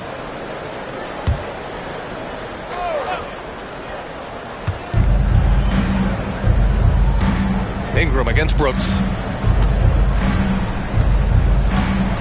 Now here's Ingram. Defense right on it. So it'll be 2 free throws. He was fouled in the act of shooting. It's going to be on Dylan Brooks. The length of Ingram poses issues for defenders, which is why he gets fouled a lot.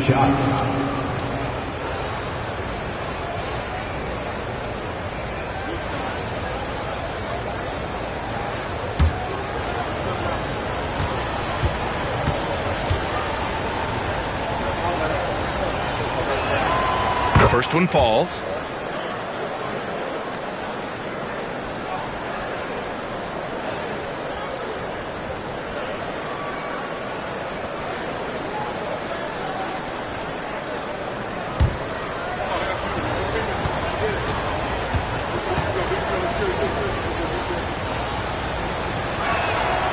Both free throws good from Ingram.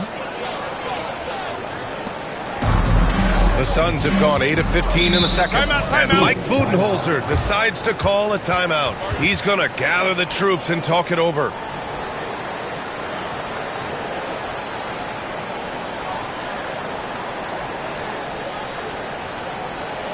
That's right, Suns fans. Time to make some noise for your Suns dancers.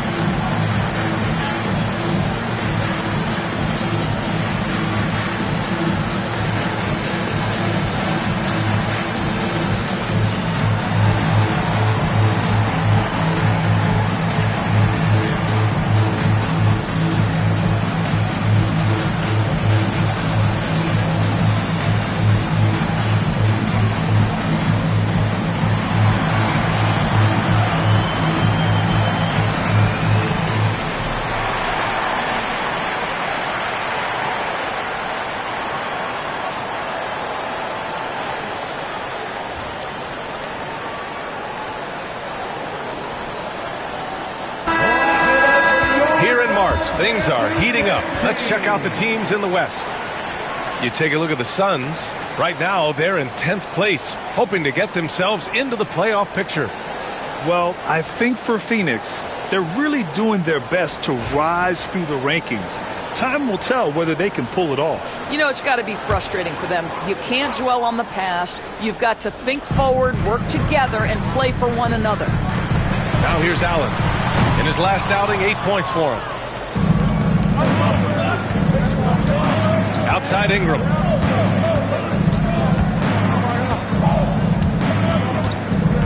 Pass to Quickly.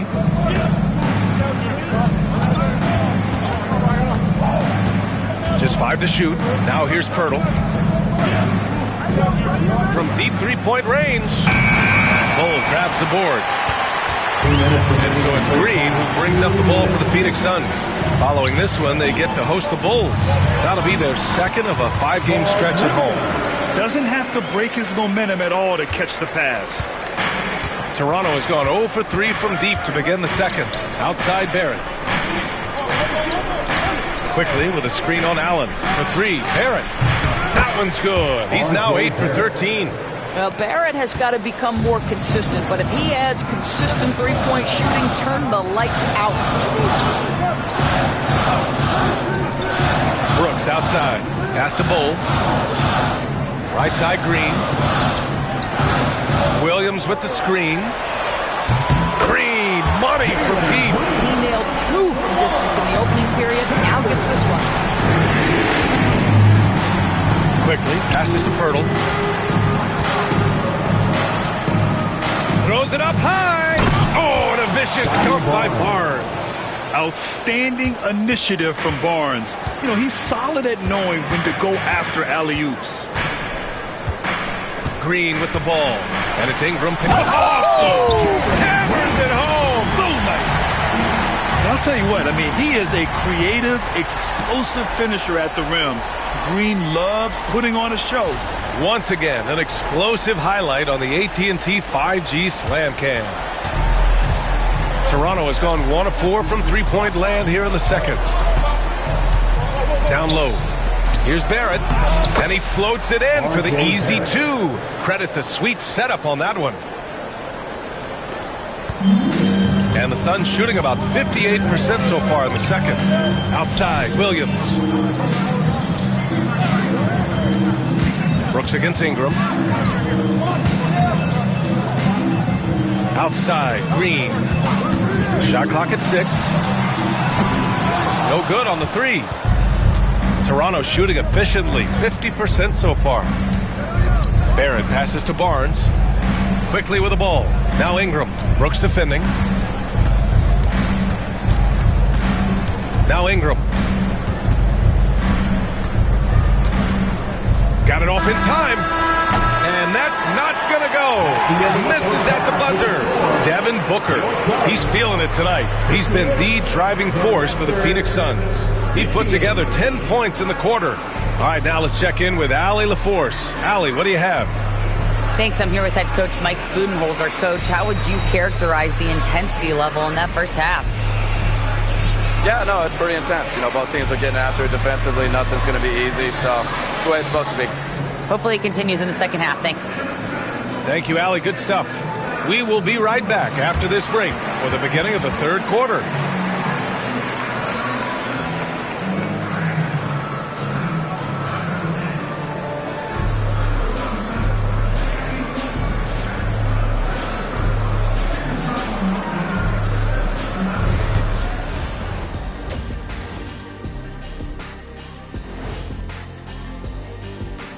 Hello there, folks. Toronto Raptors and our featured matchup, which has not disappointed.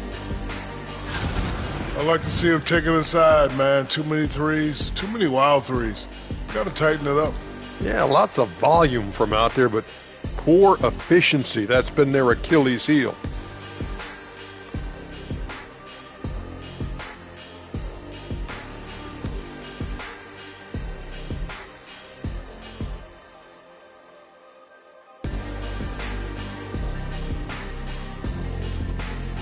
And with a moment here, time to give our compliments to the players of the week.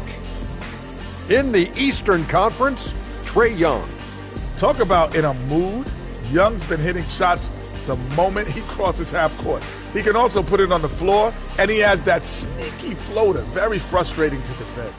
And when you run 2 at him, boom, he finds the open man. That's it for us. Thanks for tuning in. Now let's send you over to Brian Anderson with the third period.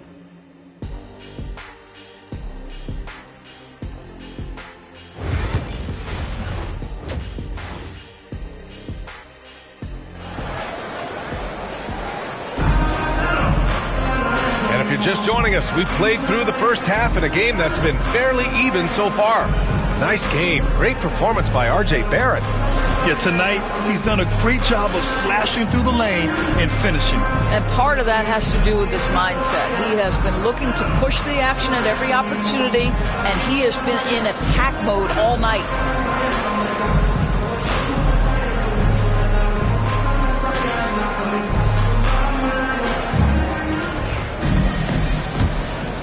Here's Booker. They've got Dylan Brooks. Green out there with Devin Booker. Then there's Mark Williams, and it's Bowl in at the 4 slot. So that's the lineup on the floor for the Suns. And that's just an all-around talent there. I mean, Green is dependable at finding his open teammates. Quickly finds Barrett. Pirtle with a screen on Green. Inside. And the dunk by Pirtle. I just love the aggressive finish. I'm thinking he's sending a strong message with that jam. Booker against Quickly. Yep, that one goes. Booker's got 20 points. Well, that's what you call a tough 2, because if you're in the lane at D-Book size, you never know what could happen. Ingram, the pass to Quickly. Second half getting started. About a minute played. Well, put all that size to good use. Rip it off the backboard. Green against Barrett. Outside Bull. Deflects the pass. It's stolen by Ingram. And a fast break now for the Raptors. Barnes, no good. Barnes against Green. Pass to Bull. Rejected by Barnes. Boy, big-time denial from Scotty Barnes. Use that frame to your advantage. Emmanuel Quickly.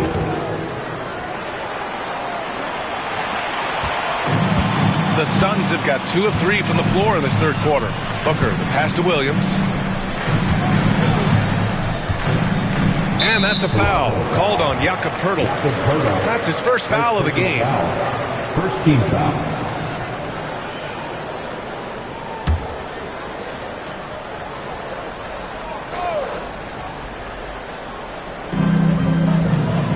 Pass to Bull. And finished off by Bull. And just a great screen. And they got a high-powered finish out of it. And my question is, where was the help? Someone rotate over and challenge. Now here's Quickly. He's got 10. And that one's good. Ingram's got 11. The defense couldn't collapse quickly enough. Booker, the pass to Williams. Now Green.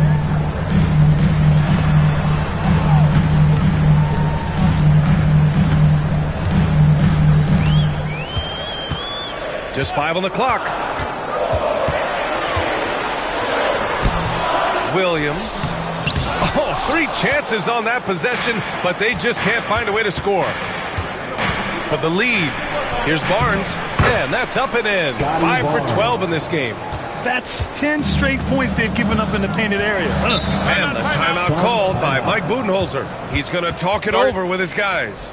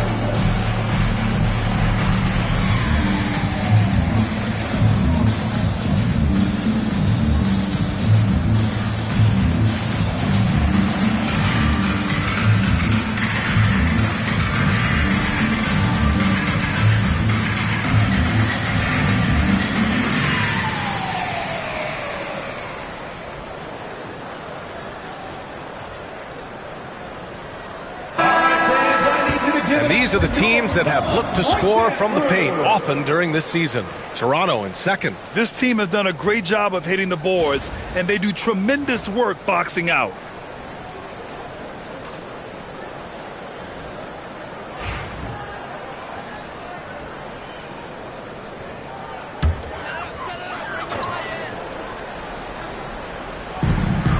Brooks, the pass to Bowl.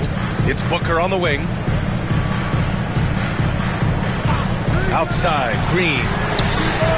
Knocks down the triple. Green's got 14 points. Hard to win games when you allow clean looks from the perimeter. The Raptors have gone 4 of 6 from the floor in this third quarter. Quickly, passes to Pirtle. And he got the whistle on the way up, so he'll be headed to the line for a pair. Well, the contact on Pirtle, pretty clear there. The big man getting tough and gets the call. First trip to the line for him here.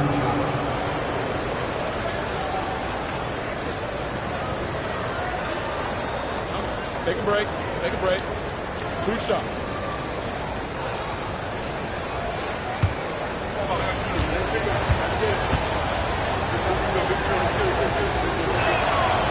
And he drops the first. Well, Jakob Pirtle, guys, may not be a stretch big, but what he does well is virtually everything else. He boards it. He plays incredible D, and he's a very good passer.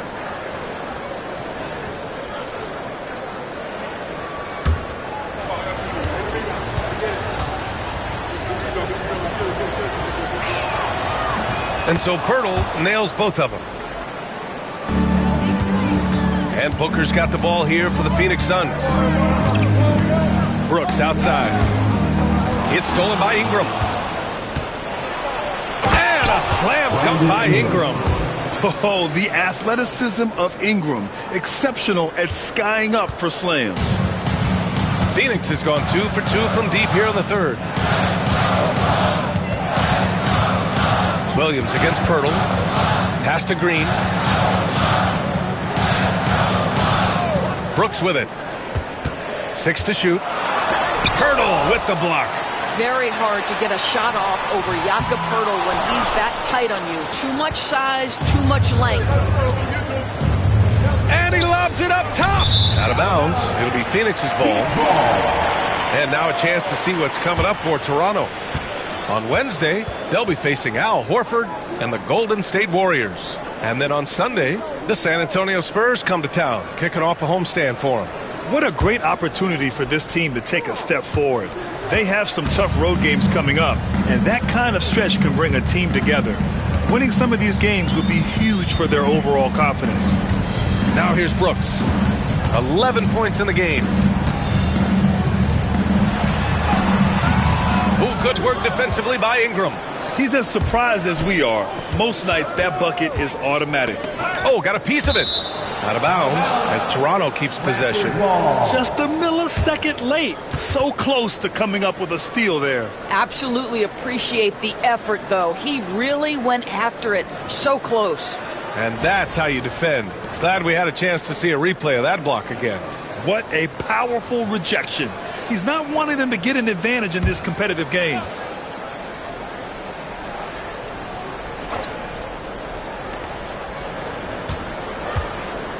Barrett against Green. Pass to Pirtle. And it's Phoenix with a rebound. Boy, he'll usually knock it down if he's left that wide open. Just comes up empty. And finished off by Bowl. Well, that's an unselfish player who definitely wants to get his teammates involved. A willing passer there, Booker. Booker against Quickly. To the paint.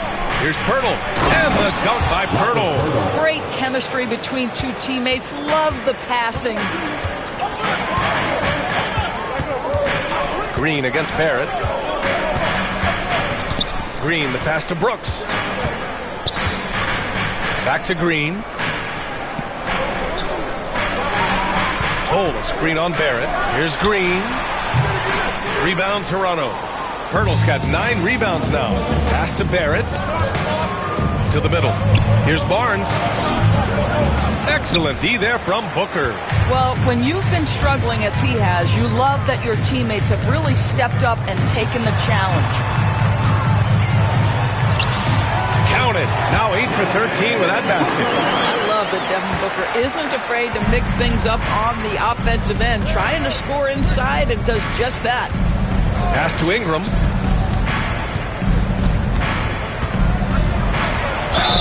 And even from where we're sitting, you could clearly tell it was a foul. This will be his third trip to the free throw line. At the line for the Raptors, Brandon Ingram taking 2 shots. Take a break. Take a break. 2 shots.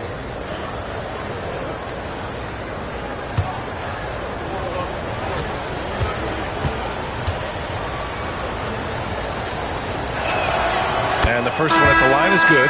Phoenix making a switch here. Allen's checked in.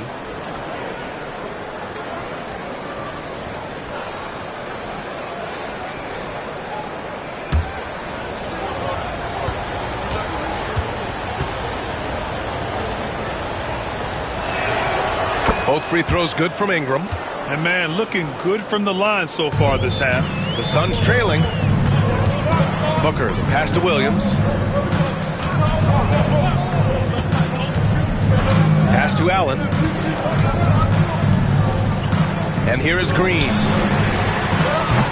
A chance there to take the lead, but a miss. To the inside. And stolen by Booker. And the Suns pushing it up now. Ooh, Booker finishing in the open court. Now, part of that is recognizing the spacing, and Booker so good at finishing on the break. Pass to Ingram. Outside Barnes. Clock at 6. Here's Shed. Lets it go from deep. Williams grabs the board. Williams has got rebound number 11. Here's Brooks. Hits the rim on the way in, and the bucket is good. Brooks has got 13. They have no answer defensively inside. Barnes with a screen on Booker. The 3 from Quickly. And it's Phoenix with a rebound. Outside Booker. It's stolen by Barnes. Here comes Toronto on the push. Good work there as it goes.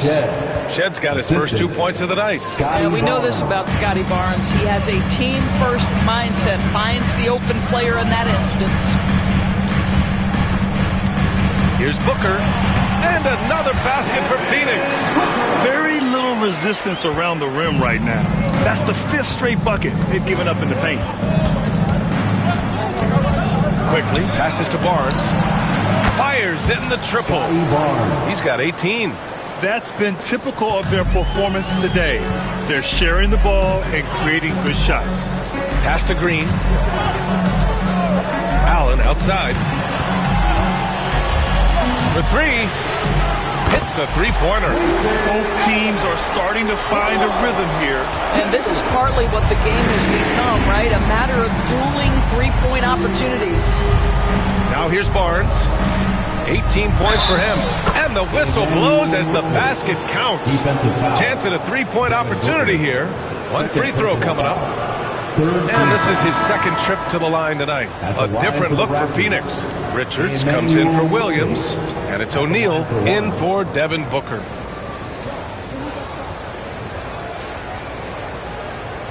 One shot.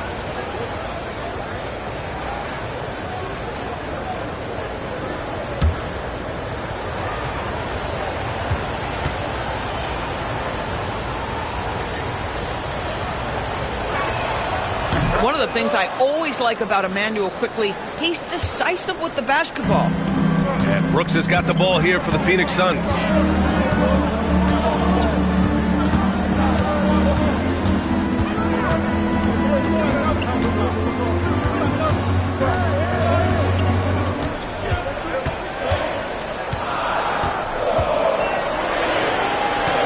Launches it.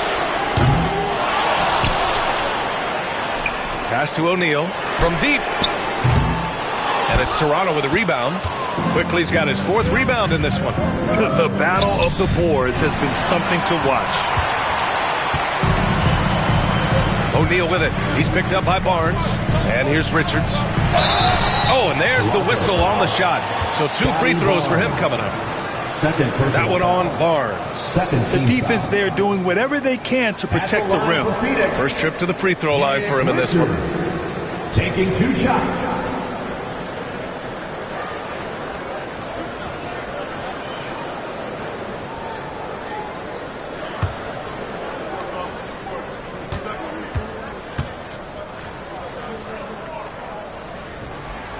And he knocks down the first one. Martin, he's checked in for Brooks. Mamukelashvili's checked in for Toronto. Jackson Davis comes in for Scotty Barnes.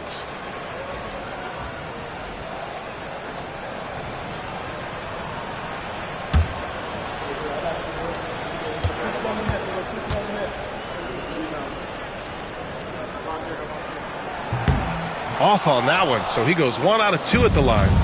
That will sting a little bit, failing to get the lead when the opportunity was there, but he does tie it up. Well, the advantage they have right now is largely based on his play. What an outstanding night. Here's Allen after the basket by Toronto. Outside, Green. Ooh, ripped away. Deflects the pass. Ooh, stolen by Allen. Pass to Green. Now Allen.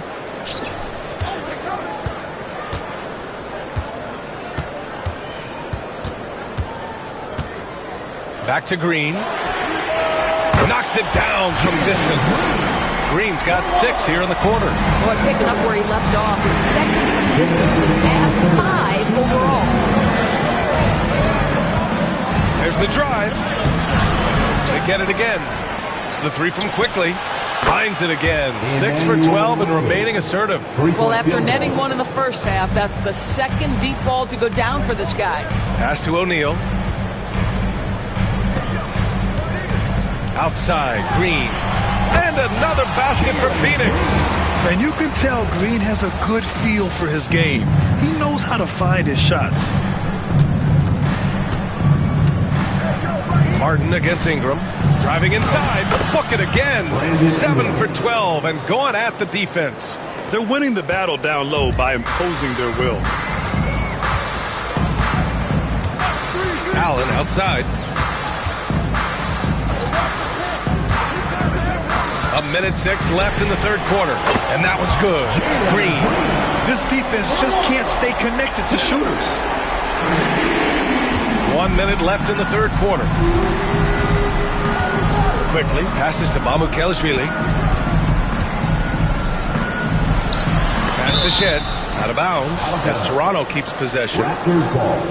These teams have been lighting it up so far. The NBA's top scoring teams. Phoenix, 4th. They've been having a great season on the offensive end of the floor. It never takes this team long to put big points up on the board. Dick, he's checked in for Toronto.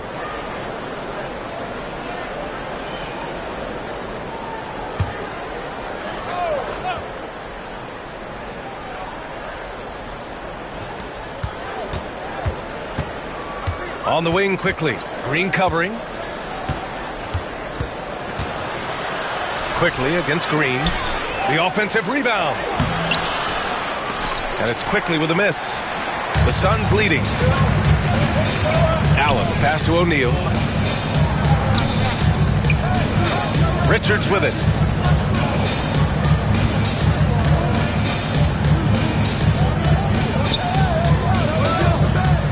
And wrestling for it there, but no one has possession. We'll have a jump ball.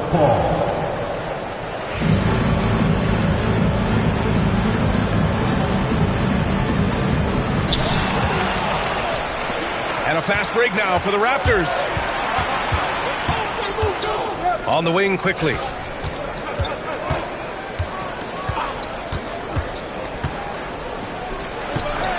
And it's good. Off the back rim and in. Quickly's got 18 points in the game. Here in the 2nd half, this game's still nip and tuck. Just an insane amount of lead changes. The fans are getting their money's worth. And we've just finished the 3rd quarter. What a tight game we've got going. Toronto out in front. They lead by 1. And don't go away. We'll be back in a few moments. It'll be the fourth quarter of basketball coming up next.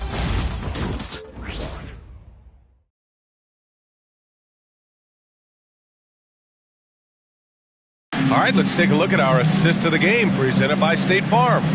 You know, I'm kind of stoked that this was a choice because I love this pass. A remarkable find. He put his court vision on full display. Well, making the game easy for your teammates. All about putting them in a position to score. That's pretty. Well, this has been a great contest so far. I imagine the fourth quarter could have more action in store for us. So for the Raptors right now, Barnes is out there with Dick. Then it's R.J. Barrett. Then it's Trace Jackson-Davis. And it's Shed in at the one spot. I'll tell you, despite his struggles at the offensive end, this team still finds themselves in control of the ball game. Booker, the pass to O'Neal. Barnes against Allen. And he was fouled while in the act of shooting, so he'll take 2 free throws. Third personal foul. All right, guys, what do you think so far about the offensive approach for the Raptors? Yeah, what stood out to me was their passing. They moved the ball effortlessly and have been able to find those holes in the defense. And you also have to love the way they've gotten out and run in transition. A ton of good chances tonight simply from being willing to run the floor. That free throw good from Allen.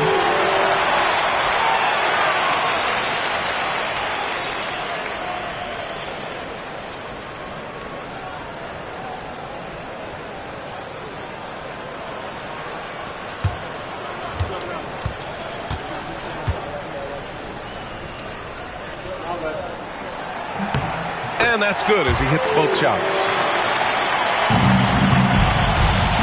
And Barnes has got the ball here for the Raptors. They trail by 1.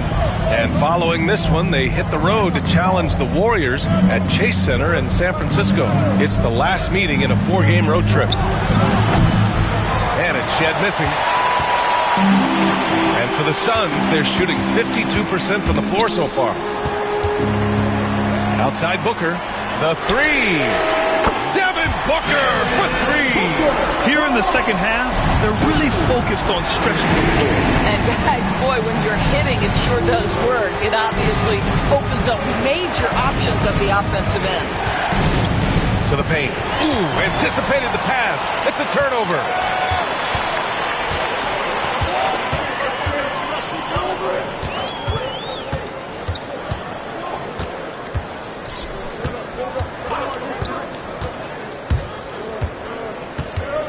Down to 5 on the shot clock. Ooh, and he took a hard foul on the shot.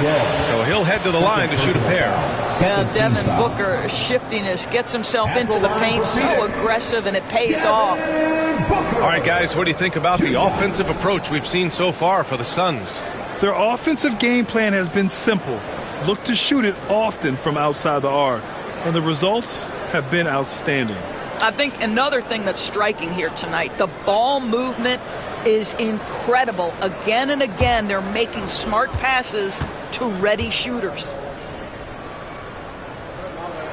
The first one falls.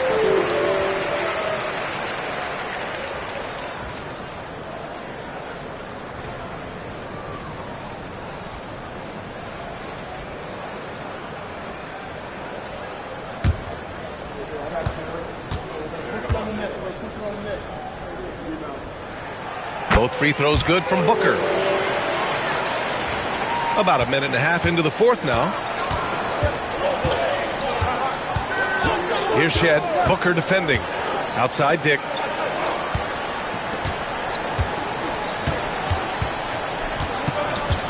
They need this. And he's going to the line for 2. The official saw contact while he was going up. The officials were right on top of that one. At the line for the Raptors, Dick taking 2 shots.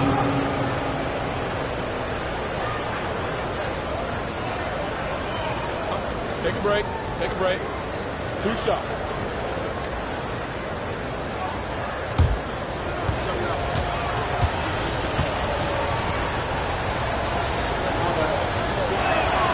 First free throw is good. They're doing some good work at the line this half.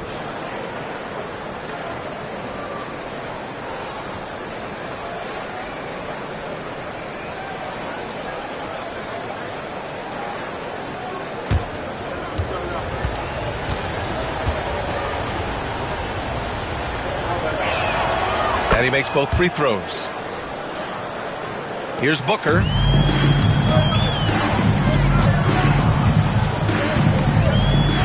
Richards with a screen. Inside. It's stolen.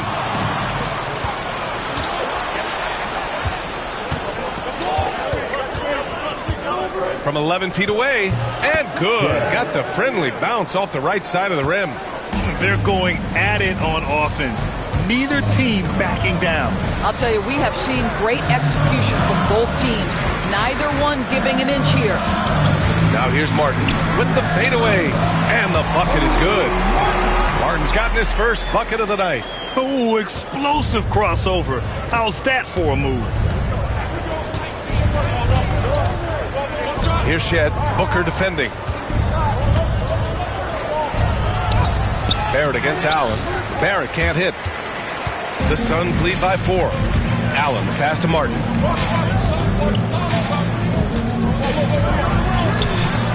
Rebound, Toronto. Jackson Davis has got his 7th rebound here tonight. Dick with it. Picked up by Allen. Dick gets the bucket. The Suns have gone 2 of 3 to open the 4th quarter. Allen outside. Fires the 3. Rebound, Toronto. Jackson Davis has got 8 rebounds in the game. Here's Barnes. Gets the bucket and the foul. Defensive foul. That one on O'Neal. They love the commitment from Scotty Barnes. Made his decision, makes the contact, and the end one. Brooks, he's checked in for Phoenix. And Toronto also making a switch. Jakob Poeltl, he's checked in for Jackson Davis.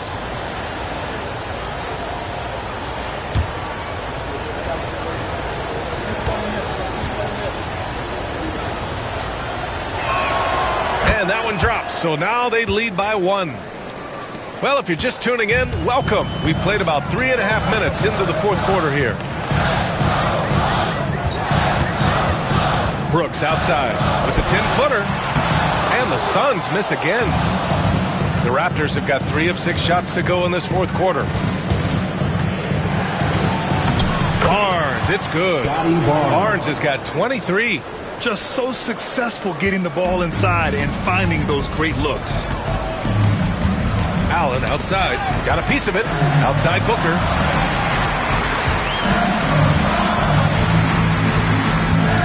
Back to Brooks. Driving in to the middle. Richards.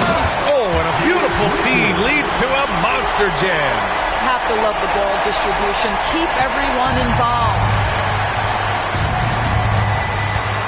Outside Dick. Pass to Shed. Back to Dick. Down low. Here's Barnes. Now here's Poeltl. Here's Shed. Shot clock at 5. Shoots over Booker. The rebound by Allen.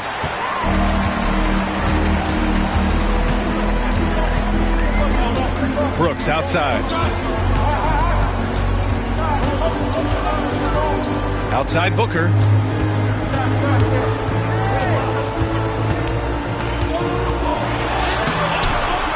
Poeltl grabs a miss. Poeltl's got a rebound number 12 here already in the game.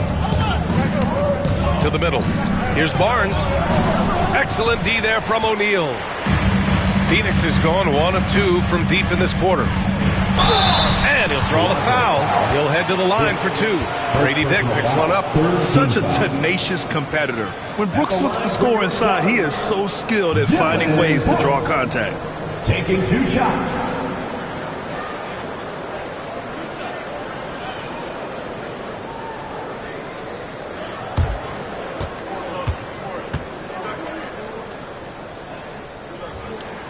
The free throw drops for Brooks. Some changes for Phoenix. Mark Williams, he's checked in for Richards. And Jalen Green subbed in for O'Neal.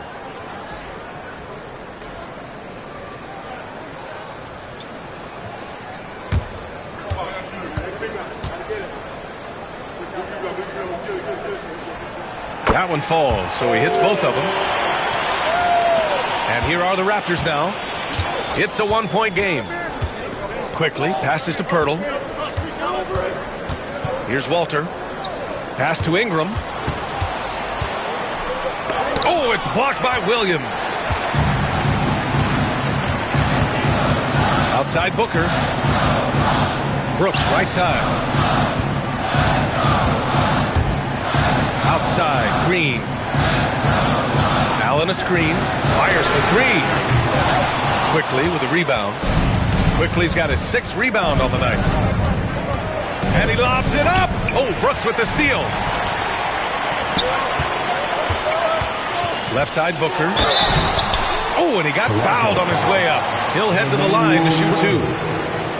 It's going to go on Emmanuel quickly. Well, there's an activity level and a skill level that makes Devin Booker problematic on the offensive end. He dares defenders to get physical with him.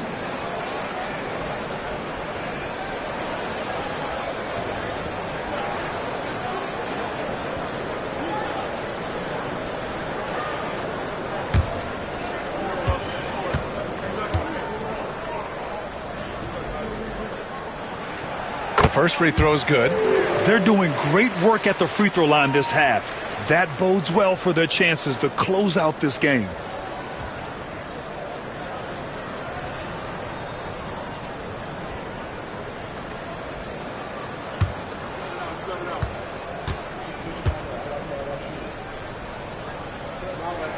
Both free throws good from Booker. Shooting just about 90% from the charity stripe now. Not wasting freebies here in the second half. Inside. Here's Walter. Oh, there's a killer 2-hand slam. Boy, you love that play by Quickly. This guy can score or make plays for teammates. Booker, pass to Brooks.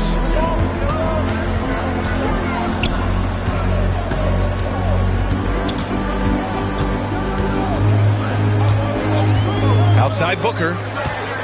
6 to shoot.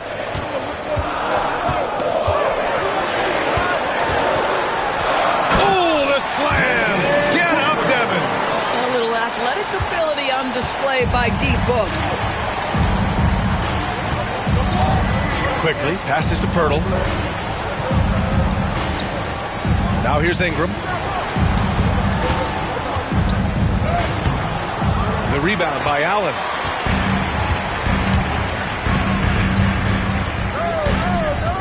To the inside. It's stolen by Pirtle. It's an even 3-on-3 break. Here's Ingram. Pass to Quickly. Here's Walter. Tries again. Oh, Williams with the block. Outside Booker. Pulled the shot a little left. The bounce goes his way, though. And now a 5-point Phoenix lead. How about Booker playing a little bit of cat and mouse, smart enough to know when it's better to pull up. And timeout called by Darko Rajakovic, rallying his guys to make sure they all know the plan.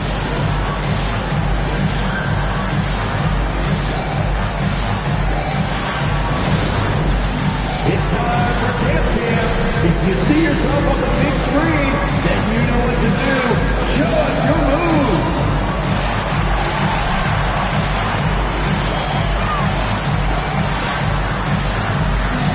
Oh, that's nice.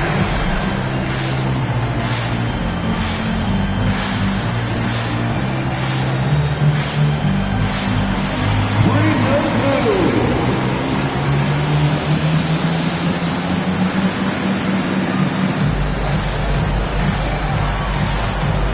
Somebody doesn't have rhythm.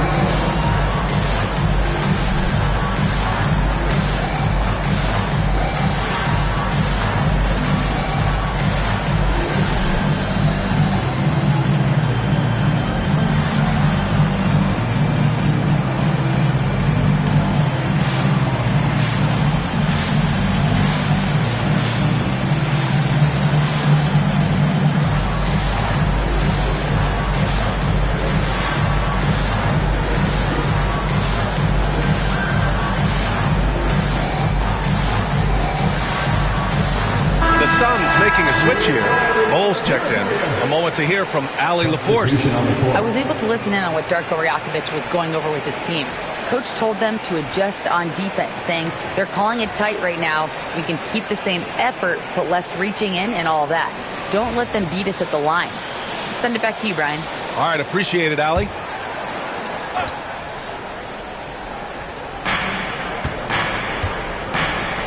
Ingram deciding where to go with it.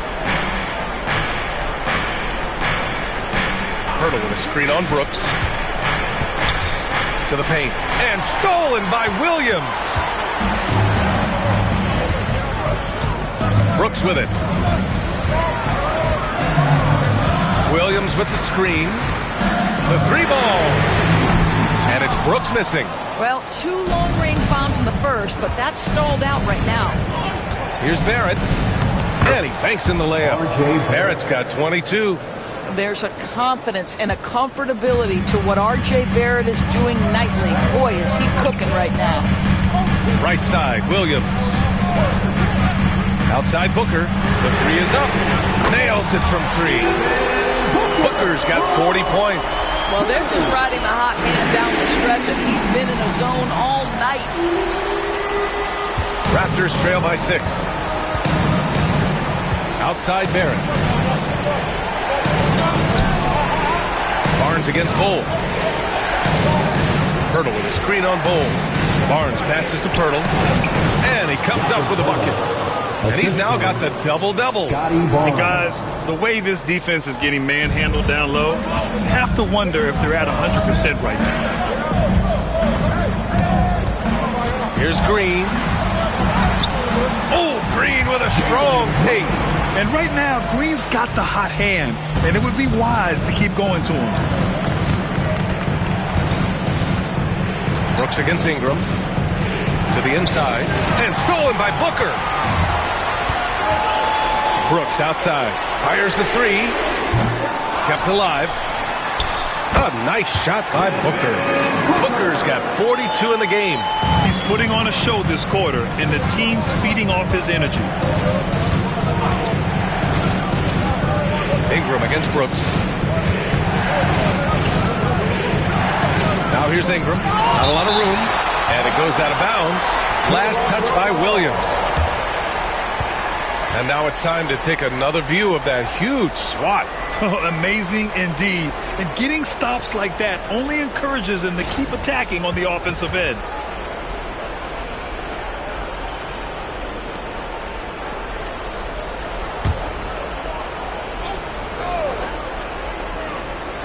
And here's Ingram outside. Drops in the 3. Ingram's got 13 points here in the second half alone. Booker, pass to Green. Back to Booker. And that one's good. And Green with the assist. Green's got 3 assists in the game. And here's Ingram. Pirtle with a screen on Brooks. Here's Ingram. Here's Pirtle. And the dunk by Pirtle. How about they look to Pirtle in a critical stretch, and he comes through. The pressure bringing out his best. Outside Bull. Back to Booker. And he gets that one. Booker's got 46. This is what we call highly efficient play. Working off the screen, getting to the cup. Here's Ingram. That shot missing. Good work defensively by Brooks. Outside Bull. Back to Brooks. Pass to Green. Outside Williams. Outside Bull. Outside Green. Clock is at 3. Hits the trifecta. And now a 10-point Suns lead. And the clock will wind down on this one. Just a solid effort and a good win for the Suns. It was stop and go for them along the way, but they finally seized full control of this game. B.A., the scoreboard definitely doesn't tell the whole story. They were able to pull things together when things got tough. And, of course, they closed strong. And for the year now, they've chalked up 35 wins. And this team really wanted to at least split this season series. And one player just stole the show tonight, doing everything for his team. A monster night for Devin Booker. Efficient productivity. You love what this guy has given to you on the offensive end. And so here is Toronto, following the score by Phoenix. They get it back. Pirtle somehow scores the layup in traffic. And Booker's got the ball here for the Suns.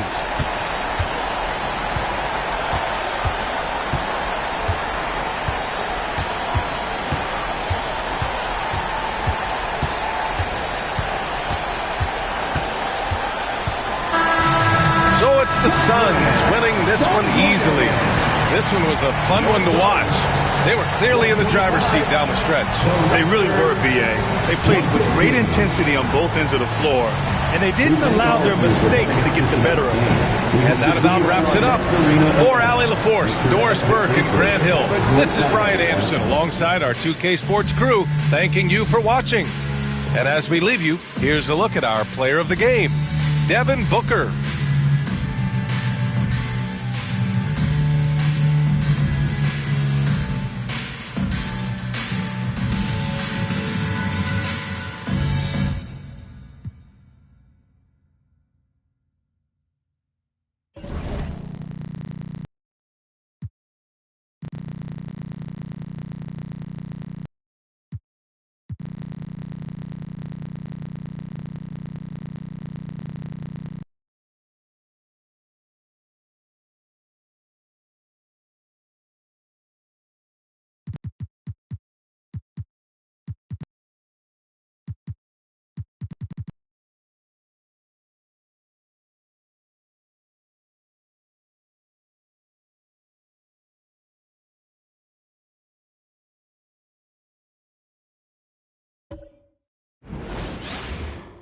We hope you're wearing the green today on this special presentation of the NBA on St. Patrick's Day. And tonight we've got the Memphis Grizzlies playing against the Sacramento Kings here in Golden One Center.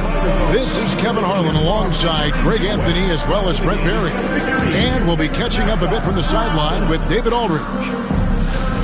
Here's a look at some of the stats for Kentavious Caldwell-Pope. In the last 5 games, you can see the trend upwards for effective field goal percentage, and it shows you how confident he's playing right now. Look at the opening lineup for the Memphis Grizzlies. We've got Eden, Caldwell-Pope out there with John Morant. Then there's Wells, and it's Clark in at the power forward position. And for Sacramento, DeRozan and Murray slot in at the small and power forward. Malik Monk out there with Zach LaVine. And it's Sabonis in at the 5 roaming the paint. The playoff picture coming into focus now, Greg, with a good portion of this regular season behind us. And for the teams that are definitely in, they're trying to maintain momentum and health, right? But for the teams still clawing and fighting their way in, that's where it gets exciting. Now here's Morant, coming off a solid outing against Miami. Unable to get that one. Now here's Monk. Pass to DeRozan. Morant against Monk. Sabonis sets the pick for LaVine. Hands it from downtown. LaVine's got the first bucket of the game with the 3 for Sacramento. Morant against Monk. And then Morant slams it in. And leave it up to Morant to put on a show. What a spectacular dunk. Greg, with how explosive John Morant is, he has certainly taken his fair share of awkward falls. And that's what worries you with guys like that. He's already had a number of injuries in his young career, but we all just want to see him at full health. One shot.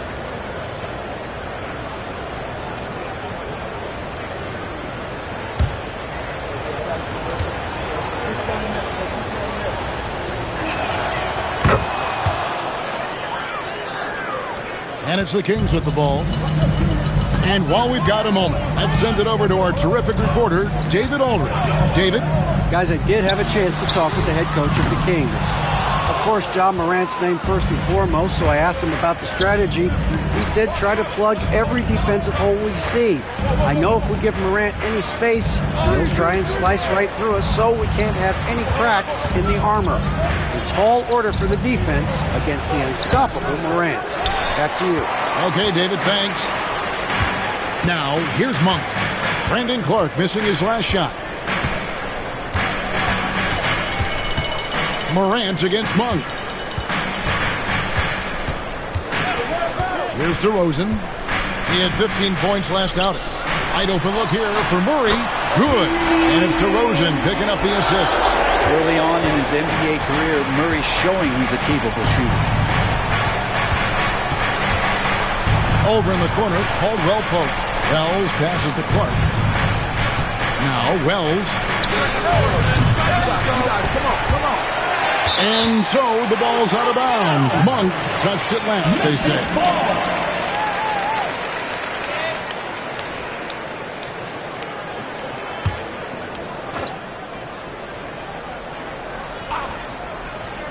Just about 2 minutes into the game, first quarter of basketball. Morant using that quickness to his advantage. That time he gets that one to fall. Outside, Levine. In the corner, Murray with it. Outside, DeRozan. Kings with the fresh shot clock. Good work there as it goes. And a better box out saves them 2 points there. It didn't seem like anybody was really aware there to go and collect that rebound in the possession. Now here's Caldwell Pope. He's averaging just around 8.5 points a game. Back to Morant. 5 on the clock. Out to the right wing. Here's Heaney. It's good. Well, Morant's acrobatics often get the attention, but his passing is also elite. Monk kicks to Sabonis. And he gets the whistle. 2 free throws coming up. Greg, give us one word to describe Domantas Sabonis on the offensive end. Kevin, I guess I'd say dominant, but that only scratches the surface. The way Sabonis drops dimes, hits shots, and controls the glass, dominant just doesn't even really begin to say enough.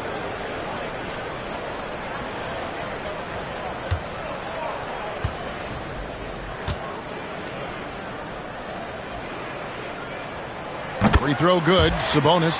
Hey, Greg, one thing that the Kings have had worked for them over the last few seasons is their depth. And have made some shrewd moves to fill out their bench. Got great contributions from their 6 through 10 players. It's been a big part of their recent success.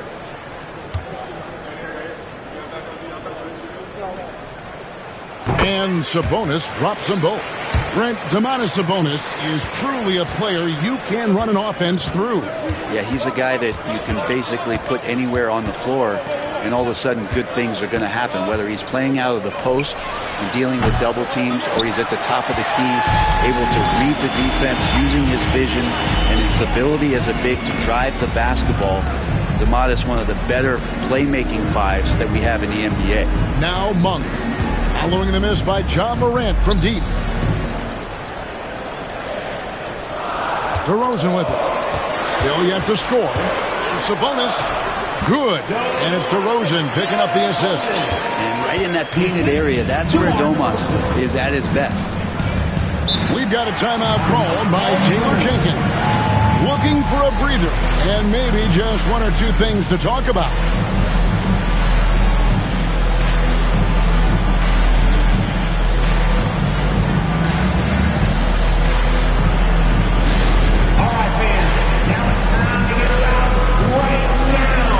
For your Sacramento Kings street team.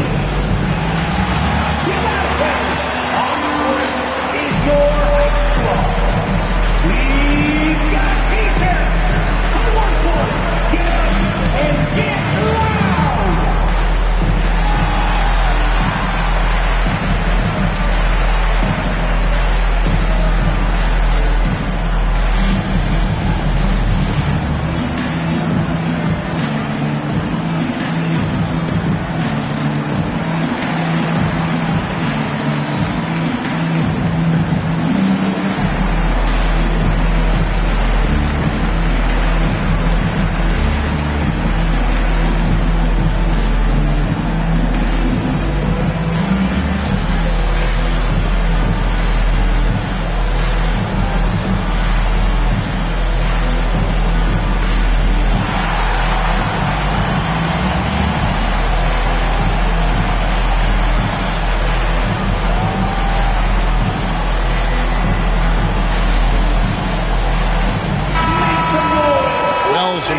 passers have come into the league this season.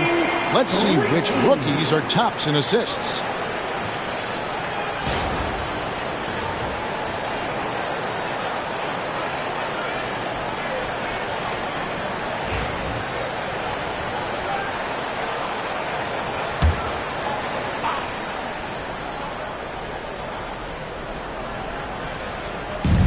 And we're just over 3.5 minutes into the first quarter. And so Monk will bring it up for Sacramento. It's a 5-point game. Shoots over Morant. And off target as he starts the game 0 for 1. Here's Wells. Here he goes. Banked in off the glass. One of the more skilled offensive players that is on the floor here tonight. Not an easy fella to hold in check. DeRozan passes to Sabonis. Back to DeRozan. Shoots over Wells. And the basket by DeRozan. Tormenting his way through. DeRozan showing what he's made of. Morant against Monk. Clark outside. To the middle. Here's Heaney. And he takes that one up and powers it through.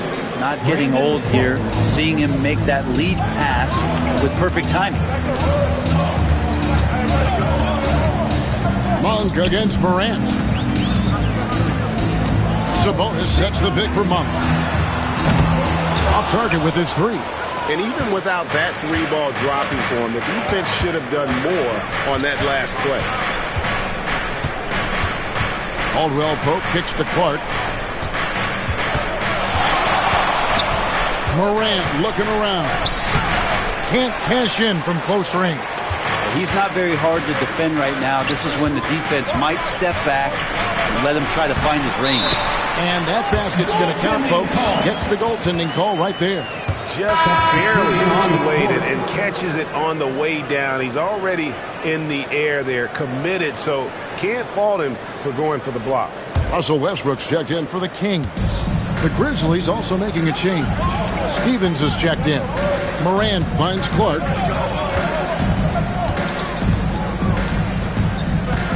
Back to Morant. And Morant throws it down. This is how athletic Morant is. A point guard who possesses incredible athleticism. Pass to DeRozan. Down low. Full team Sabonis. Shot clock at 6. Out to DeRozan from deep. Gets it to go from beyond the arc. DeRozan's got 7. Not just the accuracy in the quarter, it's his movement and the energy that's getting him on this nice roll. And it's Taylor Jenkins calling timeout here. He wants to check in with his team and regroup. And make some noise for your number 6 crew.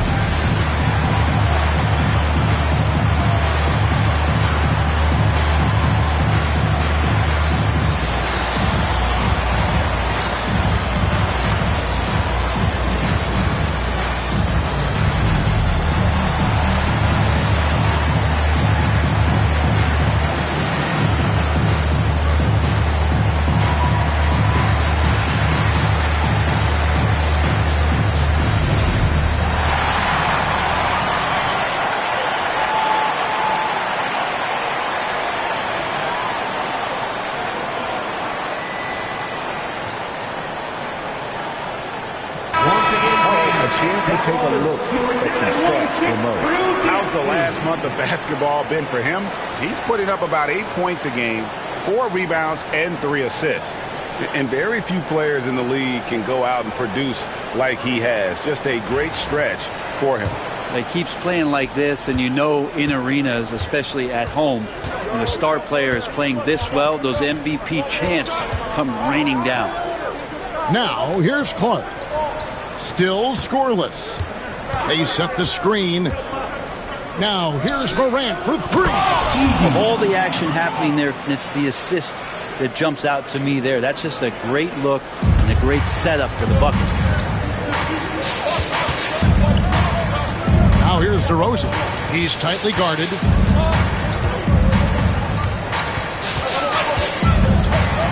And oh boy, a lot of contact there, but he gets the call and will shoot two. Now in the later stages of his career, Greg, DeMar DeRozan continues to be a master from the mid-range. Kevin, we all know he loves that area of the floor. And what makes him so effective, the footwork. He's so good at backing guys down and creating space to get that jumper off.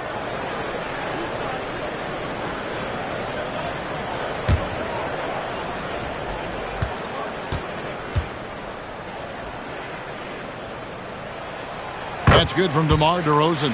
And I like the aggressiveness of DeMar DeRozan's game. He's constantly testing the defense, looking for any weakness he can exploit to get a bucket.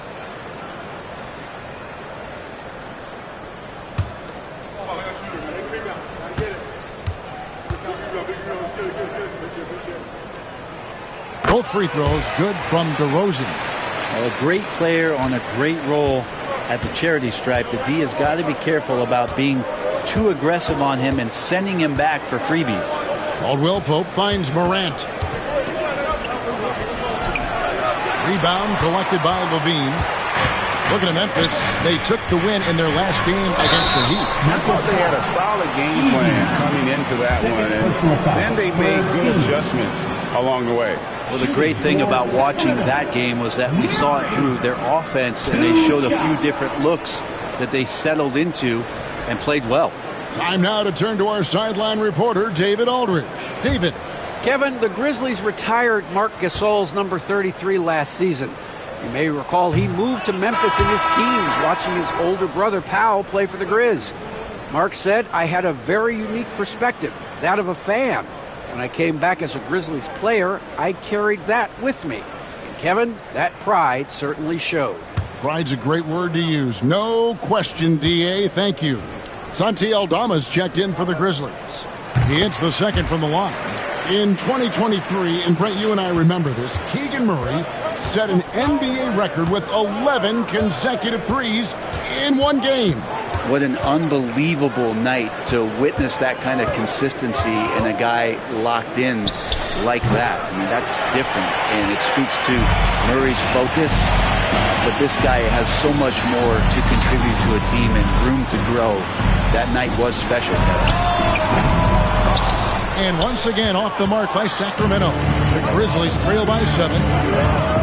Stevens, the pass to Clark.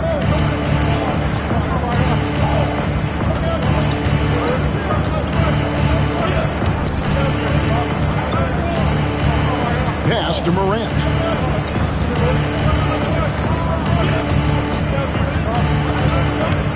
And there's the shot clock violation. Couldn't get the shot off in time.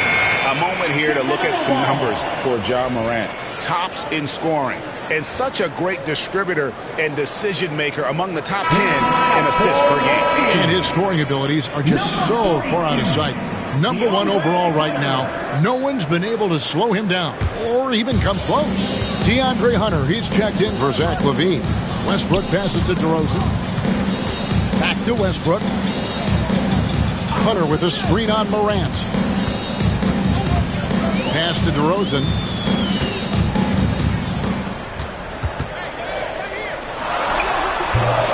The Grizzlies pull it in. Well, that mid-range, Jay, usually pretty much on the money. Maybe the timing just a little bit off on that one. It's good from long range. And that three-point shot has really evolved for Ja, becoming a bigger part of his game. Bounce pass from Westbrook. Outside DeRozan.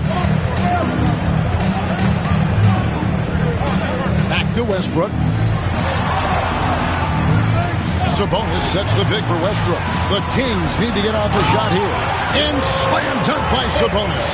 Unselfish play there from Westbrook. A great scorer off of the pick and roll, this time setting up his teammate. A three from Morant. That's in for his 5th make of the night. Now shooting at a 50% clip, 5 for 10. It feels like the other 4 guys have disappeared at this point. He wants to be the one to get them back. Morant against Westbrook.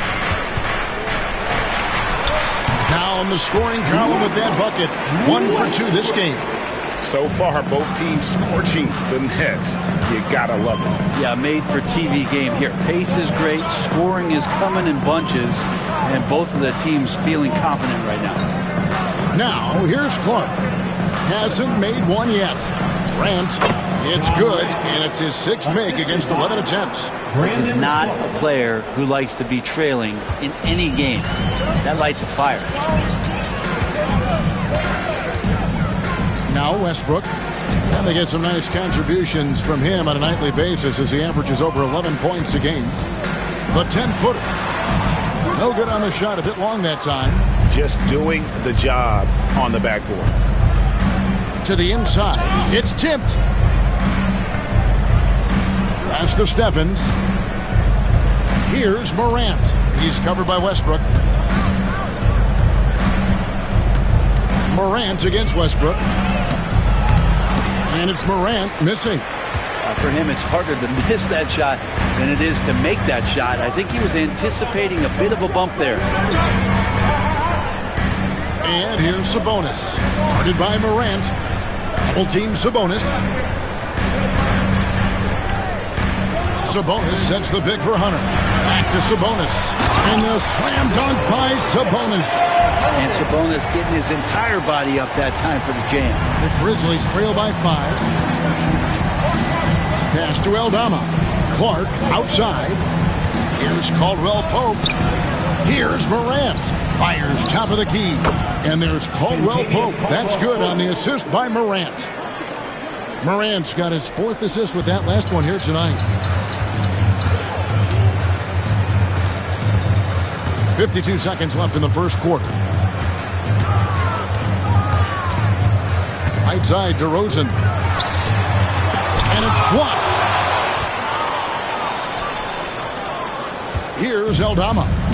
11 points for him in that last game against Miami. Felt like he had a sense in that game that the defense was being over-aggressive, and he tried to take advantage of that. He continually frustrated them throughout the night and got to the free throw line. Sacramento leading by 3. DeRozan surveying the D.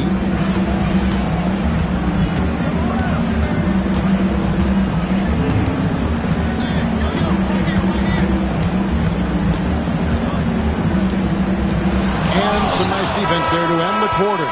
It's been all about Domantas Sabonis for the Sacramento Kings. He got into double digits for the quarter with 10 points total. Don't go anywhere. We'll be right back.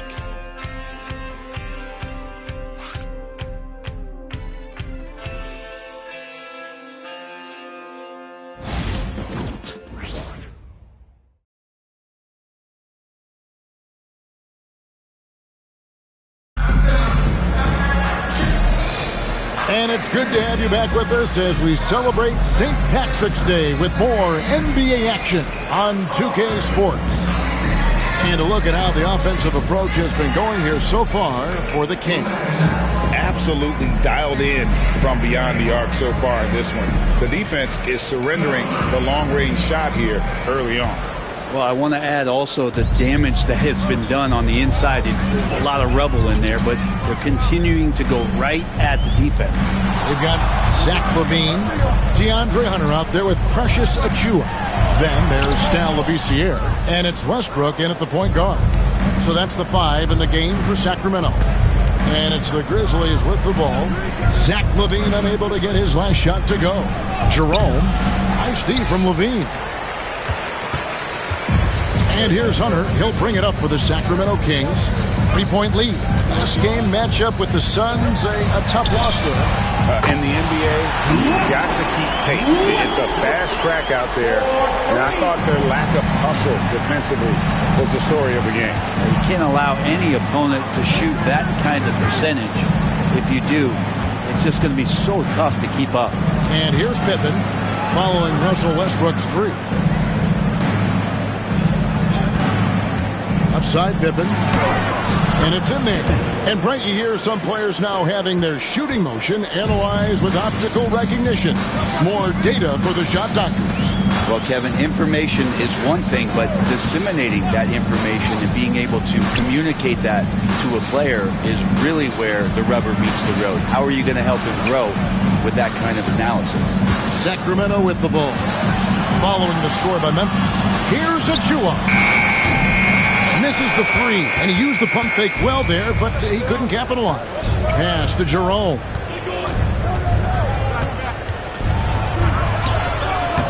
It's all in by Achua. Sacramento leading by 4. Westbrook drives in. A floater. He takes it up and lays it in. Westbrook's got 7 points. Defense predicated on stopping Russell at the rim, but then he uses that body control and a little bit of touch to float one over you. Now here's Pippen. And they get some nice contributions from him on a nightly basis as he averages over 11 points a game. Aldama can't hit. Sacramento's gone 1 of 2 on 3 pointers here in the second quarter so far. Count the bucket, and he's got a free throw coming up as well. Making the easy shots and the tough shots. He's on top of his game. And he's got his first chance at the line here. The Kings making a switch here. Monk's checked in. Shooting for Sacramento, Russell Westbrook. Shooting 1.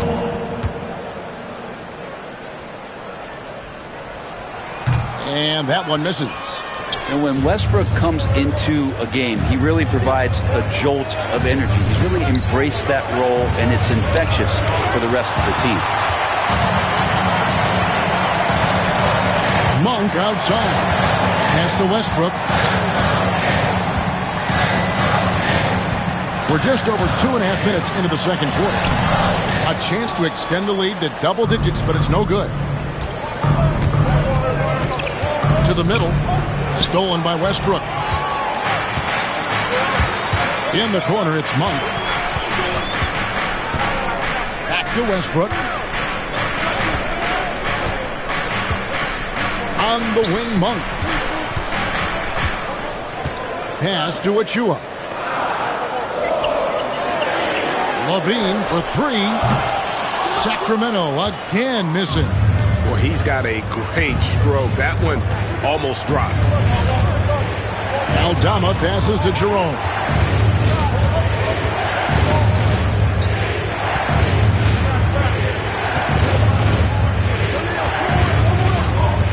Back to Aldama. 3, Pippen sinks the triple. Pippen's got 5. No way he's going to pass that shot up. The D is way too far back and relaxed in getting out on it. Pippen against Westbrook.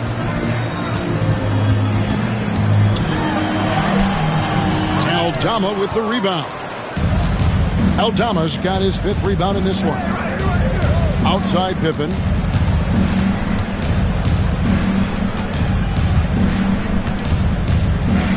Tries from 16, and that one drops for him. Now it's just a 3-point Sacramento lead.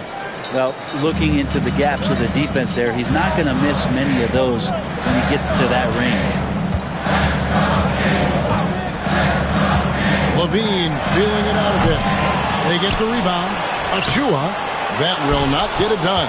He's 0 for 2. The Grizzlies trail by 3. Wells passes to Pippen. There's a screen by Aldama. Inside. And Aldama slams it in. And how about the bounce pass there being used to perfection? Westbrook against Pippen. Outside Westbrook. In the corner, it's Hunter. Good on the triple. Hunter's got his first 3 points of the game. Oh, yeah, Hunter likes going for those corner shots. And DeAndre Hunter is a plug-and-play type of wing.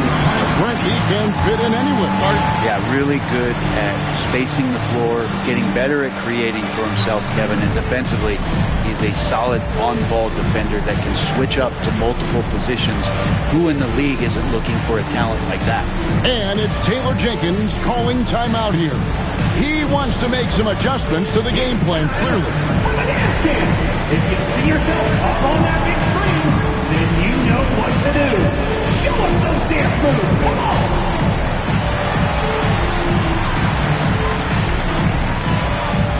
Somebody needs dance lessons.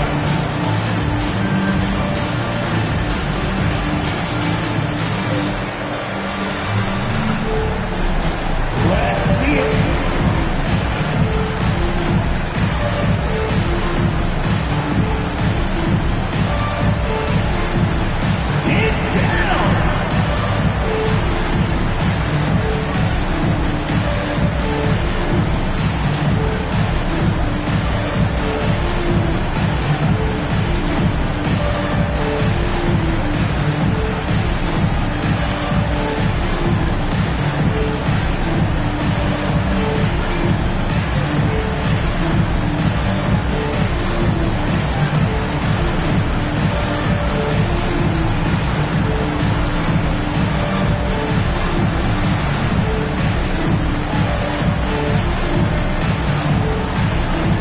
Bonus, he's checked in for Sacramento.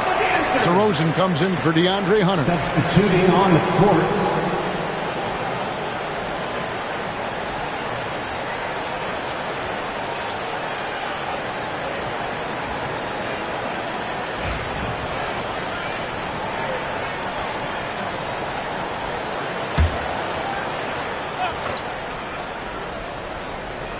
Sacramento on defense. 4-point game. Pass to Jerome. Memphis moving it around. And here's Morant. From outside, off the mark. Westbrook up top, guarded by Morant. Westbrook gets to Monk. Levine wide open. Another three for Sacramento. And nice work off the pass. I like Levine's catch-and-shoot mindset tonight. And here's Morant. 15 points in the game. And then Morant slams it in.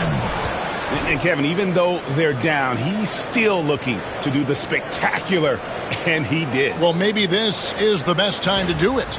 And that's Life Above the Rim, courtesy of our AT&T 5G Slam King.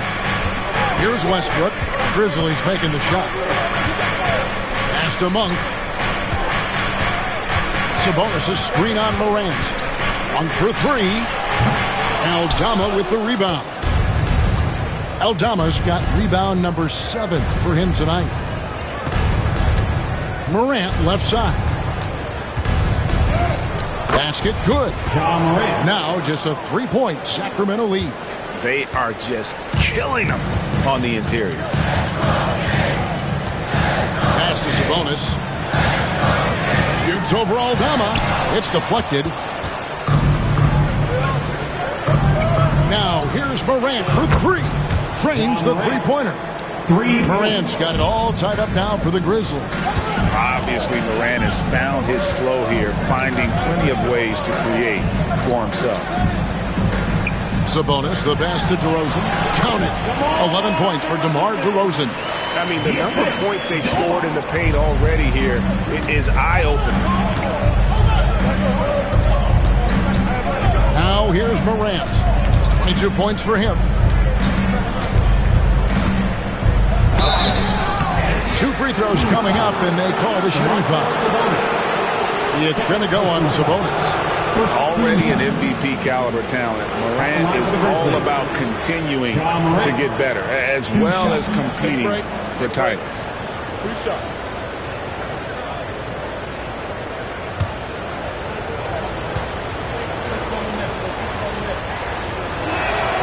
And the first one at the line is good. And it's hard to pick a more electrifying player in the league than Ja Morant. He explodes off the floor. Sacramento making a switch here. Achua's checked in. Memphis also making some changes. Wells, he's checked in for Jackson. And it's Caldwell Pope in for Ty Jerome. And that's good as he hits both of his shots. And here's Westbrook. He'll bring it up for the King. Following this one, they get to host the Cavaliers.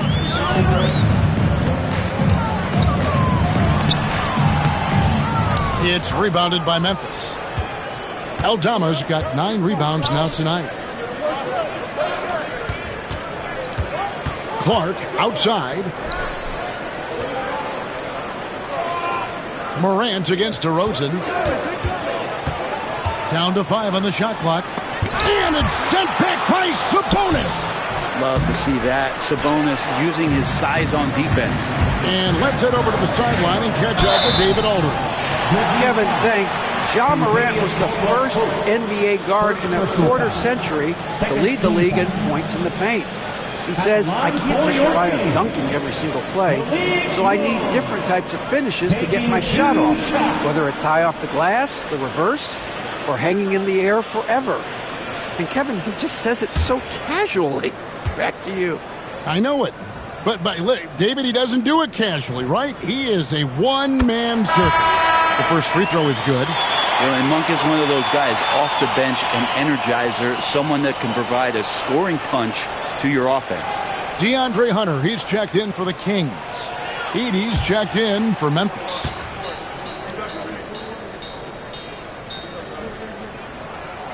That one misses. Achua kicks to Sabonis. Pans the shot with nobody near him. Sabonis has got 12 in the game. Running like a well-oiled machine, and Sabonis at the helm.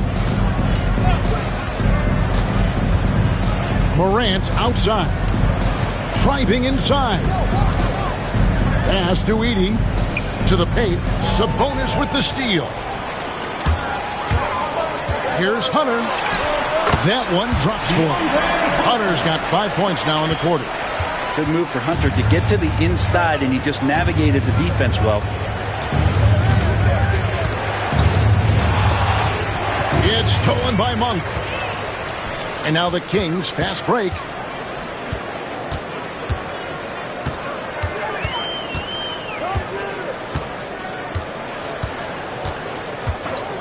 Pass to Hunter. A 3-ball. Edey with the rebound. The Grizzlies trail by 5. Tries the spin move. And Morant gets it to go. Sacramento's gotten the three-point bug tonight. They've taken 15 shots outside the arc. 6 of 15. Achua kicks to Monk. Back to Achua. No good with the triple. Memphis has gone 2 of 4 from three-point range so far in the second quarter. Wells passes to Clark. Sabonis with the steal. And now Sacramento on the break. Hunter, no one around him. Sacramento again missing. The Grizzlies have gone 8 of 15 since we began the second quarter. Excellent shooting. Remaining in the first half. Pass to Clark. Here's Edey, defended by Sabonis. And it's Morant missing. Kings leading now by 3. Achua gets to Monk. Back to Achua. Monk with the ball. Guarded by Morant. Outside DeRozan. Fires for 3. Grizzlies with the rebound. Teammates right now covering up for the type of off performance he's having. In terms of scoring, this has not been his best night. Pass to Achua. Now, here's Monk. Back to Hunter. There's a screen by Achua. 5 to shoot. A baseline J. And he didn't get quite enough under that one. The Grizzlies trail by 3. Caldwell Pope on the wing. Clark outside. Back to Caldwell Pope. Monk against Morant. Sweet little floater. And that's now 28 points for John Morant. The delicate touch on display there. Gotta love when Morant lets that floater fly off his fingertips. Beautiful. Now, here's Monk. He had an 18-point outing in their last game against Phoenix. Yeah, but all around offensively, the performance was great. He knew when he had it going, but he also knew he could get other guys going. So his passing right up there on the level with his scoring in that one. Morant with it. 28 points for him.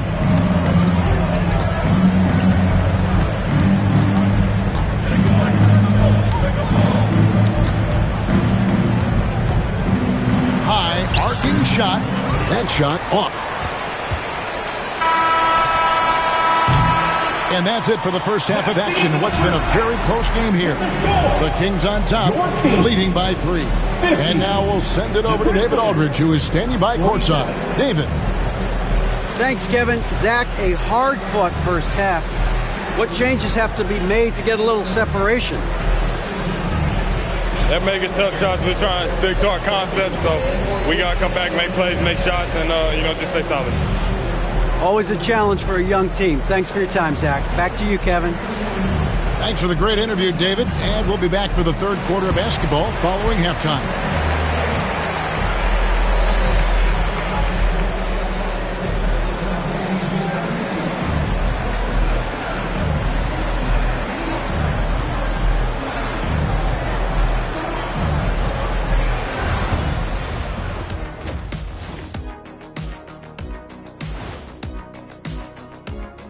And greetings from the 2K studios. Here at halftime, the Sacramento Kings in a tight game. Their effort on the offensive glass has set a strong message. They're not going to be pushed around, and they're going to battle and outwork you. Like I outwork you every day, Kenny. I'm just saying. I outwork both of you, and it ain't even close.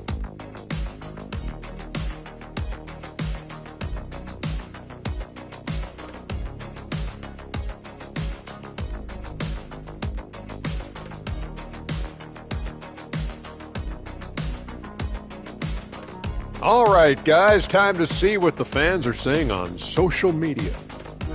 Hey, they love us on social media. For instance, this comment from Quello Half-Court. Why don't all of you dress like Shaq? Hey, Shaq, let me see your phone for a second. Nope, can't do it. Everyone knows there's top G14 classification on here. Shaq, we know that Quello is your burner account. No one out there is asking us to dress like you. Stop it. Thanks for joining us. Now let's toss it to Kevin Harlan for the start of the second half.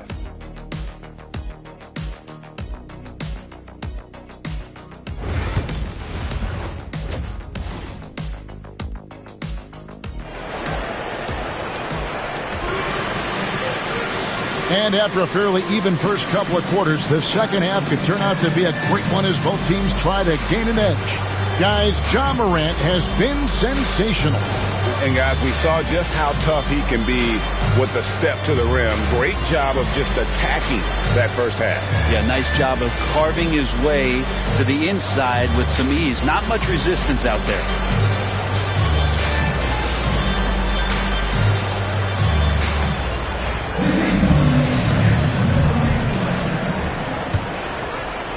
So it's Sacramento now. 3-point lead. Kicking off the second half, here's Taylor Jenkins' 5. Brandon Clark is out there with Edey. Then there's John Morant. Then it's Kentavious Caldwell-Pope. And it's Wells in at the small forward. Sabonis kicks to Monk. 4 on the clock. Sabonis sets the pick for Monk. And the 3-ball is good.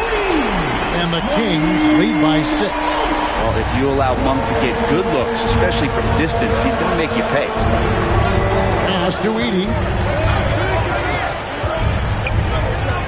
Caldwell-Pope feeling it out of it. Down low. Second shot opportunity, and the layup is up and in. Edey's got 8 points. The tenacity on that interior, just battling, bringing that effort and will for second chance points. And here's DeRozan.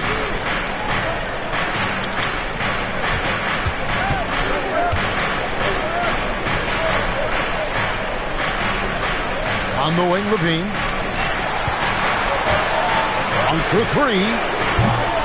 It's Clark with the rebound. Clark's got 4 rebounds now tonight. Inside, out to Morant.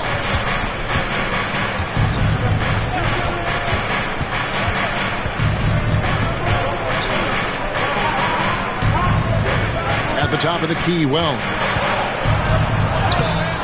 Sabonis grabs the board.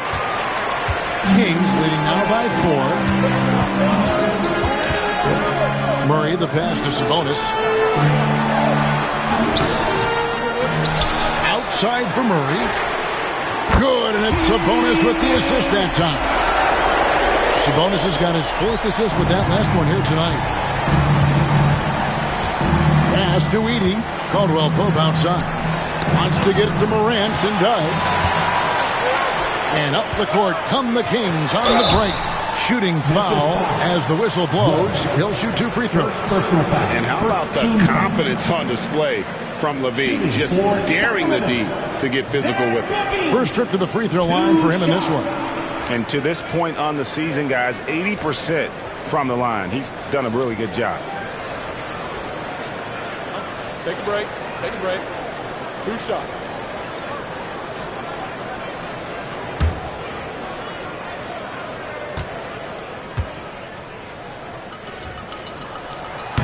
First one falls for him. Now a veteran in this league. Levine wants to compete for championships at this stage of his career.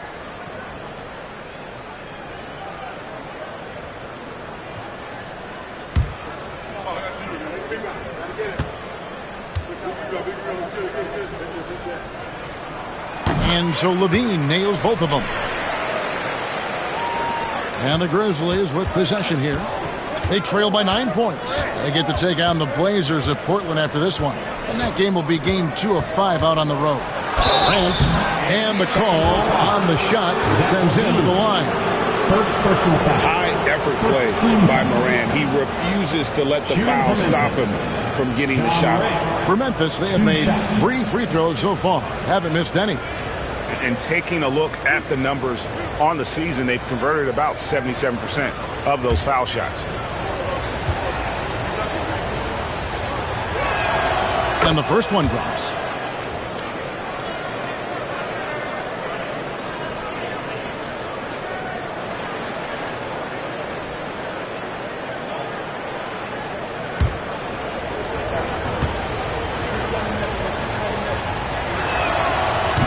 So he picks up just 1 from the line that time.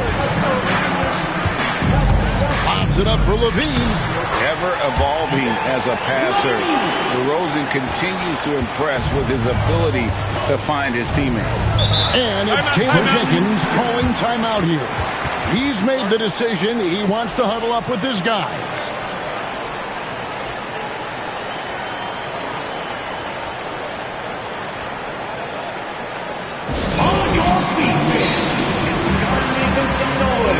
On their way to the floor, it's your Sacramento Kings Warriors.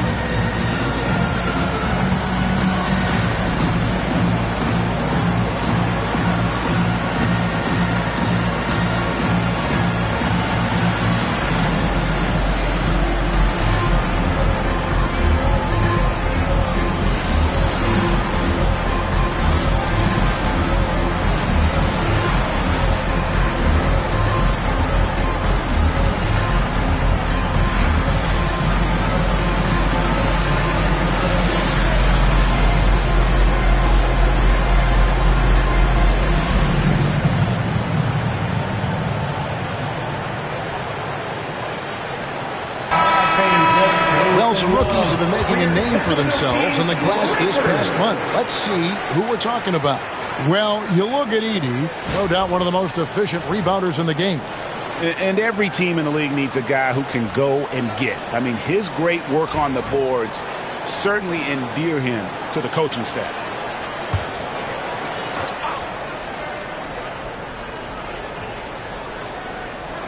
Well, we're into the third quarter, just over 2.5 minutes played. Pass to Wells to the right side. Memphis moving it around. Here's Morant. Oh, yes, sir. And I got to say, sort of surprising he goes for a slam that difficult when they're trailing. But still, a magnificent move to the rim. And they're bringing you up close and personal on the AT&T 5G Slam Cam. And so here's Sacramento. The Grizzlies making the shot. Monk with a screen on Caldwell Pope. Pass to DeRozan from the arc. And it's rebounded by Morant. Morant's got his 5th rebound in this one. Clark outside. Here's Edey. Caldwell Pope outside. Clark outside. Shot clock at 5. Here's Morant. And DeMar DeRozan pulls it down. Kings leading now by 8. Outside, Levine. Sabonis finds Monk. Wants to get it to DeRozan and does. Got it. Good job on the low post. 13 points for DeMar DeRozan. Boy, DeRozan, he is on it right now and has been all night. Wells with it. DeRozan's there. Up top, Morant. He's got 31. Drives to the hoop. And he goes deep with the dunk right over Keegan Murray. Just as quick as anyone in this league, Morant can seemingly get to the hole at will. Sabonis sets the pick for DeRozan. Pass to Sabonis. Kick out to Levine. Screen by Sabonis. Monk for 3. It's rebounded by Memphis. Edey's got his 5th rebound right now in the game. Wells dishes to Morant.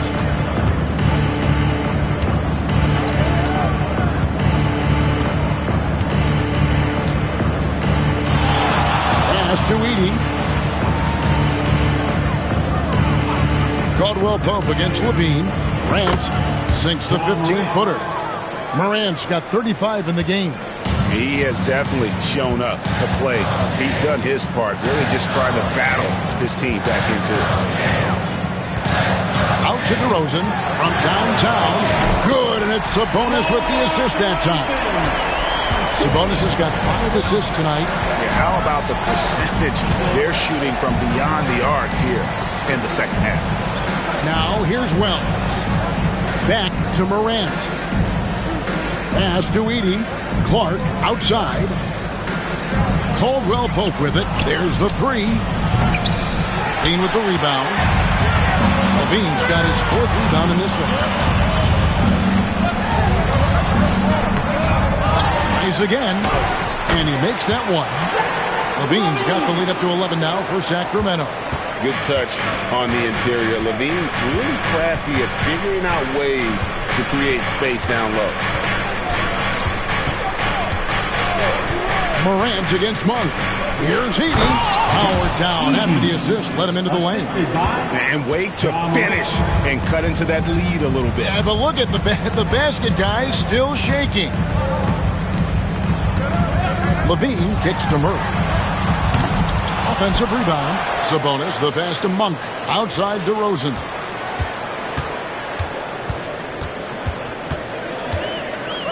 Over Wells. DeRozan. That's good. DeRozan's got 18 points. And if you give him a sliver of daylight, DeMar DeRozan will eat your lunch from the mid-range. Murray against Clark. Back to Morant. Over Monk. And it's Morant missing. And so Monk will bring it up for Sacramento. Murray finds Levine.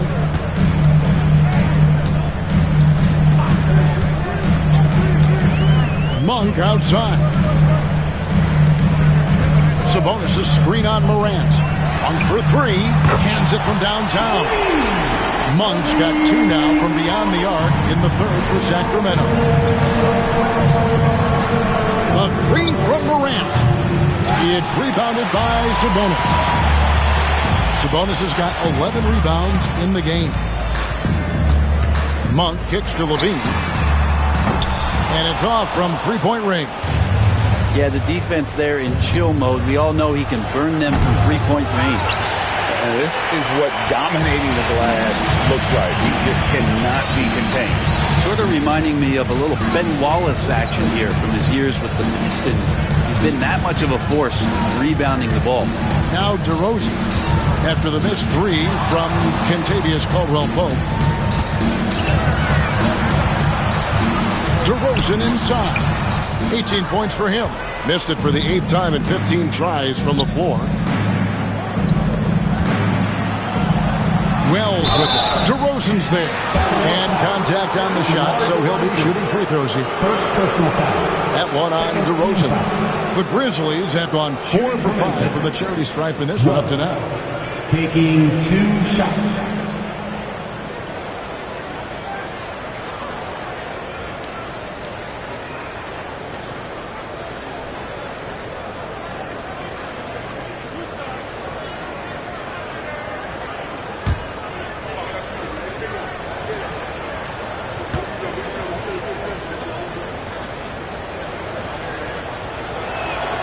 The free throw drops for Wells.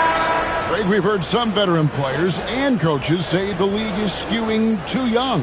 Well, because of the salary cap, you're often forced to play some younger guys, and they don't quite have a feel for the game yet. So possibly the product suffers, but it also gives you a chance to develop these young players in your system.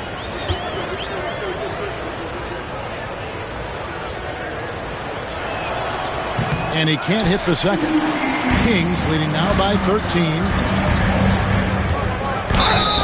Blocking foul called on Ty Jerome. First personal foul. Second team foul. Grizzlies making a switch here. Stevens is checked in. Number 8, Lamar Stevens.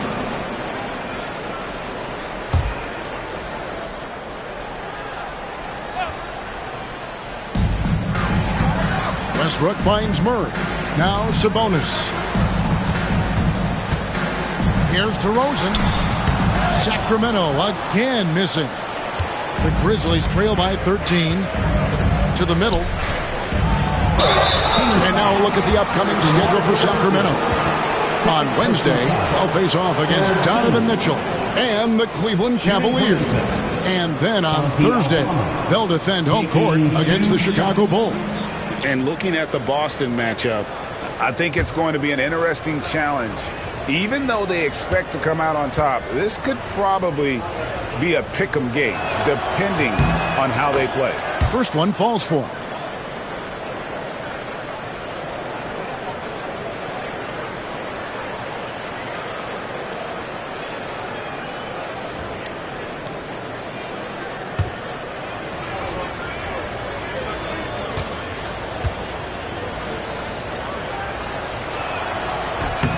And both free throws.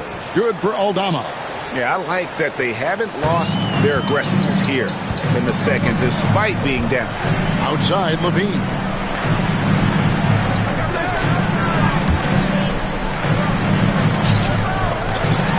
Westbrook scanning the floor. Grizzlies with the rebound. Aldama's got rebound number 11 for him here tonight.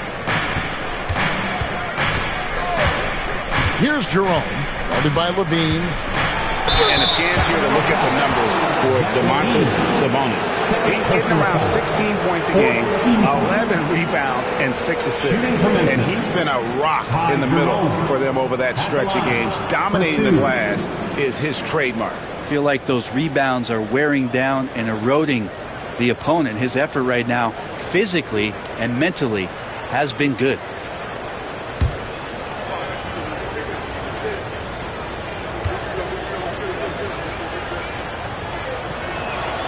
First free throw is good. Some changes for Sacramento. Achua comes in for Sabonis. And it's DeAndre Hunter in for Keegan Murray.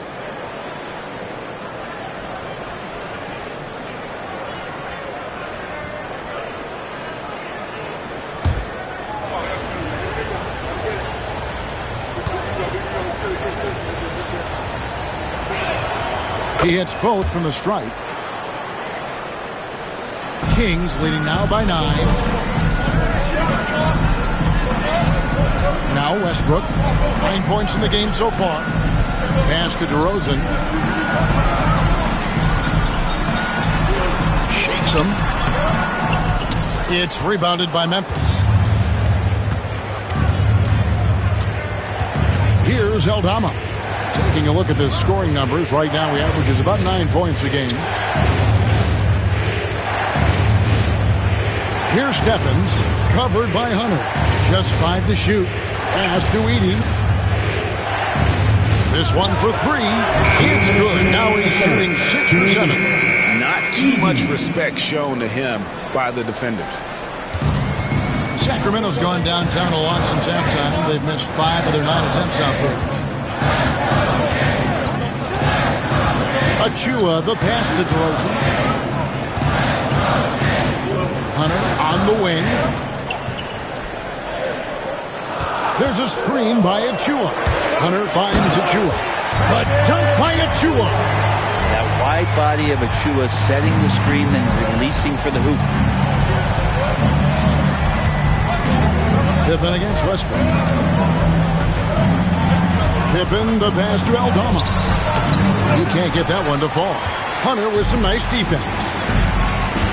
To the inside. Deflects the pass. And that's out of bounds. Sacramento will retain possession. Now let's check out and highlight the best defenses in the NBA. The Kings in third. This is a team that takes pride on the defensive side of the floor. I mean, they play hard and they play together. They are a tough group to score on. Trey Lyles checked in for DeMar DeRozan. And the Grizzlies also with the sub. Jackson, he's checked in for Edey.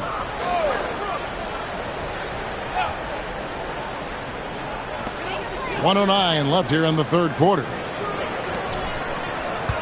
Achua, the pass to Westbrook. 6 on the shot clock. Lyles kicks to Achua. For 3, Westbrook. That's all good, and that's his 5th basket of the game. He's shooting 5 for 11 now. It's been this way since halftime. Tremendous production from beyond the arc. Pretty infectious right here, guys. In good spirits and percentages from downtown on the rise in the second half. Excellent assist there. Just led him to the perfect spot. Lyles sets a screen for Westbrook. Up top, Achua. On the wing, Levine. He's got 12.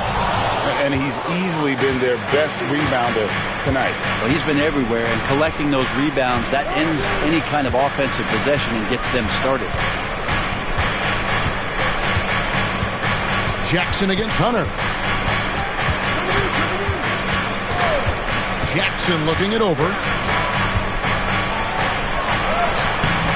Hunter with some nice defense. And so it's the Sacramento Kings in control with the 9-point lead to end the quarter. They're pounding the ball inside, and that's where they've gotten their best production tonight. And we've got more on 2K Sports coming your way after this break.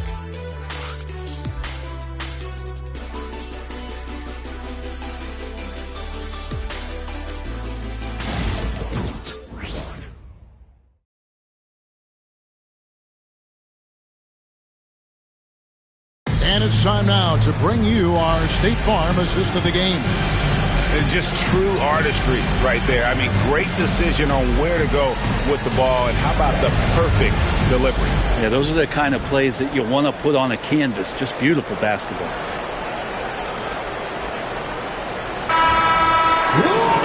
And with 3 quarters behind us, let's see what this 4th period holds in store for us. And so it's Pippen with it. He brings it up for the Grizzlies. 9-point game. Sabonis is out there with Precious Achua. Then it's Malik Monk. Then there's Russell Westbrook. And it's Hunter in at the 3 spot. That's the 5 out there for the Kings. And that's an example of playing big, adapting to the situation. Tip of the cap there. I mean, that defense was good. The finish was better. And a moment here to take a look at the scoring breakdown for the Kings. Their accuracy in this one has just been on another level. I mean, the 3 ball keeps falling, and the defense just hasn't been able to run them off the line. And there's been another bonus to what's happened with them tonight, and that's the offensive rebounding. They're boxing out. They're getting up extra shots. That could be a difference maker in the result. Pippen no good on the free throw. Sacramento leading by 7. Hunter the pass to Sabonis. Aldama with the rebound. And for Memphis, they're shooting 49% on the game. They'll take that. And he gets the bucket. And that's about the worst defense I can imagine a team playing coming down the stretch. Well, I hope there's one player on that team out there that has interest in winning this game. Right now, it doesn't look to be one. Monk's shot's good. Not sure which clips they watched at halftime, but he has figured out how to attack the D, and they kept him in check in the first half. He's flipped it. It's Pippen with the drive. And Westbrook pulls it down. Westbrook's got rebound number 5 here tonight. Pass to Hunter. Right side Sabonis. Fires from the line. And good. Got the English that time as it falls. And it's a 9-point Kings lead. Well, the whole floor, including the mid-range, is Russell Westbrook's playground right now. Final quarter of play, about a minute and a half off the clock into it. Pass to Aldama. Tries from 7. Nice D from Sabonis. Well, that's a shot they want just about on every possession if they can get it. He doesn't make them all, but still very much a high percentage look. All the officials are all over that. Stevens, second personal foul. First team foul.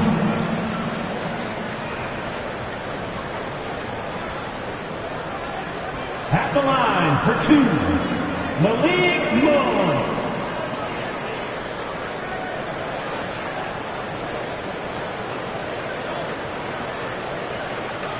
Take a break. Take a break. 2 shots.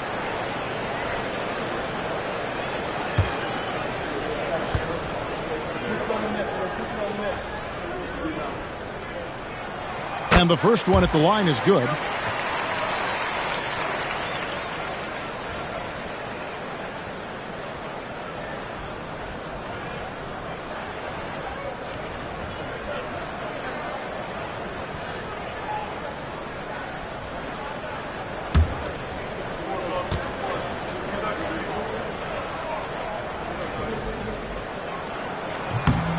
And Monk drops them both. We're still waiting for that first miss from the line this half. Westbrook against Pippen. Buries it down low. Pippen's got 4 this quarter. Huge hole in the defense that possession. He didn't waste any time cutting through it. Monk for 3. Connects from 3-point range. And the Kings lead by 12. Now this is more like it. 9 points for him from 3-point range this half. That's 9 more than he had in the first. Aldama with the ball. Defended by Sabonis. Aldama passes to Pippen. Pulls up on the elbow. It's hauled in by the Kings. Westbrook's got 6 rebounds now in the game. And that's the battle they haven't been winning today. Their work on the glass has been porous, and that's got to change. The dunk by Achua. Athletic jam by Achua going upstairs to throw down the lob. Pippen against Westbrook. Pippen, the pass to Aldama. Pippen feeling it out a bit. Pass to Jackson. Unloads. Sabonis grabs the board. Well, maybe not the best shot against that kind of defense, but he still has the ability to knock that kind of shot down. Hunter, the pass to Achua. Double team on Westbrook. Hunter kicks to Achua. In the corner, it's Sabonis. And here's Westbrook from the arc. Grizzlies with the rebound.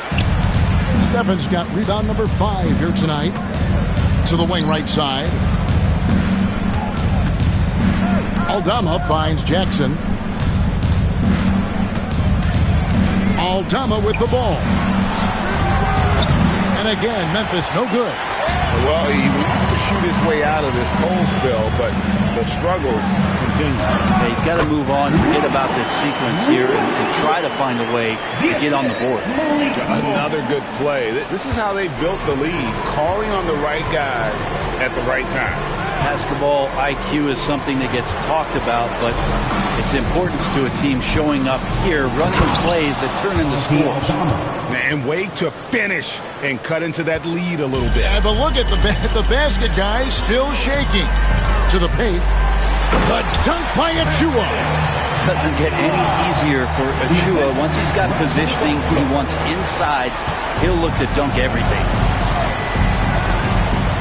Pass to Aldama.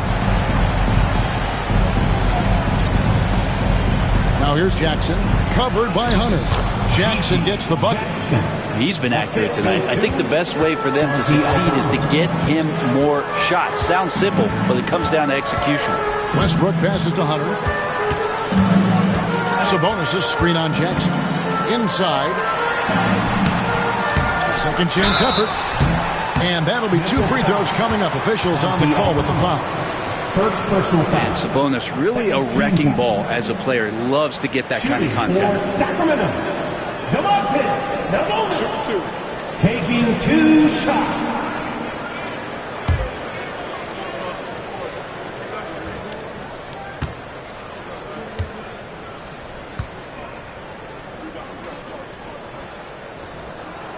The first one falls.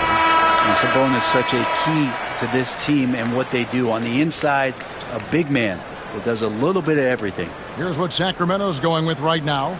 Keegan Murray's checked in for Precious Achua. DeMar DeRozan comes in for Hunter. And Levine subbed in for Russell Westbrook.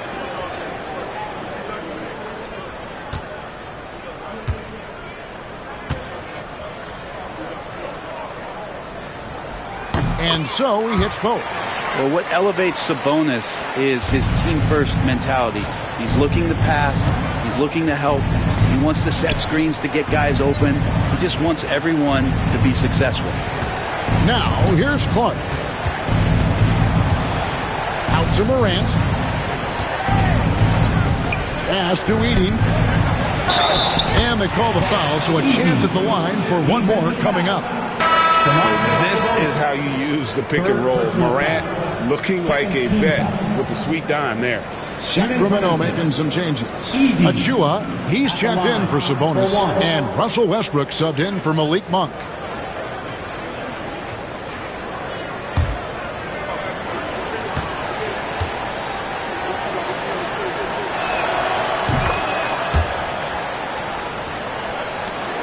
Kings leading now by 13. Pass to Murray. Stolen by Caldwell Pope. And it's Memphis on the break.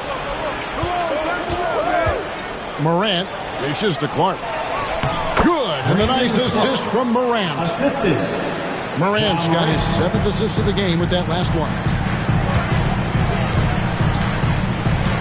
Westbrook against Morant. Out to DeRozan.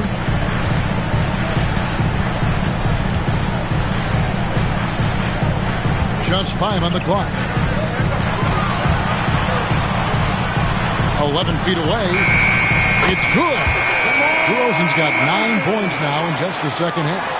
And that's demoralizing for the defense. They work hard for the whole shot clock, and then DeRozan ruins it. Westbrook against Morant.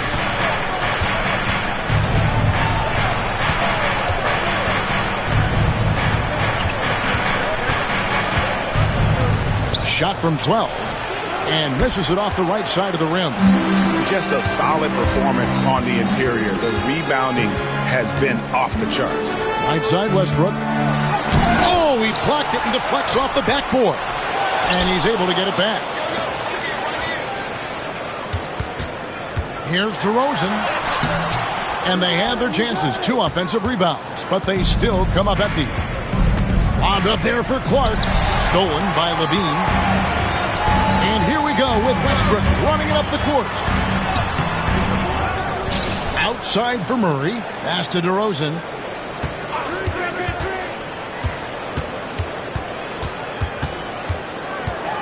Another shot. Wells grabs the miss.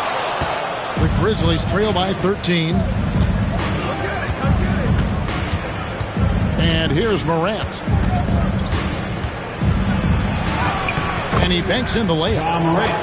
Morant's got 37. Man, I'm amazed at Morant's ability to take contact and still stay in full control.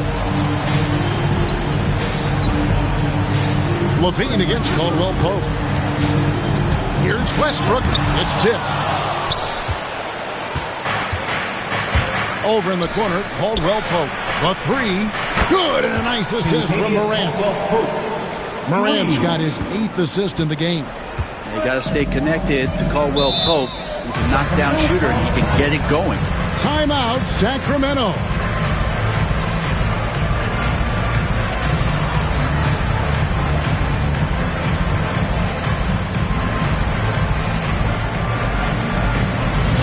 Attention everyone. Now coming onto the hardwood is your Sacramento Kings street team. Let's get it. Attention fans. Now on the court is your Light Squad. Get loud, let me hear it. Who out there needs a t-shirt? Well, here they come.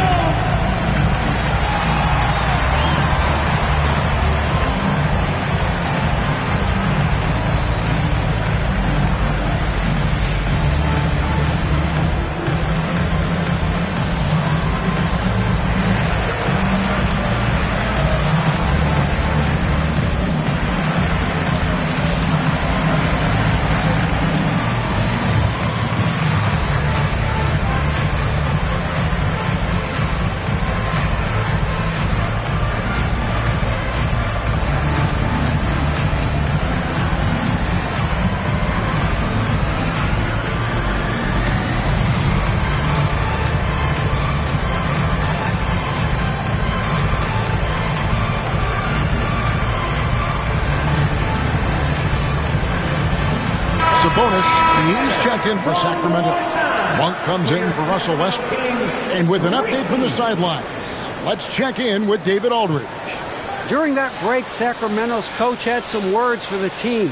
While the team is up, coach doesn't want his team to let up. He told the team to finish this game. Do not think this will be easy. We've seen comebacks before. Kevin, back to you. Thanks, David. And here are the Kings now. At one point, they led by 16. Caldwell Pope against Levine. Pass to DeRozan. To the middle. Got a hand on it. And so it looks like the Kings will retain possession here. A sensational block that definitely deserves another look. Yeah, quick thinking pays off big. What a block.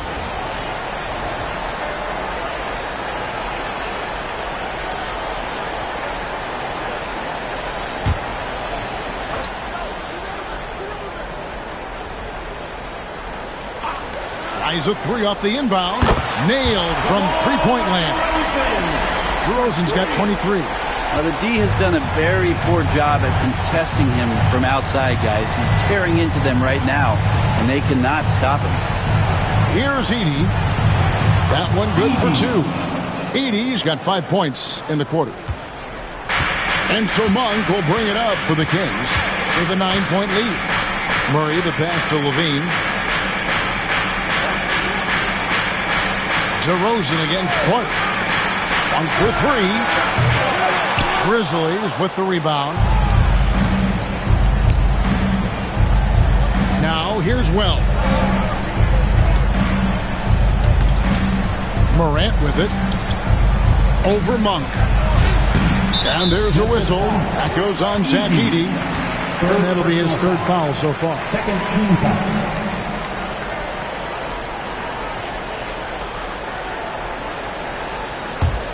Kings leading now by 9. Now Monk. Sabonis at the elbow. Outside DeRozan. Off the mark there with the three-point shot. There's some defense for you. For someone who's as good at shooting the three ball as he is, you need a defender who's equally good at guarding against him. Now, here's Clark. And it's Morant missing. Murray gets to Monk. Sabonis a screen on Morant. Monk for 3. Yes, it is. Scored that as a bucket. Number 5 on a 5 for 11 night. And you gotta love that three-point stroke of Monk. I mean, he's got such a high arcing shot there. It gives it a good chance to go in from deep. And the officials will call the illegal screen right there. That's going to draw a whistle every time down the floor. Not even close to being a legal screen. Yeah, everybody saw that one. That was pretty blatant there.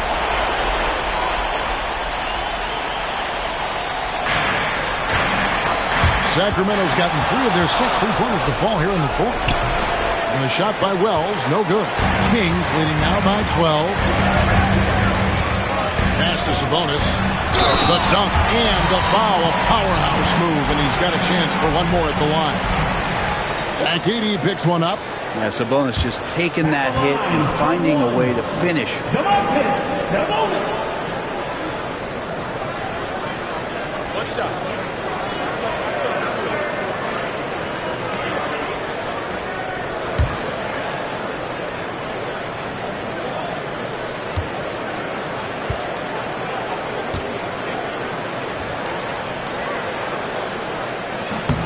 3 throw good. Sabonis. And so here's Memphis. Down by 15. Clark outside. Morant dishes to Clark. Levine against Caldwell Pope. Back to Clark. 6 to shoot. Pass to Morant. Over Monk. The Grizzlies with another miss. The Kings shooting about 45% from the floor in the fourth. And this is what they wanted. I mean, to announce their presence in this matchup with authority. Very decisive. It can definitely be considered a statement win for the Kings. Tonight they seem committed to the three-point shot. That was the bread and butter. Fortunately, they made enough of those, but sometimes it was quantity over quality. And so checking out the record for these guys tonight will mark win number 37 for them on the year. And you can tell they were ready for this one today, guys. There was something extra on the line, and they wanted it. And as usual, some excellent work tonight for what was a quality big impact game for Domantas Sabonis. And the way he rebounded, he surely was a spark for the team as he was securing everything that came off the iron.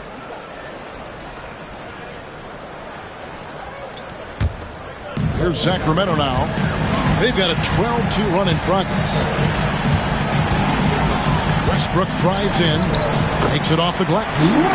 And the Kings lead by 20. Making every effort to put this game on ice. Love that the guys are staying aggressive late in this ball game, just not wanting to let go of the rope. Now here's Jackson. 5-second differential between the shot clock and the game clock. It's good.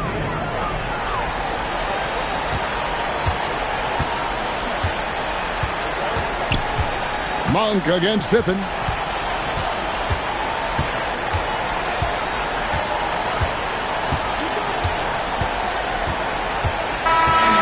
So it's Sacramento easily grabbing this one. And the outcome of this one was never in doubt. And boy, they really put in a supreme effort. It just felt like once they had that lead and it was comfortable, they were not going to relinquish. And chance now to send it over to David Aldridge, standing by courtside. David. Thanks, guys. Russell, congrats. How satisfying is this win? It's great. did what we were supposed to do. We came in and competed at a high level defensively for the most part and got the win. And you continue to keep it rolling, Russ. Thanks very much. Back to you guys. Thanks so much, David. And that about wraps it up. For Brent Barry, Greg Anthony, and David Aldridge, this is Kevin Harlan along with our 2K Sports crew, thanking you for tuning in. And as we leave you, let's take a look at our player of the game, Domantas Sabonis.